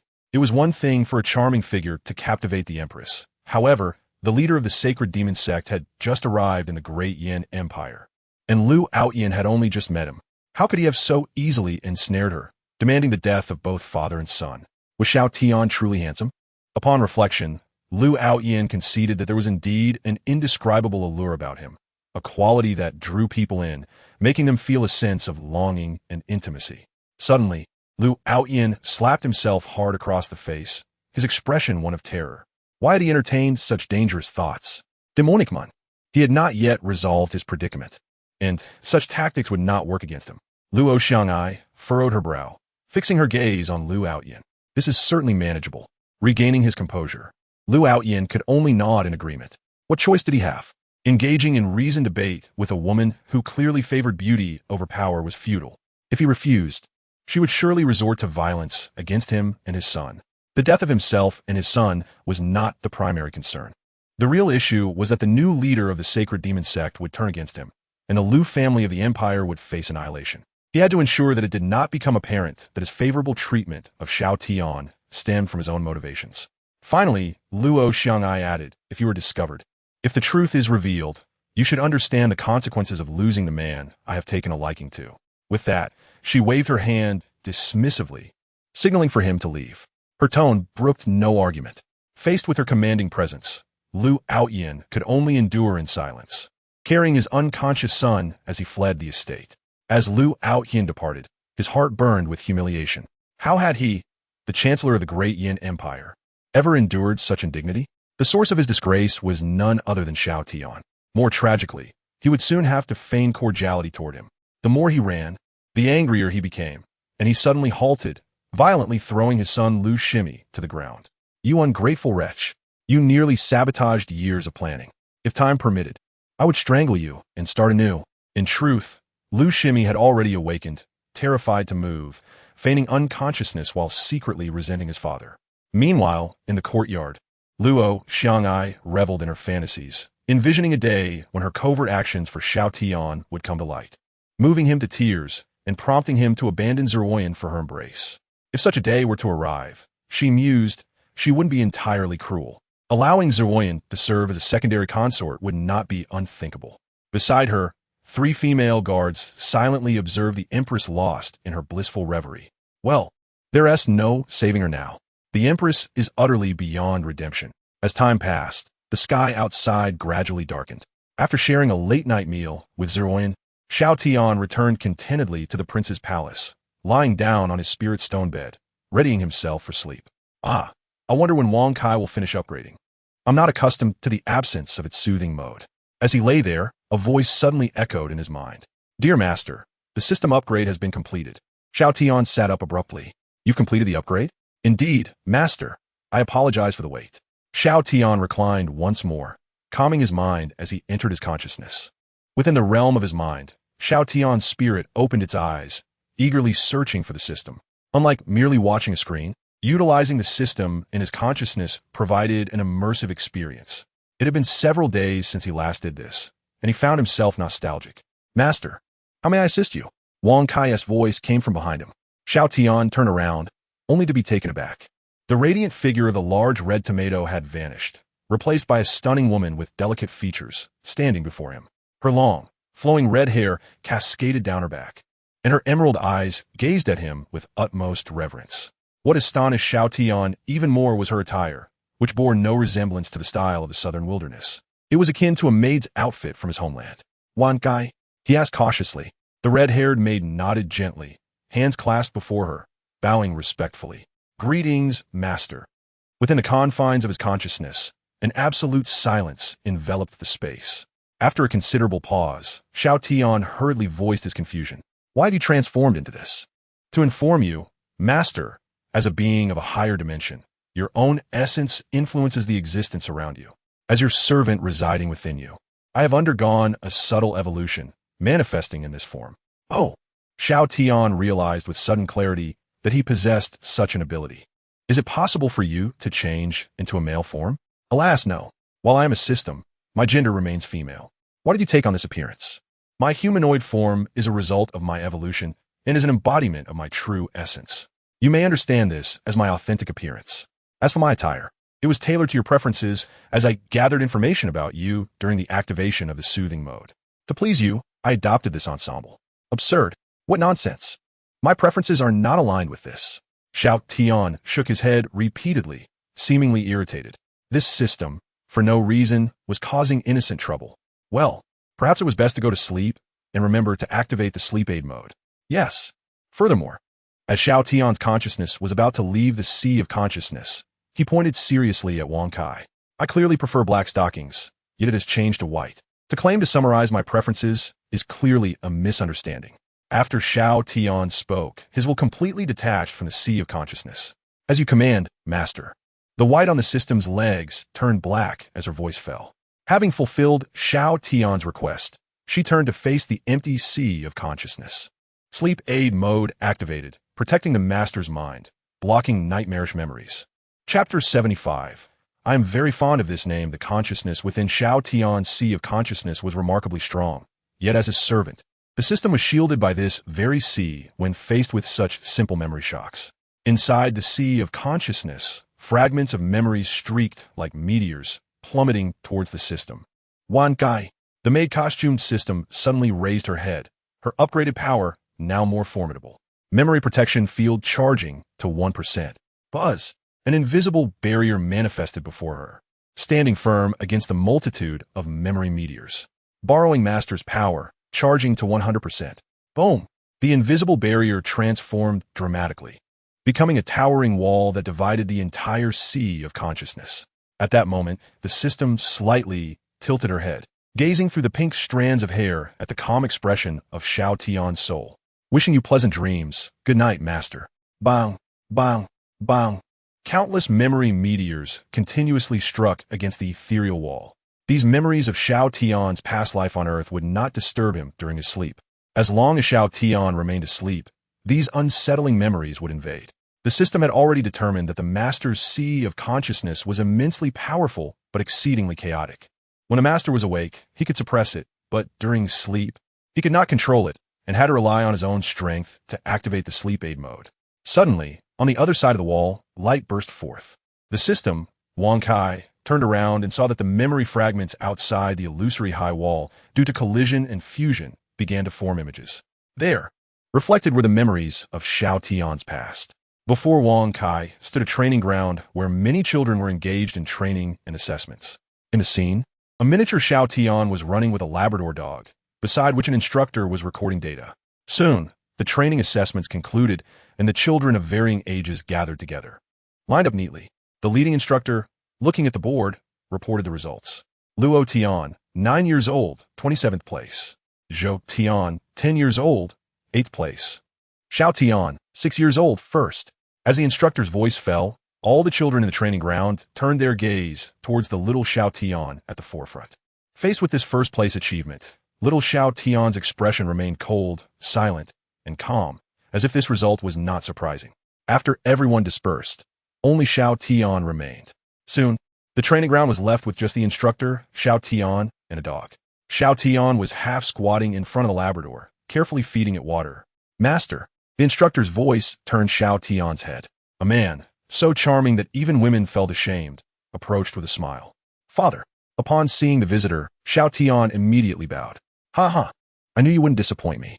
The man knelt before Xiao Tian, ruffling his hair as he laughed heartily. Xiao Tian nodded, saying, I'll work harder. Is there any reward you desire? Speak freely. Your father promises to fulfill it. None. The father shook his head, glancing at the panting Labrador. I hear you trained it yourself? Quite impressive.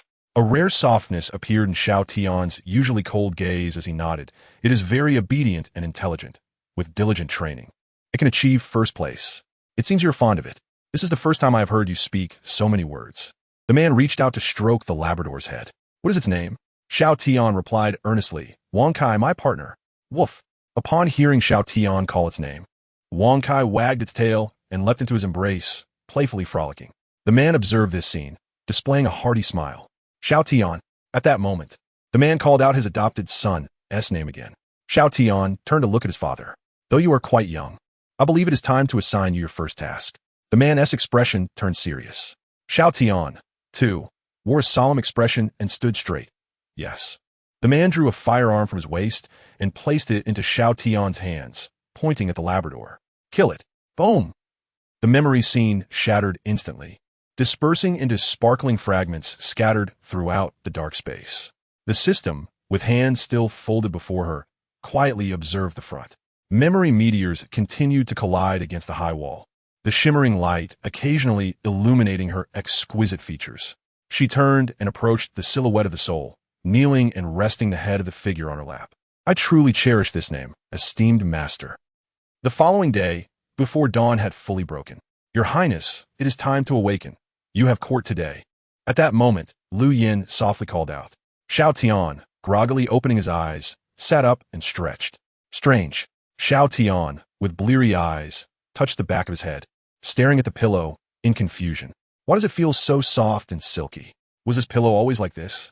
As he reached to feel the pillow, he sensed something was amiss. Is it an illusion? With these peculiar doubts, Xiao Tian, clad in pajamas, walked outside. Your Highness, you haven't changed your clothes. Oh! After changing into royal garments, Xiao Tian followed Lu Yin to the outer palace of the imperial palace. There, a gathering of ministers awaited. By protocol, Xiao Tian needed to enter the grand hall with them, engage in discussions, and present the proposal for building a welfare institute.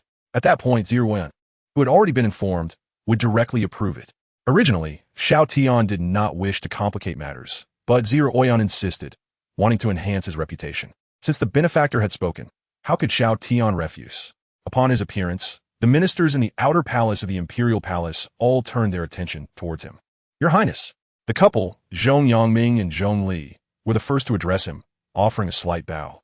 Naturally, the officials from the Empress's faction all paid their respects to Xiao Tian. After all, he was the legitimate prince. As for the neutral officials, they merely acknowledged Xiao Tian without much enthusiasm, retreating to the side. They alternated glances between the ministers aligned with the prime minister and those with the empress, adopting a spectator's demeanor, waiting for the show to unfold. Yawning, Xiao Tian made his way to the front, standing beside Lu Outyin. Lu Outyin sighed inwardly and turned to face Xiao Tian. All eyes were now focused on him. The performance was about to commence. With a serious expression, Lu Outyin suddenly broke into a smile, bowing to Xiao Tian. I greet the prince. Did you not rest well last night? I have a scented incense at my residence that calms the mind and aids sleep. I shall send some to you after court. The ministers watched Lu Outyin smilingly bow to Xiao Tian, their eyes wide open, as if witnessing a ghost. What the heck? Xiao Tian was also startled awake by Lu Outyin's smile. What are you up to? Trying to poison me with incense? Chapter 76. If I do not enter hell, who will? Offering unsolicited kindness often harbors ulterior motives.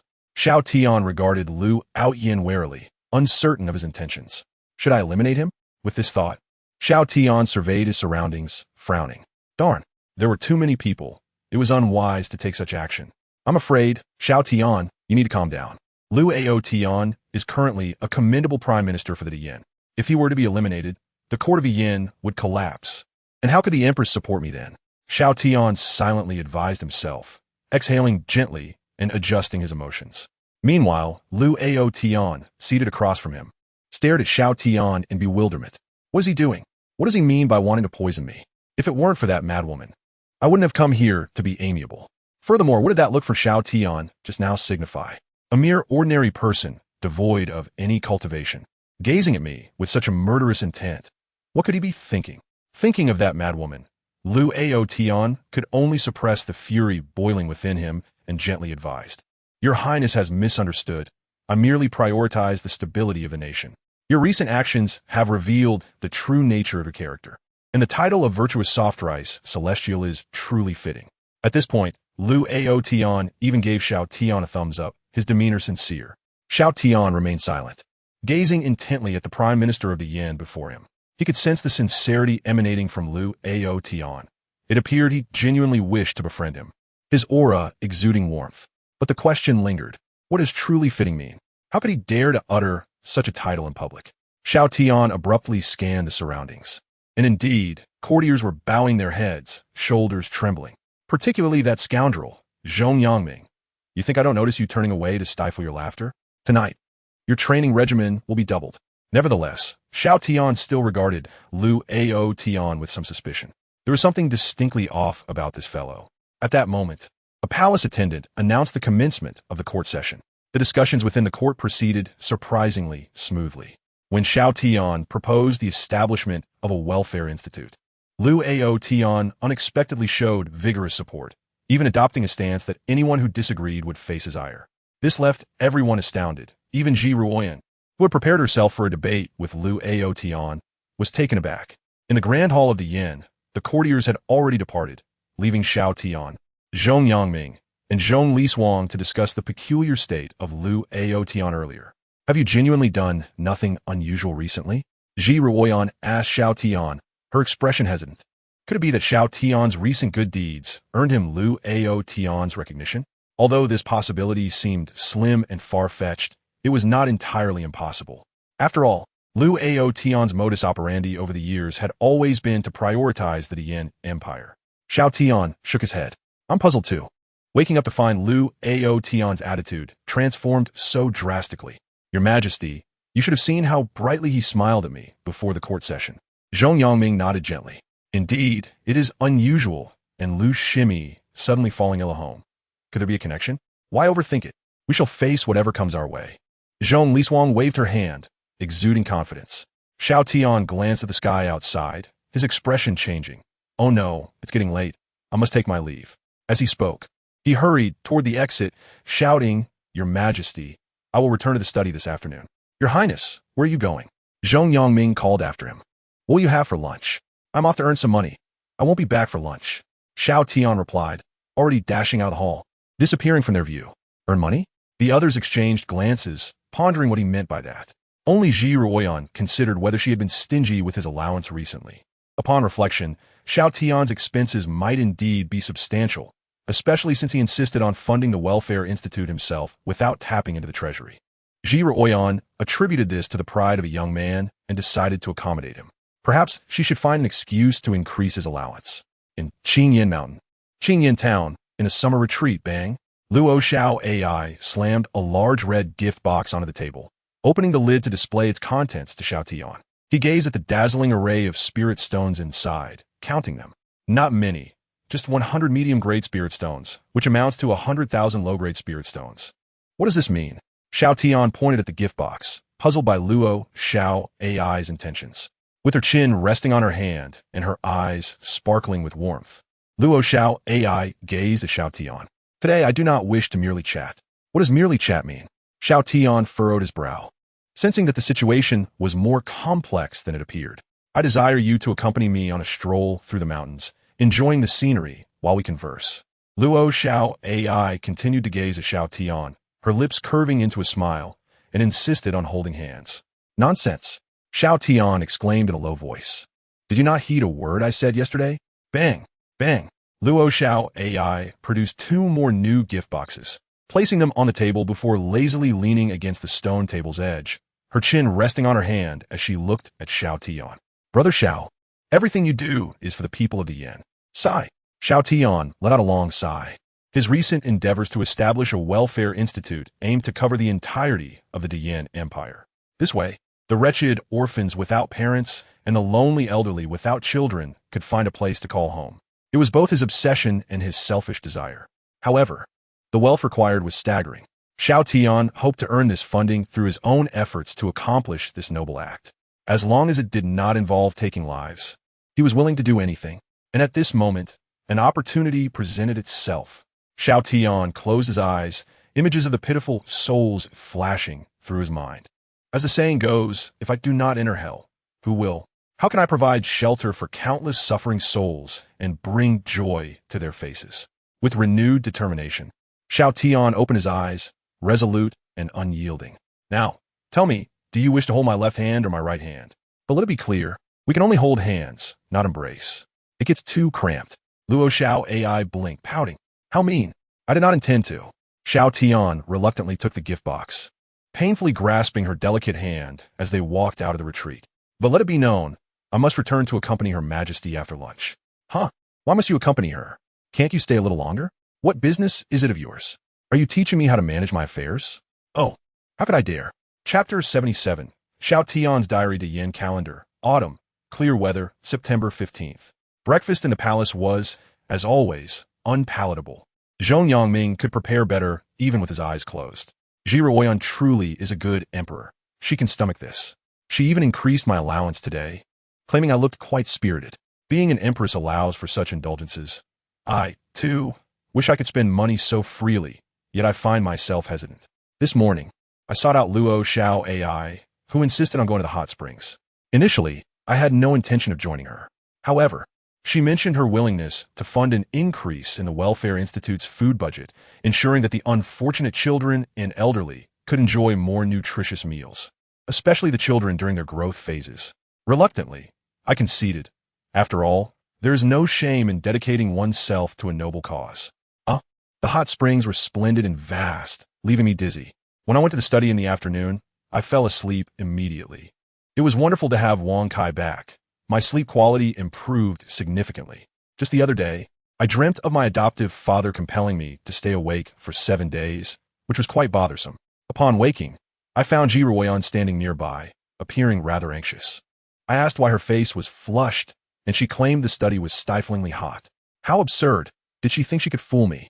After persistent questioning, she finally admitted that she had seen me drooling in my sleep, which caused her embarrassment. I touched my mouth. It indeed felt damp. How embarrassing. Dayan calendar, autumn. Hot weather, September 16th. I encountered Xiao Tian just as I was about to leave the city. Upon seeing me, he greeted me with a radiant smile. He continues to show concern for the welfare institution, even taking the initiative to expedite the bureaucratic processes and accelerate the pace of construction. He perpetually smiles. His words are gentle, but there is something peculiar in his gaze that unsettles me. I feel a tinge of fear, sensing that there may be something amiss with this individual. At night, I must unlock my repressed senses to eavesdrop, to discern if he is plotting anything under the cover of darkness. This morning, Luo Xiaowai made an even more outrageous request, claiming she had twisted her ankle yesterday and needed assistance with a massage, offering me a small remuneration for my trouble. How infuriating. As a dignified prince, I am no sycophant. Why should I massage your feet for a mere token of compensation? In the afternoon, I sought out Zhong Yangming, providing him with 5 million spirit stones, hoping to complete some additional facilities for the welfare institution, such as a school for the orphans. Education must not be compromised. Regardless of poverty, we cannot let the children suffer. Yet, Zhong Yangming persistently questioned the source of the funds, as if it were not earned through labor. How irritating. That night, I resolved to double my training efforts. On the 17th day of the 9th month in the autumn of the Great Yin calendar, I found myself unable to sleep well. It seems that keeping my senses closed is preferable. The noise is overwhelming. Unpleasant sounds pervade the night, particularly from Lu Outyin, this lecherous old man who, at his age, still wishes to father a child. Does he not fear causing distress to Lu Shimi?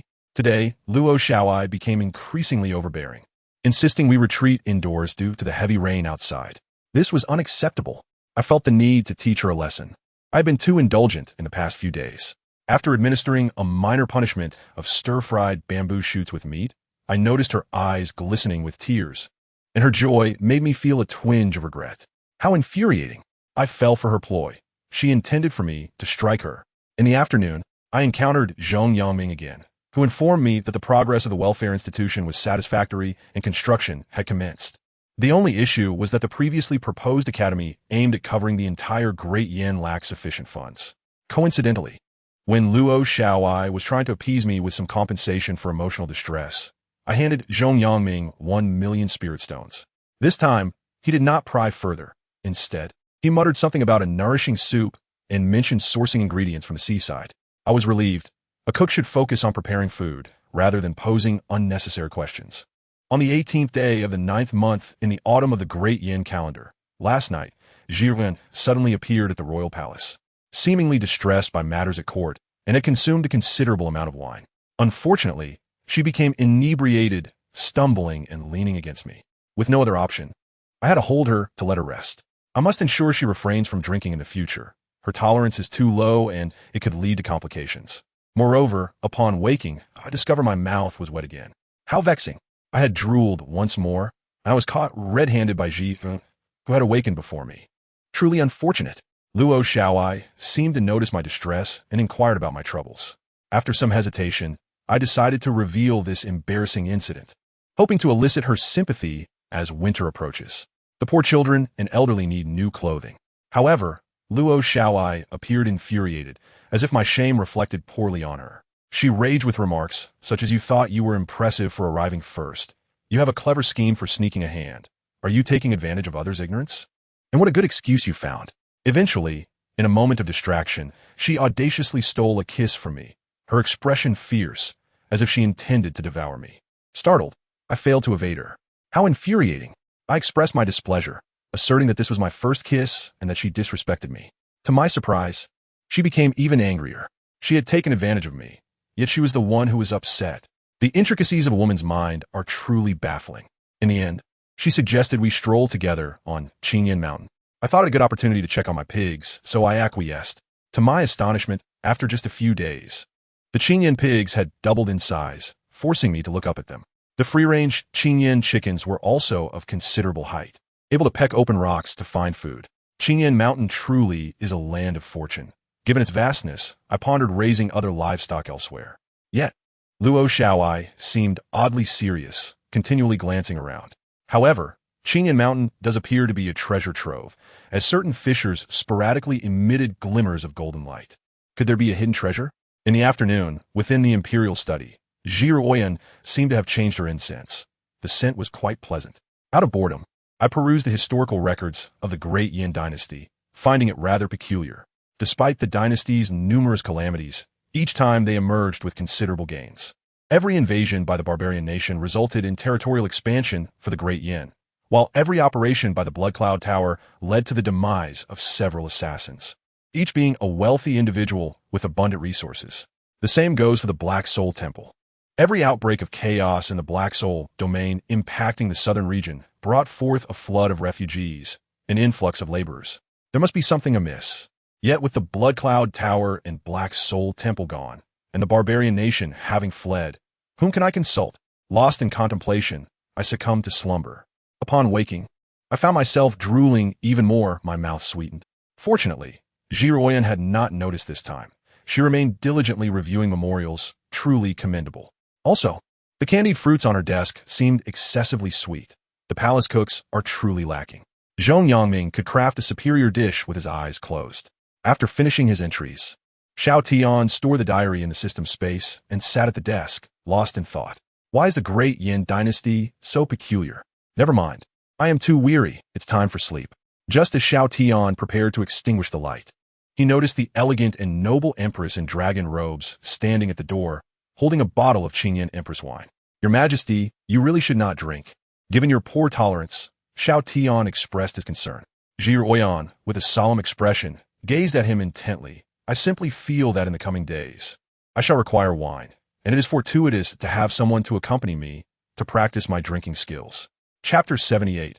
I am not finished yet. Above Qingyan Mountain, in the high heavens, a figure stood with hands clasped behind his back, surveying the expanse below. Dressed in a black and white long robe, his hair was tied back, and within his pupils swirled the dual energies of yin and yang. He perceived things invisible to ordinary eyes, such as fortune. In his sight, the fissures on the mountains below emitted a continuous stream of golden light, shimmering in response to a figure within the palace of the imperial city. Yet, this golden light was hidden, invisible to the common folk. Xiao Tian, what do you see? At that moment, a figure stepped through the void and stood beside him. The newcomer was none other than Lu Yin, the current prime minister of the Great Yin. Xiao Tian frowned and shook his head on the surface. It appears the maturation period of the innate embryo has been accelerated. Accelerated? How is that possible? Lu Yin could hardly believe it, suspecting Xiao Tian was spouting nonsense.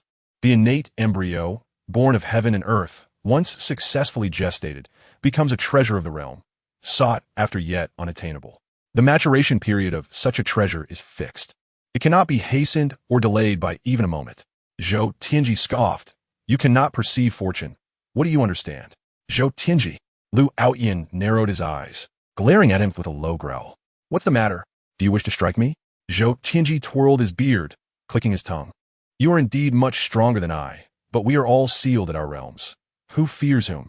Of course, if you were to unseal and strike me, I would admit defeat, but do you dare? Lu Yin gritted his teeth, his jaw clenched tightly, and gazed at Xiao Tian's smug expression, his anger boiling over. The grand scheme, the broader perspective, the greater good. After convincing himself, Lu Yin coldly huffed. I will report this matter to the Heavenly Mystery Pavilion and verify its truth. Go ahead and complain. It would be the same if someone else were to come. Xiao Tian retorted dismissively, his gaze fixed below. The maturation period of the innate embryo echoed the timing of Empress Zhi Ruoyan's cultivation improvement. Both were fixed. The trouble lies here. At that time in the northern frontier, she had actually broken through. This was a full year earlier than our predictions at the Heavenly Mystery Pavilion. How curious. Unless Zhi Ruoyan's aptitude had suddenly increased, this situation would not arise. However, the dilemma lies in the fact that her bloodline and physique are already exceptional. How could they possibly be enhanced? And that Yama, who does he think he is, hailing from some realm, causing chaos and declaring that the great flame belongs to him? Bah, let the matter conclude, and let the esteemed master obliterate the southern wilderness along with him. Xiao Tian chattered incessantly, grasping his own hair, seemingly quite vexed. Lu Yin cast a sidelong glance at him. This was a common affliction among the members of the Celestial Mechanism Pavilion, their penchant for controlling every situation. Once an unforeseen event occurred, they became restless and anxious. What repercussions could this lead to? At that moment, a cold, indifferent female voice cut through the air. Xiao Tian and Lu Outyin looked up to see a woman clad in leather, striding towards them in knee-high boots. The head of the sacred demon sect? Xiao Tian scrutinized her, taking stock of her appearance. Lu Outyin, however, shook his head.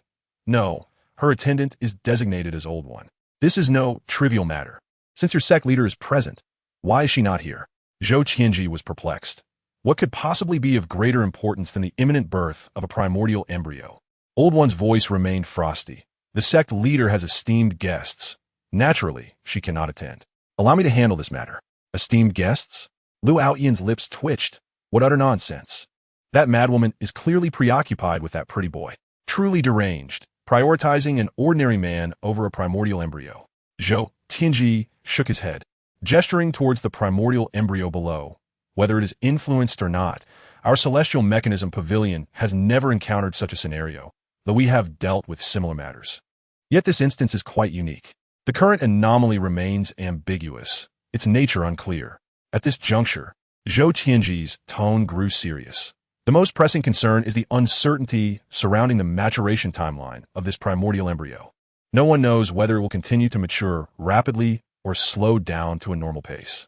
Regardless of the outcome, we must adhere to the old adage, rewards in accordance with labor, and thereafter, each shall rely on their own capabilities. Upon stating this, Xiao Tianji cast his gaze downward, reflecting, poor souls, they may lose a few years of life. Well, having seen enough, you may amuse yourselves. I shall take my leave. With those words, Xiao Tianji transformed into a streak of light, vanishing into the horizon. After watching him depart, Old One turned to Lu Outyin. Your recent performance has been commendable. The sect leader is quite pleased. As she spoke, Old One produced a jade vial from her hand and tossed it to Lu Outyin. What is this? Lu Outyin caught the vial, frowning. Your son's eyes cannot be cured because they are poisoned. Taking this elixir will suffice. Old One continued. The sect leader suggests that you should act with more naturalness. Prince Xiao has mentioned more than once that your recent demeanor resembles that of an old pervert. It makes him uncomfortable. After delivering this message, Old One leapt away, disappearing before Lu Outyin. In the high skies, Lu Outyin held the elixir, the wind rustling his long robe. I resemble an old pervert? Xiao Tian, you absolute. Qingyan Mountain, in the hot spring. A sneeze escaped Xiao Tian, who found it strange. That is odd. I shouldn't be catching a cold. Could someone be cursing me? Beside him, Luo Yaoi, lounging at the edge of the pool, chuckled lightly. It's certainly because you're soaking in the hot spring while wearing clothes. The damp breeze must be making you cold. You should listen to me, and Xiao Tian promptly interrupted, asserting, what price, what service? You cannot take advantage of me. Moreover, this way, we can avoid misunderstandings. If I weren't wearing these clothes, and someone were to see me, explaining it would be quite challenging. Oddly, why is the water temperature dropping? Just as Xiao Tian finished speaking, he was astonished to discover that the hot spring water was beginning to freeze. Before he could gather his thoughts, he found himself lifted into the air by Luo Yaoi, who leapt out, landing beside the hot spring. Oh dear, is he not afraid of freezing to death? Luo Yaoi, he covered her mouth, laughing lightly, though her gaze was filled with tension. Opposite her stood the frost-faced Empress, a long sword abruptly appearing in her hand, her tone icy. Zhongling, Lu Yen, keep an eye on the prince. Today I shall take a life. Chapter 79. I shall not yield to you. The demonic energy within Luo Yaoi surged. Her bathrobe radiating warmth, drying the water and providing comfort. Your Majesty, such fury. Luo Yaoi tossed her hair, a playful smile gracing her lips. Do you have the capability to back that up? With that, Luo Yaoi rolled up her sleeves, beckoning to Zhejiang Yinjin. Zhejiang Yinjin's lips curled into a cold smile as she violently thrust her sword into the ground. Whether I have the capability or not, we shall see. Boom! The ground beneath Zhejiang Yinjin shattered as she propelled herself forward, her hand slicing like a blade toward the woman before her. Frost coalesced along her pinky, and with each swing, the air temperature plummeted. A melodious laugh escaped Luo Yaoi as she raised her arm defensively. Bow! The clash of their arms produced a terrifying roar, the force rippling outward, causing the ground to tremble as if struck by a heavy blow. At that moment, Luo Yaoi flicked the hem of her robe, using the momentum to twist her body, her long, white legs resembling a whip as they struck out towards Zhejiang Yinjin. Zhejiang Yinjin remained unfazed, slightly sidestepping, her fingers converging like a sword. Icy sword energy surging forth as she pointed at the leg strike. Luo Yaoi let out a soft snort, the demonic energy swirling within her, igniting her leg, transforming into violet flames. Hiss! The clash of ice and fire erupted, releasing spirals of spiritual mist that enveloped the two combatants. But in the next moment, the mist was sliced apart by the razor-like energy, revealing the fierce duel. Two slender figures engaged in a fierce confrontation, Zhejiang Yinjin exuding a chilling aura, snowflakes swirling around her as she wielded her hands like swords, slashing, sweeping, stabbing, and blocking with precision. Her movements were deliberate, alternating between offense and defense, embodying a perfect balance. Opposite her, Luo Yaoi was a flurry of violet flames, her long legs striking like a whip, then darting like a serpent. Her movements were ethereal, continuous, and elusive, her offensive strikes relentless. As they exchanged blows, their speed escalated. Reaching a critical point, Zhejiang Yinjin took a deep breath, one hand forming a sword finger, the other gently caressing the air, channeling spiritual energy into a stream of icy sword energy surging forward. Luo Yaoi bit her lip, stepping forward with one leg raised high, her foot arched toward the sky. Then she stomped down fiercely, unleashing a crescent of flames in a vertical slash. One blue and one purple, one ice and one fire, collided explosively. The surge of spiritual energy created a tempest, sweeping around and uprooting the ground. Zhongling and Lu Yen, who had approached Xiao Tian, simultaneously struck, gathering their spiritual energy to shield against the onslaught. Your Highness, it seems you have stirred up trouble. Zhongling, engulfed in flames, formed a barrier before them, secretly addressing Xiao Tian behind him. Lu Yen, her expression grave, added, Your Highness, if Her Majesty intends to strike you, please show mercy. All right, Zhongling suddenly realized, turning to glance at Xiao Tian.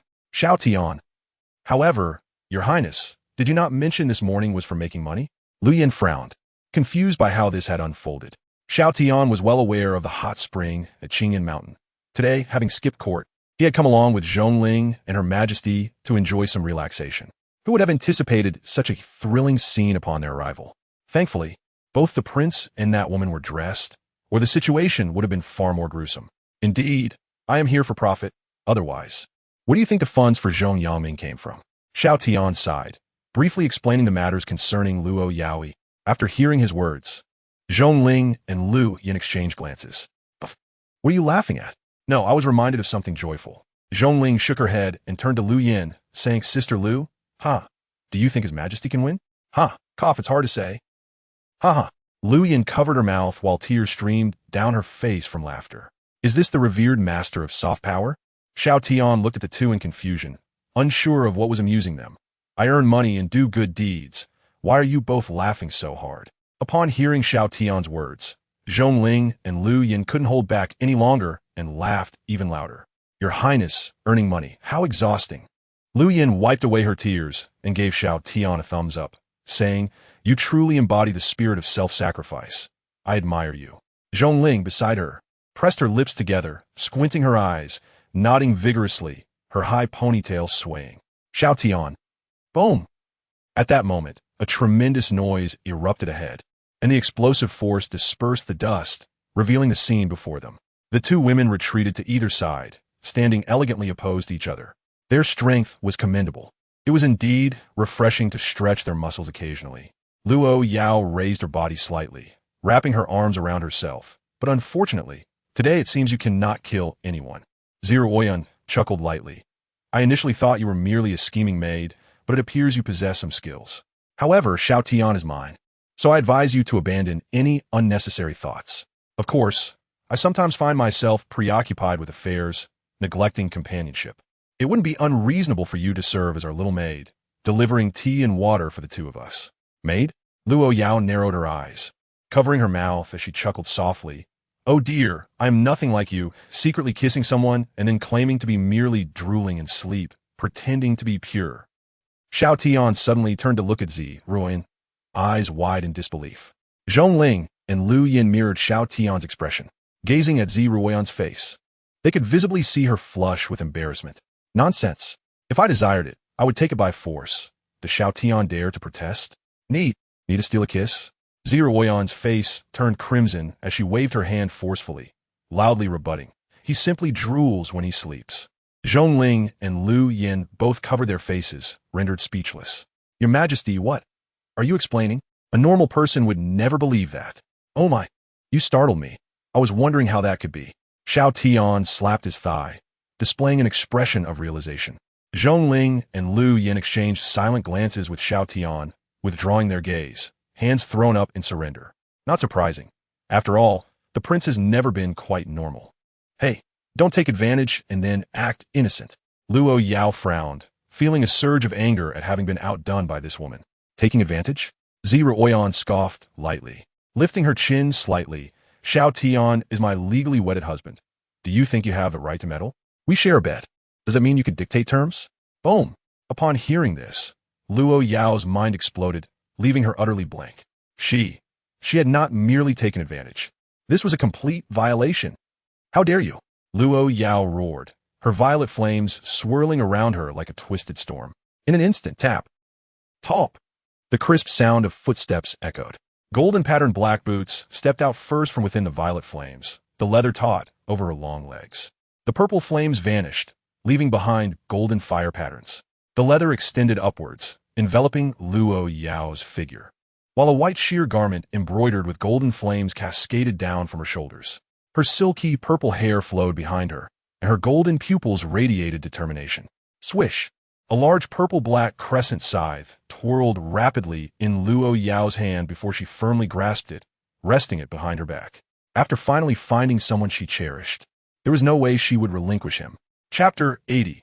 He is my husband. Luo Yao's sudden transformation caused Zi Ruoyan's expression to stiffen, and with a wave of her hand, she drew the long sword from the ground. Swish! Just as she drew the sword, Luo Yao's figure appeared before her. With a swift motion, Luo Yao kicked the blade of the scythe, flipping it over. As the blade sliced through the air, it trailed burning violet flames, cleaving towards Zi Ruoyan. Zi Ruoyan's pupils contracted, and she hurriedly swung her arm to counter the scythe. The sword edge condensed the moisture in the air into frost. The blade shimmering with ice crystals formed from spiritual energy. Clang! The sword met the scythe, shattering the ice crystals and extinguishing a portion of the violet flames. However, the terrifying force from the scythe transmitted through the sword's body. Ugh! Zi Ruoyan let out a muffled groan as her golden shoes shattered, exposing her bare feet, and the ground beneath her crumbled. She immediately used the momentum to bend her legs and launch herself into the sky. In midair, Zi Ruoyan lightly caressed the sword's body, then continuously swung the long sword, unleashing a cascade of icy sword energy that rained down towards the ground. Boom! Luo Yao landed firmly on the ground, following up with a leap into the air, her half-moon scythe spinning like a windmill. Bang, bang, bang. The falling icy sword energy was constantly shattered, failing to inflict any harm on Luo Yao. Even if you have reached the 9th level of the sacred realm, it is ultimately incomparable to the power of the 10th level. Luo Yao charged in front of Zi Ruoyan, raising the scythe high. With a downward swing, clang! Zi Ruoyan gritted her teeth, forcing herself to withstand the blow with her icy longsword. Blood trickled from the corner of her mouth. The force was overwhelming, sending shockwaves into her lungs. Even for her, it was difficult to endure. Luo Yao furrowed her brows and swung the half-moon scythe again, striking horizontally. In the air, Zi Ruoyan persisted, her gaze resolute as she held her sword to block the powerful blow. Oh, why are you so annoying? Why won't you admit defeat? Luo Yao, feeling anxious, relentlessly swung the half-moon scythe at her opponent. Zi Ruoyan gritted her teeth, remaining silent, her longsword dancing in a dense formation, blocking the fierce onslaught time and again. However, Luo Yao's current strength was ultimately greater, continuously shredding Zi Ruoyan's dragon robe, revealing her white undergarment beneath. Even the hand holding the sword began to tremble slightly, struggling to maintain her grip. Yet, her face remained stubborn, unwaveringly staring at Luo Yao, refusing to yield even an inch, enduring the attacks head-on. Luo Yao observed Zi Ruoyan before her, biting her lip with a complicated expression. Finally, as she swung down with the scythe, she suddenly repositioned it behind her, Raising her long leg high, she pressed it down forcefully on Ziruoyan's shoulder. Bang! Ziruoyan flew backward like a cannonball, crashing against a mountainside. Zhongling and Lu Yan's expressions changed, wanting to rush forward, but were pulled back by Xiao Tian. Your Highness, you. Zhongling's expression shifted, but upon turning, she saw an expression that was strikingly unfamiliar. It was overly calm, devoid of the usual eccentricity and oddness. Trust your majesty, Xiao Tian said, his tone filled with confidence. She was not the type to fall easily or concede defeat. She was the kind of proud person who would never admit to being seen through, still playing tricks on me. Zhongling and Lu Yan stared at Xiao Tian in disbelief. Your Highness, you. Xiao Tian winked at them. Out here, one must give women a bit of face. Zhongling and Lu Yan were simultaneously dumbfounded. No, Your Highness, you. Before they could gather their thoughts, they found themselves being lifted by the scruff of their necks by Xiao Tian. Then, they were placed behind him. Just watch. Xiao Tian crossed his arms and spoke to the bewildered Zhongling and Lu Yan behind him. Ahead, Luo Yao stood on the ground, watching as Ziruoyan shakily rose from the shattered stones. Why? You will die. Ziruoyan took a deep breath, lifting her gaze to Luo Yao. In a sense, I understand your feelings. Have you seen his back? If you feel deeply, you will realize he seems to be in great pain and sorrow, out of place with his surroundings. However, this foolish person always wears a silly smile in the presence of others. Listening to Ziruoyan's words, Luo Lingao recalled their first encounter on Qingyan Mountain. Following Xiao Tian, she gazed at his silhouette as they traversed the mountain path, enveloped in solitude. Indeed, I relish his reprimands, followed by his helpless yet amused smile. Luo Lingao's golden pupils fixed on Ziruoyan as she spoke slowly. Thus that night Ziruoyan suddenly shook her head lightly. In the next moment, she lifted her head, locking eyes with Luo Lingao. As usual, I prepare to return to the dim and desolate rear hall, to rest alone and resume my solitary toil the next day. Yet, the originally gloomy hall was now illuminated by warm lights, and in the once desolate courtyard, beside a steaming copper pot, sat a radiant figure smiling brightly at me. The aura within Ziruoyan surged, the chilling spiritual energy erupting in golden brilliance. Boom! Qingyan Mountain trembled as a golden stream surged forth, soaring into the air and crashing down upon Ziruoyan. The golden light instantly enveloped her form. The energy continued to escalate. 10th level, Sacred Realm. Luo Lingao's expression changed, hurriedly retreating, her red lips parting in astonishment as she stared ahead. Buzz! A pair of snow-white bare feet emerged from the golden light. As Ziruoyan's figure was gradually drawn out, golden streams cascaded over her body, her pristine fitted armor accentuating her graceful figure. The shining silver-gold patterned armor adhered continuously to her, emphasizing her flawless form. The swirling golden light infused into the icy long sword, causing its blade to suddenly expand. Opposite, Luo Lingao gripped her crescent scythe tightly, her entire being engulfed in violet flames, illuminating her translucent leather attire, while her long purple hair danced wildly. Prepared for battle, Ziruoyan suddenly opened her eyes, radiating brilliance. Her long legs, clad in white battle boots, stepped forward, approaching the golden greatsword. She lifted the golden sword embedded in the ground, deftly reversing her grip, holding it with both hands, the blade pointed at Luo Lingao. She was surrounded by dragon energy, her golden hair billowing in the wind under the shining light. He is my husband. If you wish to take him, dare not even think about it. Chapter 81. Clearly the most respected person, Your Majesty. You are so handsome. Zhongling murmured from a distance, gazing at Ziruoyan, resembling a female martial emperor, her eyes sparkling with admiration. Beside her, Lu Yan was momentarily speechless and suddenly turned to Xiao Tian. Prince, did you already foresee this when you forbade us from approaching? If you mean Luo Lingao assisting Ziruoyan in breaking through a realm, I was aware of that, but I'm unclear about the armor.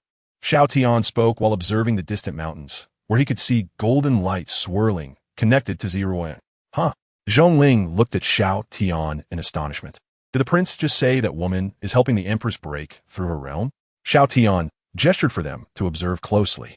Zhongling and Lu Yan peered into the air, where the pale golden light and the fierce violet flames clashed violently. The intertwined forms of the two were almost dazzling, making it hard to discern. The energy fluctuations, with dark purple and pale golden colliding, resembled a magnificent display of fireworks, brilliantly captivating. How powerful! This battle is not even on the same level as before. Zhongling strained to discern the movements of the two, finding it extremely challenging. If that woman had used such power against the Empress earlier, it would have. Luoyan also felt a chill, breaking into a cold sweat. Indeed, Luo Lingao's combat strength had increased tenfold compared to before. Xiao Tian glanced around while retrieving a handkerchief from his storage ring. But why? The two women looked at Xiao Tian, perplexed as to why the woman named Luo Lingao would assist the Empress in her breakthrough. The moment Luo Lingao made her move, intentionally avoiding vital points, I realized it. Xiao Tian wiped the blood from his hands, acting as a temporary commentator. Ziruoyan's realm is elevating too swiftly. Her spiritual energy swells, yet remains unstable.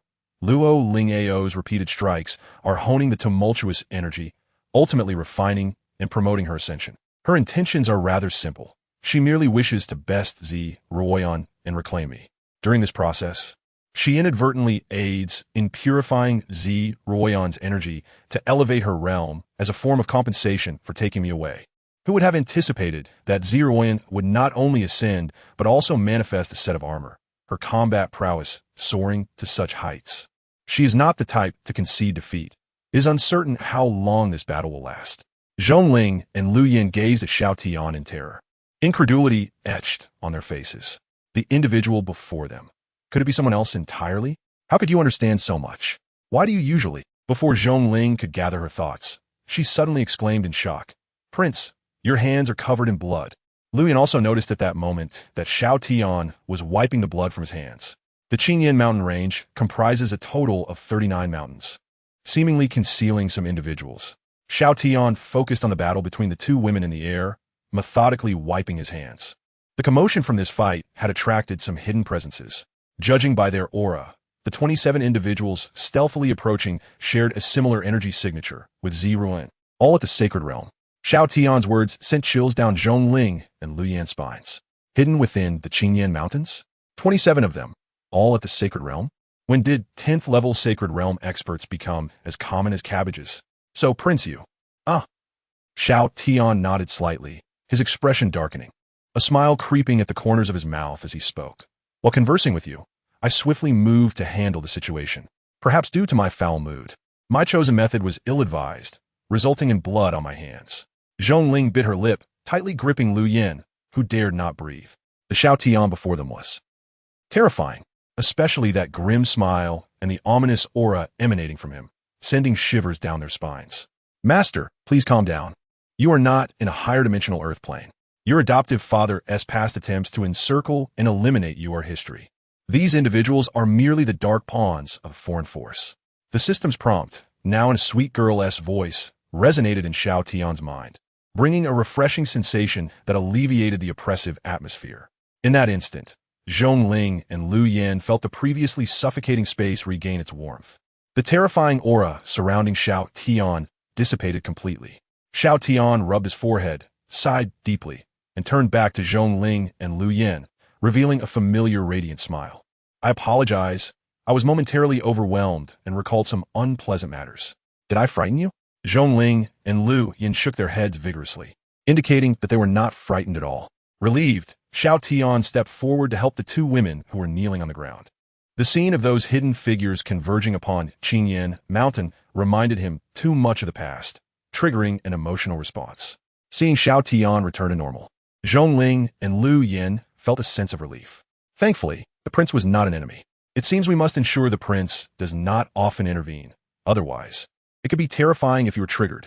Zhongling quickly changed the subject, glancing at the two still battling in the air. Prince, how will we separate the Empress from them later? I have my clever strategies. For now, let them fight it out. Xiao Tian shattered the handkerchief, crossing his arms as he gazed at the sky. Internally, he murmured, "Thank you, Wang Kai." In the sea of consciousness, the black-haired maid gently caressed the soul of Xiao Tian, nestled in her embrace. "You're welcome, esteemed master." In the sky, the battle raged on. Ziruoyan, like a golden ice-cold female martial emperor, unleashed golden ice dragons with her every movement, sweeping forward. The golden crystalline dragon, gliding through the air, crashed violently into Luo Lingao. As the flames dissipated, Ziruoyan thrust her sword forward.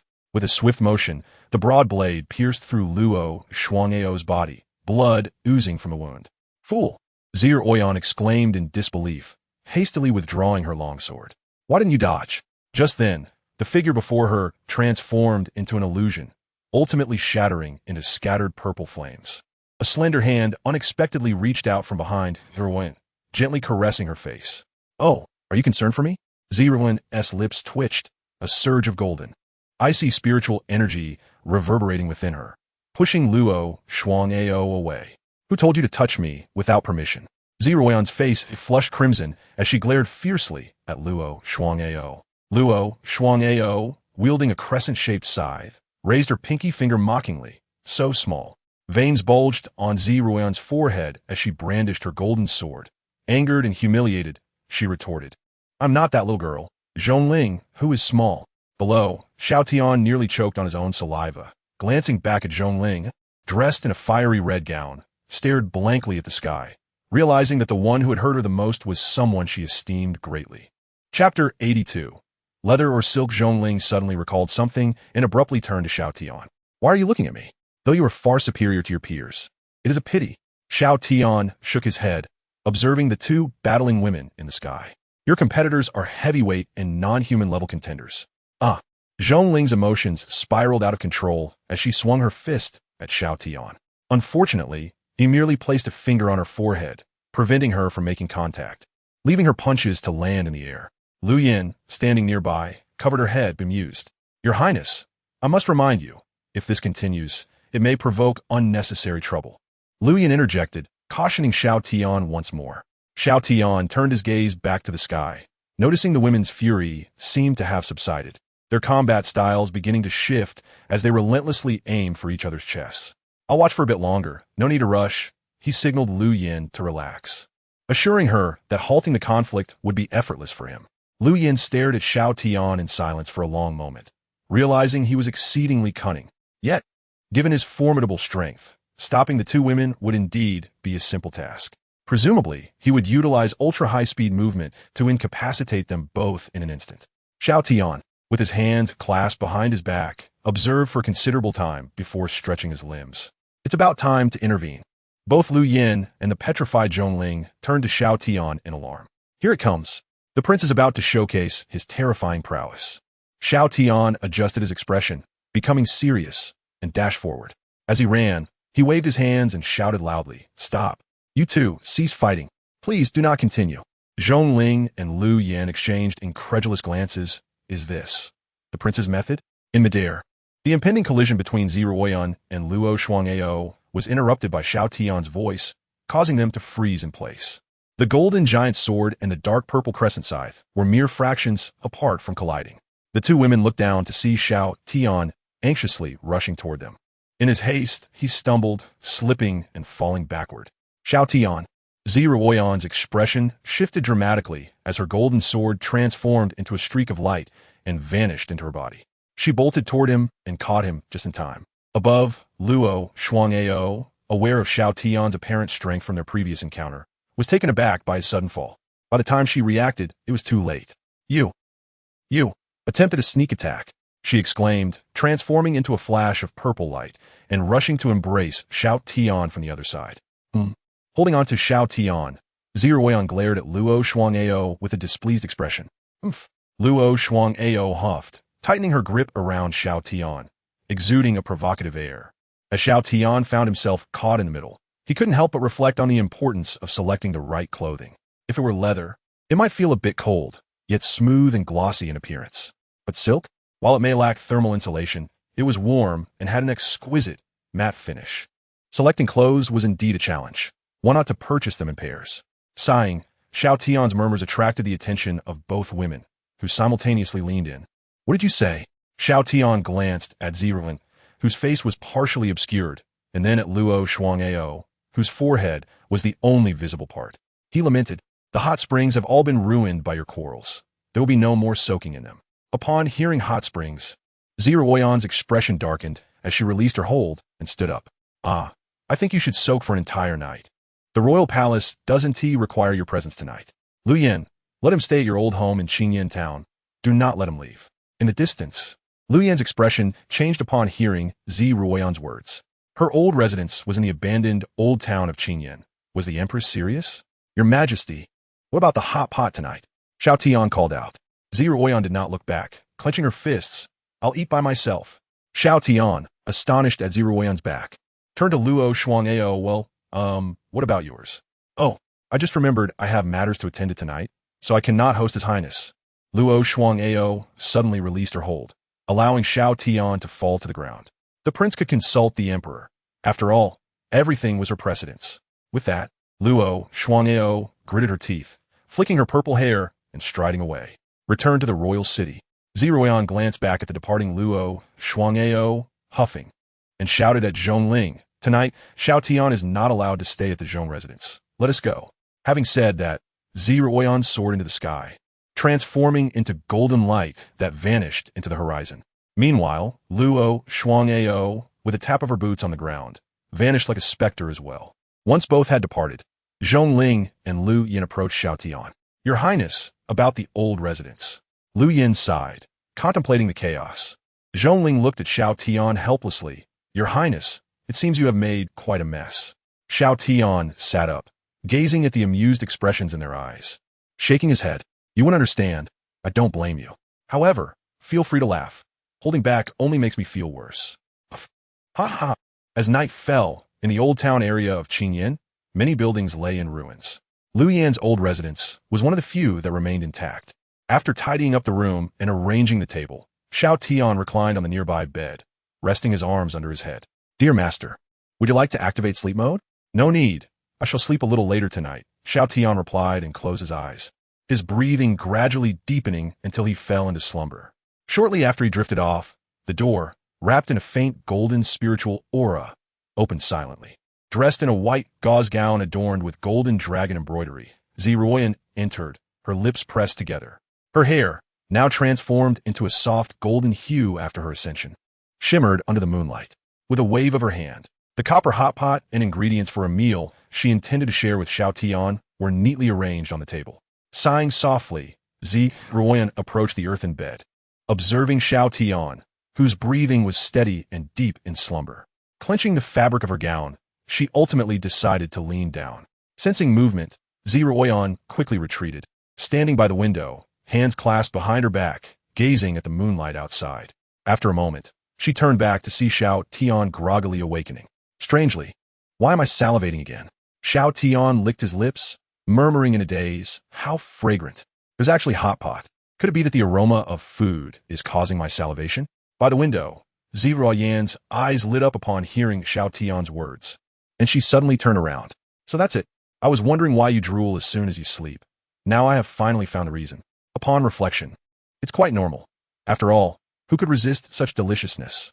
Sitting on the edge of the bed, Xiao Tian suddenly slapped his thigh, realizing, so that's how it is? The next moment, he seemed to regain his senses, looking at Ziruoyan with a bewildered expression. "Your Majesty, how did you end up here?" Seeing Xiao Tian's dazed look, the Empress remained silent, her fingers entwined behind her back. His silly demeanor is quite endearing. Chapter 83. Is it delicious, Your Majesty? Noticing that Ziruoyan stood there, staring at him without moving, Xiao Tian softly called out, "Your Majesty, is there something on my face?" Cough. The momentary panic in Ziruoyan's eyes vanished as she coughed lightly into her fist. "It's nothing. I merely believe that as the rightful prince of the main palace, you represent the Yan's dignity. While it may not matter in private, you should be mindful of your demeanor in front of others. Do not appear vacant and improper." After saying this, Ziruoyan solemnly nodded. "Indeed, I had not considered that." Xiao Tian suddenly became serious. "I did not mean for you to wear a stern face." Noticing the change in demeanor, Ziruoyan quickly added, "But I believe I've already stated that it's of no concern in private. But Your Majesty said earlier." Silence. "Oh." Xiao Tian pursed his lips, appearing dazed as he sat in silence. Ziruoyan glared at him with a serious expression, looking quite displeased. However, Xiao Tian focused intently, and his gaze penetrated the table, clearly seeing the stern-looking Empress secretly poking her fingers in delight. After a while, Ziruoyan finally shifted her gaze, satisfied.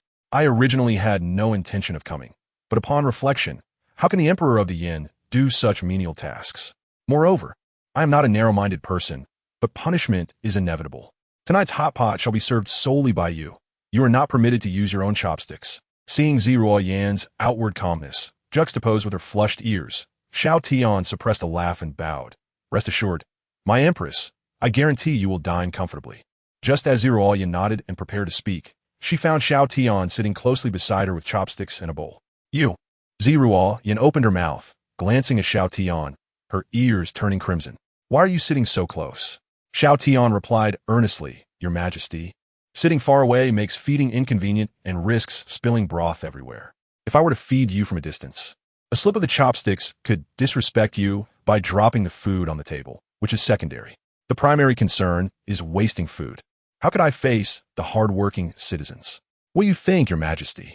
Xiao Yan blinked a few times, appearing to consider his reasoning. I also believe it should be as such. Thus, the two sat closely together.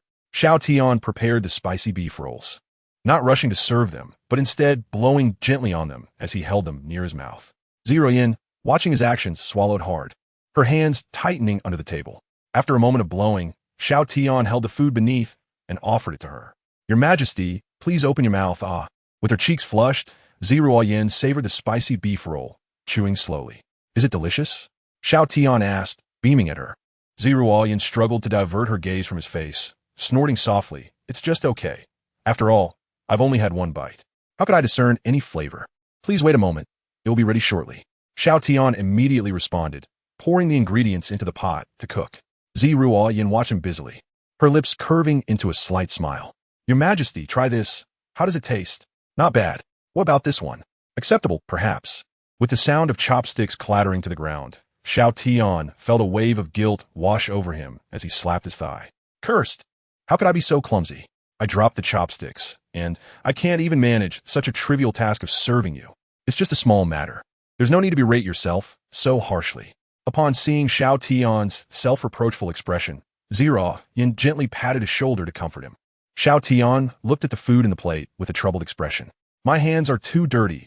I can't possibly feed you with my hands, can I? It's fine, Xiao Yan began, preparing to retrieve the spare utensils from her spatial ring. I can just feed you with my mouth.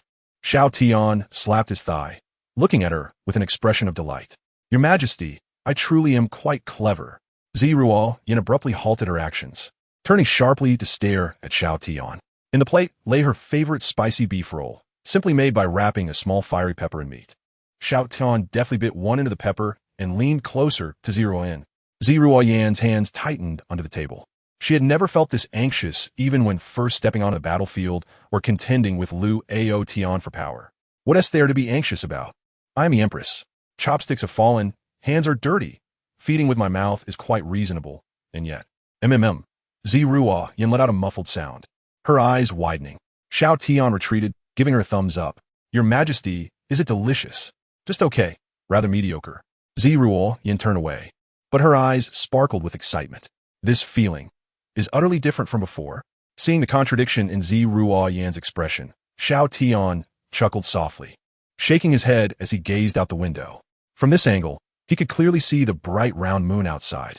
The moon in the southern wilderness is significantly larger than that of Earth, and its light is much brighter, illuminating the steam rising from the pot. This moonlight is truly splendid. Xiao Tian gazed out, unable to suppress a soft murmur. In the past, it had been difficult for him to sit quietly by the hot pot, enjoying the tranquility of the night while gazing at the scenery outside. Hearing Xiao Tian's voice, Xiao Yan turned her head back, joining him in looking at the night sky. It is indeed lovely, she softly agreed. The surroundings were quiet. The flames beneath the pot crackled, and the broth bubbled gently. Xiao Yan bit her lip, gradually shifting her hands on the chair, subtly inching closer to Xiao Tian. At that moment, a dark shadow suddenly darted past outside the window. In the next instant, a figure clad in a dark purple robe swiftly entered through the window, holding a wine jar. Xiao Gij, I have brought fine wine. Let us. The alluring voice abruptly ceased. Luo Ling AI, who had leaped through the window, froze. Her charming smile suddenly replaced with shock. With a loud thud, Luo Ling AI placed a wine jar on the table, pouting angrily. Ah, how did you, little bun? And up here? This question, I too am quite curious about, you dairy cow. What did you say? You yellow-haired brat. I am referring to you. You purple-haired nuisance. With a clash, their foreheads collided, their golden eyes sparking with electricity. Xiao Tian covered his face. What a calamity. Chapter 84. A carefree dream, it is quite peculiar that this emperor, who had once furiously prohibited Brother Xiao from spending the night in the palace, is now clandestinely meeting with him. Luo Yaoao, with a disdainful twist of her crimson lips, scoffed, remarking that the emperor had even instructed others not to return to the Zhong residence, all for the sake of this secret rendezvous. Truly, the emperor's mind is unfathomable. A labyrinth of imperial intrigue. Zirin, her face cold as ice, huffed lightly. Surely, it is preferable to certain individuals who eavesdrop and linger, all while claiming to have matters to attend to in the evening. Your evening affairs, are they not merely a covert rendezvous with your man? TSK. But from what I gather, you are merely using Brother Xiao as a shield.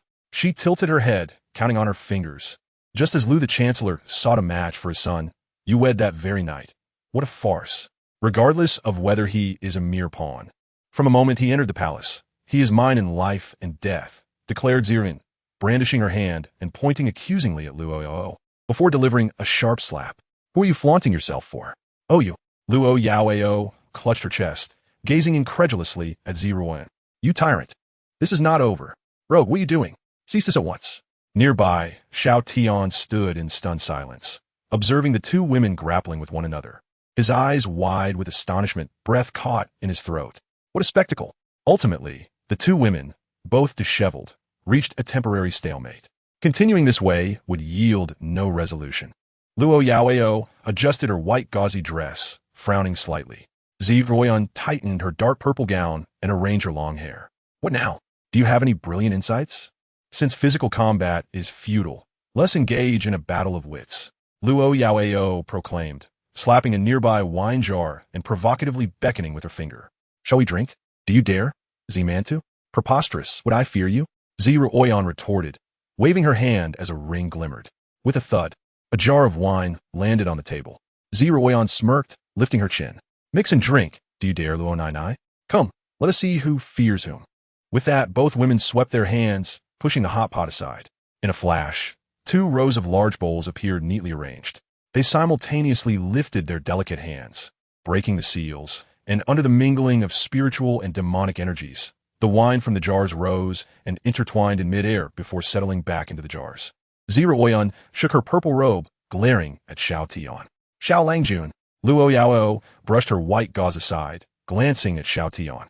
Brother Xiao. After exchanging glances filled with fiery determination, they declared in unison. Pour the wine. Serve the wine. What could Xiao Tian do? He could only acquiesce to the whims of these 2 spirited ladies. The fragrant aroma of wine wafted through the air as he hastily filled the bowls to the brim. The principle of first come, first served certainly holds true here. Ziruan raised her bowl and drank heartily. Is that so? But I am aware of another truth.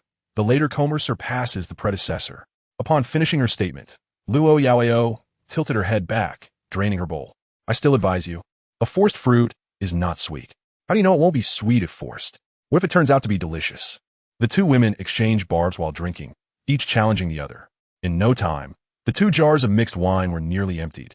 Yet neither Ziruan nor Luo Yaoao appeared flushed. Surprisingly, your tolerance is quite impressive, Ziruan remarked with a light huff. You are not so bad yourself, Luo Yaoao replied, twisting her neck. Another round? Ziruan asked, her ring shimmering again, summoning 8 more jars of wine from the ground. Luo Yaoao gathered her long hair into a high ponytail and waved her hand, summoning another 8 jars. Let's continue. As before, they mixed the wine, but this time, they did not involve Xiao Tian, opting instead for a different approach. They exited the house into the courtyard, relying solely on their martial skills without the use of spiritual energy. The one who lost a move would take a drink. Ziruan showcased her remarkable techniques, while Luo Yaoao demonstrated her formidable legwork, and soon the 2 were embroiled in an intense duel in the courtyard. Each time one lost a move, they would simply take a swig from the jar. Meanwhile, Xiao Tian sat at the steps, observing the unique spectacle before him. Lost in thought, he realized he had been outmaneuvered. The once tipsy Ziruan was now consuming several jars, and still holding her own against Luo Yaoao. Moreover, he pondered the meaning of Luo Yaoao seeking him out with the wine, which had a rich and intoxicating aroma. If that were not enough, his Empress had also prepared high-proof liquor in her spatial ring, complete with wine bowls. What on earth were Ziruan and Luo Yaoao plotting? As Xiao Tian contemplated, the sudden sounds of weeping snapped him back to reality.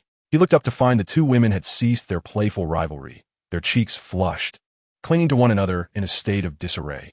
My father has vanished, and my mother is nowhere to be found. Do you think your plight is worse than mine? Ruoyan cried, shaking her fist against Luo Yaoyao's chest, trembling with emotion. And you still dare to compete with me for Xiao Langjun. Your parents may still be alive. But what of mine? They killed each other. Luo Yaoyao sobbed, grasping Ruoyan's hand. Why can't you just let brother Xiao be mine? My elder brother died in battle. Many of my brothers are gone. My second brother is lost too. My sisters are all gone. With tears glistening in her eyes, Ziran gazed at Luo Yaoyao for a moment before reaching out to gently pat her head. It seems you bear a heavier burden. Luo Yaoyao suddenly pulled Ziran into an embrace, burying her head in her shoulder and weeping uncontrollably. As the two women, intoxicated, held one another and cried, they eventually drifted into a peaceful slumber. Xiao Tian, watching from the side, was utterly bewildered. What was this unfolding drama? Were they engaged in a competition of woes? Rising to his feet, he approached the two women, slightly opening his senses to discover that they had indeed succumbed to their intoxication, fast asleep. You both carry a great deal of pressure, Xiao Tian murmured, shaking his head. Their actions were a form of releasing pin-up emotions. In a sense, he too belonged to the same category of individuals as these two foolish girls. Xiao Tian moved closer, lifting each of them with care, one under each arm, and carried them back inside. After gently placing them on the bed, he stepped out to tidy the courtyard. Ripping open a space, he disposed of the jars and refuse, standing with hands on his hips, surveying his surroundings. All is clean. Satisfied, he returned inside, only to be struck dumb by the sight before him. On the bed, Oyan and Luo Yaoyao lay entwined like octopuses, fast asleep. Their purple and golden hair mingled under the moonlight streaming through the window, illuminating their serene, beautiful faces, with faint smiles gracing their lips. In that moment, they seemed lost in sweet dreams, utterly carefree. How lovely! Xiao Tian smiled gently. Chapter 85. The holy demon Empress. As the sun ascended high in the sky, gentle rays of light streamed through the window, bathing the two enchanting figures on the bed. Their sleeping postures were rather disheveled. Luo Yaoyao lay on her side, one leg firmly pressing against Ruoyan, her arms wrapped around the other's neck. As for Ruoyan, she lay with a proper disposition, though her grip was somewhat misplaced. Seemingly dreaming, Ruoyan tightened her hold. Luo Yaoyao instinctively swatted Ruoyan's hand away, groggily opening her eyes. Ugh! Ruoyan, feeling uncomfortable, turned over, her eyelids fluttering as she vaguely glanced across at her counterpart. In their haze, the two women unknowingly leaned into one another, and then, pop! In an instant, the two women were completely awakened, sitting up abruptly and covering their mouths as they stared at each other in disbelief. Then, simultaneously, they turned their heads away, gazing at the floor. Ugh! Ugh! How could you, you shameless woman? And you kissed me! Luo Zhaona exclaimed in indignation. Ruoyan, her face flushed, retorted in a muffled voice, "It was you who kissed me first, and now you play the victim? I will not let this go." "Oh, you think I'm afraid of you, Luo Nyonyo?" The two women continued their playful scuffle on the bed, neither willing to back down. Just then, Xiao Tian opened the door and stepped inside, only to be taken aback by the scene before him. The three of them exchanged wide-eyed glances, enveloped in silence for a moment. "I'll leave you to your meal," Xiao Tian stammered before turning on his heel and fleeing, leaving no room for the two women to react. After a prolonged silence in the room, Luo Zhao leaned to one side and raised an eyebrow at Ruoyan. "Xiao Gij was rather naughty just now. Didn't you notice how he kept staring at me? What a joke. In Xiao Longjuan's eyes, it is clearly only me. One should not indulge in such self-importance." Ruoyan huffed, fastening her robe. "Being overly confident is ill-advised. Who would want to look at a bun? I shall tear that mouth of yours apart today." The two elegant figures once again engaged in a fierce tussle. Suddenly, half of Xiao Tian's head peeked around the doorframe, his eyes sparkling with curiosity, unblinking. Half an hour later, Ruoyan and Luo Zhaona had changed into the spare clothes from their storage rings and were sitting peacefully in the courtyard, enjoying a bowl of noodles. Despite being merely plain noodles in clear broth, the flavor was utterly enchanting, drawing them in completely. The two women, who had been at odds with each other, were now in a temporary truce, content in their meal. "The noodles made by Xiao Gij are truly delicious," Luo Zhaona said, her gaze fixed intently on Xiao Tian. Ruoyan echoed her surprise. "Xiao Langjun, your culinary skills rival those of Uncle Zhong." A little knowledge, just a little. Xiao Tian waved his hand, signaling the two to keep their voices down. As long as you enjoy it, I am very pleased. Luo Zhaona, cradling her bowl, began to sip the broth, her entire face hidden behind it. Zifan, setting her chopsticks down, curiously inquired if that is the case. Why does Xiao Langjun still let Uncle Zhong cook instead of doing it himself? Food prepared by others always tastes better than one's own. Xiao Tian replied before turning to Luo Zhaona. Eat slowly. Are you foolish? No one is competing with you. Luo Zhaona set down her bowl, licking the broth from the corner of her mouth, and beamed at Xiao Tian's admonishment. I understand. Ziruoyan interjected with a scoff, pouring the broth into her mouth and raising an eyebrow at Luo Zhaona after finishing it. Xiao Tian sat there, utterly bewildered. What was this strange sense of rivalry? If I recall correctly, you have no parents or siblings, right? As she spoke, a faint blush crept on Ziruoyan's cheeks. Though they had been quite inebriated the night before, their cultivation allowed them to remember the events, preventing any memory loss. Luo Zhaona felt a twinge of embarrassment recalling last night as events. They had certainly lost face. Why do we comfort each other and cry together? Why don't you move into the palace? Ziruoyan suddenly proposed. Xiao Tian turned his head in disbelief, staring at Ziruoyan. What? Luo Zhaona looked equally surprised, then covered her mouth and chuckled softly. Are you feeling sorry for me? How could that be? Why would I feel sorry for you? You dead cow. Ziruoyan turned her head away, avoiding Luo Zhaona's gaze. I simply think that if you remain outside the palace, who knows how you might tempt Xiao Langjun. If you live in the palace, right under my watch, I doubt you could pull any tricks or sneak a bite. Indeed, I'm not concerned about your solitary status. Xiao Tian, covering his face, felt exasperated. Your Majesty, you are too transparent. In that case, I shall not hold back, Luo Zhaona winked at Xiao Tian, her tone laced with mischief. Come on, what do I have to fear? Ziruoyan slammed her palm on the table, staring intently at Luo Zhaona. If I lack even this modicum of confidence, I would not be the emperor of the Great Yin. As she spoke, Ziruoyan leaned slightly forward, looking at Luo Zhaona. If I were to have children with Xiao Langjun in the future, you would be an excellent wet nurse. Luo Zhaona remained silent, merely observing Ziruoyan, mulling over her words and the absurdity of her concern hidden beneath that tough exterior. An emperor is nothing to be in awe of. Luo Zhaona chuckled lightly, leaning closer to Ziruoyan. Compared to you, I shall be more magnanimous. Even if you lose, I could allow you to be a concubine. At this point, Luo Zhaona reached out and gently lifted Ziruoyan's chin. You are rather kind, Zimantu. Ziruoyan turned her head, escaping Luo Zhaona's teasing. Who is greater or lesser is yet to be seen, fallen princess. Before secretly visiting Xiao Tian last night, Ziruoyan had already gathered information from Lu Yin. Just then, Luo Zhaona suddenly laughed, her entire being engulfed in purple flames, blazing fiercely. Given how adorable you are, I shall drop the pretense and reveal my truth. As Luo Zhaona's flippant voice fell, the flames began to dissipate. I am not merely a fallen princess, but the demon empress of the primordial devil kingdom. The outside world often refers to me as. Luo Zhaona rested one hand on her hip, the twisted horns of her demon heritage prominently visible. She looked at Ziruoyan with a teasing smile. The Holy Demon Empress. Chapter 86. Who is greater or lesser, the Holy Demon Empress? Xiao Tian stared in shock at Luo Zhaona, his gaze fixated on the horns atop her head. So she is not human. Ziruoyan, too, was rendered speechless, astonished to find herself facing an otherworldly being. This was her first encounter with such a figure. The Holy Demon Empress? An emperor? It was as though she was just like herself. Instantly, Ziruoyan narrowed her eyes, her wariness heightened. As you said, let us be fair and square. I find no value in hiding my identity, Luo Zhaona said as she sat down, crossing her legs. You truly surprise me. Ziruoyan also took a seat, fixing her gaze on Luo Zhaona. The only one who ought to feel remorse is Xiao Gij. Luo Zhaona turned her head, her expression tinged with concern as she looked at Xiao Tian. I did not intend to conceal this. Aside from my identity, I have been truthful about most matters regarding my family. Furthermore, as a member of the Holy Demon Clan, many humans find it difficult to accept our kind. Upon mentioning this, Luo Zhaona felt a flutter of anxiety within her. She feared seeing disgust, confusion, or aversion in Xiao Tian's eyes. But when Luo Zhaona looked up, she found that Xiao Tian had already approached her, extending his hand to touch the horn on her head. If this thing were to break, would it hurt? Does it keep growing? Do you need to polish it regularly? If you demons were to decorate it, Would you drill holes in it? Would that hurt?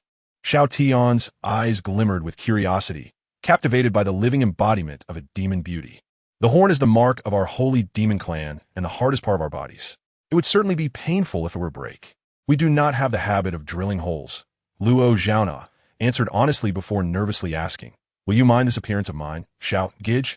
Xiao Tian looked at Luo Yao with a puzzled expression. What do you mind? I'm not a human, but a member of the holy demon clan. Luo Yao regarded Xiao Tian earnestly. Brother Xiao, do you not feel strange seeing my horns and tail? What? You have a tail? Xiao Tian exclaimed, excitement bubbling within him as he hurriedly moved to see. Indeed, behind Luo Yao, there was a long black tail with a heart-shaped tip. After confirming it, Xiao Tian could not help but exclaim, this is wonderful. Luo Yao stared at Xiao Tian in astonishment, realizing that his expression was completely genuine. Brother Xiao, don't you think? Suddenly, Xiao Tian raised his hand and delivered a playful chop to her forehead. I don't want your opinion. I want my own. If I said I don't mind, then I don't mind. So what if you have horns and a tail? He playfully struck again. It's all just a game. What is the fuss about? To Earthlings, a mere sorceress is nothing but a source of further excitement. However, Luo Yao's eyes dazzled. Her cheeks flushed as she gazed at him, wanting to say something more. At that moment, Xiao Tian raised his hand again. Instinctively, Luo Yao closed her eyes, lowering her hands, bracing for another playful chop. Yet, instead of pain, she felt a warm hand resting on her head. Opening her eyes, she was met with Xiao Tian's warm smile. The person I know is named Luo Yao, not some holy demon clan member. As he spoke, he gently ruffled her hair. Luo Yao's little tail perked up, her golden pupils reflecting only the image of the man before her. Brother Xiao. Luo Yao's eyes glistened with tears as she joyfully leaped into his embrace. Then she found herself crashing into a soft, fluffy chest. When she looked up, she was met with a cold, beautiful face glaring back at her, veins bulging on her forehead. Don't overstep your bounds, you purple-haired brat. Huh? Can't you read the atmosphere, you foolish blonde? Such a hard mouth. Perhaps you should just move to the cold palace. It would suit you perfectly. Do you think being an emperor makes you special? I am also the demon emperor. Do you believe I could take you to the primordial demon kingdom? He. With a resounding slap, the clamor quieted under Zhejiang Yan's authority, and Luo Yao's face flushed with anger. I'll fight you for this, you purple bun. Just drop the title of the Great Flame Empress and be known as the Rogue Empress. I've long said to you, don't stand there flaunting. Zhejiang Yan's expression shifted dramatically. What are you doing? In the courtyard, the two empresses began to bicker again, their quarrel relentless. Xiao Tian silently observed from the side, after a while murmuring, Wang Kai. Dear Master, I am here. Can you record this? Since yesterday, everything has been pre-recorded. Xiao Tian remained silent for a moment before silently giving a 5-star rating. I apologize for previously calling you an intelligent voice system. Moments latte. The fourth battle of the twin empresses concluded. Now, shall we discuss serious matters? Xiao Tian stepped forward, addressing Luo Yao. You revealing your identity cannot be just to claim someone else's clothing, can it? Luo Yao cleared her throat, adjusting the purple clothing of Zhejiang Yan as she sat at the table. Indeed, from now on, I will be the elder, and the purple bun will be the younger. Some things need to be clarified. Luo Niu, who is elder and who is younger remains to be seen, Zhejiang Yan retorted, slamming her palm on the table with a cold smirk. Who is elder and who is younger is already quite clear, don't you think, Brother Xiao? As she spoke, Luo Yao winked at Xiao Tian while Zhejiang Yan remained silent, merely glaring at him with palpable hostility. Let us first address the important matters. Xiao Tian hurriedly gestured, attempting to quell the resurgence of the fifth battle between the empresses. I shall heed Brother Zhao's words. Luo Yao smiled alluringly, softly murmuring. Zhejiang Yan's hands trembled slightly, wishing she could just crush that woman. Before we discuss serious matters, Zhejiang Yan, I need to tell you something. Taking a deep breath, Luo Yao regarded her solemnly. The 3,000 realms are merely a conceptual term. There are far more realms than just 3,000. If the rules collapse, the space becomes unstable, and the spiritual energy chaotic. Such a realm is deemed uninhabitable, and it is referred to as a wasteland. The Southern Wasteland was once called the Southern Flame Domain, ruled by the Great Flame Empire. However, 6,000 years ago, a war ravaged this realm. 2,000 years ago, the Southern Flame Domain was declared uninhabitable, thus renamed the Southern Wasteland. At this point, Luo Yao sighed, sitting beside Zhejiang Yan and taking her hand. Zhejiang Yin. The world you have known since childhood is but a facade. Chapter 87. The beginning of a deceptive life, a facade. Zhejiang Yan's expression darkened as she processed the overwhelming shock of this information. In truth, when Luo Yao mentioned the concept of the wasteland, she had already braced herself. Yet, the final sentence still struck her with tremendous force. Regardless of whether it is false or real, Zhejiang Yin began to regain her composure. Her gaze resolute as she looked at Luo Yao. I am the Great Flame Empress, the ruler of the many subjects of the Great Flame dynasty. Truly impressive. To be able to stabilize your composure so quickly, considering you are a woman vying for my affection, Luo Yao remarked with admiration, pulling Zhejiang Yin close for a closer look. You're not so terrible after all. Luo Yao's arms encircled Zhejiang Yin, gently tilting her chin, whispering sweetly in her ear, even if you become the younger one, I will not make things difficult for you. Zhejiang Yan's red lips twitched, her hand shooting out in frustration. I truly want to crush you, you foolish cow. Xiao Tian swallowed hard, silently standing by as an unnoticed observer. All right, enough of that. Let us address the serious matters. Luo Yao blushed, looking at Zhejiang Yin with a pleading expression. This matter actually involves your father, the Purple Emperor. Father? Zhejiang Yin was taken aback upon hearing her father's name from Luo Yao. I must first be honest with Brother Xiao about more of my past. Luo Yao turned to Xiao Tian, who was quietly listening nearby. As for the primordial demon kingdom, the previous demon emperor and empress were also my parents. She then briefly recounted how her parents had perished in conflict and how she fought her way through such an environment to claim the title of demon emperor. Ultimately, she learned of the situation here from the holy demon sect established by her 18th elder brother, seizing control of the Black Soul Hall and conspiring with the Eastern Flame Empire and the Heavenly Machine Pavilion against the Great Flame. As Zhejiang Yin listened to Luo Yao's experiences, her gaze wavered. It seemed the other had not had it easy either. They were both 20 years old, just a month apart, and though Luo Yao had her family, she was still quite alone, reminiscent of Zhejiang Yan's own experiences.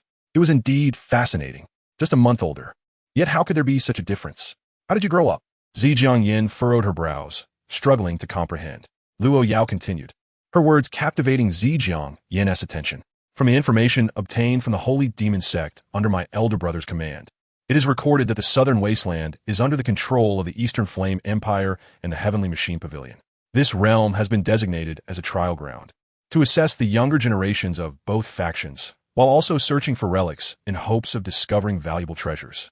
A century ago, another trial was initiated, and the youth of the Eastern Flame Empire and the Heavenly Machine Pavilion discovered a brand new spectacle.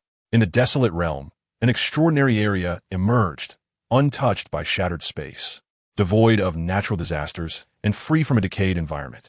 It was a picturesque landscape where mountains were clear and waters serene, adorned with the melodies of birds and the fragrance of flowers, an astonishingly complete world. Subsequently, the disciples from the Eastern Flame Empire and the Heavenly Mechanism Pavilion witnessed an unforgettable scene. At the heart of the land lay a deceased dragon, its scales shimmering blue with golden edges, emanating a chilling aura, its colossal body coiled like a mountain. As these disciples climbed the mountainous remains of the dragon, they discovered an ice-blue crystal at the tip of its head, within which lay a frozen infant. The crystal bore the name inscribed upon it, the Purple Emperor. Upon hearing this, Luo Yuanzhao fell silent, observing the wide-eyed, profoundly shaken Ji Ruoyan. She believed that the latter needed a moment to digest this information. Indeed, Ji Ruoyan fell into deep contemplation, realizing that the Eastern Flame Empire and the Heavenly Mechanism Pavilion had discovered her father a century ago. According to the Imperial Chronicles, her father was merely 20 years old when he established his kingdom 45 years prior. If he were alive, he would now be 65. Coupled with Xiao Tian's previous mention of her father's experiences, it all felt rather contrived. Thus, the fabricated reality began from the moment her father was adopted 65 years ago. Did it not? Ji Ruoyan exhaled softly, turning her gaze to Luo Yuanzhao. Indeed, after discovering her father a century ago, the Eastern Flame Empire and the Heavenly Mechanism Pavilion had pondered numerous ways to move the dragon's corpse and unravel the ice seal. It was not until the emergence of the innate embryo, a natural treasure, that everything began to change. This item, varying in definition according to its material, was identified this time as the innate embryo jade. With the appearance of the innate embryo jade, the ice began to thaw, and a pure and genuine imperial intent leaked from her father's being, infusing the surroundings. The Eastern Flame Empire and the Heavenly Mechanism Pavilion quickly realized that her father possessed the authentic imperial bloodline of the human race, which had awakened. This overwhelming aura was sensed by her 18th royal brother, who was traveling nearby, leading to their encounter. Thus, the three parties became acquainted. Luo Yuan Zhao, with a grave expression, regarded Ji Ruoyan. The imperial bloodline cannot be forcibly seized, yet there are alternative methods. The 18th royal brother, well-versed and knowledgeable of various treasures, devised a plan to maximize the utilization of her father's essence. By consolidating the authentic imperial fortune of the human race, they would augment their own power and receive the blessings of heaven and earth. Consequently, when one ascends, their entire entourage would rise along with them. For instance, the Eastern Flame Empire could plunder the matured imperial fortune, allowing the emperor to attain enlightenment, thus benefiting all officials. Similarly, the Heavenly Mechanism Pavilion would thrive under such imperial fortune, flourishing like fish in water. As for my royal brother, the Sacred Demon Clan, reaping the authentic imperial fortune of the human race, would embody both holiness and demonhood. This authentic imperial fortune is so esteemed that no single party could bear it alone. Thus, it was divided into 3 parts, which was precisely how the agreement was reached. The 18th Royal Brothers faction would provide methods and resources unattainable by both parties, along with purchasing slaves to supplement their population. The Heavenly Mechanism Pavilion would oversee calculations and design the process of consolidating the imperial fortune. The Eastern Flame Empire would contribute manpower and expertise to ensure that a dynasty belonging to her father could be established. 30 years had elapsed since the discovery of her father, and the ice had completely melted. Within this unique area of the desolate realm, the resounding cry of her father echoed through the air. An aging Han dynasty, worn and weary, was successfully erected. The 18th royal brother, the emperor of the Eastern Flame Empire, and the master of the Heavenly Mechanism Pavilion, all sealed their powers, personally arriving here. They brought her father, the Purple Emperor, to that village. Thus, a fabricated life commenced. Chapter 88. The truth of disappearance. Ji Ruoyan remained entranced, her hands clenched tightly. Was everything a fabrication? Luo Yuanzhao's royal brother, along with the Eastern Flame Empire and the Heavenly Mechanism Pavilion, coveted her father's bloodline, seeking to exploit him to consolidate the authentic imperial fortune for plunder. According to the calculations of the Heavenly Mechanism Pavilion, it would require no less than 60 years for the innate embryo jade to mature and yield the authentic imperial fortune. Luo Yuanzhao shrugged. Yet it seemed that recently, circumstances had taken an unexpected turn. The maturation time of the innate embryo jade appeared to be accelerating. Ji Ruoyan remained silent for a moment before inquiring, "What exactly is this innate embryo jade you speak of?" "It resides within you," Luo Yuanzhao replied with a mysterious smile. Winking at Ji Ruoyan, Ji Ruoyan furrowed her brow in confusion. How could she be unaware of it being within her? Wait, the innate embryo jade, could it be? Ji Ruoyan hastily retrieved an object from her spatial ring. The national seal of the Great Flame Dynasty. Indeed, the Great Flame's national seal is the innate embryo jade. Luo Yuanzhao gazed at the seal in Ji Ruoyan's hand, realizing that once the imperial fortune was successfully consolidated, the national seal would mature, marking the moment for plundering the fortune. Ji Ruoyan pondered for a moment, then raised her gaze to Luo Yuanzhao. What would happen if the imperial fortune were to be seized? Different choices lead to different outcomes. Luo Yuanzhao raised 2 fingers. The first choice, if the imperial fortune is plundered, it signifies the demise of the Great Flame Dynasty. Consequently, all the subjects of the dynasty would perish, leaving you as the sole remnant, a monarch of a fallen kingdom. The second choice is for you, as the emperor, to resist the backlash of the imperial fortune's plunder, sacrificing yourself to protect the subjects of the Great Flame. Ji Ruoyan frowned. Did you not say that all of this is a fabrication? Shouldn't these subjects and officials also? The events may be illusory, yet the Great Flame Dynasty exists in reality, Luo Yuanzhao countered, observing Ji Ruoyan intently. Initially, most individuals had their memories altered. They only recognized themselves as subjects of the Han Dynasty. Over time, the population naturally grew. The barbarians' Blood Cloud Tower and the Black Soul Lands outlaws were captured from other regions, their memories manipulated to serve as mere pawns. Ji Ruoyan fell silent, taking a deep breath before continuing to inquire. How is the immovable dragon corpse dealt with? Regarding this question, Luo Yunjiao's expression was equally fascinating as she pointed beneath their feet. The melting ice transformed the dragon corpse. The dragon shifted its coiled posture, and the water that thawed the ice crystal enclosing your father relaxed the dragon's stiff body. Ultimately, that dragon morphed into a colossal mountain range. The Qingyan Mountain. Ji Ruoyan gasped in disbelief. The Qingyan Mountain beneath us was once that dragon? Indeed, yet recently, the state of Qingyan Mountain has seemed rather peculiar. At this point, Luo Yuanzhao glanced at Xiao Tian, who should be aware that the ingredients he nurtured have undergone significant changes. Xiao Tian nodded slightly, suddenly enlightened. No wonder the produce from this mountain is so delectable and unique. It stems from this reason. Xiao Tian pondered aloud. So, the pigs I raise must be dragon pigs? Dragon chickens? Dragon ducks? Dragon fish? Xiao Tian's eyes widened as he delivered a playful chop to Luo Yuanzhao's forehead. How could you not have mentioned this sooner? I could have profited more. Hey, hey. Luo Yuanzhao covered her head, laughing while winking at Xiao Tian. Xiao Tian helplessly buried his face in his hands. Curse be it. This hand chop was no punishment for her, but rather a reward. Why could he never control himself? I cannot possibly have psychological issues. Can I? Xiao Tian suddenly jolted, shaking his head repeatedly as he pondered. Impossible. Absolutely cannot frighten oneself. He rubbed his face, while Ziruoyan seized Luo Yao's hand. So what happened next? Do you know about the disappearance of father? My two royal brothers. Luo Yao gazed into Ziruoyan's sorrowful eyes, and, mimicking Xiao Tian, gently ruffled her hair. Your father is surely fine, according to the intelligence reports. It is highly likely that your mother rescued him. Ziruoyan. Mother?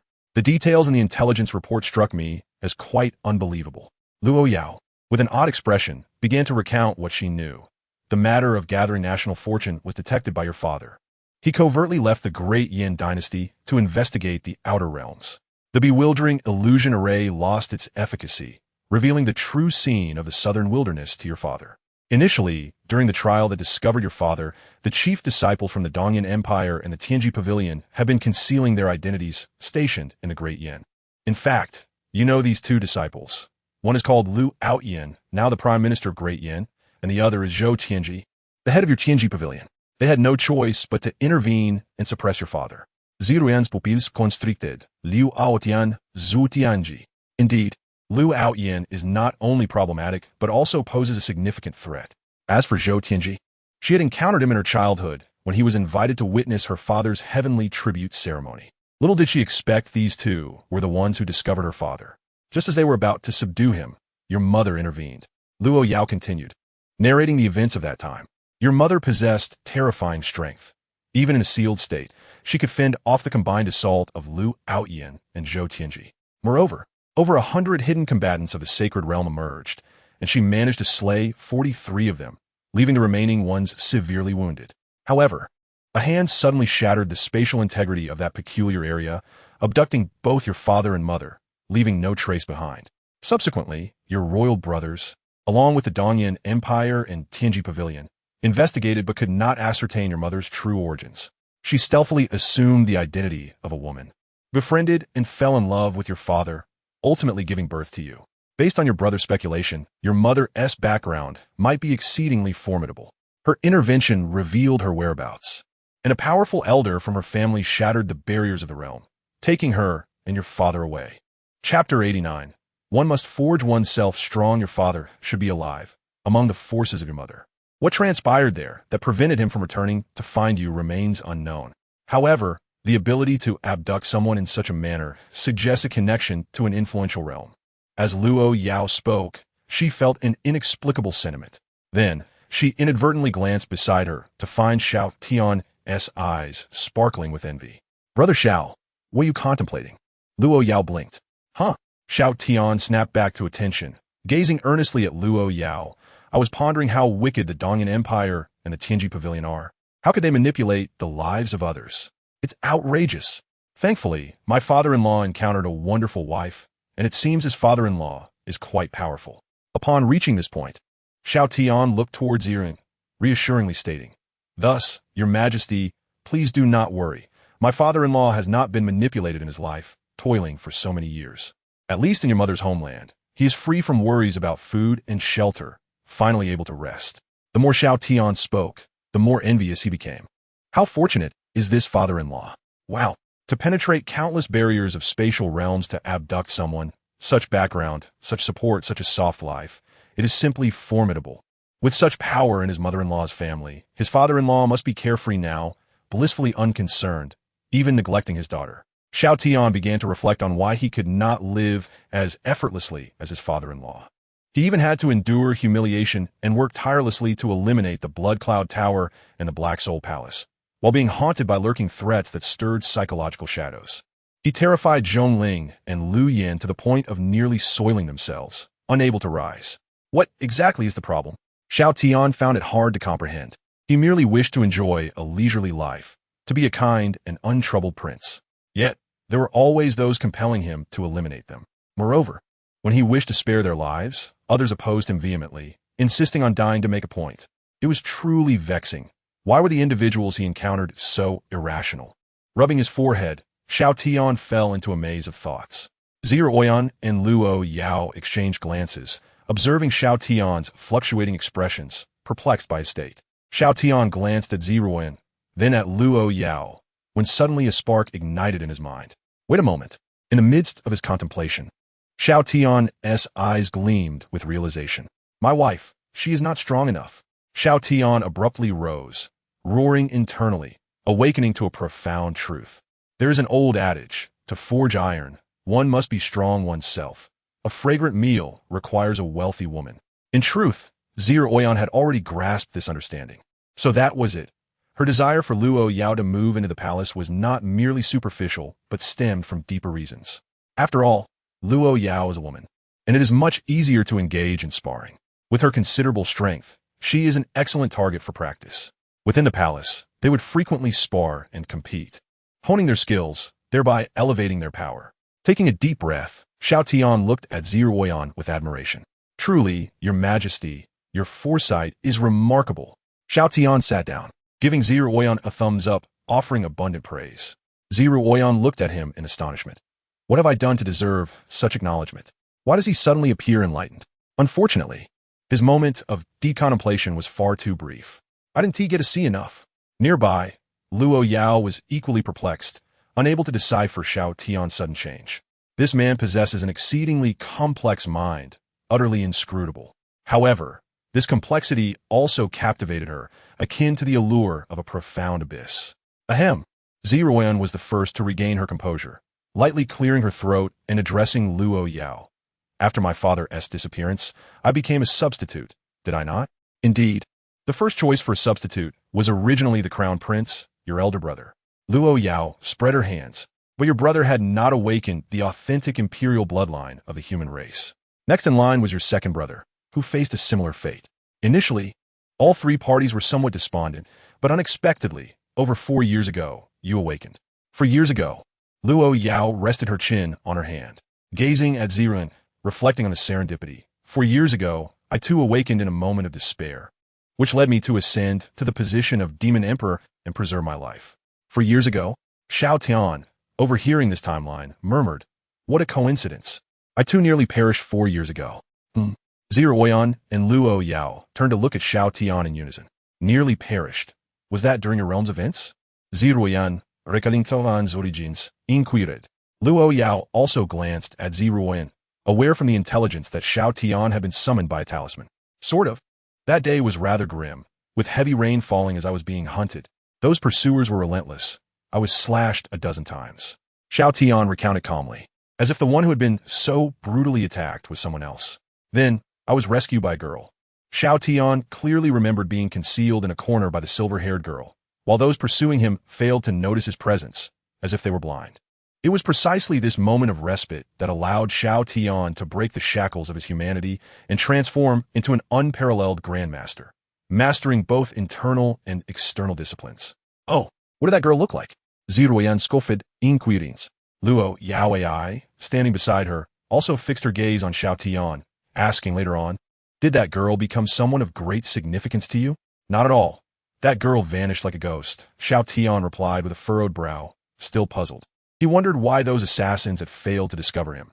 Even if he was hiding in an alley on a rainy night, it shouldn't have rendered them sightless. He was also bewildered by how that girl had departed without him noticing. However, Xiao Tian's expression grew peculiar. Isn't the crux of our experience from 4 years ago quite serendipitous and similar? Both of us turned peril into safety, advancing towards a brighter future. As for her appearance, does it truly matter? Though silver hair is indeed rare. Before he could finish, he suddenly froze. What's wrong? Seeing Xiao Tian's astonishment, Ziruoyan asked, puzzled. Luo Yaoai blinked at him and waved her hand. Xiao Gu, why are you acting so foolish? She was very beautiful, and her bright eyes resembled yours. Xiao Tian, after hearing Ziruoyan's words, turned to Luo Yaoai, noting that her features were nearly identical to Ziruoyan's, enchanting and captivating. Ziruoyan turned her head away, refusing to look at Xiao Tian, dismissing him as trying to flatter her with such smooth talk. Luo Yaoai's eyes sparkled as she gently blinked at Xiao Tian, biting her lip in silence. It was evident that they believed Xiao Tian was attempting to curry their favor. Xiao Tian rubbed his forehead, lowering his gaze as a hint of daze appeared in his eyes. For he was not trying to win their affection. For years ago, on that rainy night on Earth, the 16-year-old silver-haired girl truly possessed eyes akin to Ziruoyan's and features indistinguishable from Luo Yaoai's. Suddenly, a heavy sensation struck him. He realized that, unbeknownst to him, Luo Yaoai had leapt onto him from behind. For you, Xiao Gu, I have laid bare my cards, completely sacrificing my own interests. Is there no reward for this? Luo Yaoai clung to Xiao Tian's neck, her voice intoxicating. You, let me go. Not a chance, hee hee. The 6th round of the Imperial Duel began anew. Master, when Luo Yaoai lunged at you, I had already anticipated it and commenced recording. A voice piped up. Why can't I receive 1 billion stars for positive feedback? In the courtyard, the two women engaged in a lively exchange, sparring enthusiastically. As Xiao Tian had noted, both women possessed considerable combat experience and exceptional talent. During their encounters, they often adapted based on the situation, proving effective for enhancing their skills. Wan Gai, is there a way to enhance Ziruoyan and Luo Yaoai's abilities? Xiao Tian suddenly inquired of the system. Master, you have already begun to elevate their prowess. The system responded. When you harbor goodwill towards someone, depending on the degree of soul resonance, your presence will envelop them, thereby indirectly enhancing them. For instance, Zhongling's soul resonance with you is 71%, while Lu Yan's is 54%. Your aura allows them to evolve continuously. Naturally, combining this with your martial training will yield even better results. Xiao Tian was taken aback. Such a phenomenon existed? No wonder his training had produced unexpectedly good results. He was in essence a mobile enhancement aura. Is there anyone else whose abilities are being altered by my aura? What is their soul resonance? Ziruoyan's soul resonance is 105%, Luo Yaoai's is 102%, and Zhong Yangming's is 90%. What nonsense! Zhong Yangming's is 90%? Xiao Tian exclaimed in shock. What does it mean for a grown man like him to have such a high resonance? Master merely needs to remain close to them for their enhancement to occur naturally. The system elaborated. The speed at which the national fortune condenses has accelerated. Ziruoyan's realm is rapidly advancing due to your presence. Oh, Xiao Tian was somewhat astonished, glancing at Zirin, who was ensnared by Luo Yaoai's legs. Is this matter connected to me? The Dongyan Empire, the Tianji Pavilion, the Holy Demon. Xiao Tian shook his head, dismissing the thought. The Holy Demon sect was his own. Master, there is insufficient data regarding the Dongyan Empire and the Tianji Pavilion to facilitate navigation. You may gather information from Luo Yaoai. However, these two factions may not reside within the Southern Wilderness domain. If you wish to annihilate them, it might require traversing interdimensional boundaries. What do you mean by annihilate them? Xiao Tian glared, feeling quite displeased. I must admonish you. I have no desire for violence. Moreover, such brutality could lead to corrupting the youth, whether it be the Dongyan Empire or the Tianji Pavilion. Given their ability to fabricate such a false dynasty and plot a scheme spanning over a century, they are likely to be exceedingly troublesome. Furthermore, since they have not attacked me, would I be justified in harming them without cause? Such a mindset is erroneous, devoid of morality and righteousness. However, if one were to choose forgiveness to understand the other and to grant them an opportunity, the world would surely become a more beautiful place. Alas, my benevolent heart has stirred once more. No, it is a paternal heart. Suddenly, a loud noise startled Xiao Tian. He looked up in astonishment to find that another row of wine bottles had appeared before Luo Yaoai. She lifted her skirt, placed a foot on a nearby stone chair, and provocatively beckoned to Zi Ruin. Dare to compete again, you female rogue? Ridiculous. Who would fear a vixen like you? Zi Ruoyan slammed her hands on the table, leaning forward and waving her hand. Another row of wine jars appeared on the ground beside them. Xiao Tian watched, his mouth twitching. Just how much wine had these two women brought last night? Were they trying to intoxicate him? And Zi Ruoyan, was your previous claim about your drinking capacity false? As night fell, why, if my parents are alive and so formidable, do they not come back to find me? Zi Ruoyan, inegriated, klung tulu yaji.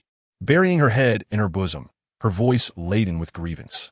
Luoi patted Ruoyan's head, sighing as she consoled her. Hick, my parents aren't faring much better. They care only for their own happiness, leaving us to fend for ourselves. The two women embraced, pouring out their frustrations and recounting the hardships of the past 4 years. As emotions ran deep, tears were shed, and they comforted one another before collapsing onto the ground, unconscious.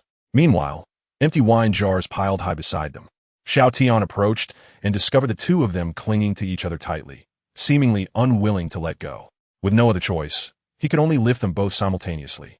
After settling them comfortably, Xiao Tian stood by the bed, gazing at the intertwined figures of the two women, gently shaking his head. A profound bond indeed, but so overwhelming.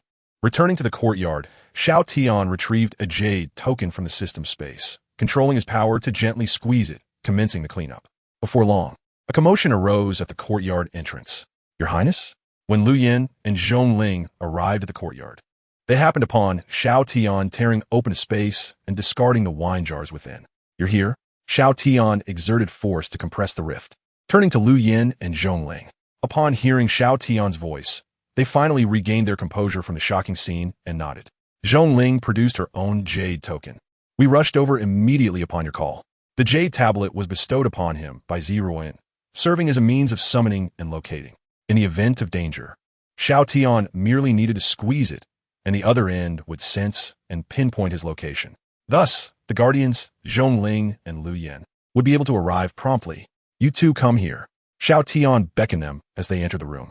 Upon entering, Zhongling and Lu Yin were greeted by the sight of two intoxicated individuals, particularly taken aback by the black spiral horns atop Luo Yineo's head and the tail entwined around Zhongling, both gasping in shock.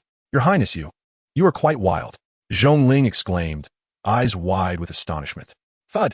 Xiao Tian's fist landed on Zhongling's forehead with controlled force. You little brat. Where did you learn such nonsense? Zhongling cradled his head, pouting. Your Highness, you summoned us to oversee Her Majesty in this. Lu Yin stammered, though she displayed a modicum more maturity than Zhongling. I called you here to keep an eye on them, and should anything happen, squeeze the jade tablet to notify me, Xiao Tian affirmed with a nod. Zhongling hurriedly nodded in agreement. Rest assured, Your Highness, we will take good care of them. However, where are you off to at this late hour? Ah, it's nothing, Xiao Tian replied, shaking his head. He turned to Lu Yin, seizing the moment to inquire. I have something to ask you, but do not disclose it to Her Majesty. Please, Your Highness, Lu Yin replied earnestly, nodding her consent. Xiao Tian, filled with curiosity, continued. It seems there is a faction called the Heavenly Machine Pavilion near our Yin Empire. Do you know where it's located? Lu Yin hesitated for a moment before responding. I do know the whereabouts of the Heavenly Machine Pavilion. Why do you ask, Your Highness? Well, you know my nature. I truly cannot bear to blame others, Xiao Tian explained with a sincere smile. I intend to forgive them and grant them a chance at redemption. Lu Yin and Zhongling exchanged glances, the former stunned into silence while the latter appeared bewildered. How can such a saintly sentiment sound so terrifying when uttered by Your Highness? Chapter 91. I am reluctant to abandon the path of virtue. The trio made their way to the courtyard. Zhongling pursed his lips. Your Highness, are you truly going to forgive them and not annihilate them? Bam! Xiao Tian's fist struck Zhongling's head once more. What has become of my teachings? Have they all been in vain? Is this truly your understanding of benevolence from your recent cultivation? Zhongling, shielding his head, looked at Xiao Tian with a sense of grievance.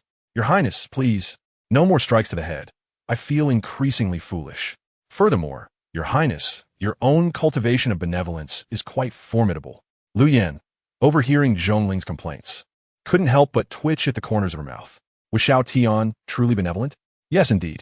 Over the past days, Xiao Tian had generously bestowed vast wealth upon Zhong Yangming, aiding him in establishing orphanages to care for the elderly and the young.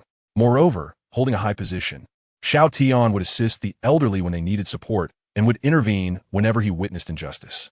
Those in distress would find Xiao Tian ready to lend a helping hand. Although the title of prince might seem absurd, the virtue he embodied was sincerely recognized by the people, who honored him in their homes. Walking through the streets, who among the populace would not eagerly greet Xiao Tian, gathering around him? To the common folk, he was kind-hearted, affable, and worthy of respect. However, those officials who had met their demise at the hands of Xiao Tian for corruption and malfeasance held a different view.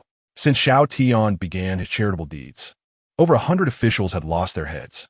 It was of no surprise. Her Majesty indulged Xiao Tian and was well aware of the wickedness of corrupt officials. Recently, Liu Aoyan had been particularly cooperative, causing many officials within the Yin Empire to voluntarily confess their wrongdoings. This left the common people feeling that whenever they sought justice, they should turn to Xiao Tian. It was unavoidable. Any Yin official who dared to be derelict in their duties or procrastinate even for a moment would find Xiao Tian suspecting ulterior motives, deeming them as conspirators against him. Upon investigation, the evidence would invariably reveal their misdeeds. Thus, execution followed. Within the Yin court, Xiao Tian acquired a new moniker, the one who walks the execution grounds. Wherever Xiao Tian went, it was as if he were present at the execution grounds. Not to mention those who sought to exploit Xiao Tian's kind-heartedness for their own gain, as well as the ruffians and scoundrels. The notorious Zheng, who had long wreaked havoc, met his end simply for casting a glance at the prince. The prince deemed him an assassin plotting rebellion and had his head severed. Of course, the discovery of standard weapons and armor in Zheng's possession suggested a different narrative. Sigh. At that moment, Xiao Tian let out a long sigh, ruffling Zhongling's hair. One must not be so harsh. The Heavenly Machine Pavilion had indeed committed wrongs. However, who among mortals is without fault? Is it not reasonable to grant someone an opportunity for redemption? As the saying goes, a wayward son returning is worth more than gold. I believe that a faction named the Heavenly Machine Pavilion must possess some sense of reason. Through persuasion and rationale, if I can communicate with them, and they acknowledge their mistakes and seek to amend their ways, would it not lead to a harmonious resolution? We must embrace positivity, welcome the light, and reject violence. Reflect upon my words. The hour grows late, and I must prepare, for I shall return to provide them with sustenance in the morning. As he spoke, Xiao Tian began to levitate, ascending into the night sky until his figure vanished into the darkness. Zhongling and Liu Yin, gazing upwards, witnessed the visible ripples of energy in the sky. Boom! Just after Xiao Tian's silhouette disappeared, a thunderous sound reverberated through the air. It appeared that the Heavenly Machine Pavilion was indeed quite nefarious. Zhongling crossed his arms, shaking his head with pity. They are doomed. Indeed, while Xiao Tian's suspicions may often be misplaced, the outcomes invariably aligned with the truth. At this point, Liu Yan's expression darkened as she recalled the county magistrate from a few days prior, who, though not conspiring against her as Xiao Tian had suggested, had forcibly taken women for his own purposes. Despicable. Zhongling silently nodded and, after a moment's contemplation, asked Sister Liu, how long until news of the Heavenly Machine Pavilion's downfall reaches the Imperial City? 2 or 3 days, perhaps, but if they truly repent, they might survive. Liu Yan pondered before answering. Do you believe that? Zhongling rubbed his forehead. Your Highness always speaks from his own perspective. Indeed, Liu Yan's lips twitched, realizing the truth in Zhongling's words. The Heavenly Machine Pavilion, a branch of the Yin Empire, was located on the eastern edge of the empire, near the boundary of a special region.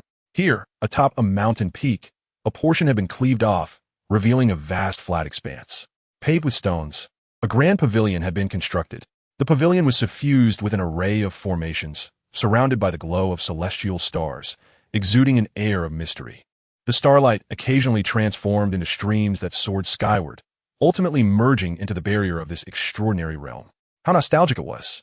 Xiao Tian stood at the entrance of the Heavenly Machine Pavilion, hands clasped behind his back, gazing into the distance. There a majestic mountain peak loomed, with a gaping maw in its center obscured by starlight. Years ago, he and Liu Aoyan, accompanied by their fellow disciples, had traversed this mountain's opening to enter this enigmatic revival zone, where they found the Purple Emperor and set this plan into motion. In the blink of an eye, nearly a century had passed since he first arrived. Success was imminent. Once achieved, Xiao Tian felt a surge of excitement. He had contributed significantly to this endeavor, and upon its completion, he would receive immense rewards from the universe, benefits beyond imagination. Ziruoyan, hek hek. Xiao Tianji chuckled softly, contemplating that once successful, she would likely meet her demise.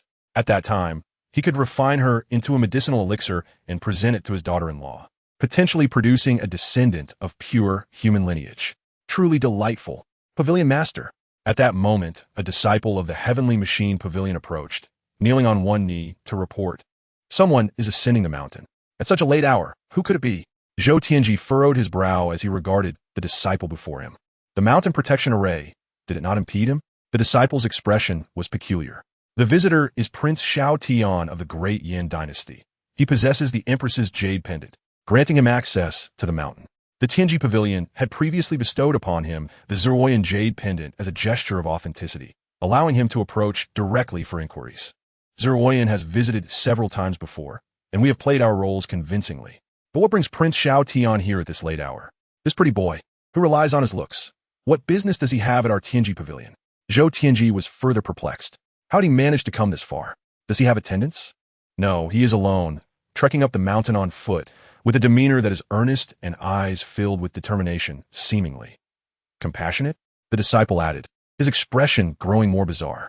Xiao Tianji chuckled. What is this unexpected arrival of Xiao Tian all about? The disciple inquired once more, Master, should we assist him in ascending? No need. If that foolish lad wishes to climb, let him. I am unconcerned. Xiao Tianji waved his hand dismissively. Once he reaches the summit, I shall send him back down. It was a rather uneventful night, providing a source of amusement. The disciple, upon hearing his master's words, could not help but laugh. Meanwhile, on the mountain path of Tianji Mountain, Xiao Tian continued his ascent, resembling an ordinary person, deliberately feigning sweat and fatigue, parched and exhausted. After an hour, he finally reached the expansive plaza at the summit, where the Tianji Pavilion awaited. Prince Xiao, climbing must be exhausting, Xiao Tianji remarked, hands clasped behind his back, a teasing smile gracing his lips. He had been waiting for some time. The other disciples of Tianji Pavilion erupted in laughter at the sight of Xiao Tian's weary appearance, echoing their master's jests. Xiao Tian shook his head, disappointment etched on his face as he gazed at Xiao Tianji. Regrettably, you have failed my test, forfeiting an opportunity. You now have 2 chances remaining to earn my forgiveness. I hope you will perform well henceforth and strive for the few opportunities for redemption. Chapter 92. So serious, yet you still laugh. Xiao Tian's sudden proclamation left the gathered crowd momentarily stunned, silence enveloping the scene. Laughter erupted among the disciples of Tianji Pavilion. What nonsense was Xiao Tian spouting? Was he truly here to offer them forgiveness? Xiao Tianji regarded Xiao Tian with a gaze filled with mock concern. Surely, you did not ascend the mountain merely to spout such absurdities? Of course not.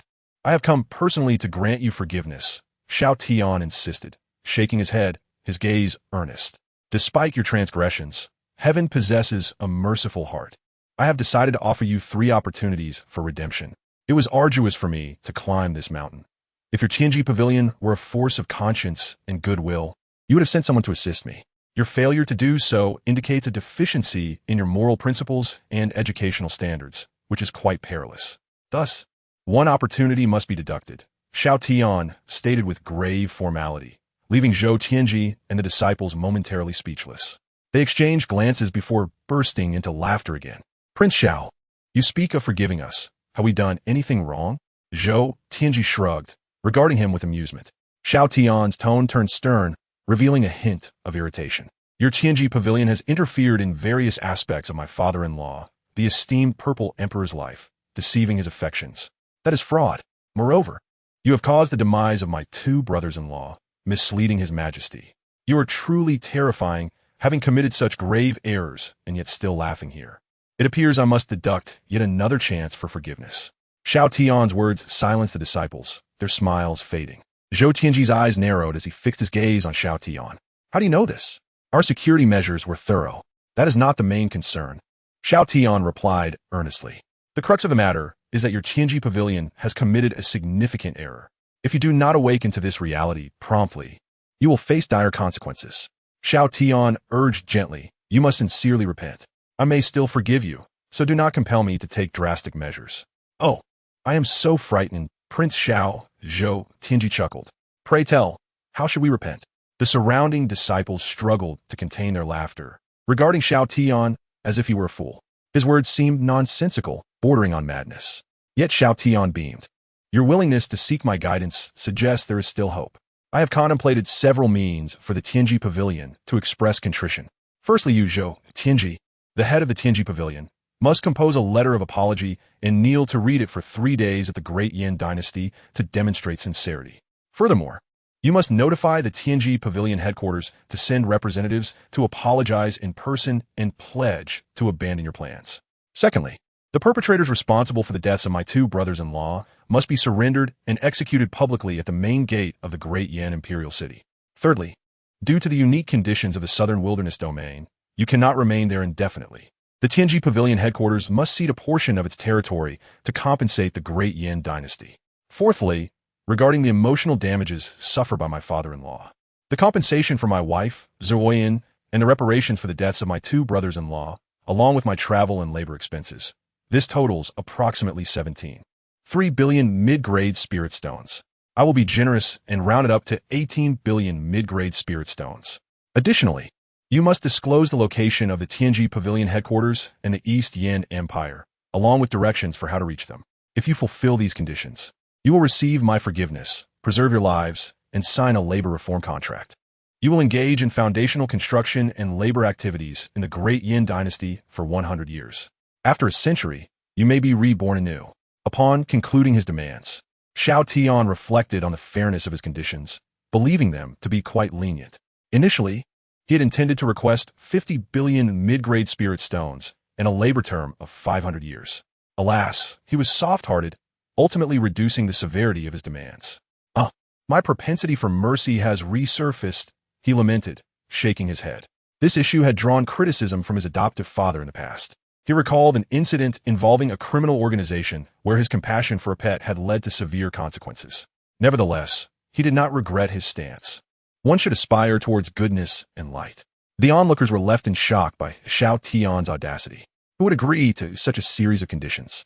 Moreover, how could a man who lived off his looks possess the audacity to make such demands? Xiao Tianji, in particular, was taken aback. He had never encountered someone so absurd.